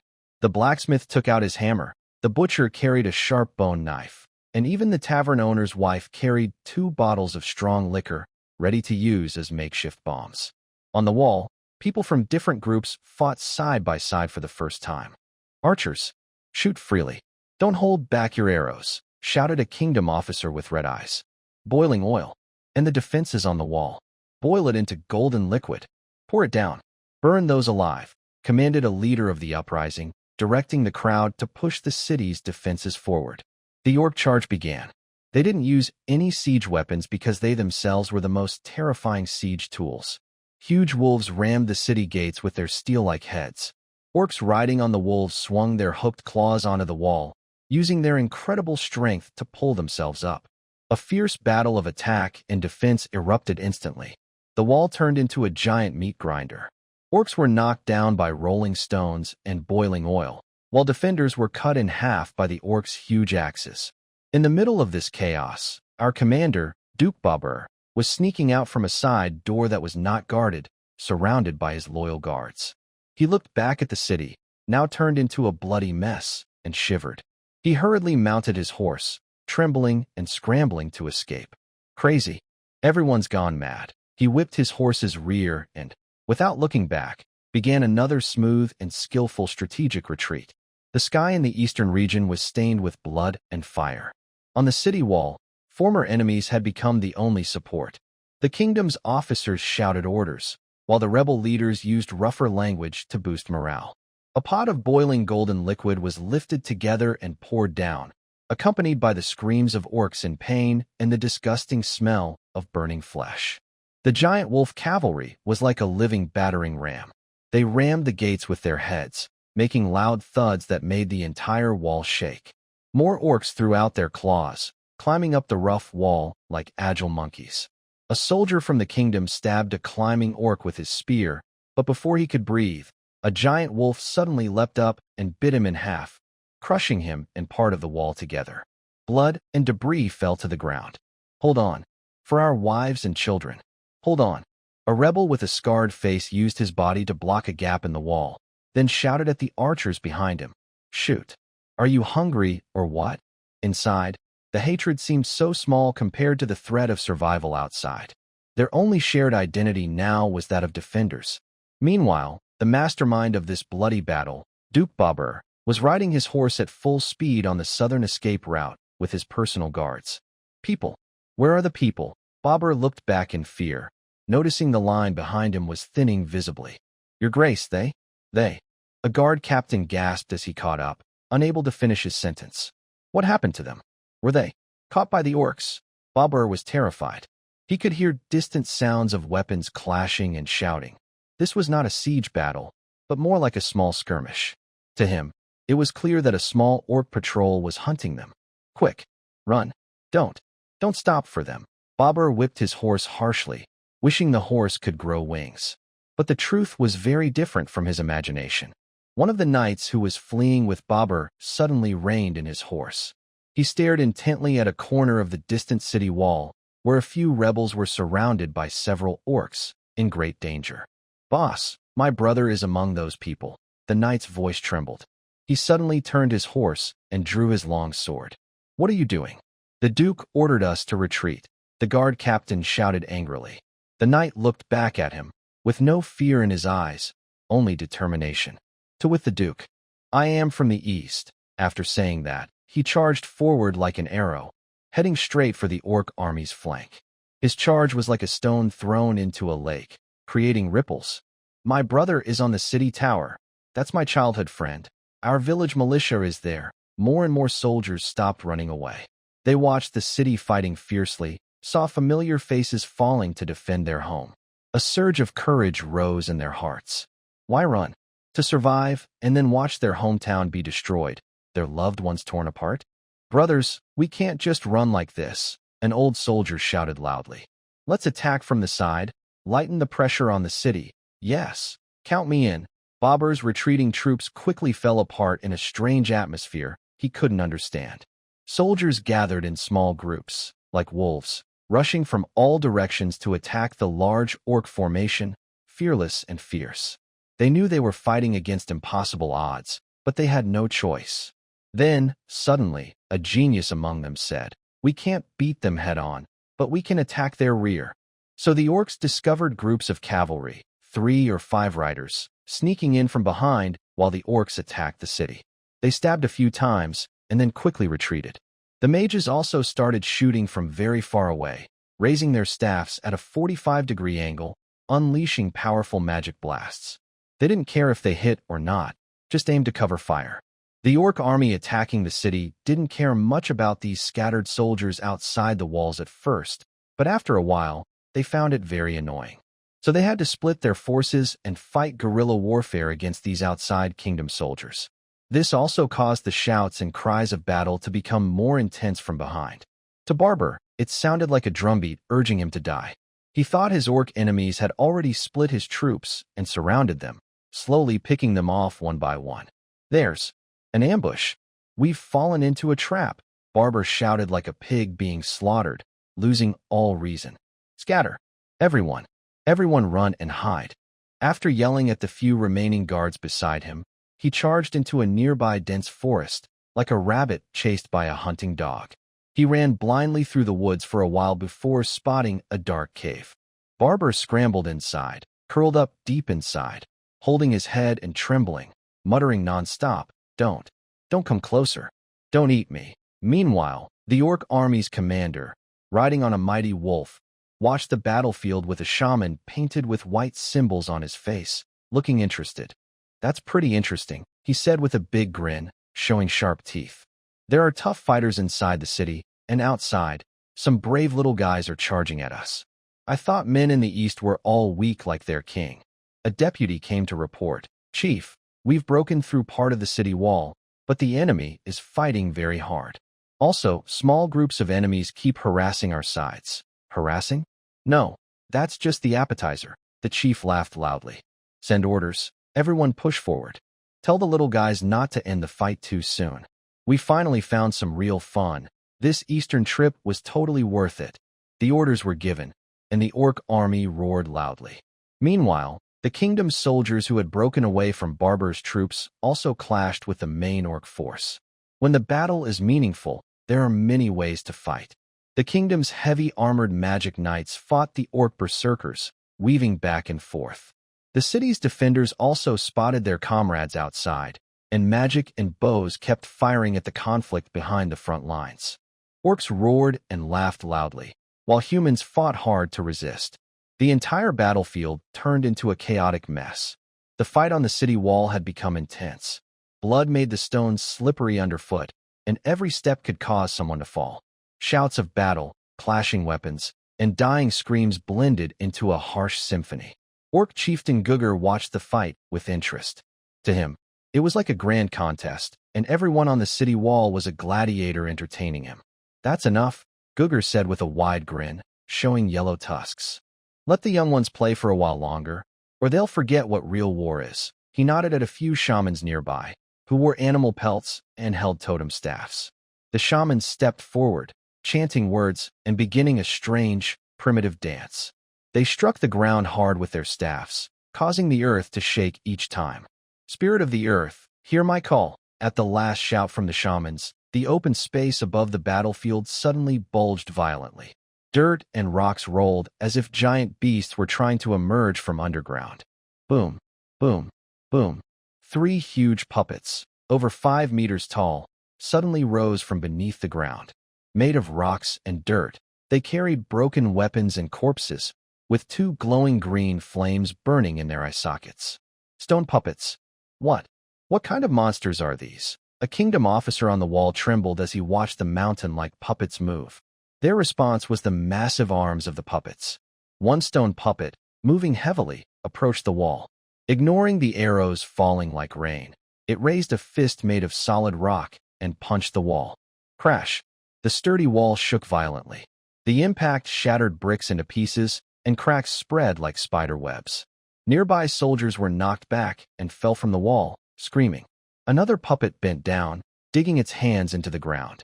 With a sudden lift, it tore up a large chunk of earth, along with a dozen or so orcs on top, and threw them like a giant metal disc toward the wall. Get out of the way! The mixture of dirt and orcs whistled through the air, smashing into the wall and knocking soldiers over. Because of these invulnerable giants, the human defense line quickly fell into chaos. Swords and spears only sparked when they hit their tough bodies.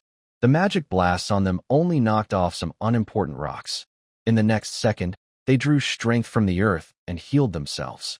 Huh, that's more like it. Chief Gugger watched the humans despair and laughed happily. He felt the warm-up was over and it was time to fight himself. He suddenly stomped his foot, causing a big hole to explode in the ground.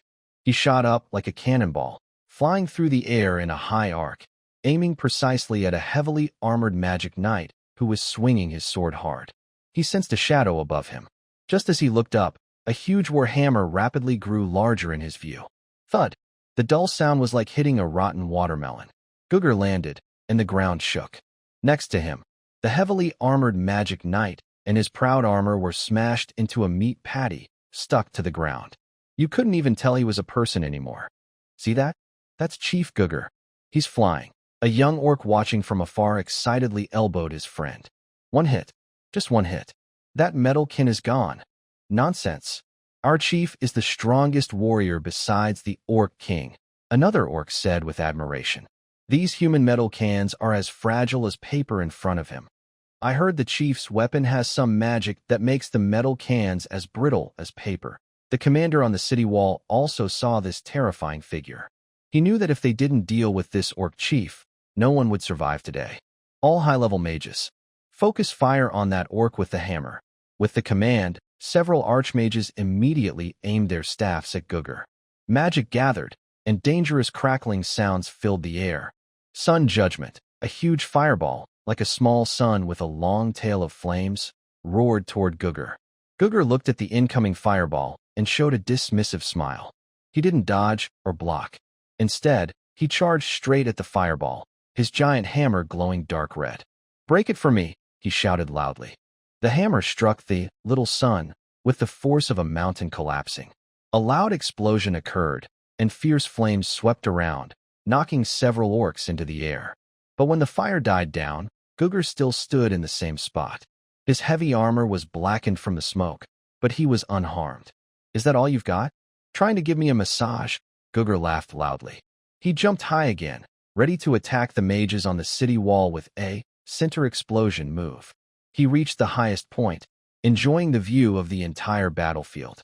Then he tilted his head back, opened his mouth, and prepared to roar in victory. Suddenly, he froze. He saw above his head a small, black, iron bird, hovering in the air. The iron bird had 4 strange wings spinning rapidly, making a buzzing sound. It was far away and high up, so he wouldn't have noticed if he hadn't jumped. Gugger's laughter stopped abruptly. His brows furrowed tightly. He could accept enemies being tougher than him, but he couldn't accept something that dared to be higher than him. That was an ultimate insult. "Come down here." Gugger twisted his body in midair, abandoning his attack on the city wall. Instead, he grabbed his giant hammer and threw it with all his strength at the tiny drone. But he missed. His face darkened.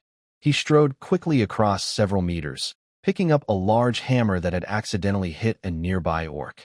Throw it again. Still, he missed. Why is that little iron bird so agile? Several times, Gugger failed to hit the drone.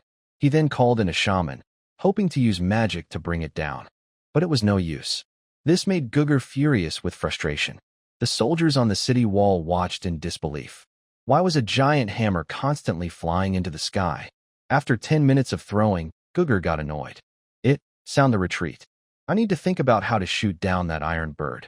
Is this a retreat? A staff officer looked at the screen with a hint of uncertainty in his voice. Not really. Another staff officer shook his head. Their troops are neat, the formations are intact, and they don't look defeated. It seems like they are heading to carry out an important mission. Everyone in the command center was on high alert, expecting the kingdom's army to panic and launch a desperate attack. But now, this large army was turning north, completely leaving the contact line with the liberation forces. This move was truly confusing. Keep watching, the political officer ordered, frowning. A few hours later, new footage arrived, and everyone in the command center fell into a strange silence. All eyes widened as they watched an unbelievable scene on the screen. Barber's army was attacking a city belonging to the kingdom of Olin with great force. Suddenly, the room was filled with gasps, and everyone looked puzzled. What's going on? Is this a drill? Do they need to fight so fiercely during a drill? Look at those city walls. They're almost being destroyed by their own people. Does he have some weird obsession with toilets or waste? I'm breaking apart. Barber is quite something. He hasn't figured out the real battle, but he's really into fighting his own side. While everyone was confused, Zhang Wei, who had been silent, suddenly raised his hand weakly. I have a guess. I don't know if it's right. The political officer looked at him. Go ahead. Didn't we already know that Barber is the overall commander for this mission? Zhang Wei cleared his throat and analyzed seriously. Is it possible that, because Barber can't read maps? I know he's not very literate. So he led the troops the wrong way and thought his own city was ours, so he started fighting? The entire command center went quiet for 2 seconds. Then, a burst of uncontrollable laughter erupted. Little Zhang, your idea is really insulting, a division commander said with a smile and waved his hand. Even if he's stupid, he wouldn't be that stupid, right? Yeah, that's too crazy. Everyone unanimously rejected Zhang Wei's guess. But the political officer didn't laugh. He stood with his hands behind his back, pacing back and forth in front of the map, seemingly lost in thought. Suddenly, he stopped abruptly and slammed his fist on the table. I remember now. Everyone's eyes turned to him. Earlier, a trading caravan that contacted us mentioned that in that city, some oppressed civilians and soldiers are planning to rebel and join us. But we haven't received detailed information, so we thought it was just a rumor. The political officer's voice trembled with excitement as he pointed at the screen showing the city under attack, speaking clearly. This isn't a mistake. Our revolutionary friends have been betrayed. As soon as he said this, the atmosphere in the command center shifted from absurdity to seriousness. Order. The nearest armored unit. Move out immediately to support. We must not let our friends fight alone. Yes. Just after the order was given, the communications officer received an urgent report from the frontline scouts. Report. To the north of the city, a large group of Orc soldiers is approaching. Unprecedented in size. They are attacking the city too. This news was like a cold shower, shocking everyone. Why is there more trouble now? Political officer, this is a problem. The political officer's face darkened quickly. We must march quickly. Full speed ahead. We can't let that city turn into a on Earth. Also, notify Gogodo immediately. Explain the situation clearly to them. If we end up fighting the Orc army, we don't want our Orc comrades to cause more trouble or emotional reactions. Gogoda, the Orc shaman, was still working on the production line when he heard the news. He wore a white helmet and blue work pants, looking completely different from the Orcs in the army. You guys still don't understand us Orcs, Gogoda said casually, scratching his ear. Sending us to fight another group of Orcs? We don't mind. We Orcs just like to fight. If we don't fight every day, we feel uncomfortable. He then changed the subject, rubbing his hands together with a bright look in his eyes. But, Commander, I want to tell you something. I have about 2,000 brothers here. Isn't that a bit few? The Orcs across from us look pretty strong. Maybe. I should recruit them too, giggling with a wide grin. He revealed his signature sharp teeth. Simple. I'll just go beat their boss. Before the political officer could understand the logic of this statement, Giggling had already turned around and started shouting loudly at his fellow Orcs. Kids, grab your gear. Get in the truck. Let's fight. About 1 or 2,000 orcs, all wearing colorful yellow safety helmets, erupted in loud cheers. They carried various tools and weapons, skillfully climbed onto the usual trucks and cargo vans, and some even brought out their excavators. The scene was both exciting and funny. Quick march! Quick march! When the armored troops of the Liberation Army arrived at the edge of the battlefield, the Orc army had just retreated temporarily after a fierce attack to rest. Giggling jumped down from the truck and ran to the command vehicle, saying to the commander, "Leader, let our orcs go first. You guys stay behind and support us." After getting permission, Giggling shouted a few words to a trusted orc. The orc cleared his throat, gathered his strength, and roared loudly in Orcish toward the distant orc camp. "Listen up, you guys. Your boss Gugger is a coward. Our divine messenger, Lord Giggling, is about to go over and give him a good kick in the... Then we'll be the bigger boss." This kind of shouting and swearing was crude and direct, but it was very much in line with orc traditions. In orc tradition, disputes over leadership could not be ignored. Otherwise, all the followers wouldn't accept it. So, even in the siege camp, soon after, there was a commotion. A bigger, more muscular orc, carrying a huge war hammer, appeared surrounded by a group of bodyguards. It was Gugger, the orc chieftain. Gugger looked at Giggling, who was dressed in strange green skin and was quite small among orcs, and burst into a contemptuous laugh. "Just you? Think you can challenge me?" Giggling picked his nose and looked at him with disdain. "You're too weak.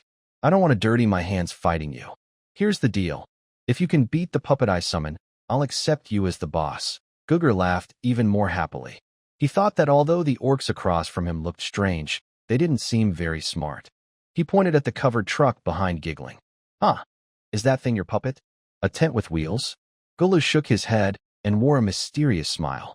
He turned around and waved at the truck. More than 10 strong orcs jumped onto the truck, lifted the canvas, and carefully carried out a huge, black, spindle-shaped iron object. It was a large bomb. "This is my puppet, bigger and stronger than the explosive eggs." Hey, Commander, can you hear me? This is Gulu." A loud, crackling voice came from the radio, with strong static, almost hurting the commander's ears.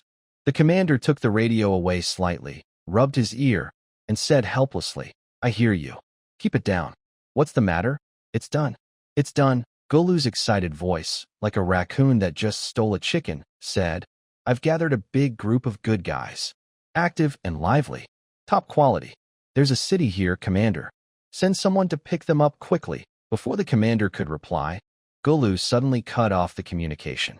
20 minutes later, when the front armored units of the People's Liberation Army arrived with roaring engines, the soldiers in the vehicles were a bit confused. The whole situation was quite urgent, and the events from start to finish were a bit chaotic. Most people couldn't really keep up. This caused many soldiers to arrive at the destination not knowing it was a city called Shreya City. On the city wall, the king's army and the rebels, who had just been shaken by the explosion of the fire sparks, were now mixed together in a strange way. They sat or lay down, covered in blood and dust, gasping for breath and rubbing their ears. Suddenly, the ground started to shake rhythmically. "What's going on? Are the orcs back?" One rebel leader stood up suddenly, grabbing a nearby machete. "No, it's not orcs." An elderly king's soldier, named Hobson, supported the wall and looked pale as he gazed into the distance. On the horizon, a new army appeared that they had never seen before. Rows of steel-made chariots formed neat lines, radiating a cold, killing aura. Next to these giant steel beasts is the recently terrifying orc army. However, at this moment, the orcs are not attacking directly, but are obediently following behind the steel army. Commander Hobson's heart sank deeply. That was the even more terrifying Demon King army, riding fire-breathing steel monsters. Wherever they went, no grass grew. "It's over." Hobson desperately grabbed the shoulder of a rebel leader nearby and shouted with all his strength, "Quick! Organize resistance! Don't let them in. These Demon King soldiers will use our bones to make medicine." He shouted for a long time before realizing his hands were empty. He suddenly turned around and saw the rebel leader who had been beside him just moments ago.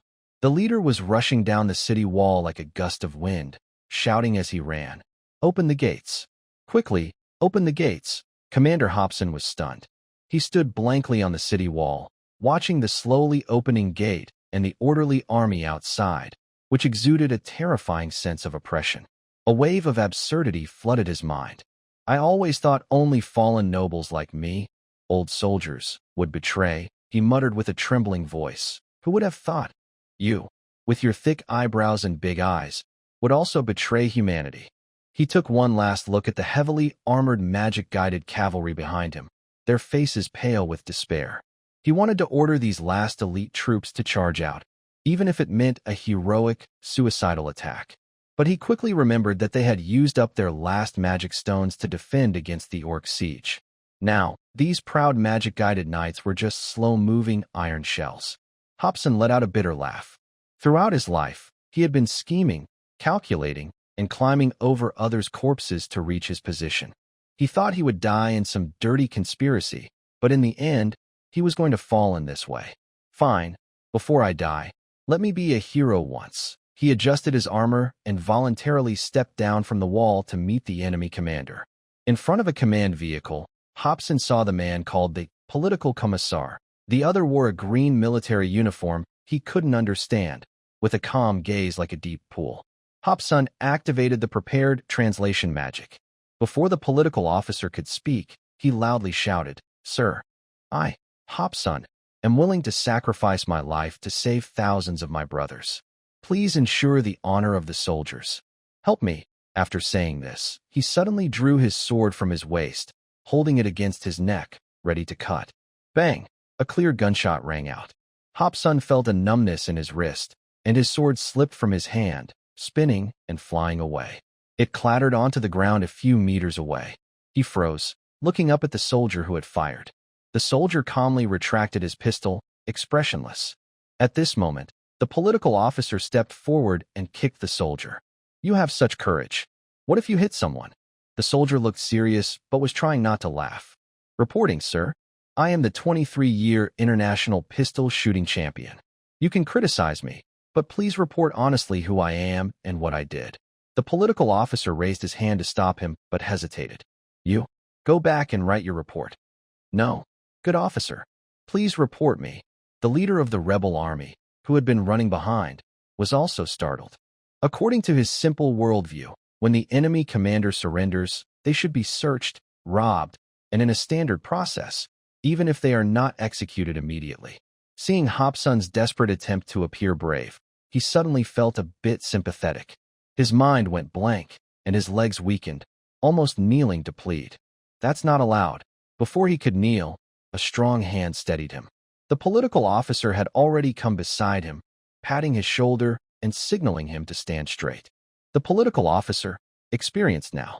Meanwhile, Hobson, who had just gathered some courage, was overwhelmed by fear. His mental defenses collapsed instantly. He first thought that the Demon King army was preventing his death because he would face brutal torture or be used as a test subject in a terrifying alchemy lab. A hot stream of liquid uncontrollably surged from his groin, soaking his pants. Don't torture me." He collapsed to the ground, tears and snot streaming down his face. "Please, give me a quick death. I'd rather be dead than suffer." However, the feared torture did not come. Two soldiers stepped forward to help him up and took him to the back of the camp. One of them took a square-shaped item from his pocket, tore open the packaging, and handed it to him. "Are you hungry? Eat this to fill your stomach." Hobson stared blankly at the compressed biscuit that smelled like wheat, with no thoughts in his mind.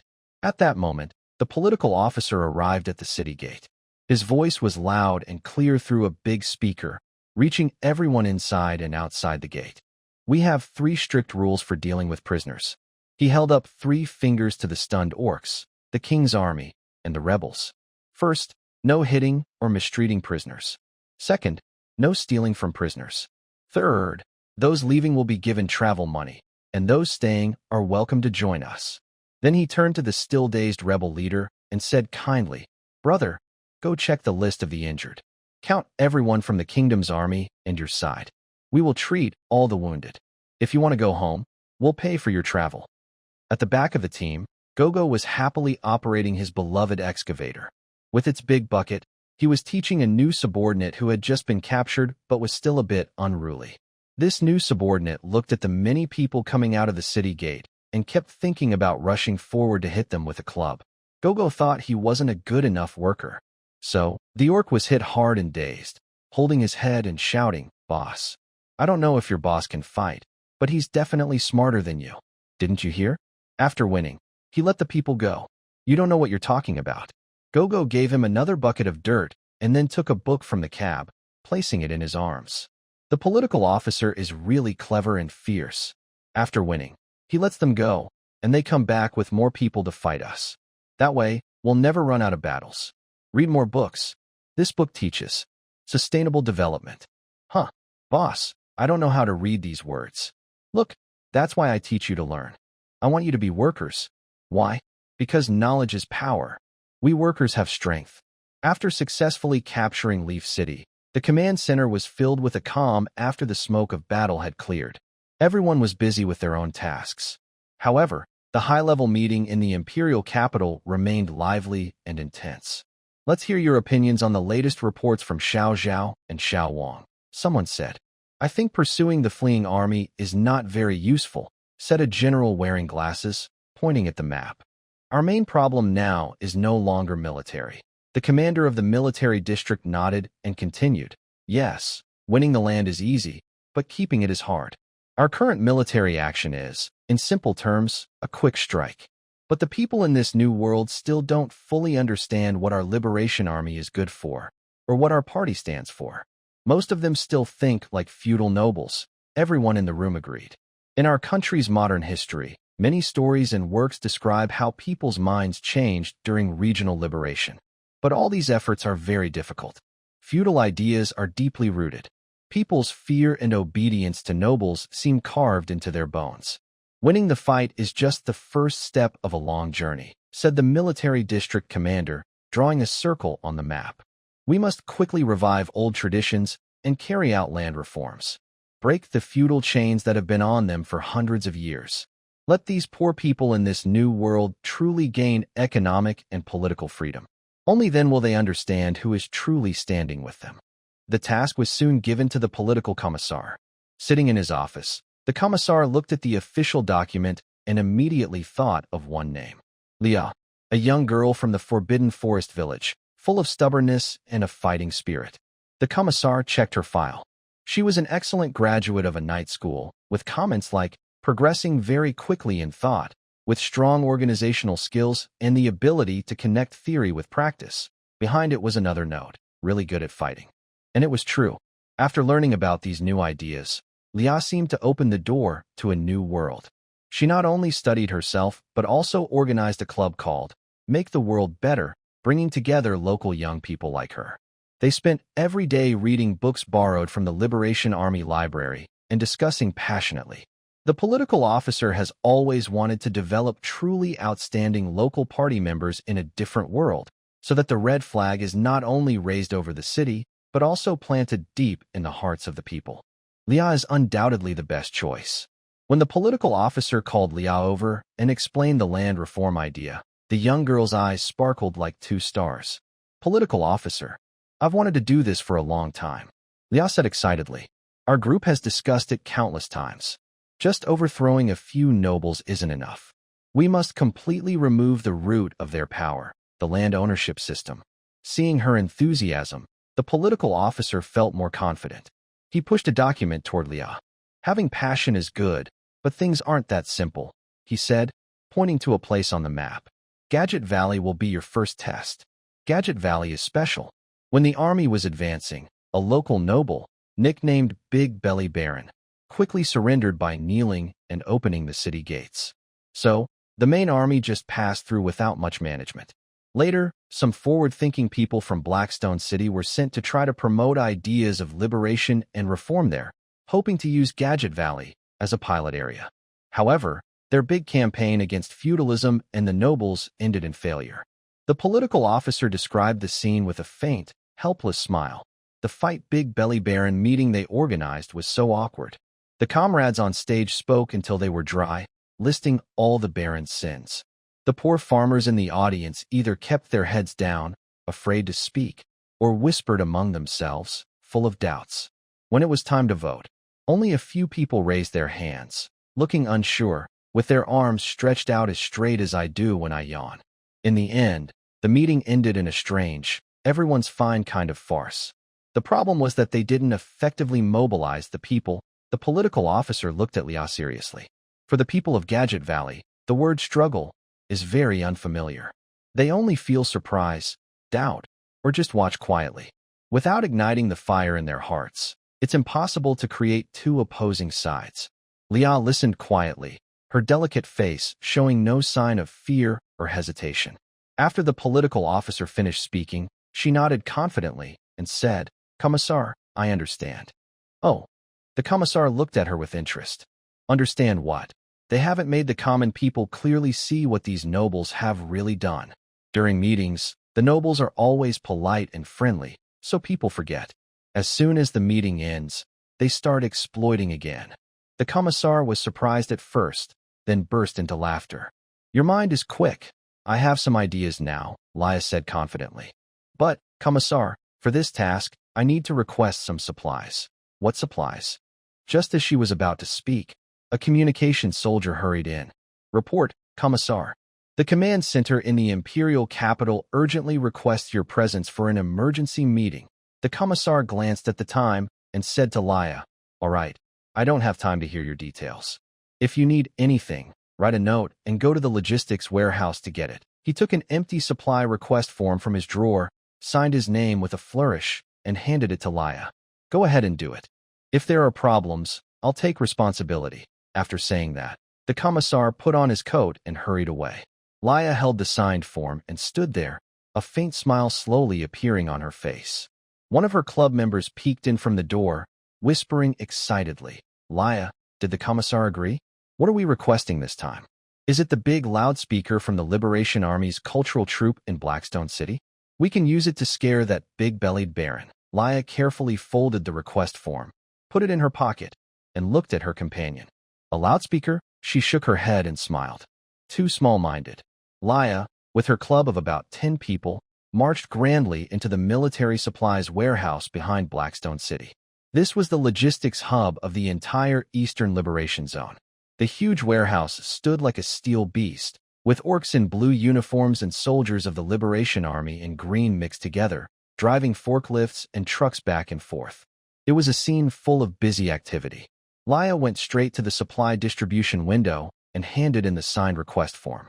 A white-haired old warehouse manager sat behind the window, wearing reading glasses, and was carefully checking the accounts.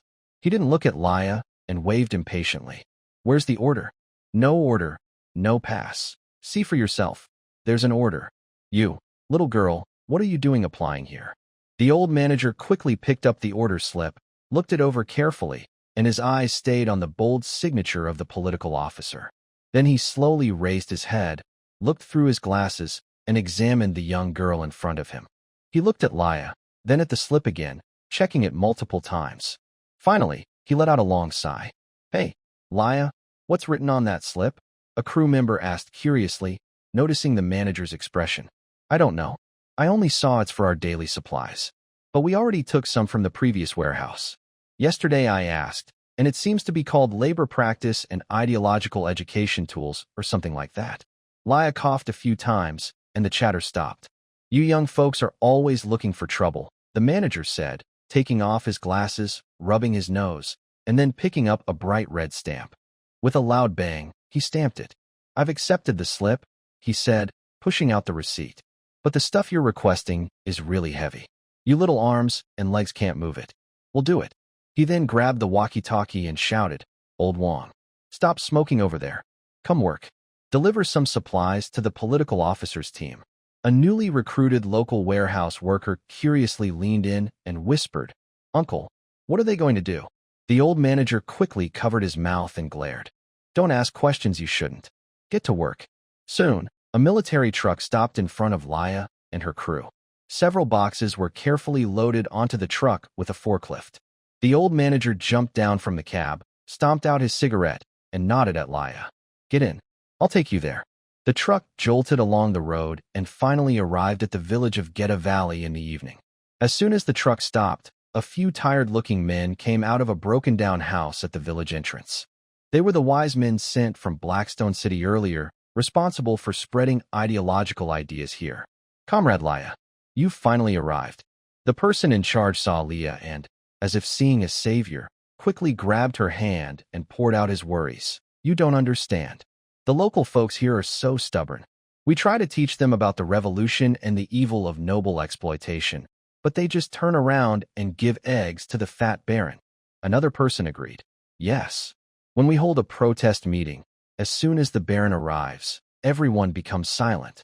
But after we leave, they gather at the baron's house and celebrate like a festival. We just can't do this work anymore. Leah listened quietly to their complaints, with no change in her face. When they finished, she turned around and gave a sweet smile to the old warehouse manager who had been leaning on the car door smoking. Captain Wong, could you do me a favor? Please take these hard-working elders back to Blackstone City. They are too tired and need a good rest. We will handle things from here. The elders were stunned, their faces turning pale and then red. But the old warehouse manager, as if he had expected this, grinned and showed his yellow teeth, waving his hand. Get in the car. There's a new bathhouse in town. I'll take you there to relax. After sending the elders away, Leah's team finally started moving supplies into their assigned dormitories. Hey, Leah, a tall, thin young man wiped his sweat and leaned on his waist, complaining, what's with these boxes? So heavy. Are they filled with lead or something? Stop moving them, Leah said with a mysterious smile. Open them on the spot. The team used a crowbar to pry open one of the wooden boxes with a loud clang. Suddenly, everyone fell silent. Inside the box, instead of books or farming tools, there were neatly arranged, shiny black objects that emitted a cold metallic glow. Wow, these wands. They look so real, said one team member who had never handled a gun, reaching out in amazement. Leah chuckled at his reaction and shook her head. These aren't wands. They're QCQ-171, style 9mm submachine guns. Huh, guns. Leah picked one up herself, moving smoothly and skillfully, making everyone's eyes widen in surprise. With a click, she quickly extended the telescoping stock. With a clatter, she pulled back the bolt, inspecting the chamber. With a sharp snap, she forcefully inserted a fully loaded magazine into the gun. She even took a black cylindrical object from the box's compartment and easily it onto the gun's barrel. All the team members were stunned. They opened their mouths, as if seeing a monster. Big Sister Leah, where did you learn this? Oh, this, Leah said, raising the gun, squinting one eye, and making an aiming gesture. She casually said, when I was fighting monsters with the army, I finished my bow and arrow, and I borrowed one from a soldier. I found it pretty easy, just like shooting arrows. It's all in a straight line, very simple to learn. The team members looked uncertain, but, seeing Leah's professional stance, they all showed admiration. Leah looked at them and smiled slightly. Talking is easy, but practice makes perfect. Come on, I'll show you how to do it. That night, in the well-lit villa of the plump Baron of Geta Valley, the overweight Baron, like a pig, was holding a glass of wine, with a wicked smile on his face, slowly approaching a trembling cat-eared maid in the corner. Master, didn't you say I would be your adopted daughter later? That was only when we were outside and in bed, the Baron said, finishing his wine in one gulp. Besides, you were cursed by me before. That costs a lot of money. Don't you have to pay it back now? But, little beauty, don't be afraid. Follow me, and I promise you'll eat well and enjoy life. Even if you scream your lungs out today, boom. The expensive carved wooden door of the villa was kicked open with a loud crash. Splinters flew everywhere. Leah, dressed in a sharp hunting outfit, held a silenced submachine gun. Behind her were more than 10 team members, all holding magic wands, looking tense but determined. Leah aimed her gun at the stunned Baron. Her clear voice, like a hammer, shattered the peace of the estate. Hands behind your head. Land Reform Team. Once, in the Army Library, Leah had read some dusty documents about a vigorous land reform that took place on this red land decades ago. This was not just about redistributing land. It was a social revolution that completely reshaped the rural power structure. The process was simplified into several key steps: dividing, listening, guiding, complaining, and accounting. First, they identified who was the oppressor and who was the oppressed. Second, The work team visited the poorest farmers' homes, not to preach big ideas, but to listen, ask questions, and understand their hardships. Third, they helped the farmers connect their suffering to the landlord's exploitation. Questions like, why do you go all year without enough food? And who ends up with the grain you worked so hard to produce? Were asked. Fourth, and most importantly, they encouraged the farmers to voice their complaints. A platform was created for these long-suppressed voices to be heard. When the first person cried out about being forced to sell their children or land, others would follow, accusing the landlords of land grabbing and causing deaths. Personal anger turned into collective class hatred. The final step was to settle accounts. They carefully calculated the wealth accumulated by the landlords over generations and made it public.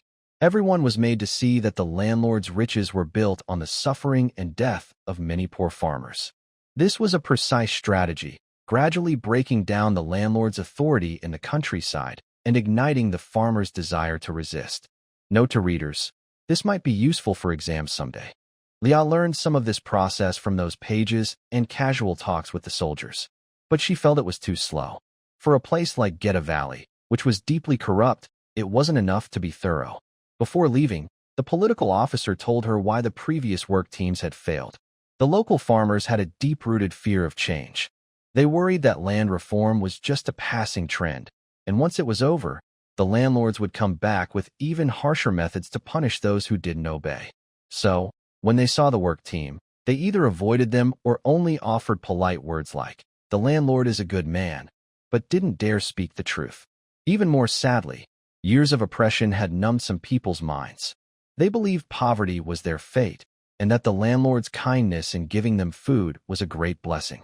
Even the village children idolized the fat, big-eared landlord, showing a mix of fear and respect, an ugly sign of how power can corrupt the mind. The Baron's henchmen, disguised among the crowd like poisonous snakes, watched everyone closely.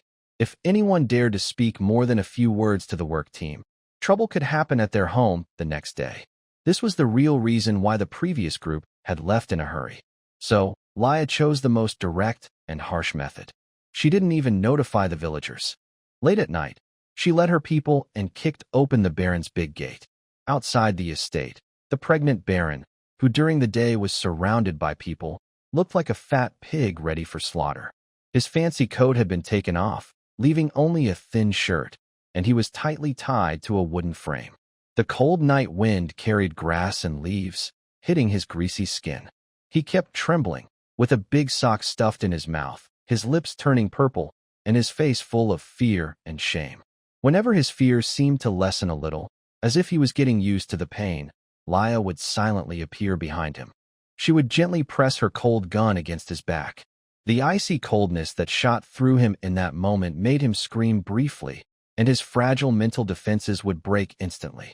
Sometimes, Leah didn't even bother to move. She just had her team pour a bucket of cold well water over his head. The freezing water made him shiver violently, and his fat body trembled all over. Not far away, under the eaves, Leah's team was gathered around the rescued girl with cat ears. The girl was still quietly crying, wrapped in a large coat brought by the team. One team member was holding a bowl of hot meat soup, feeding her little by little. When she started to calm down a bit, Leah approached. She knelt down and looked directly into the girl's frightened eyes, then handed her the submachine gun she was holding. The girl was so scared she shrank back. "Don't be afraid." Leah's voice was soft, but carried a firm, undeniable strength. "Hold it."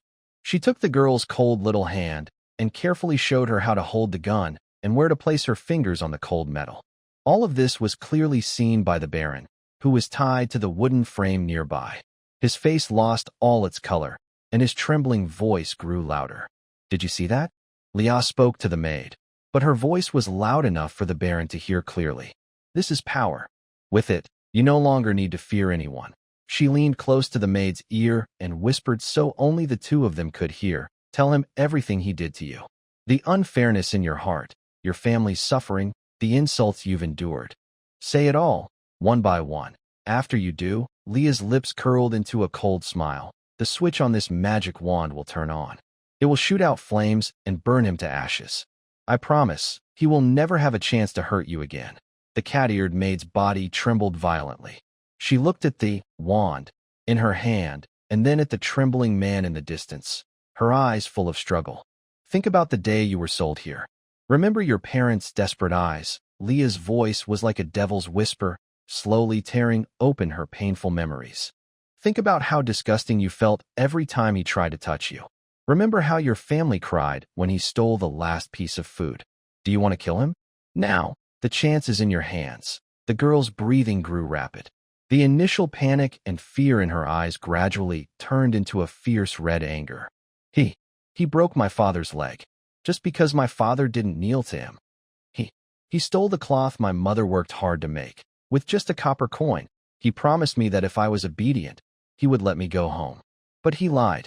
Yesterday, he even said, if I didn't become his adopted daughter, he would sell me to a faraway mine. Her voice, starting with a choked cry, grew sharper and sharper until it turned into a scream filled with humiliation and hatred. Go to. She suddenly pulled the trigger. Click, a clear, empty sound. The safety on the submachine gun was not off, and no bullets fired. But that soft sound was the last straw that broke the camel's back. The heavily pregnant Baron on the rack violently. Warm liquid flowed down his thigh. A foul smell spread out. The cat-eared maid seemed drained of all strength. She collapsed into Leah's arms and cried loudly. Her tears carried relief, release, and a hint of fear. Leah gently patted her back, letting her tears soak her clothes. She looked up toward the east of Geta Valley, where the night was still thick and dark like ink. Don't worry, she whispered. I will make it dawn. It was just getting light.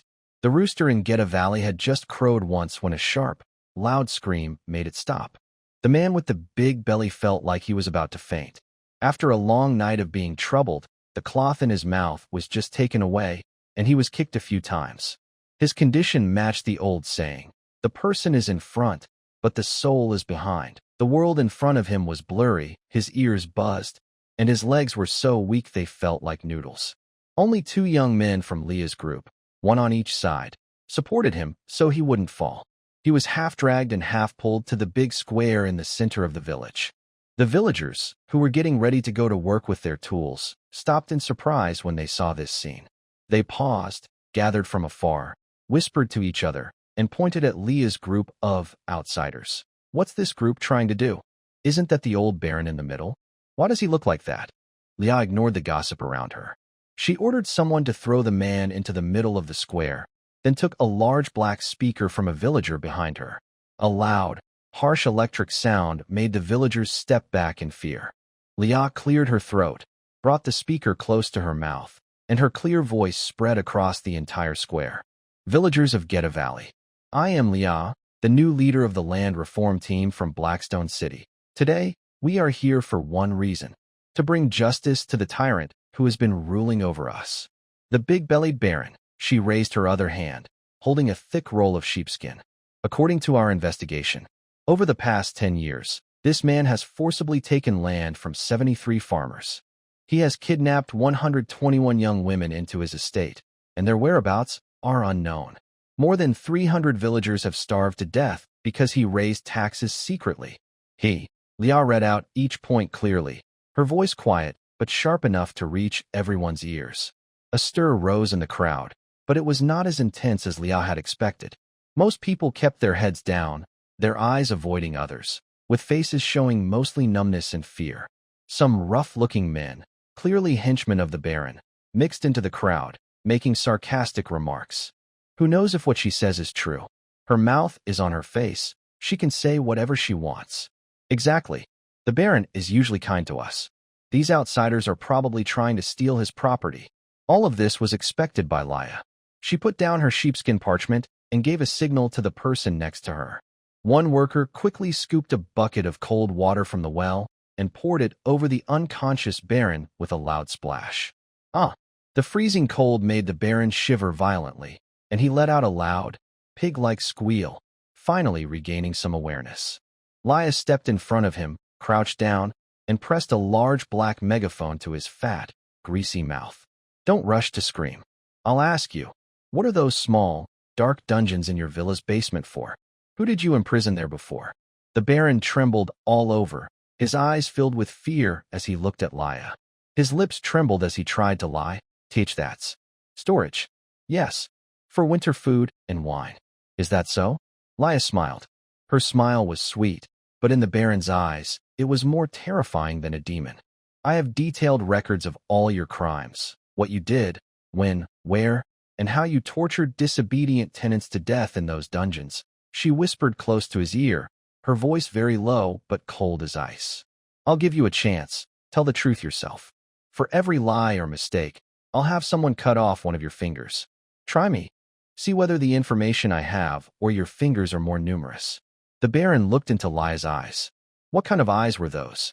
Calm, clear, yet bottomless, as if they could see through his most disgusting secrets.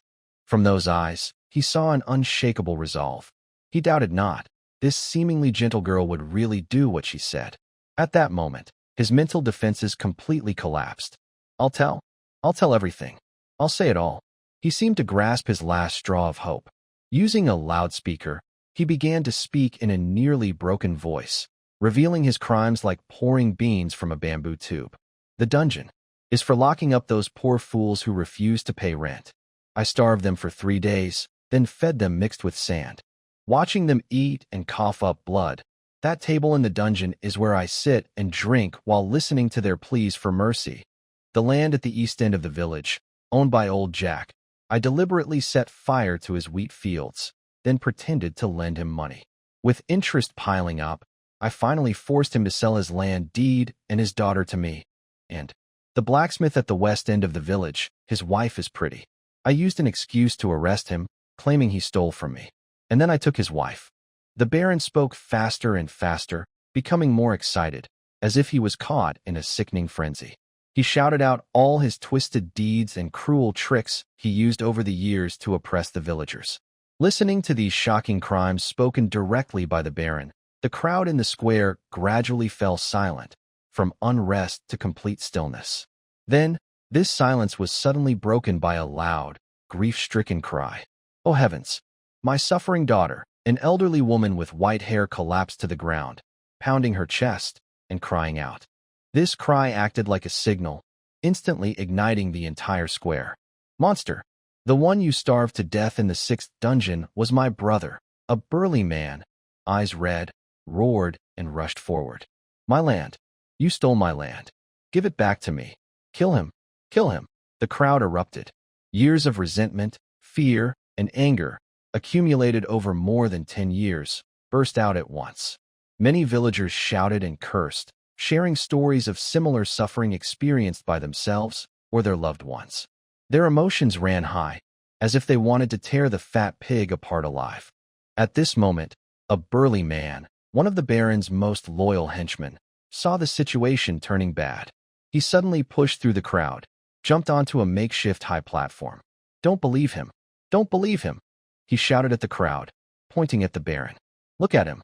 He's definitely gone crazy from these outsiders. Everything he's saying is nonsense.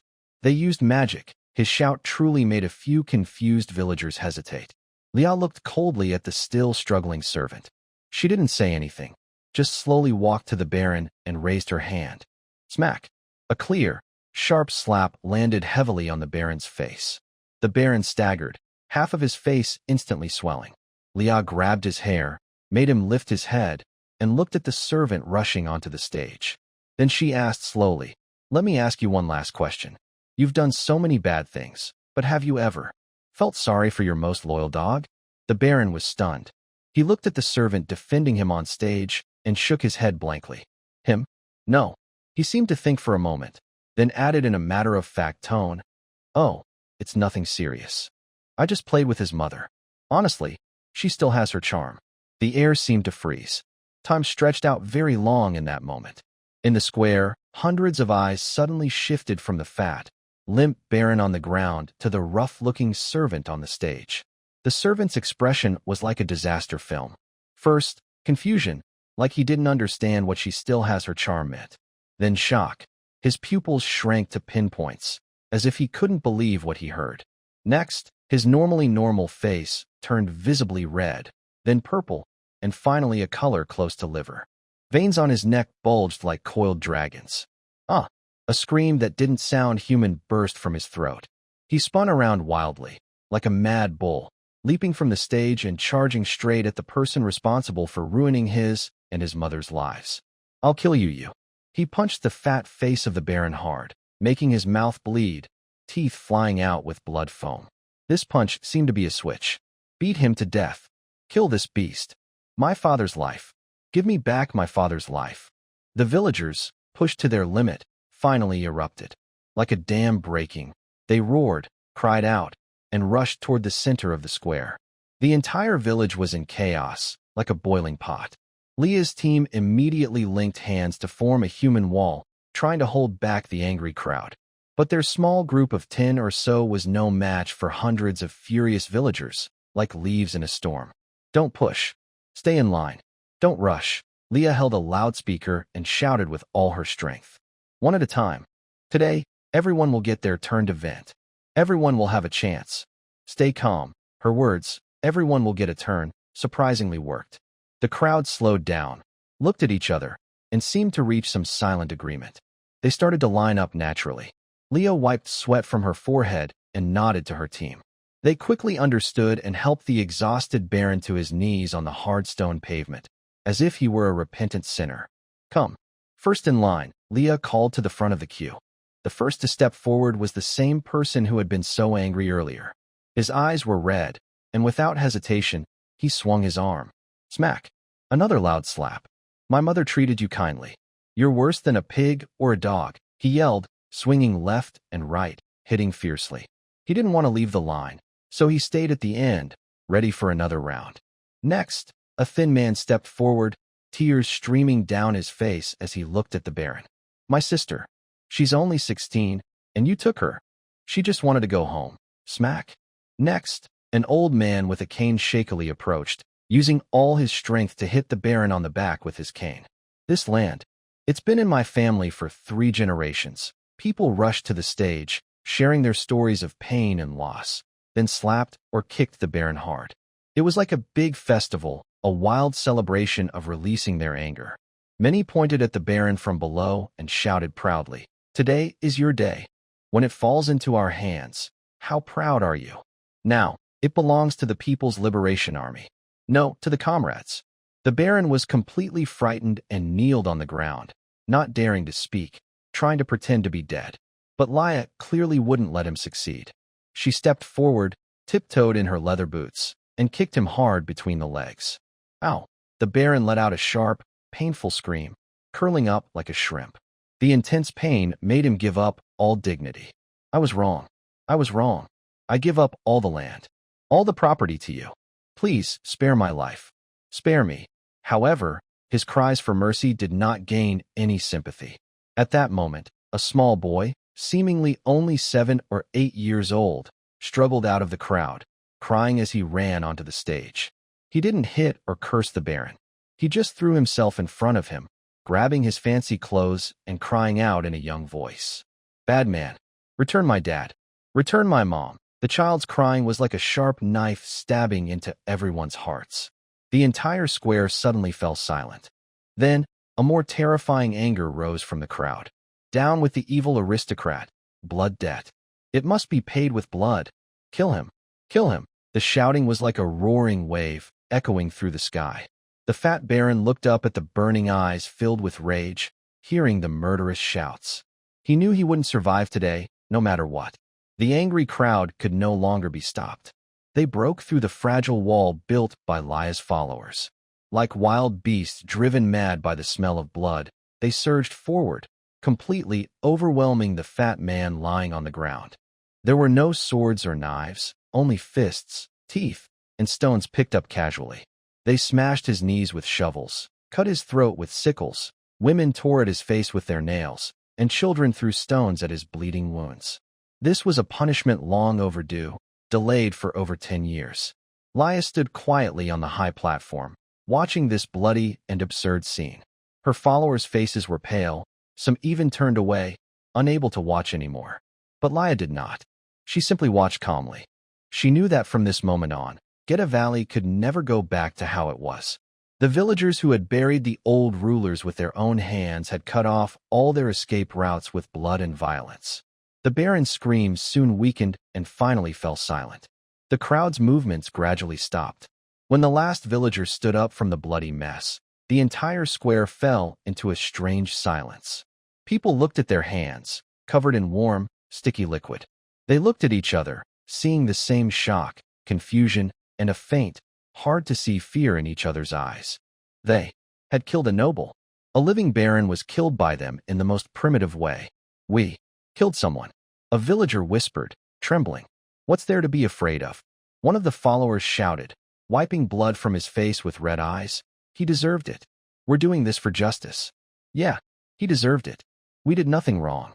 The release of pent-up emotions brought a nearly wild excitement. A new, passionate feeling spread quickly among the crowd. They were the winners. They had overthrown the oppressors with their own hands. Down with all the nobles. Free the world. The passionate slogans kept rising. Liao watched all this, but her brow furrowed slightly. She felt that things were starting to go in a direction she couldn't control. Liao, sister. A community member came close, looking pale. Isn't this a bit too much? Before Liao could speak, she saw some members, caught up in the atmosphere, silently run back to their base. Soon, they returned, carrying 2 wooden boxes filled with machine guns, panting heavily. Sister Liao, let's go all the way. We should take everyone and deal with the noble from the next town. Yeah, that big guy isn't a good person either. My second uncle's family lives in their town, and I heard he's worse than the big baron. Leah's pupils suddenly shrank. Things had completely spiraled out of control. These villagers, blinded by hatred and victory, were no longer satisfied with just freeing Geta Valley. They no longer want to farm or work. Their minds are full of violence and overthrowing everything. An old farmer carrying a rake pushed forward to Liao and shouted with a red face, Captain Liao, take us with you. We all listen to you. Let's go and reform the neighboring Li village too. Yes. To Li village. Down with Li the oppressor. The crowd cheered again. They held hoes, sickles, and some even snatched the scepter from a fellow villager, slinging it over their shoulders. Though their stance was awkward, their fierce spirit seemed ready to conquer the world. A large group of farmers, thugs, and some half-hearted young revolutionaries set out in a mighty march toward the neighboring town. Liao stood in place, watching the endless chaotic crowd, her temples pounding. She knew this was no longer a revolution, it was a riot. Meanwhile, about 10 kilometers away in Li village, Baron Li was pacing anxiously in his study. He was a clever man. When the People's Liberation Army arrived, he was the first to give up all his land, just to save his life and hide his gold and silver treasures. He thought he could wait quietly for the right moment, hoping to rise again after the Devil Army left. But today he felt cold and uneasy, with his eyelids twitching nonstop. He sensed something was wrong. He hurried to the door, about to order the estate gates to be shut tight, when he saw several green armored vehicles blocking the main road in the distance. A loud, thunderous voice, transmitted through a magical device, boomed over. Villagers ahead, please stay calm. Do not be impulsive. If you have grievances or difficulties, tell the People's Liberation Army. We are the People's Army, here to help everyone. Baron Li was stunned at first. Then his eyes lit up with wild joy. I knew it. These simple folks will definitely think of us noble aristocrats. They want to riot. They want to attack the army. This is our chance to rise again. Commissar Zhao felt that he must have gotten up the wrong way this morning. His right eyelid had been twitching nonstop since he opened his eyes, as if a motor was installed inside it. He looked into the mirror, brushing his teeth and muttering, superstition is not good. As a firm believer in materialism, he only trusted simple truths tested by practice, like, left eye twitching means money, and dismissed, right eye twitching means disaster, as nonsense. After finishing his morning routine, he hurried into his office, only to be overwhelmed by a mountain of documents. Mysteriously, the city of Sui was taken over, but the subsequent troubles came like a rising tide. He worked hard to set up a new prisoner camp. Just after signing the expansion plan, he received a call to arrange for people to calm down the soldiers who had switched sides and the rebels in Sui City, and to award them for their achievements. His tasks were many and complicated, like a tangled ball of yarn. People on Earth had given feedback more than once, saying that as a frontline political officer in a different world, his powers and responsibilities were too heavy, and his workload was too much. But the top project leader, Zhao Shuai, never spoke about this. Instead, he silently kept giving him more tasks, like throwing iron discs one after another. Just as he finished handling a batch of documents and was about to take a break, the office door was knocked. Report. It was the communication soldier. Usually, only big or urgent matters from Earth required these young messengers to deliver messages in person. Speak, Commissar Zhao said without looking up. Reporting to the Commissar. The military district in the imperial capital sent an urgent message. The soldier's voice was a bit excited.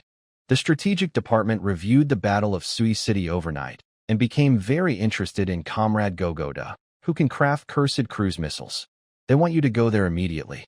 The old military experts are almost crying from worry. The soldier paused, then added. The higher-ups also said that if Comrade Gogoda isn't a party member yet, this is a good chance to join the party. Commissar Zhao pinched his brow, feeling his eyelids twitch even more. He picked up the encrypted phone on his desk and dialed Gogoda directly. Hello? Boss. What's the matter? Came a clattering sound from the other end. Good news. The higher-ups want to see you, and they might even let you join the party on the spot. No way. Gogoda refused without hesitation. I'm busy teaching the new guys. Their minds aren't fully converted yet. Their awareness isn't high enough. They can't be excellent workers. What if they rebel someday? As the boss, I have to be responsible for them. Well, what can I do? The boss's boss ordered me. He chuckled and thought for a moment before saying, How about this? Boss, you take my place. I am the new boss for this group. If I leave, besides you, who else can control them? Commissioner Zhao listened and thought it sounded okay. It's good to loosen up and do your job properly. He thought, that makes sense. He hung up the phone and headed to the orc workers' camp. But when he arrived, he was stunned. The scene was not the calm, one-on-one heart-to-heart talk he expected. Instead, it was a lively fight. The veteran orcs, who had become workers, were swinging wrenches and hammers at the new orcs, fighting happily. Got it. You swing the wrench like this. To be a worker, you need to sign a contract. And put your fingerprint. Yes, fingerprint. What if I can't put my fingerprint on this paper? Smack. Someone's jaw was hit with a wrench, and 2 teeth flew out. Idiot. If you knocked out your teeth, just hold your hand over your mouth and press. It'll leave a mark. Hey, no wonder the boss made us workers. Workers are smarter than orcs. Yeah, our cleverness is endless. Commissioner Zhao thought it was a fight and quickly tried to stop it. Stop. What are you doing? No fighting. But at that moment, an older orc with a big hammer ran over, grinning widely, and grabbed his arm. Boss Zhao? Look, we're teaching these new guys. Zhao was pulled off balance. Before he could react, the orc pointed at a fallen new orc and loudly said, We're showing him that being a worker means being stronger than just being an orc. But to be a worker, you have to read. Reading gives you knowledge, and knowledge is power. So, reading makes you stronger. And then you can be a worker. Just after he finished, Zhao saw a bulldozer dumping a pile of red books onto the orc's head. When he asked the orc about it, the orc was honest and seemed convinced. Zhao felt a bit stunned. It was like watching a buggy third-rate program, full of errors but somehow running on its own because of the bugs. At this moment, all the orcs noticed the political officer arriving. They quickly gathered around, eager to watch a movie, specifically demanding to see a Red War film about fighting in battles. We want to see the big, decisive battle. The orcs were very strong, and he couldn't break free. So, Zhao political officer had no choice but to make a call on the spot, asking logistics to bring a screen and projector. He watched the outdoor movie with these energetic worker comrades at the construction site. Halfway through the movie, his phone rang again. His superior sent a strict official document, ordering him to lead a land reform pilot project in the liberated areas immediately. Zhao looked at the orcs, who were watching eagerly, and felt overwhelmed. To get away, he took advantage of a break between movies and suddenly stood up. He cleared his throat and gave an enthusiastic speech, praising these veteran orcs for their advanced ideas and strong skills, and solemnly announced, Comrades, you performed very well. Based on my observations, you have grown into capable and independent workers. Amid cheers, he finished boosting their confidence and quickly slipped back to his office. As soon as he entered, he called in Laya. He briefly explained the task, but before he could send her off, his phone rang again. Urgent meeting. Come to the imperial capital immediately. He had no choice but to sign a promissory note and hand it to Laya. Go ahead and do it. If there are problems, I'll take responsibility. Afterwards, the political officer. I really regret it. Zhao hurried to the military district conference room in the imperial capital. When he pushed open the door, a heavy, oppressive atmosphere hit him. Huh? Just a few of us? Is this a small meeting for something big? The district commander saw him and quickly pulled him to a seat, saying, You're here. Sit down, sit down. We're discussing an important matter. What big matter? Gurgling with curiosity, he heard that someone had learned we now have nuclear weapons. After the meeting, he went to ask the district commander for permission to visit and study the nuclear warheads. The commander refused. But the problem was, he immediately hit it off with a few veteran military experts, semi-retired but top-level specialists, and they quickly decided to prepare a report to request special approval for this urgent matter. His attitude was very firm. The reason is that not having a sword is different from not using one at all. But having a gun is different from having a sword. This scared the military leaders badly. Who knows what they might do? So they hurriedly brought the boss from the strange world back home. This issue had become a matter of whether Earth dared to take a risk. After many persuading words and tricks, Zhao finally calmed down the group of old and young troublemakers. When they returned to the base in the strange world, it was already late at night. He dragged his heavy legs onto the bed. Just as he closed his eyes, the loud phone rang again. Report, Commissar. The Iron Rust Town industrial base has a problem. It might be caused by the new Orc rebel. It's noisy inside, like a battle. We've surrounded the base and are waiting for your instructions.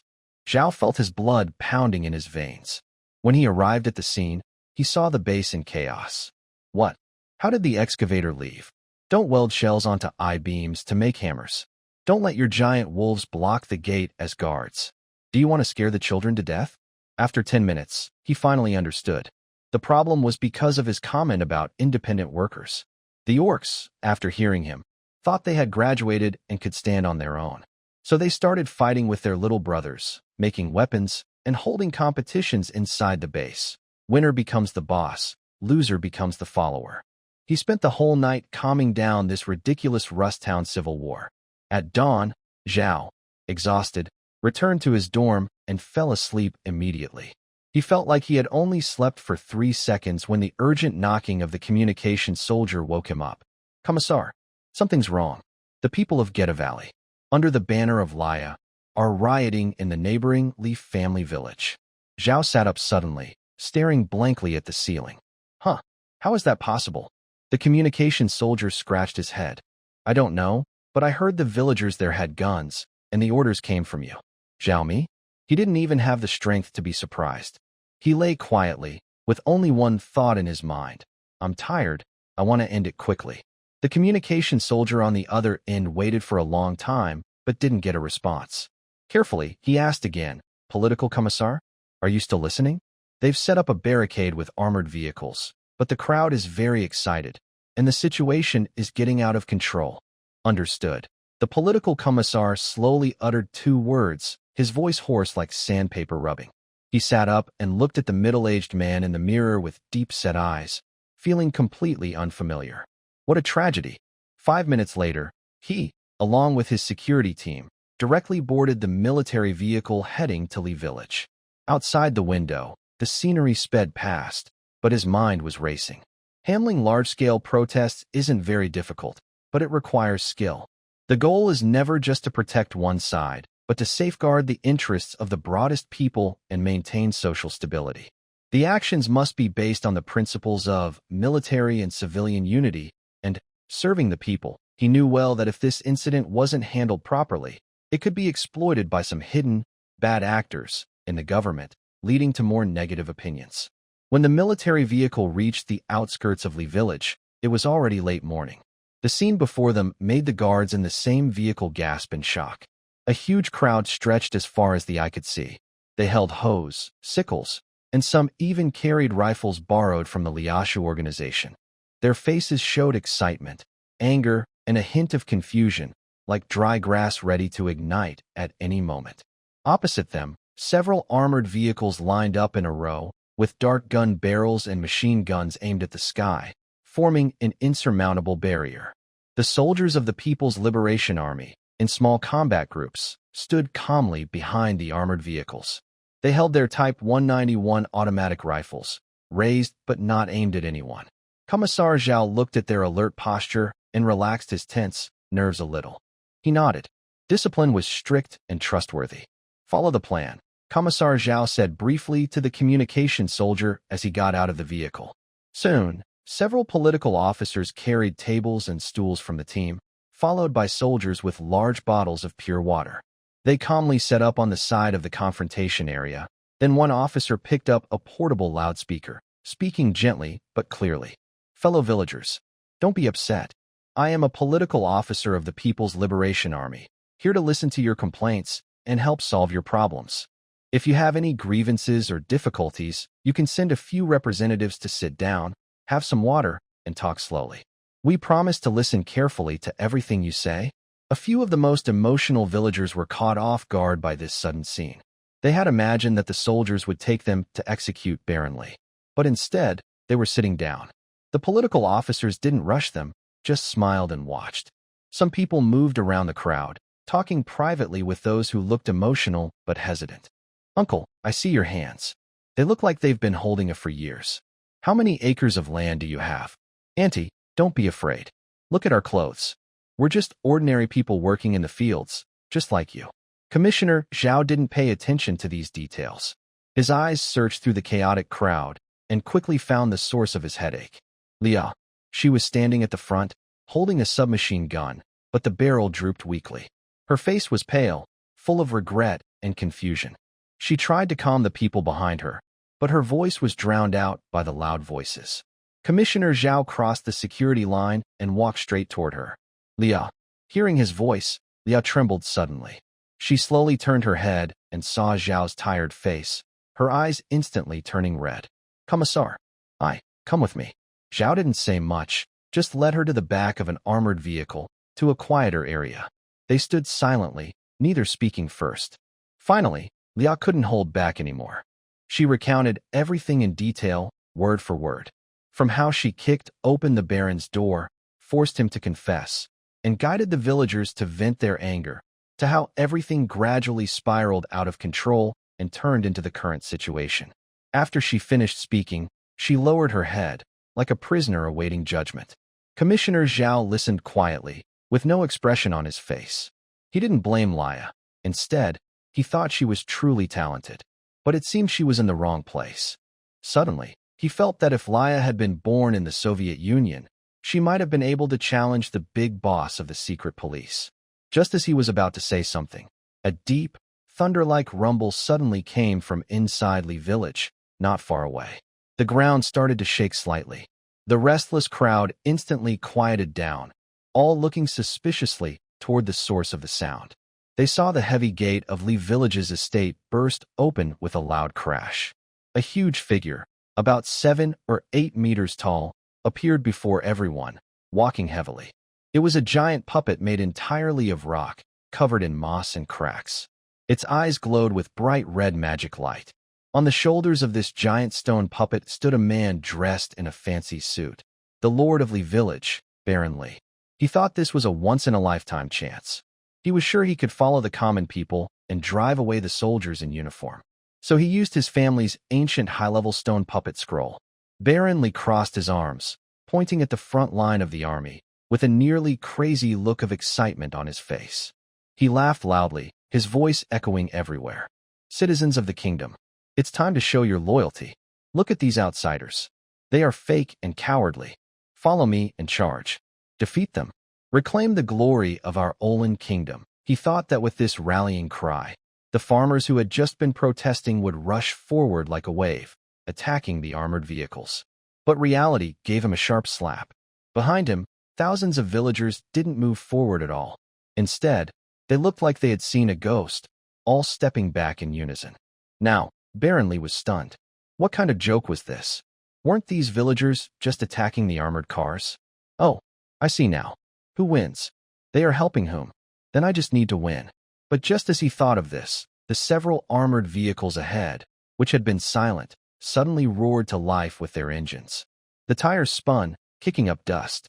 The three tanks formed a triangle and moved directly in front of the stone puppet. The gun barrels, originally pointing diagonally at the sky, lowered slowly with a deadly intent, locking precisely onto the giant rocky head of the stone puppet. The woman, Commissioner Zhao, did not worry at all. He didn't even lift his eyelids, just tiredly massaged his temples and waved to the guard beside him. Go back and write the report. This time, classify it as counterterrorism. He paused for a moment and added to himself. Investigating evidence and procedures is needed for anti-corruption cases, but for counterterrorism, not necessary. In the next second, boom. A deafening explosion erupted as the armored vehicle spat out destructive flames. A high-explosive shell tore through the air at an incredible speed, almost too fast to see.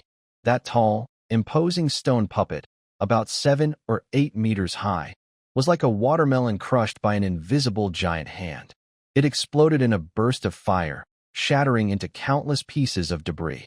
Duke Babur was truly a genius. In later generations, he was known as the greatest survival expert and escape artist in history.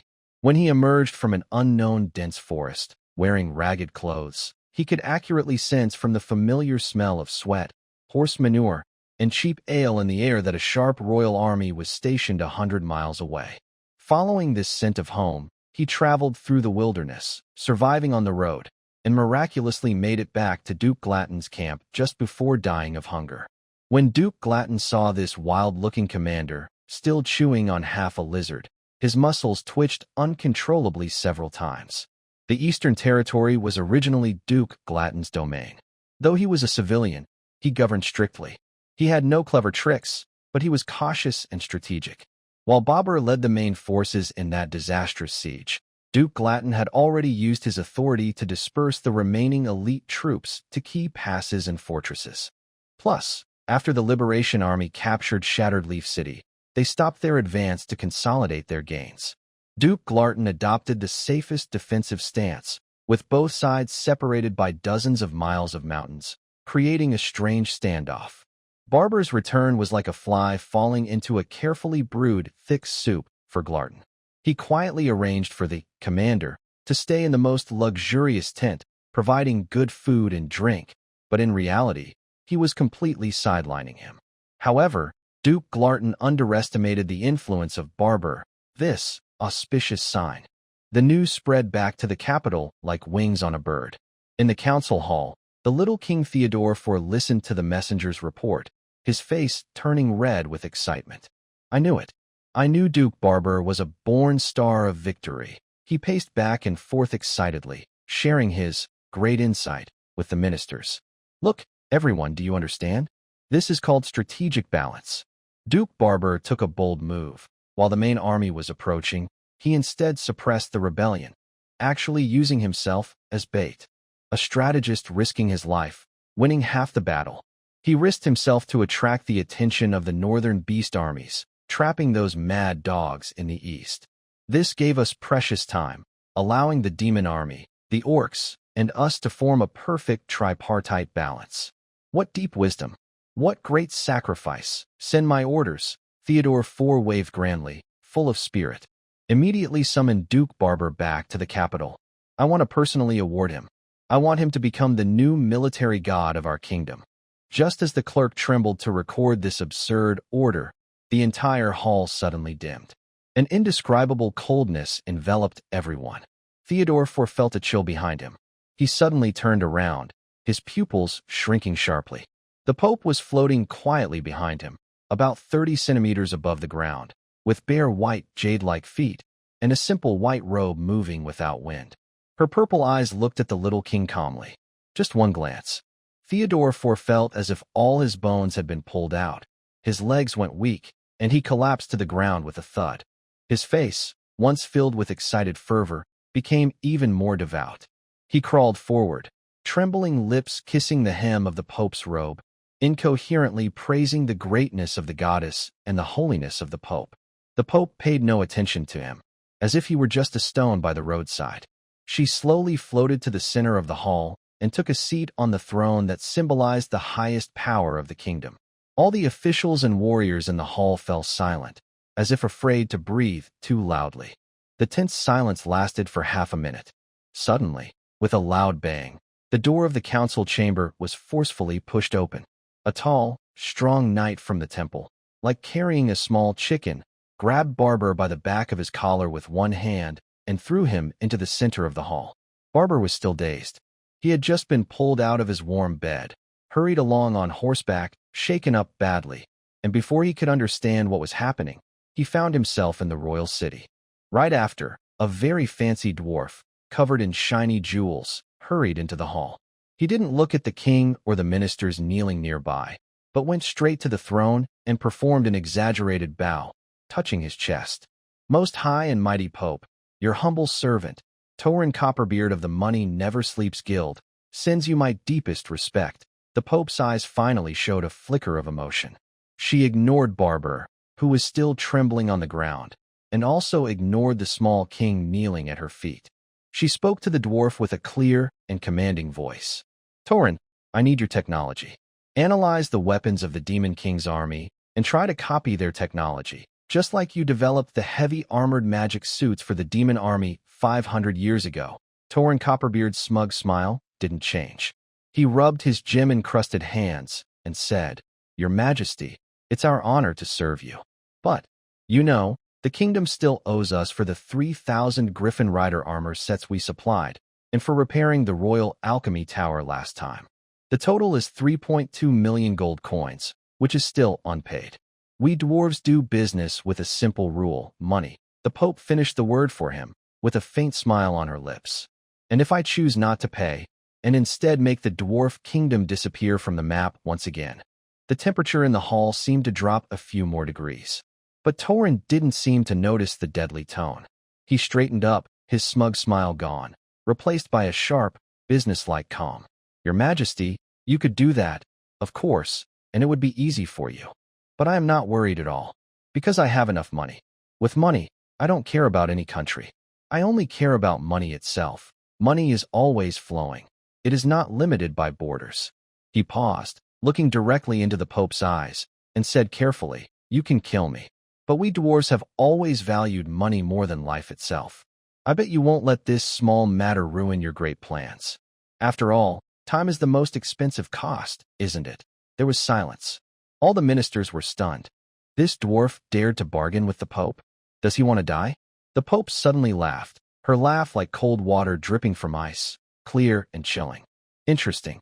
She slowly spoke. "The debt from before will not be repaid by the Goddess Church. But from now on, I allow your dwarves to have exclusive rights to sell all the new technology developed." Talon's breathing grew heavier, but he did not agree immediately. "And," the Pope added with a tempting tone, "I have one more message for you." "What is it?" Talon asked instinctively. The Pope's gaze seemed to pierce through the ceiling of the hall, looking far to the east. "The demon army has found a huge mineral vein in the Eastern Territory and has already started mining. A vein is just a vein. The Eastern Territory has plenty of minerals," Talon said dismissively. "It's demon ore," the Pope whispered. "What?" Talon's calm merchant mask shattered instantly. He gasped, his voice changing. "Impossible. Absolutely impossible. The curse of demon ore is unstoppable. Any creature that touches it will be drained of life within 30 days. Any craftsman trying to refine the ore will turn to dust within a week of handling the finished product. Even our dwarf kingdom's treasure, the ancient war hammer called Heart of the Mountain, will kill its wielder if swung for more than an hour. How could anyone mine it?" The Pope did not answer. She leaned slightly forward, her purple eyes filled with stars and oceans, quietly watching him. A meaningful smile appeared at the corner of her mouth again. "Is this price enough now?" When the dwarf envoy Talon Copperbeard returned home, he felt like he was walking on air. After talking with the Pope about business, he first received the research materials the Pope gave him, then was invited to listen to Barber describe his observations of the demon army's equipment on the battlefield. There were flying magic dolls that looked like metal boxes with wheels. Although Barber still couldn't say anything serious, after losing so many battles, He had analyzed the military equipment leaked by the Liberation Army quite well. Half of it was large metal puppets, and the other half were iron lumps that could fly from afar and explode. All made of iron, pushing forward while people retreated. Then he mocked us for being cowards. The Pope listened with interest and even promised that the church would develop scrolls that could quickly corrode metal to assist in dwarf weapon development. Talon was very happy. This was another win. He could already imagine them selling weapons bundled with discounted scrolls across the continent of Area, making a huge profit. The capital of the dwarf kingdom, Ironforge, was built inside an emptied mountain range. There was no sunlight here, only the glow of huge furnaces and alchemy torches all year round. The air was filled with the smell of coal ash, machine oil, and melted metal. The deafening sounds of hammering and steam engines created a unique dwarf industrial symphony that never stopped, 24 hours a day. Talon didn't even return to his luxurious mansion that looked like a treasure vault. Instead, he headed straight to the deepest part of the mountain, to a large cave called the Balance Council Hall. This was the true center of power in the dwarf kingdom. When the massive steel door, weighing hundreds of tons, was slowly opened by a steam winch, the inside was already filled with dwarves. They were either government officials or heads of major trade guilds, each one incredibly wealthy. "Talon, you better have an explanation that satisfies us all," shouted a dwarf with a beard braided into 12 plates, decorated with gold rings, slamming his mug onto the table.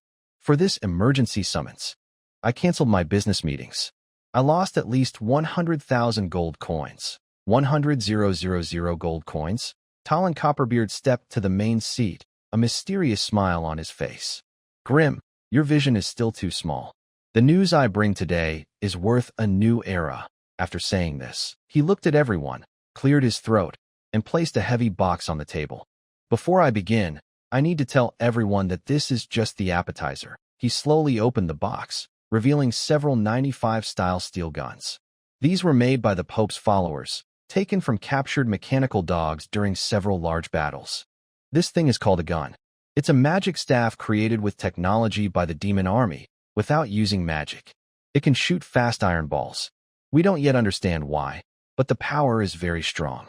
When it hits a human body, it even spins automatically. These guns are just samples the Pope developed for us. Once successful, she will provide new items for us to develop further. At this moment, a clearly older dwarf coughed a few times. "Talon, I understand how clever these things are, but can your iron ball shooting devices really bring enough profit to make us oppose the demon army?" "Of course they can," Talon smiled. "Guns can give all civilians the power to match or even surpass ordinary mages or knights. When these civilians suddenly have power, they will definitely use it. And when they use it, they will definitely kill. After killing, someone will seek revenge. How will they seek revenge? They can't ask the demon army for help. They can only buy our guns. This is a growing business, and we can even raise prices as much as we want. Because no matter how expensive the guns are, other races value their lives more. Not only can we make more and more money, but through our relationship with the Pope, we can also get more similar deals." Then, he didn't hold back and directly shared the Pope's proposal and information about the demon army's weapons. "Analyze those demon army weapons, then have our Money Never Sleeps guild handle exclusive resale. Of course, we will pay enough taxes and political donations." The meeting hall instantly erupted. "An ordinary staff that can shoot metal projectiles without magic? We can sell these staffs to conflicting nations and incite them to fight. We'll just sell these iron eggs." That Babber guy also mentioned flying puppets that can find enemies and fight on their own. That's way better than griffins. Exclusive resale? My goodness, this is going to be huge. We're going to sell weapons across the entire continent. The oligarchs' faces turned bright red with excitement, as if they had already seen mountains of gold coins. The ugly appearance of dwarves is familiar to many races. Many people associate greed with dwarves, claiming they love gold very much.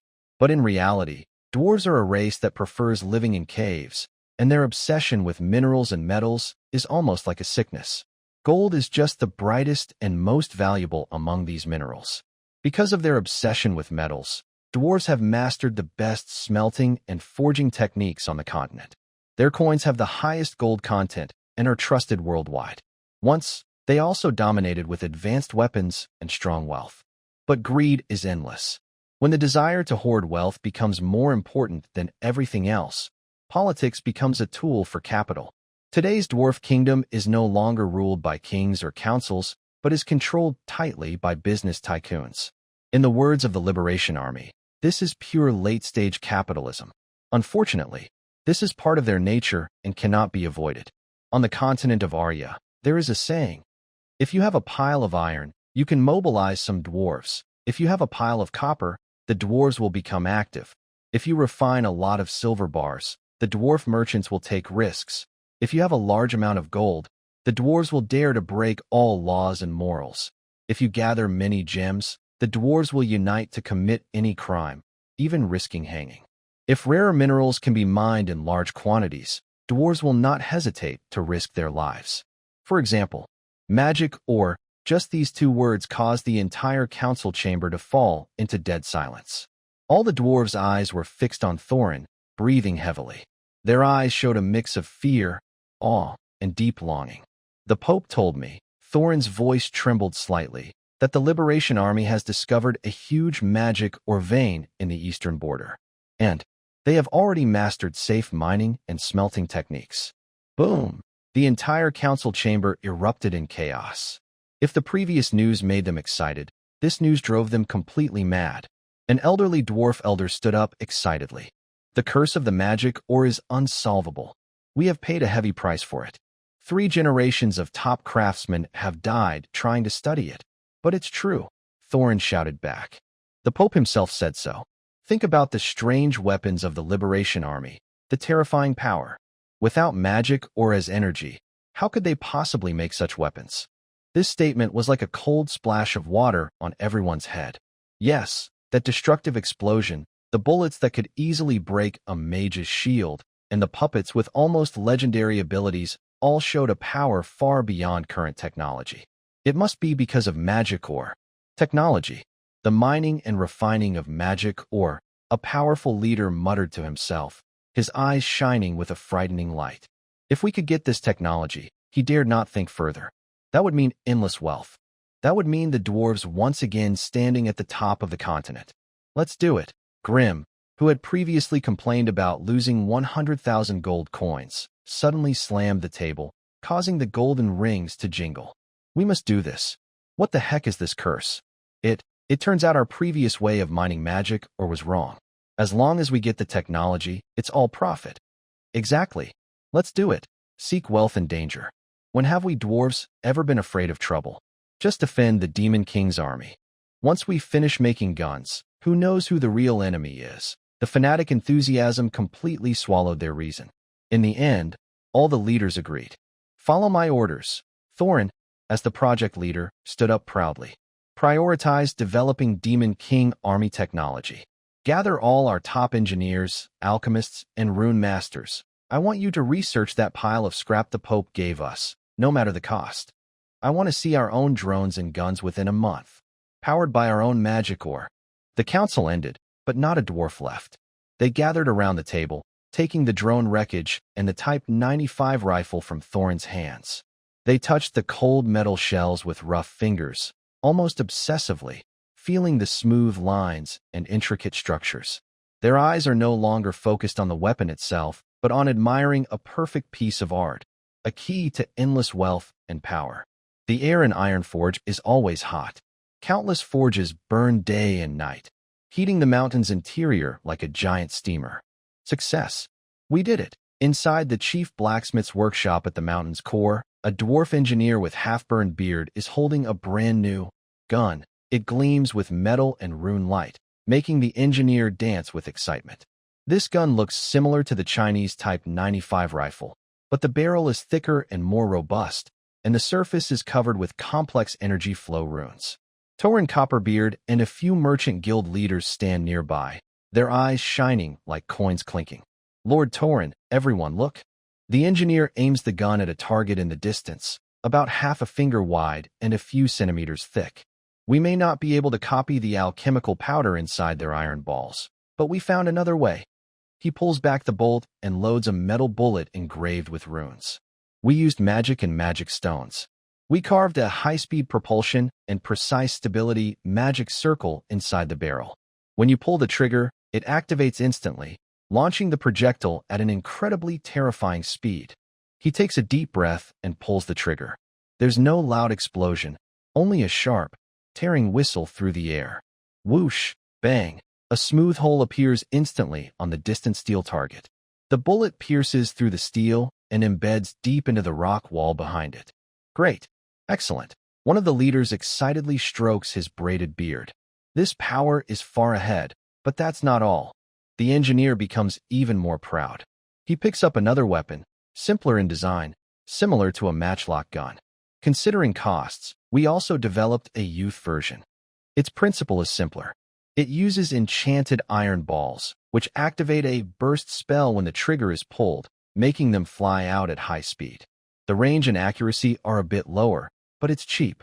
You can make 3 bullets for just 1 silver coin. And our own luxury edition, he said excitedly as he picked up the first gun.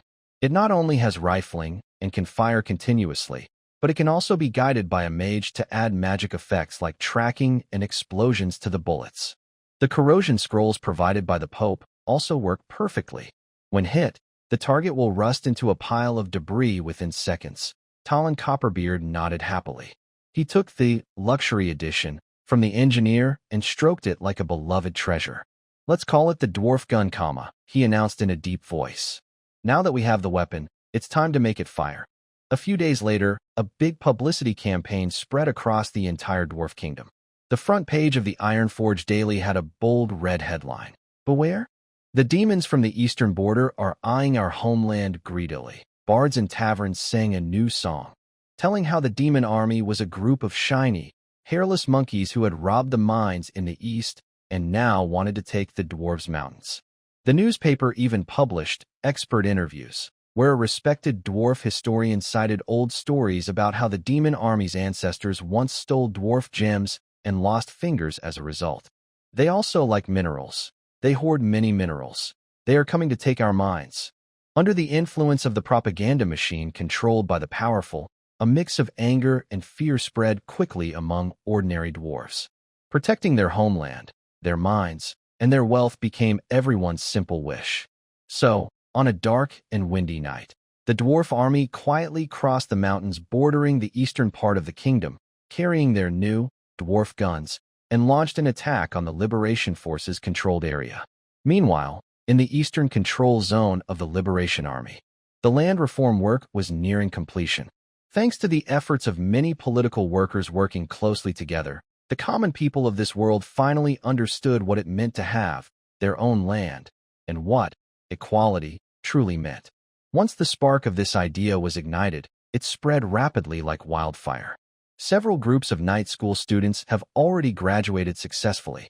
Although they still can't fully understand complex words like surplus value and means of production, they can speak quite a bit of Chinese.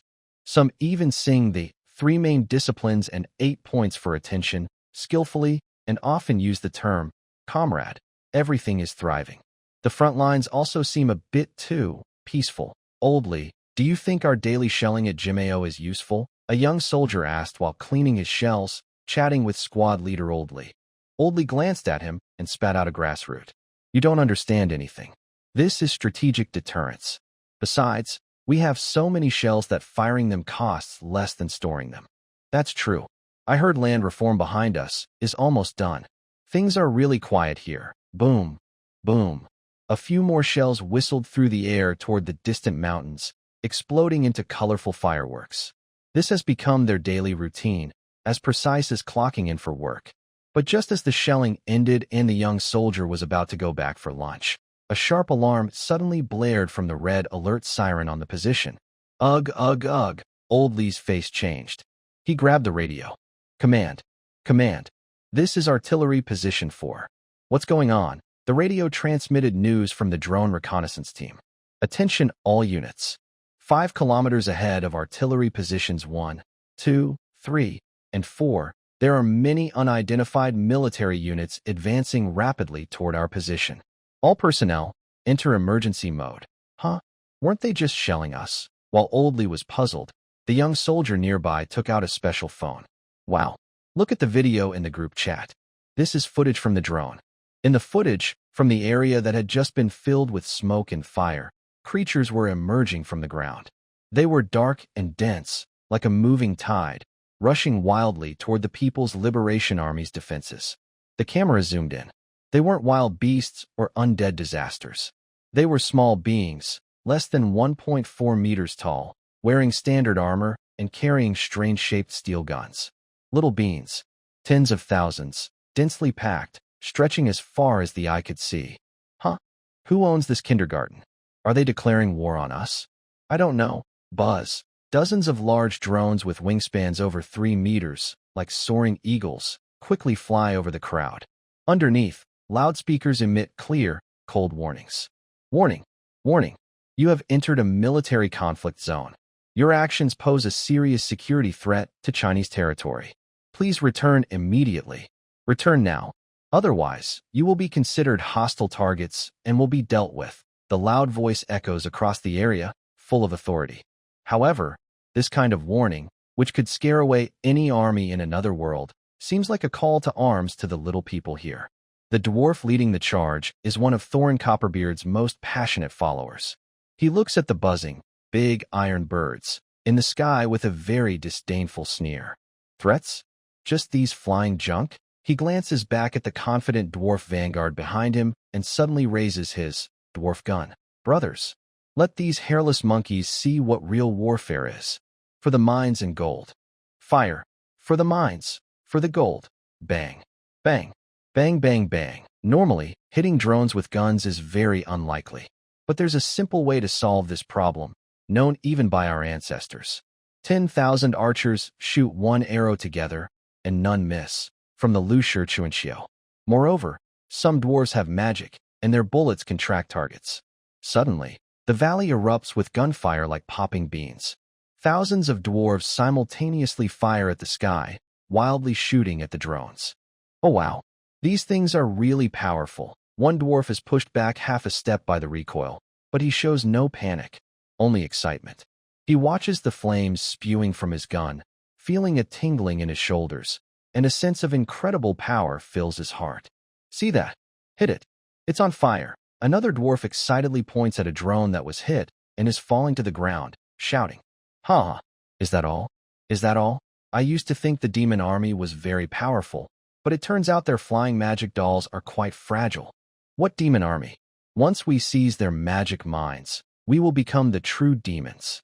The joy of success and the confidence brought by our weapons made the dwarves feel extremely proud. They even thought that the legendary destructive firepower of the demon army was just exaggerated propaganda.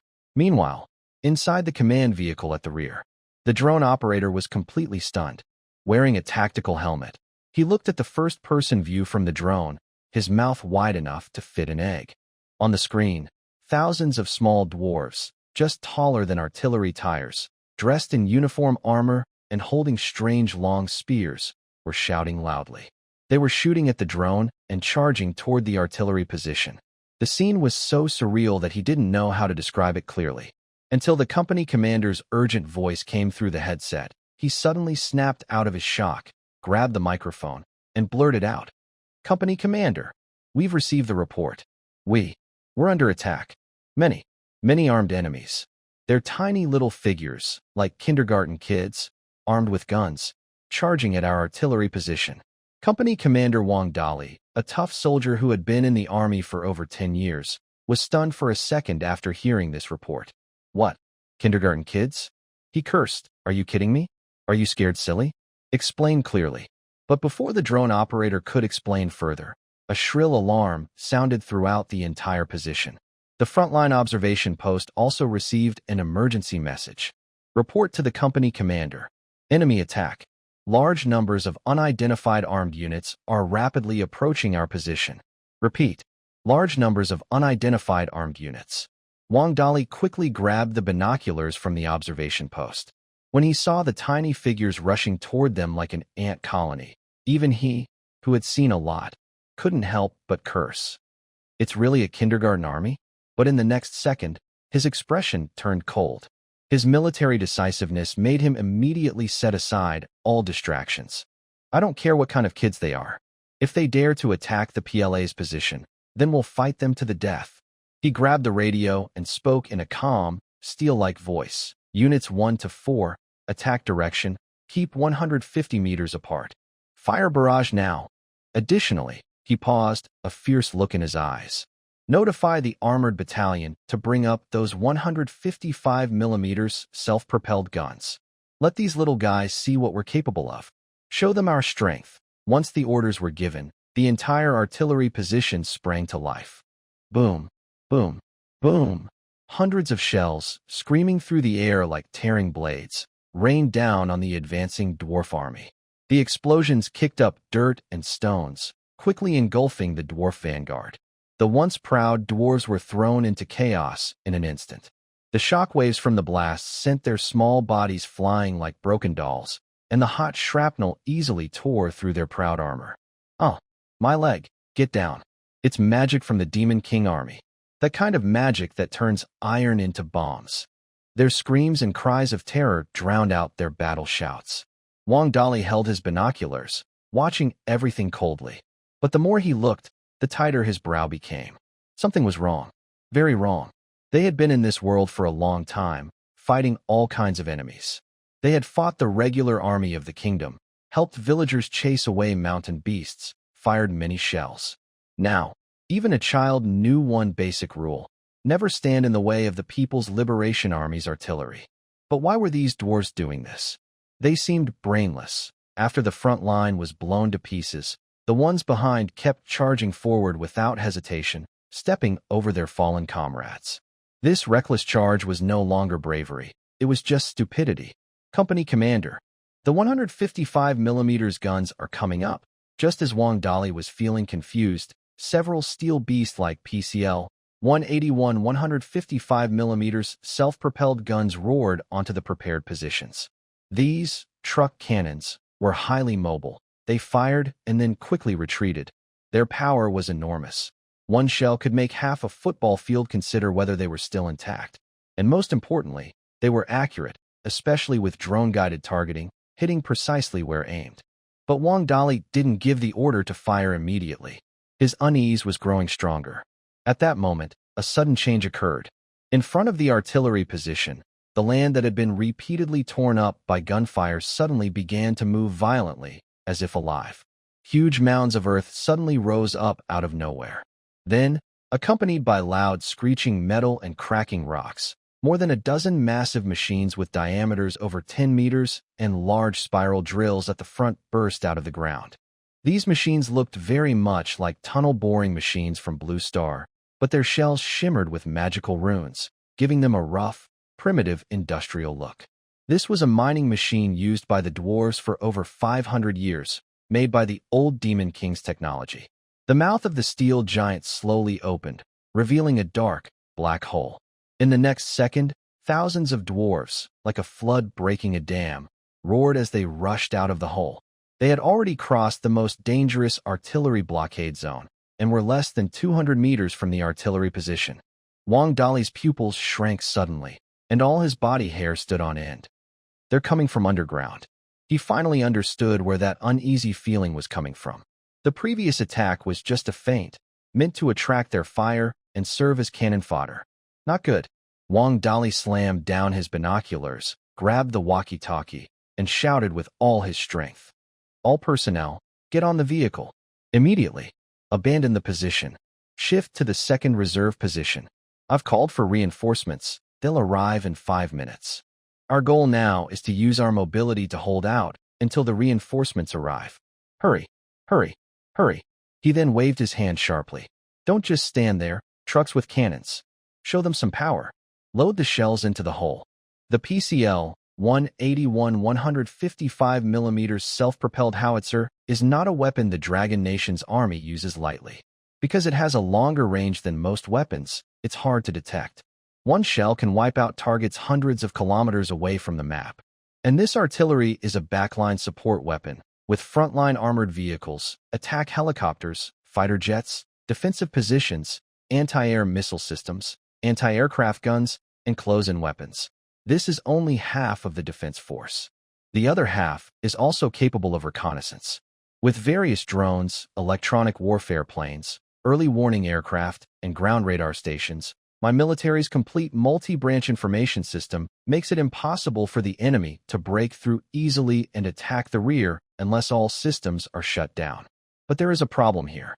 This position was originally meant to fight against the Kingdom Army. Under Duke Glatton's leadership, the Kingdom Army has not come out in recent months. Their remaining air forces are all concentrated at large fortresses. In such remote places, there is no need to send armored units in organized groups. So, the Dragon Nation's army acts like they did at Kinmen long ago, regularly firing at the enemy across the border. After firing, drones observe that soldiers on the walls wave flags at the flying machines. Clearly, both sides have their own tasks. The Dragon Nation army is working on land reforms and converting various resources from another world into usable products.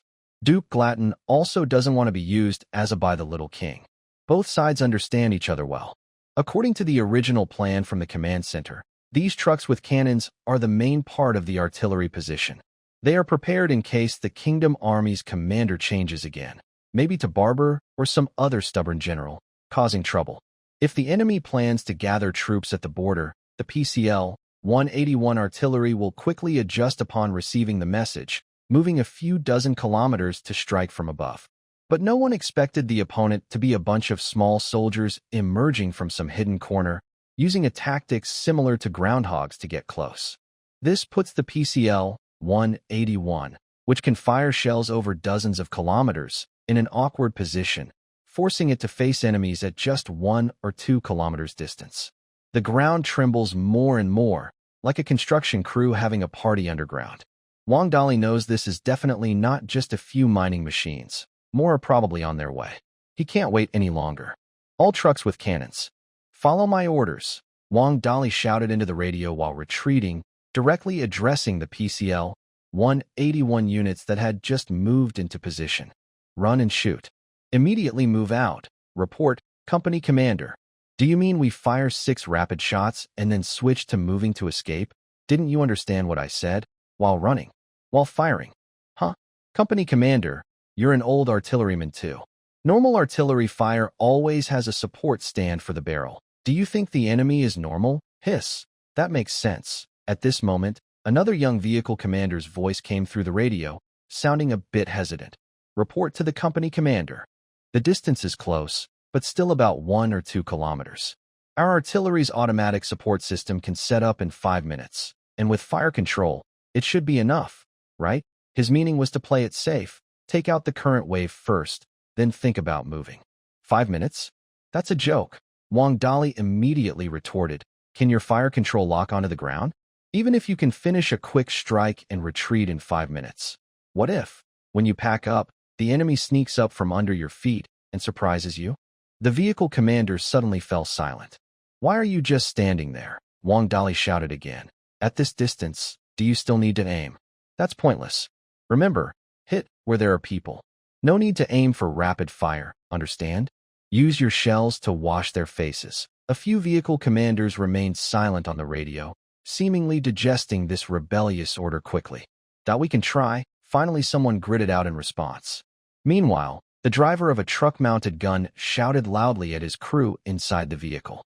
Then, an extremely strange and surreal scene unfolded on the battlefield. Around the artillery positions, the land that had just been torn up by shells was constantly breaking apart as huge spiral drill bits emerged from the ground. Several fierce mining machines looked like monsters crawling out of, opening their steel mouths, and spewing out various dwarves from inside. On the other side, a few PCL 181 truck-mounted guns roared like beasts, refusing to stop and deploy their supports, rushing across the uneven terrain while firing. Boom! One of the accelerating truck guns suddenly jolted, its barrel spewing long flames. A shell whistled out and hit precisely into a mining machine's mouth that had just broken out of the ground. The tremendous recoil caused the heavily loaded truck to tilt sharply to the side. Its tires screeched loudly on the ground, almost drifting into a turn. The gunner in the car felt like he was sitting on a rhinoceros that had been kicked in the backside, with his insides almost being shaken out. Boom! Another shot. The other truck also staggered, as the shell exploded among the densely packed dwarves, creating a wave of blood, flesh, and metal. But the dwarves quickly adapted to this rhythm. Their mining machines no longer foolishly charged out as easy targets, but instead played a whack-a-mole tactic. One mining machine suddenly burst out from an unexpected corner, leaving only a small opening. The hatch opened, and a group of dwarves with guns rushed out, firing at the nearest truck cannon. Before the cannon could turn, the entire machine quickly retreated into the ground, leaving behind a trail of spent shells and a dark hole. Boom! The shell hit the ground. It seemed that the dwarves' strategy was not very effective. The artillery's range was too wide, and the explosions too deep. The mining machine was directly blown apart in the soil. These old tricks, cursed a gunner, angrily steering the wheel to dodge another sudden movement on the ground. The massive body of the truck cannon twisted and turned on the battlefield like it was dancing. The soldiers inside felt like their breakfast was about to be shaken out. Below, the dwarf mine manager was frantically calculating. This was his first time being called to the battlefield as a civilian. He was determined to fight with his mining machine for the dwarven homeland and the gold mine. He pressed his ear against the cold metal wall, feeling the vibrations from the ground. Front left, everyone slowed down. It's about to fire, he shouted through a special communication tube. Now, crawl out from under its wheels and give it a surprise attack. Got it. Amid the loud rumbling, another mining machine's huge drill stirred up the dirt, aiming at the spot where the ground's vibrations weakened, then suddenly shot upward. But at the moment it broke through the soil, the dwarf commander was stunned. The expected truck cannon wheels weren't above. The truck cannon was a few dozen meters away, drifting at a strange angle, while another stationary truck cannon had its dark barrel already aimed at this spot. Fire! Several steel behemoths raced across the battlefield, tail whipping and roaring wildly, creating a scene as wild as a lively dance party after a few drinks. He was stunned, and after a moment, he managed to say, "How are they driving those truck-mounted rocket launchers like tanks? Who showed them how to do that? That's so cool." The old artilleryman was also confused. They wondered who the expert was. They were in a hurry to move away and didn't have time to think it through, but they knew it wasn't the dwarves on the other side.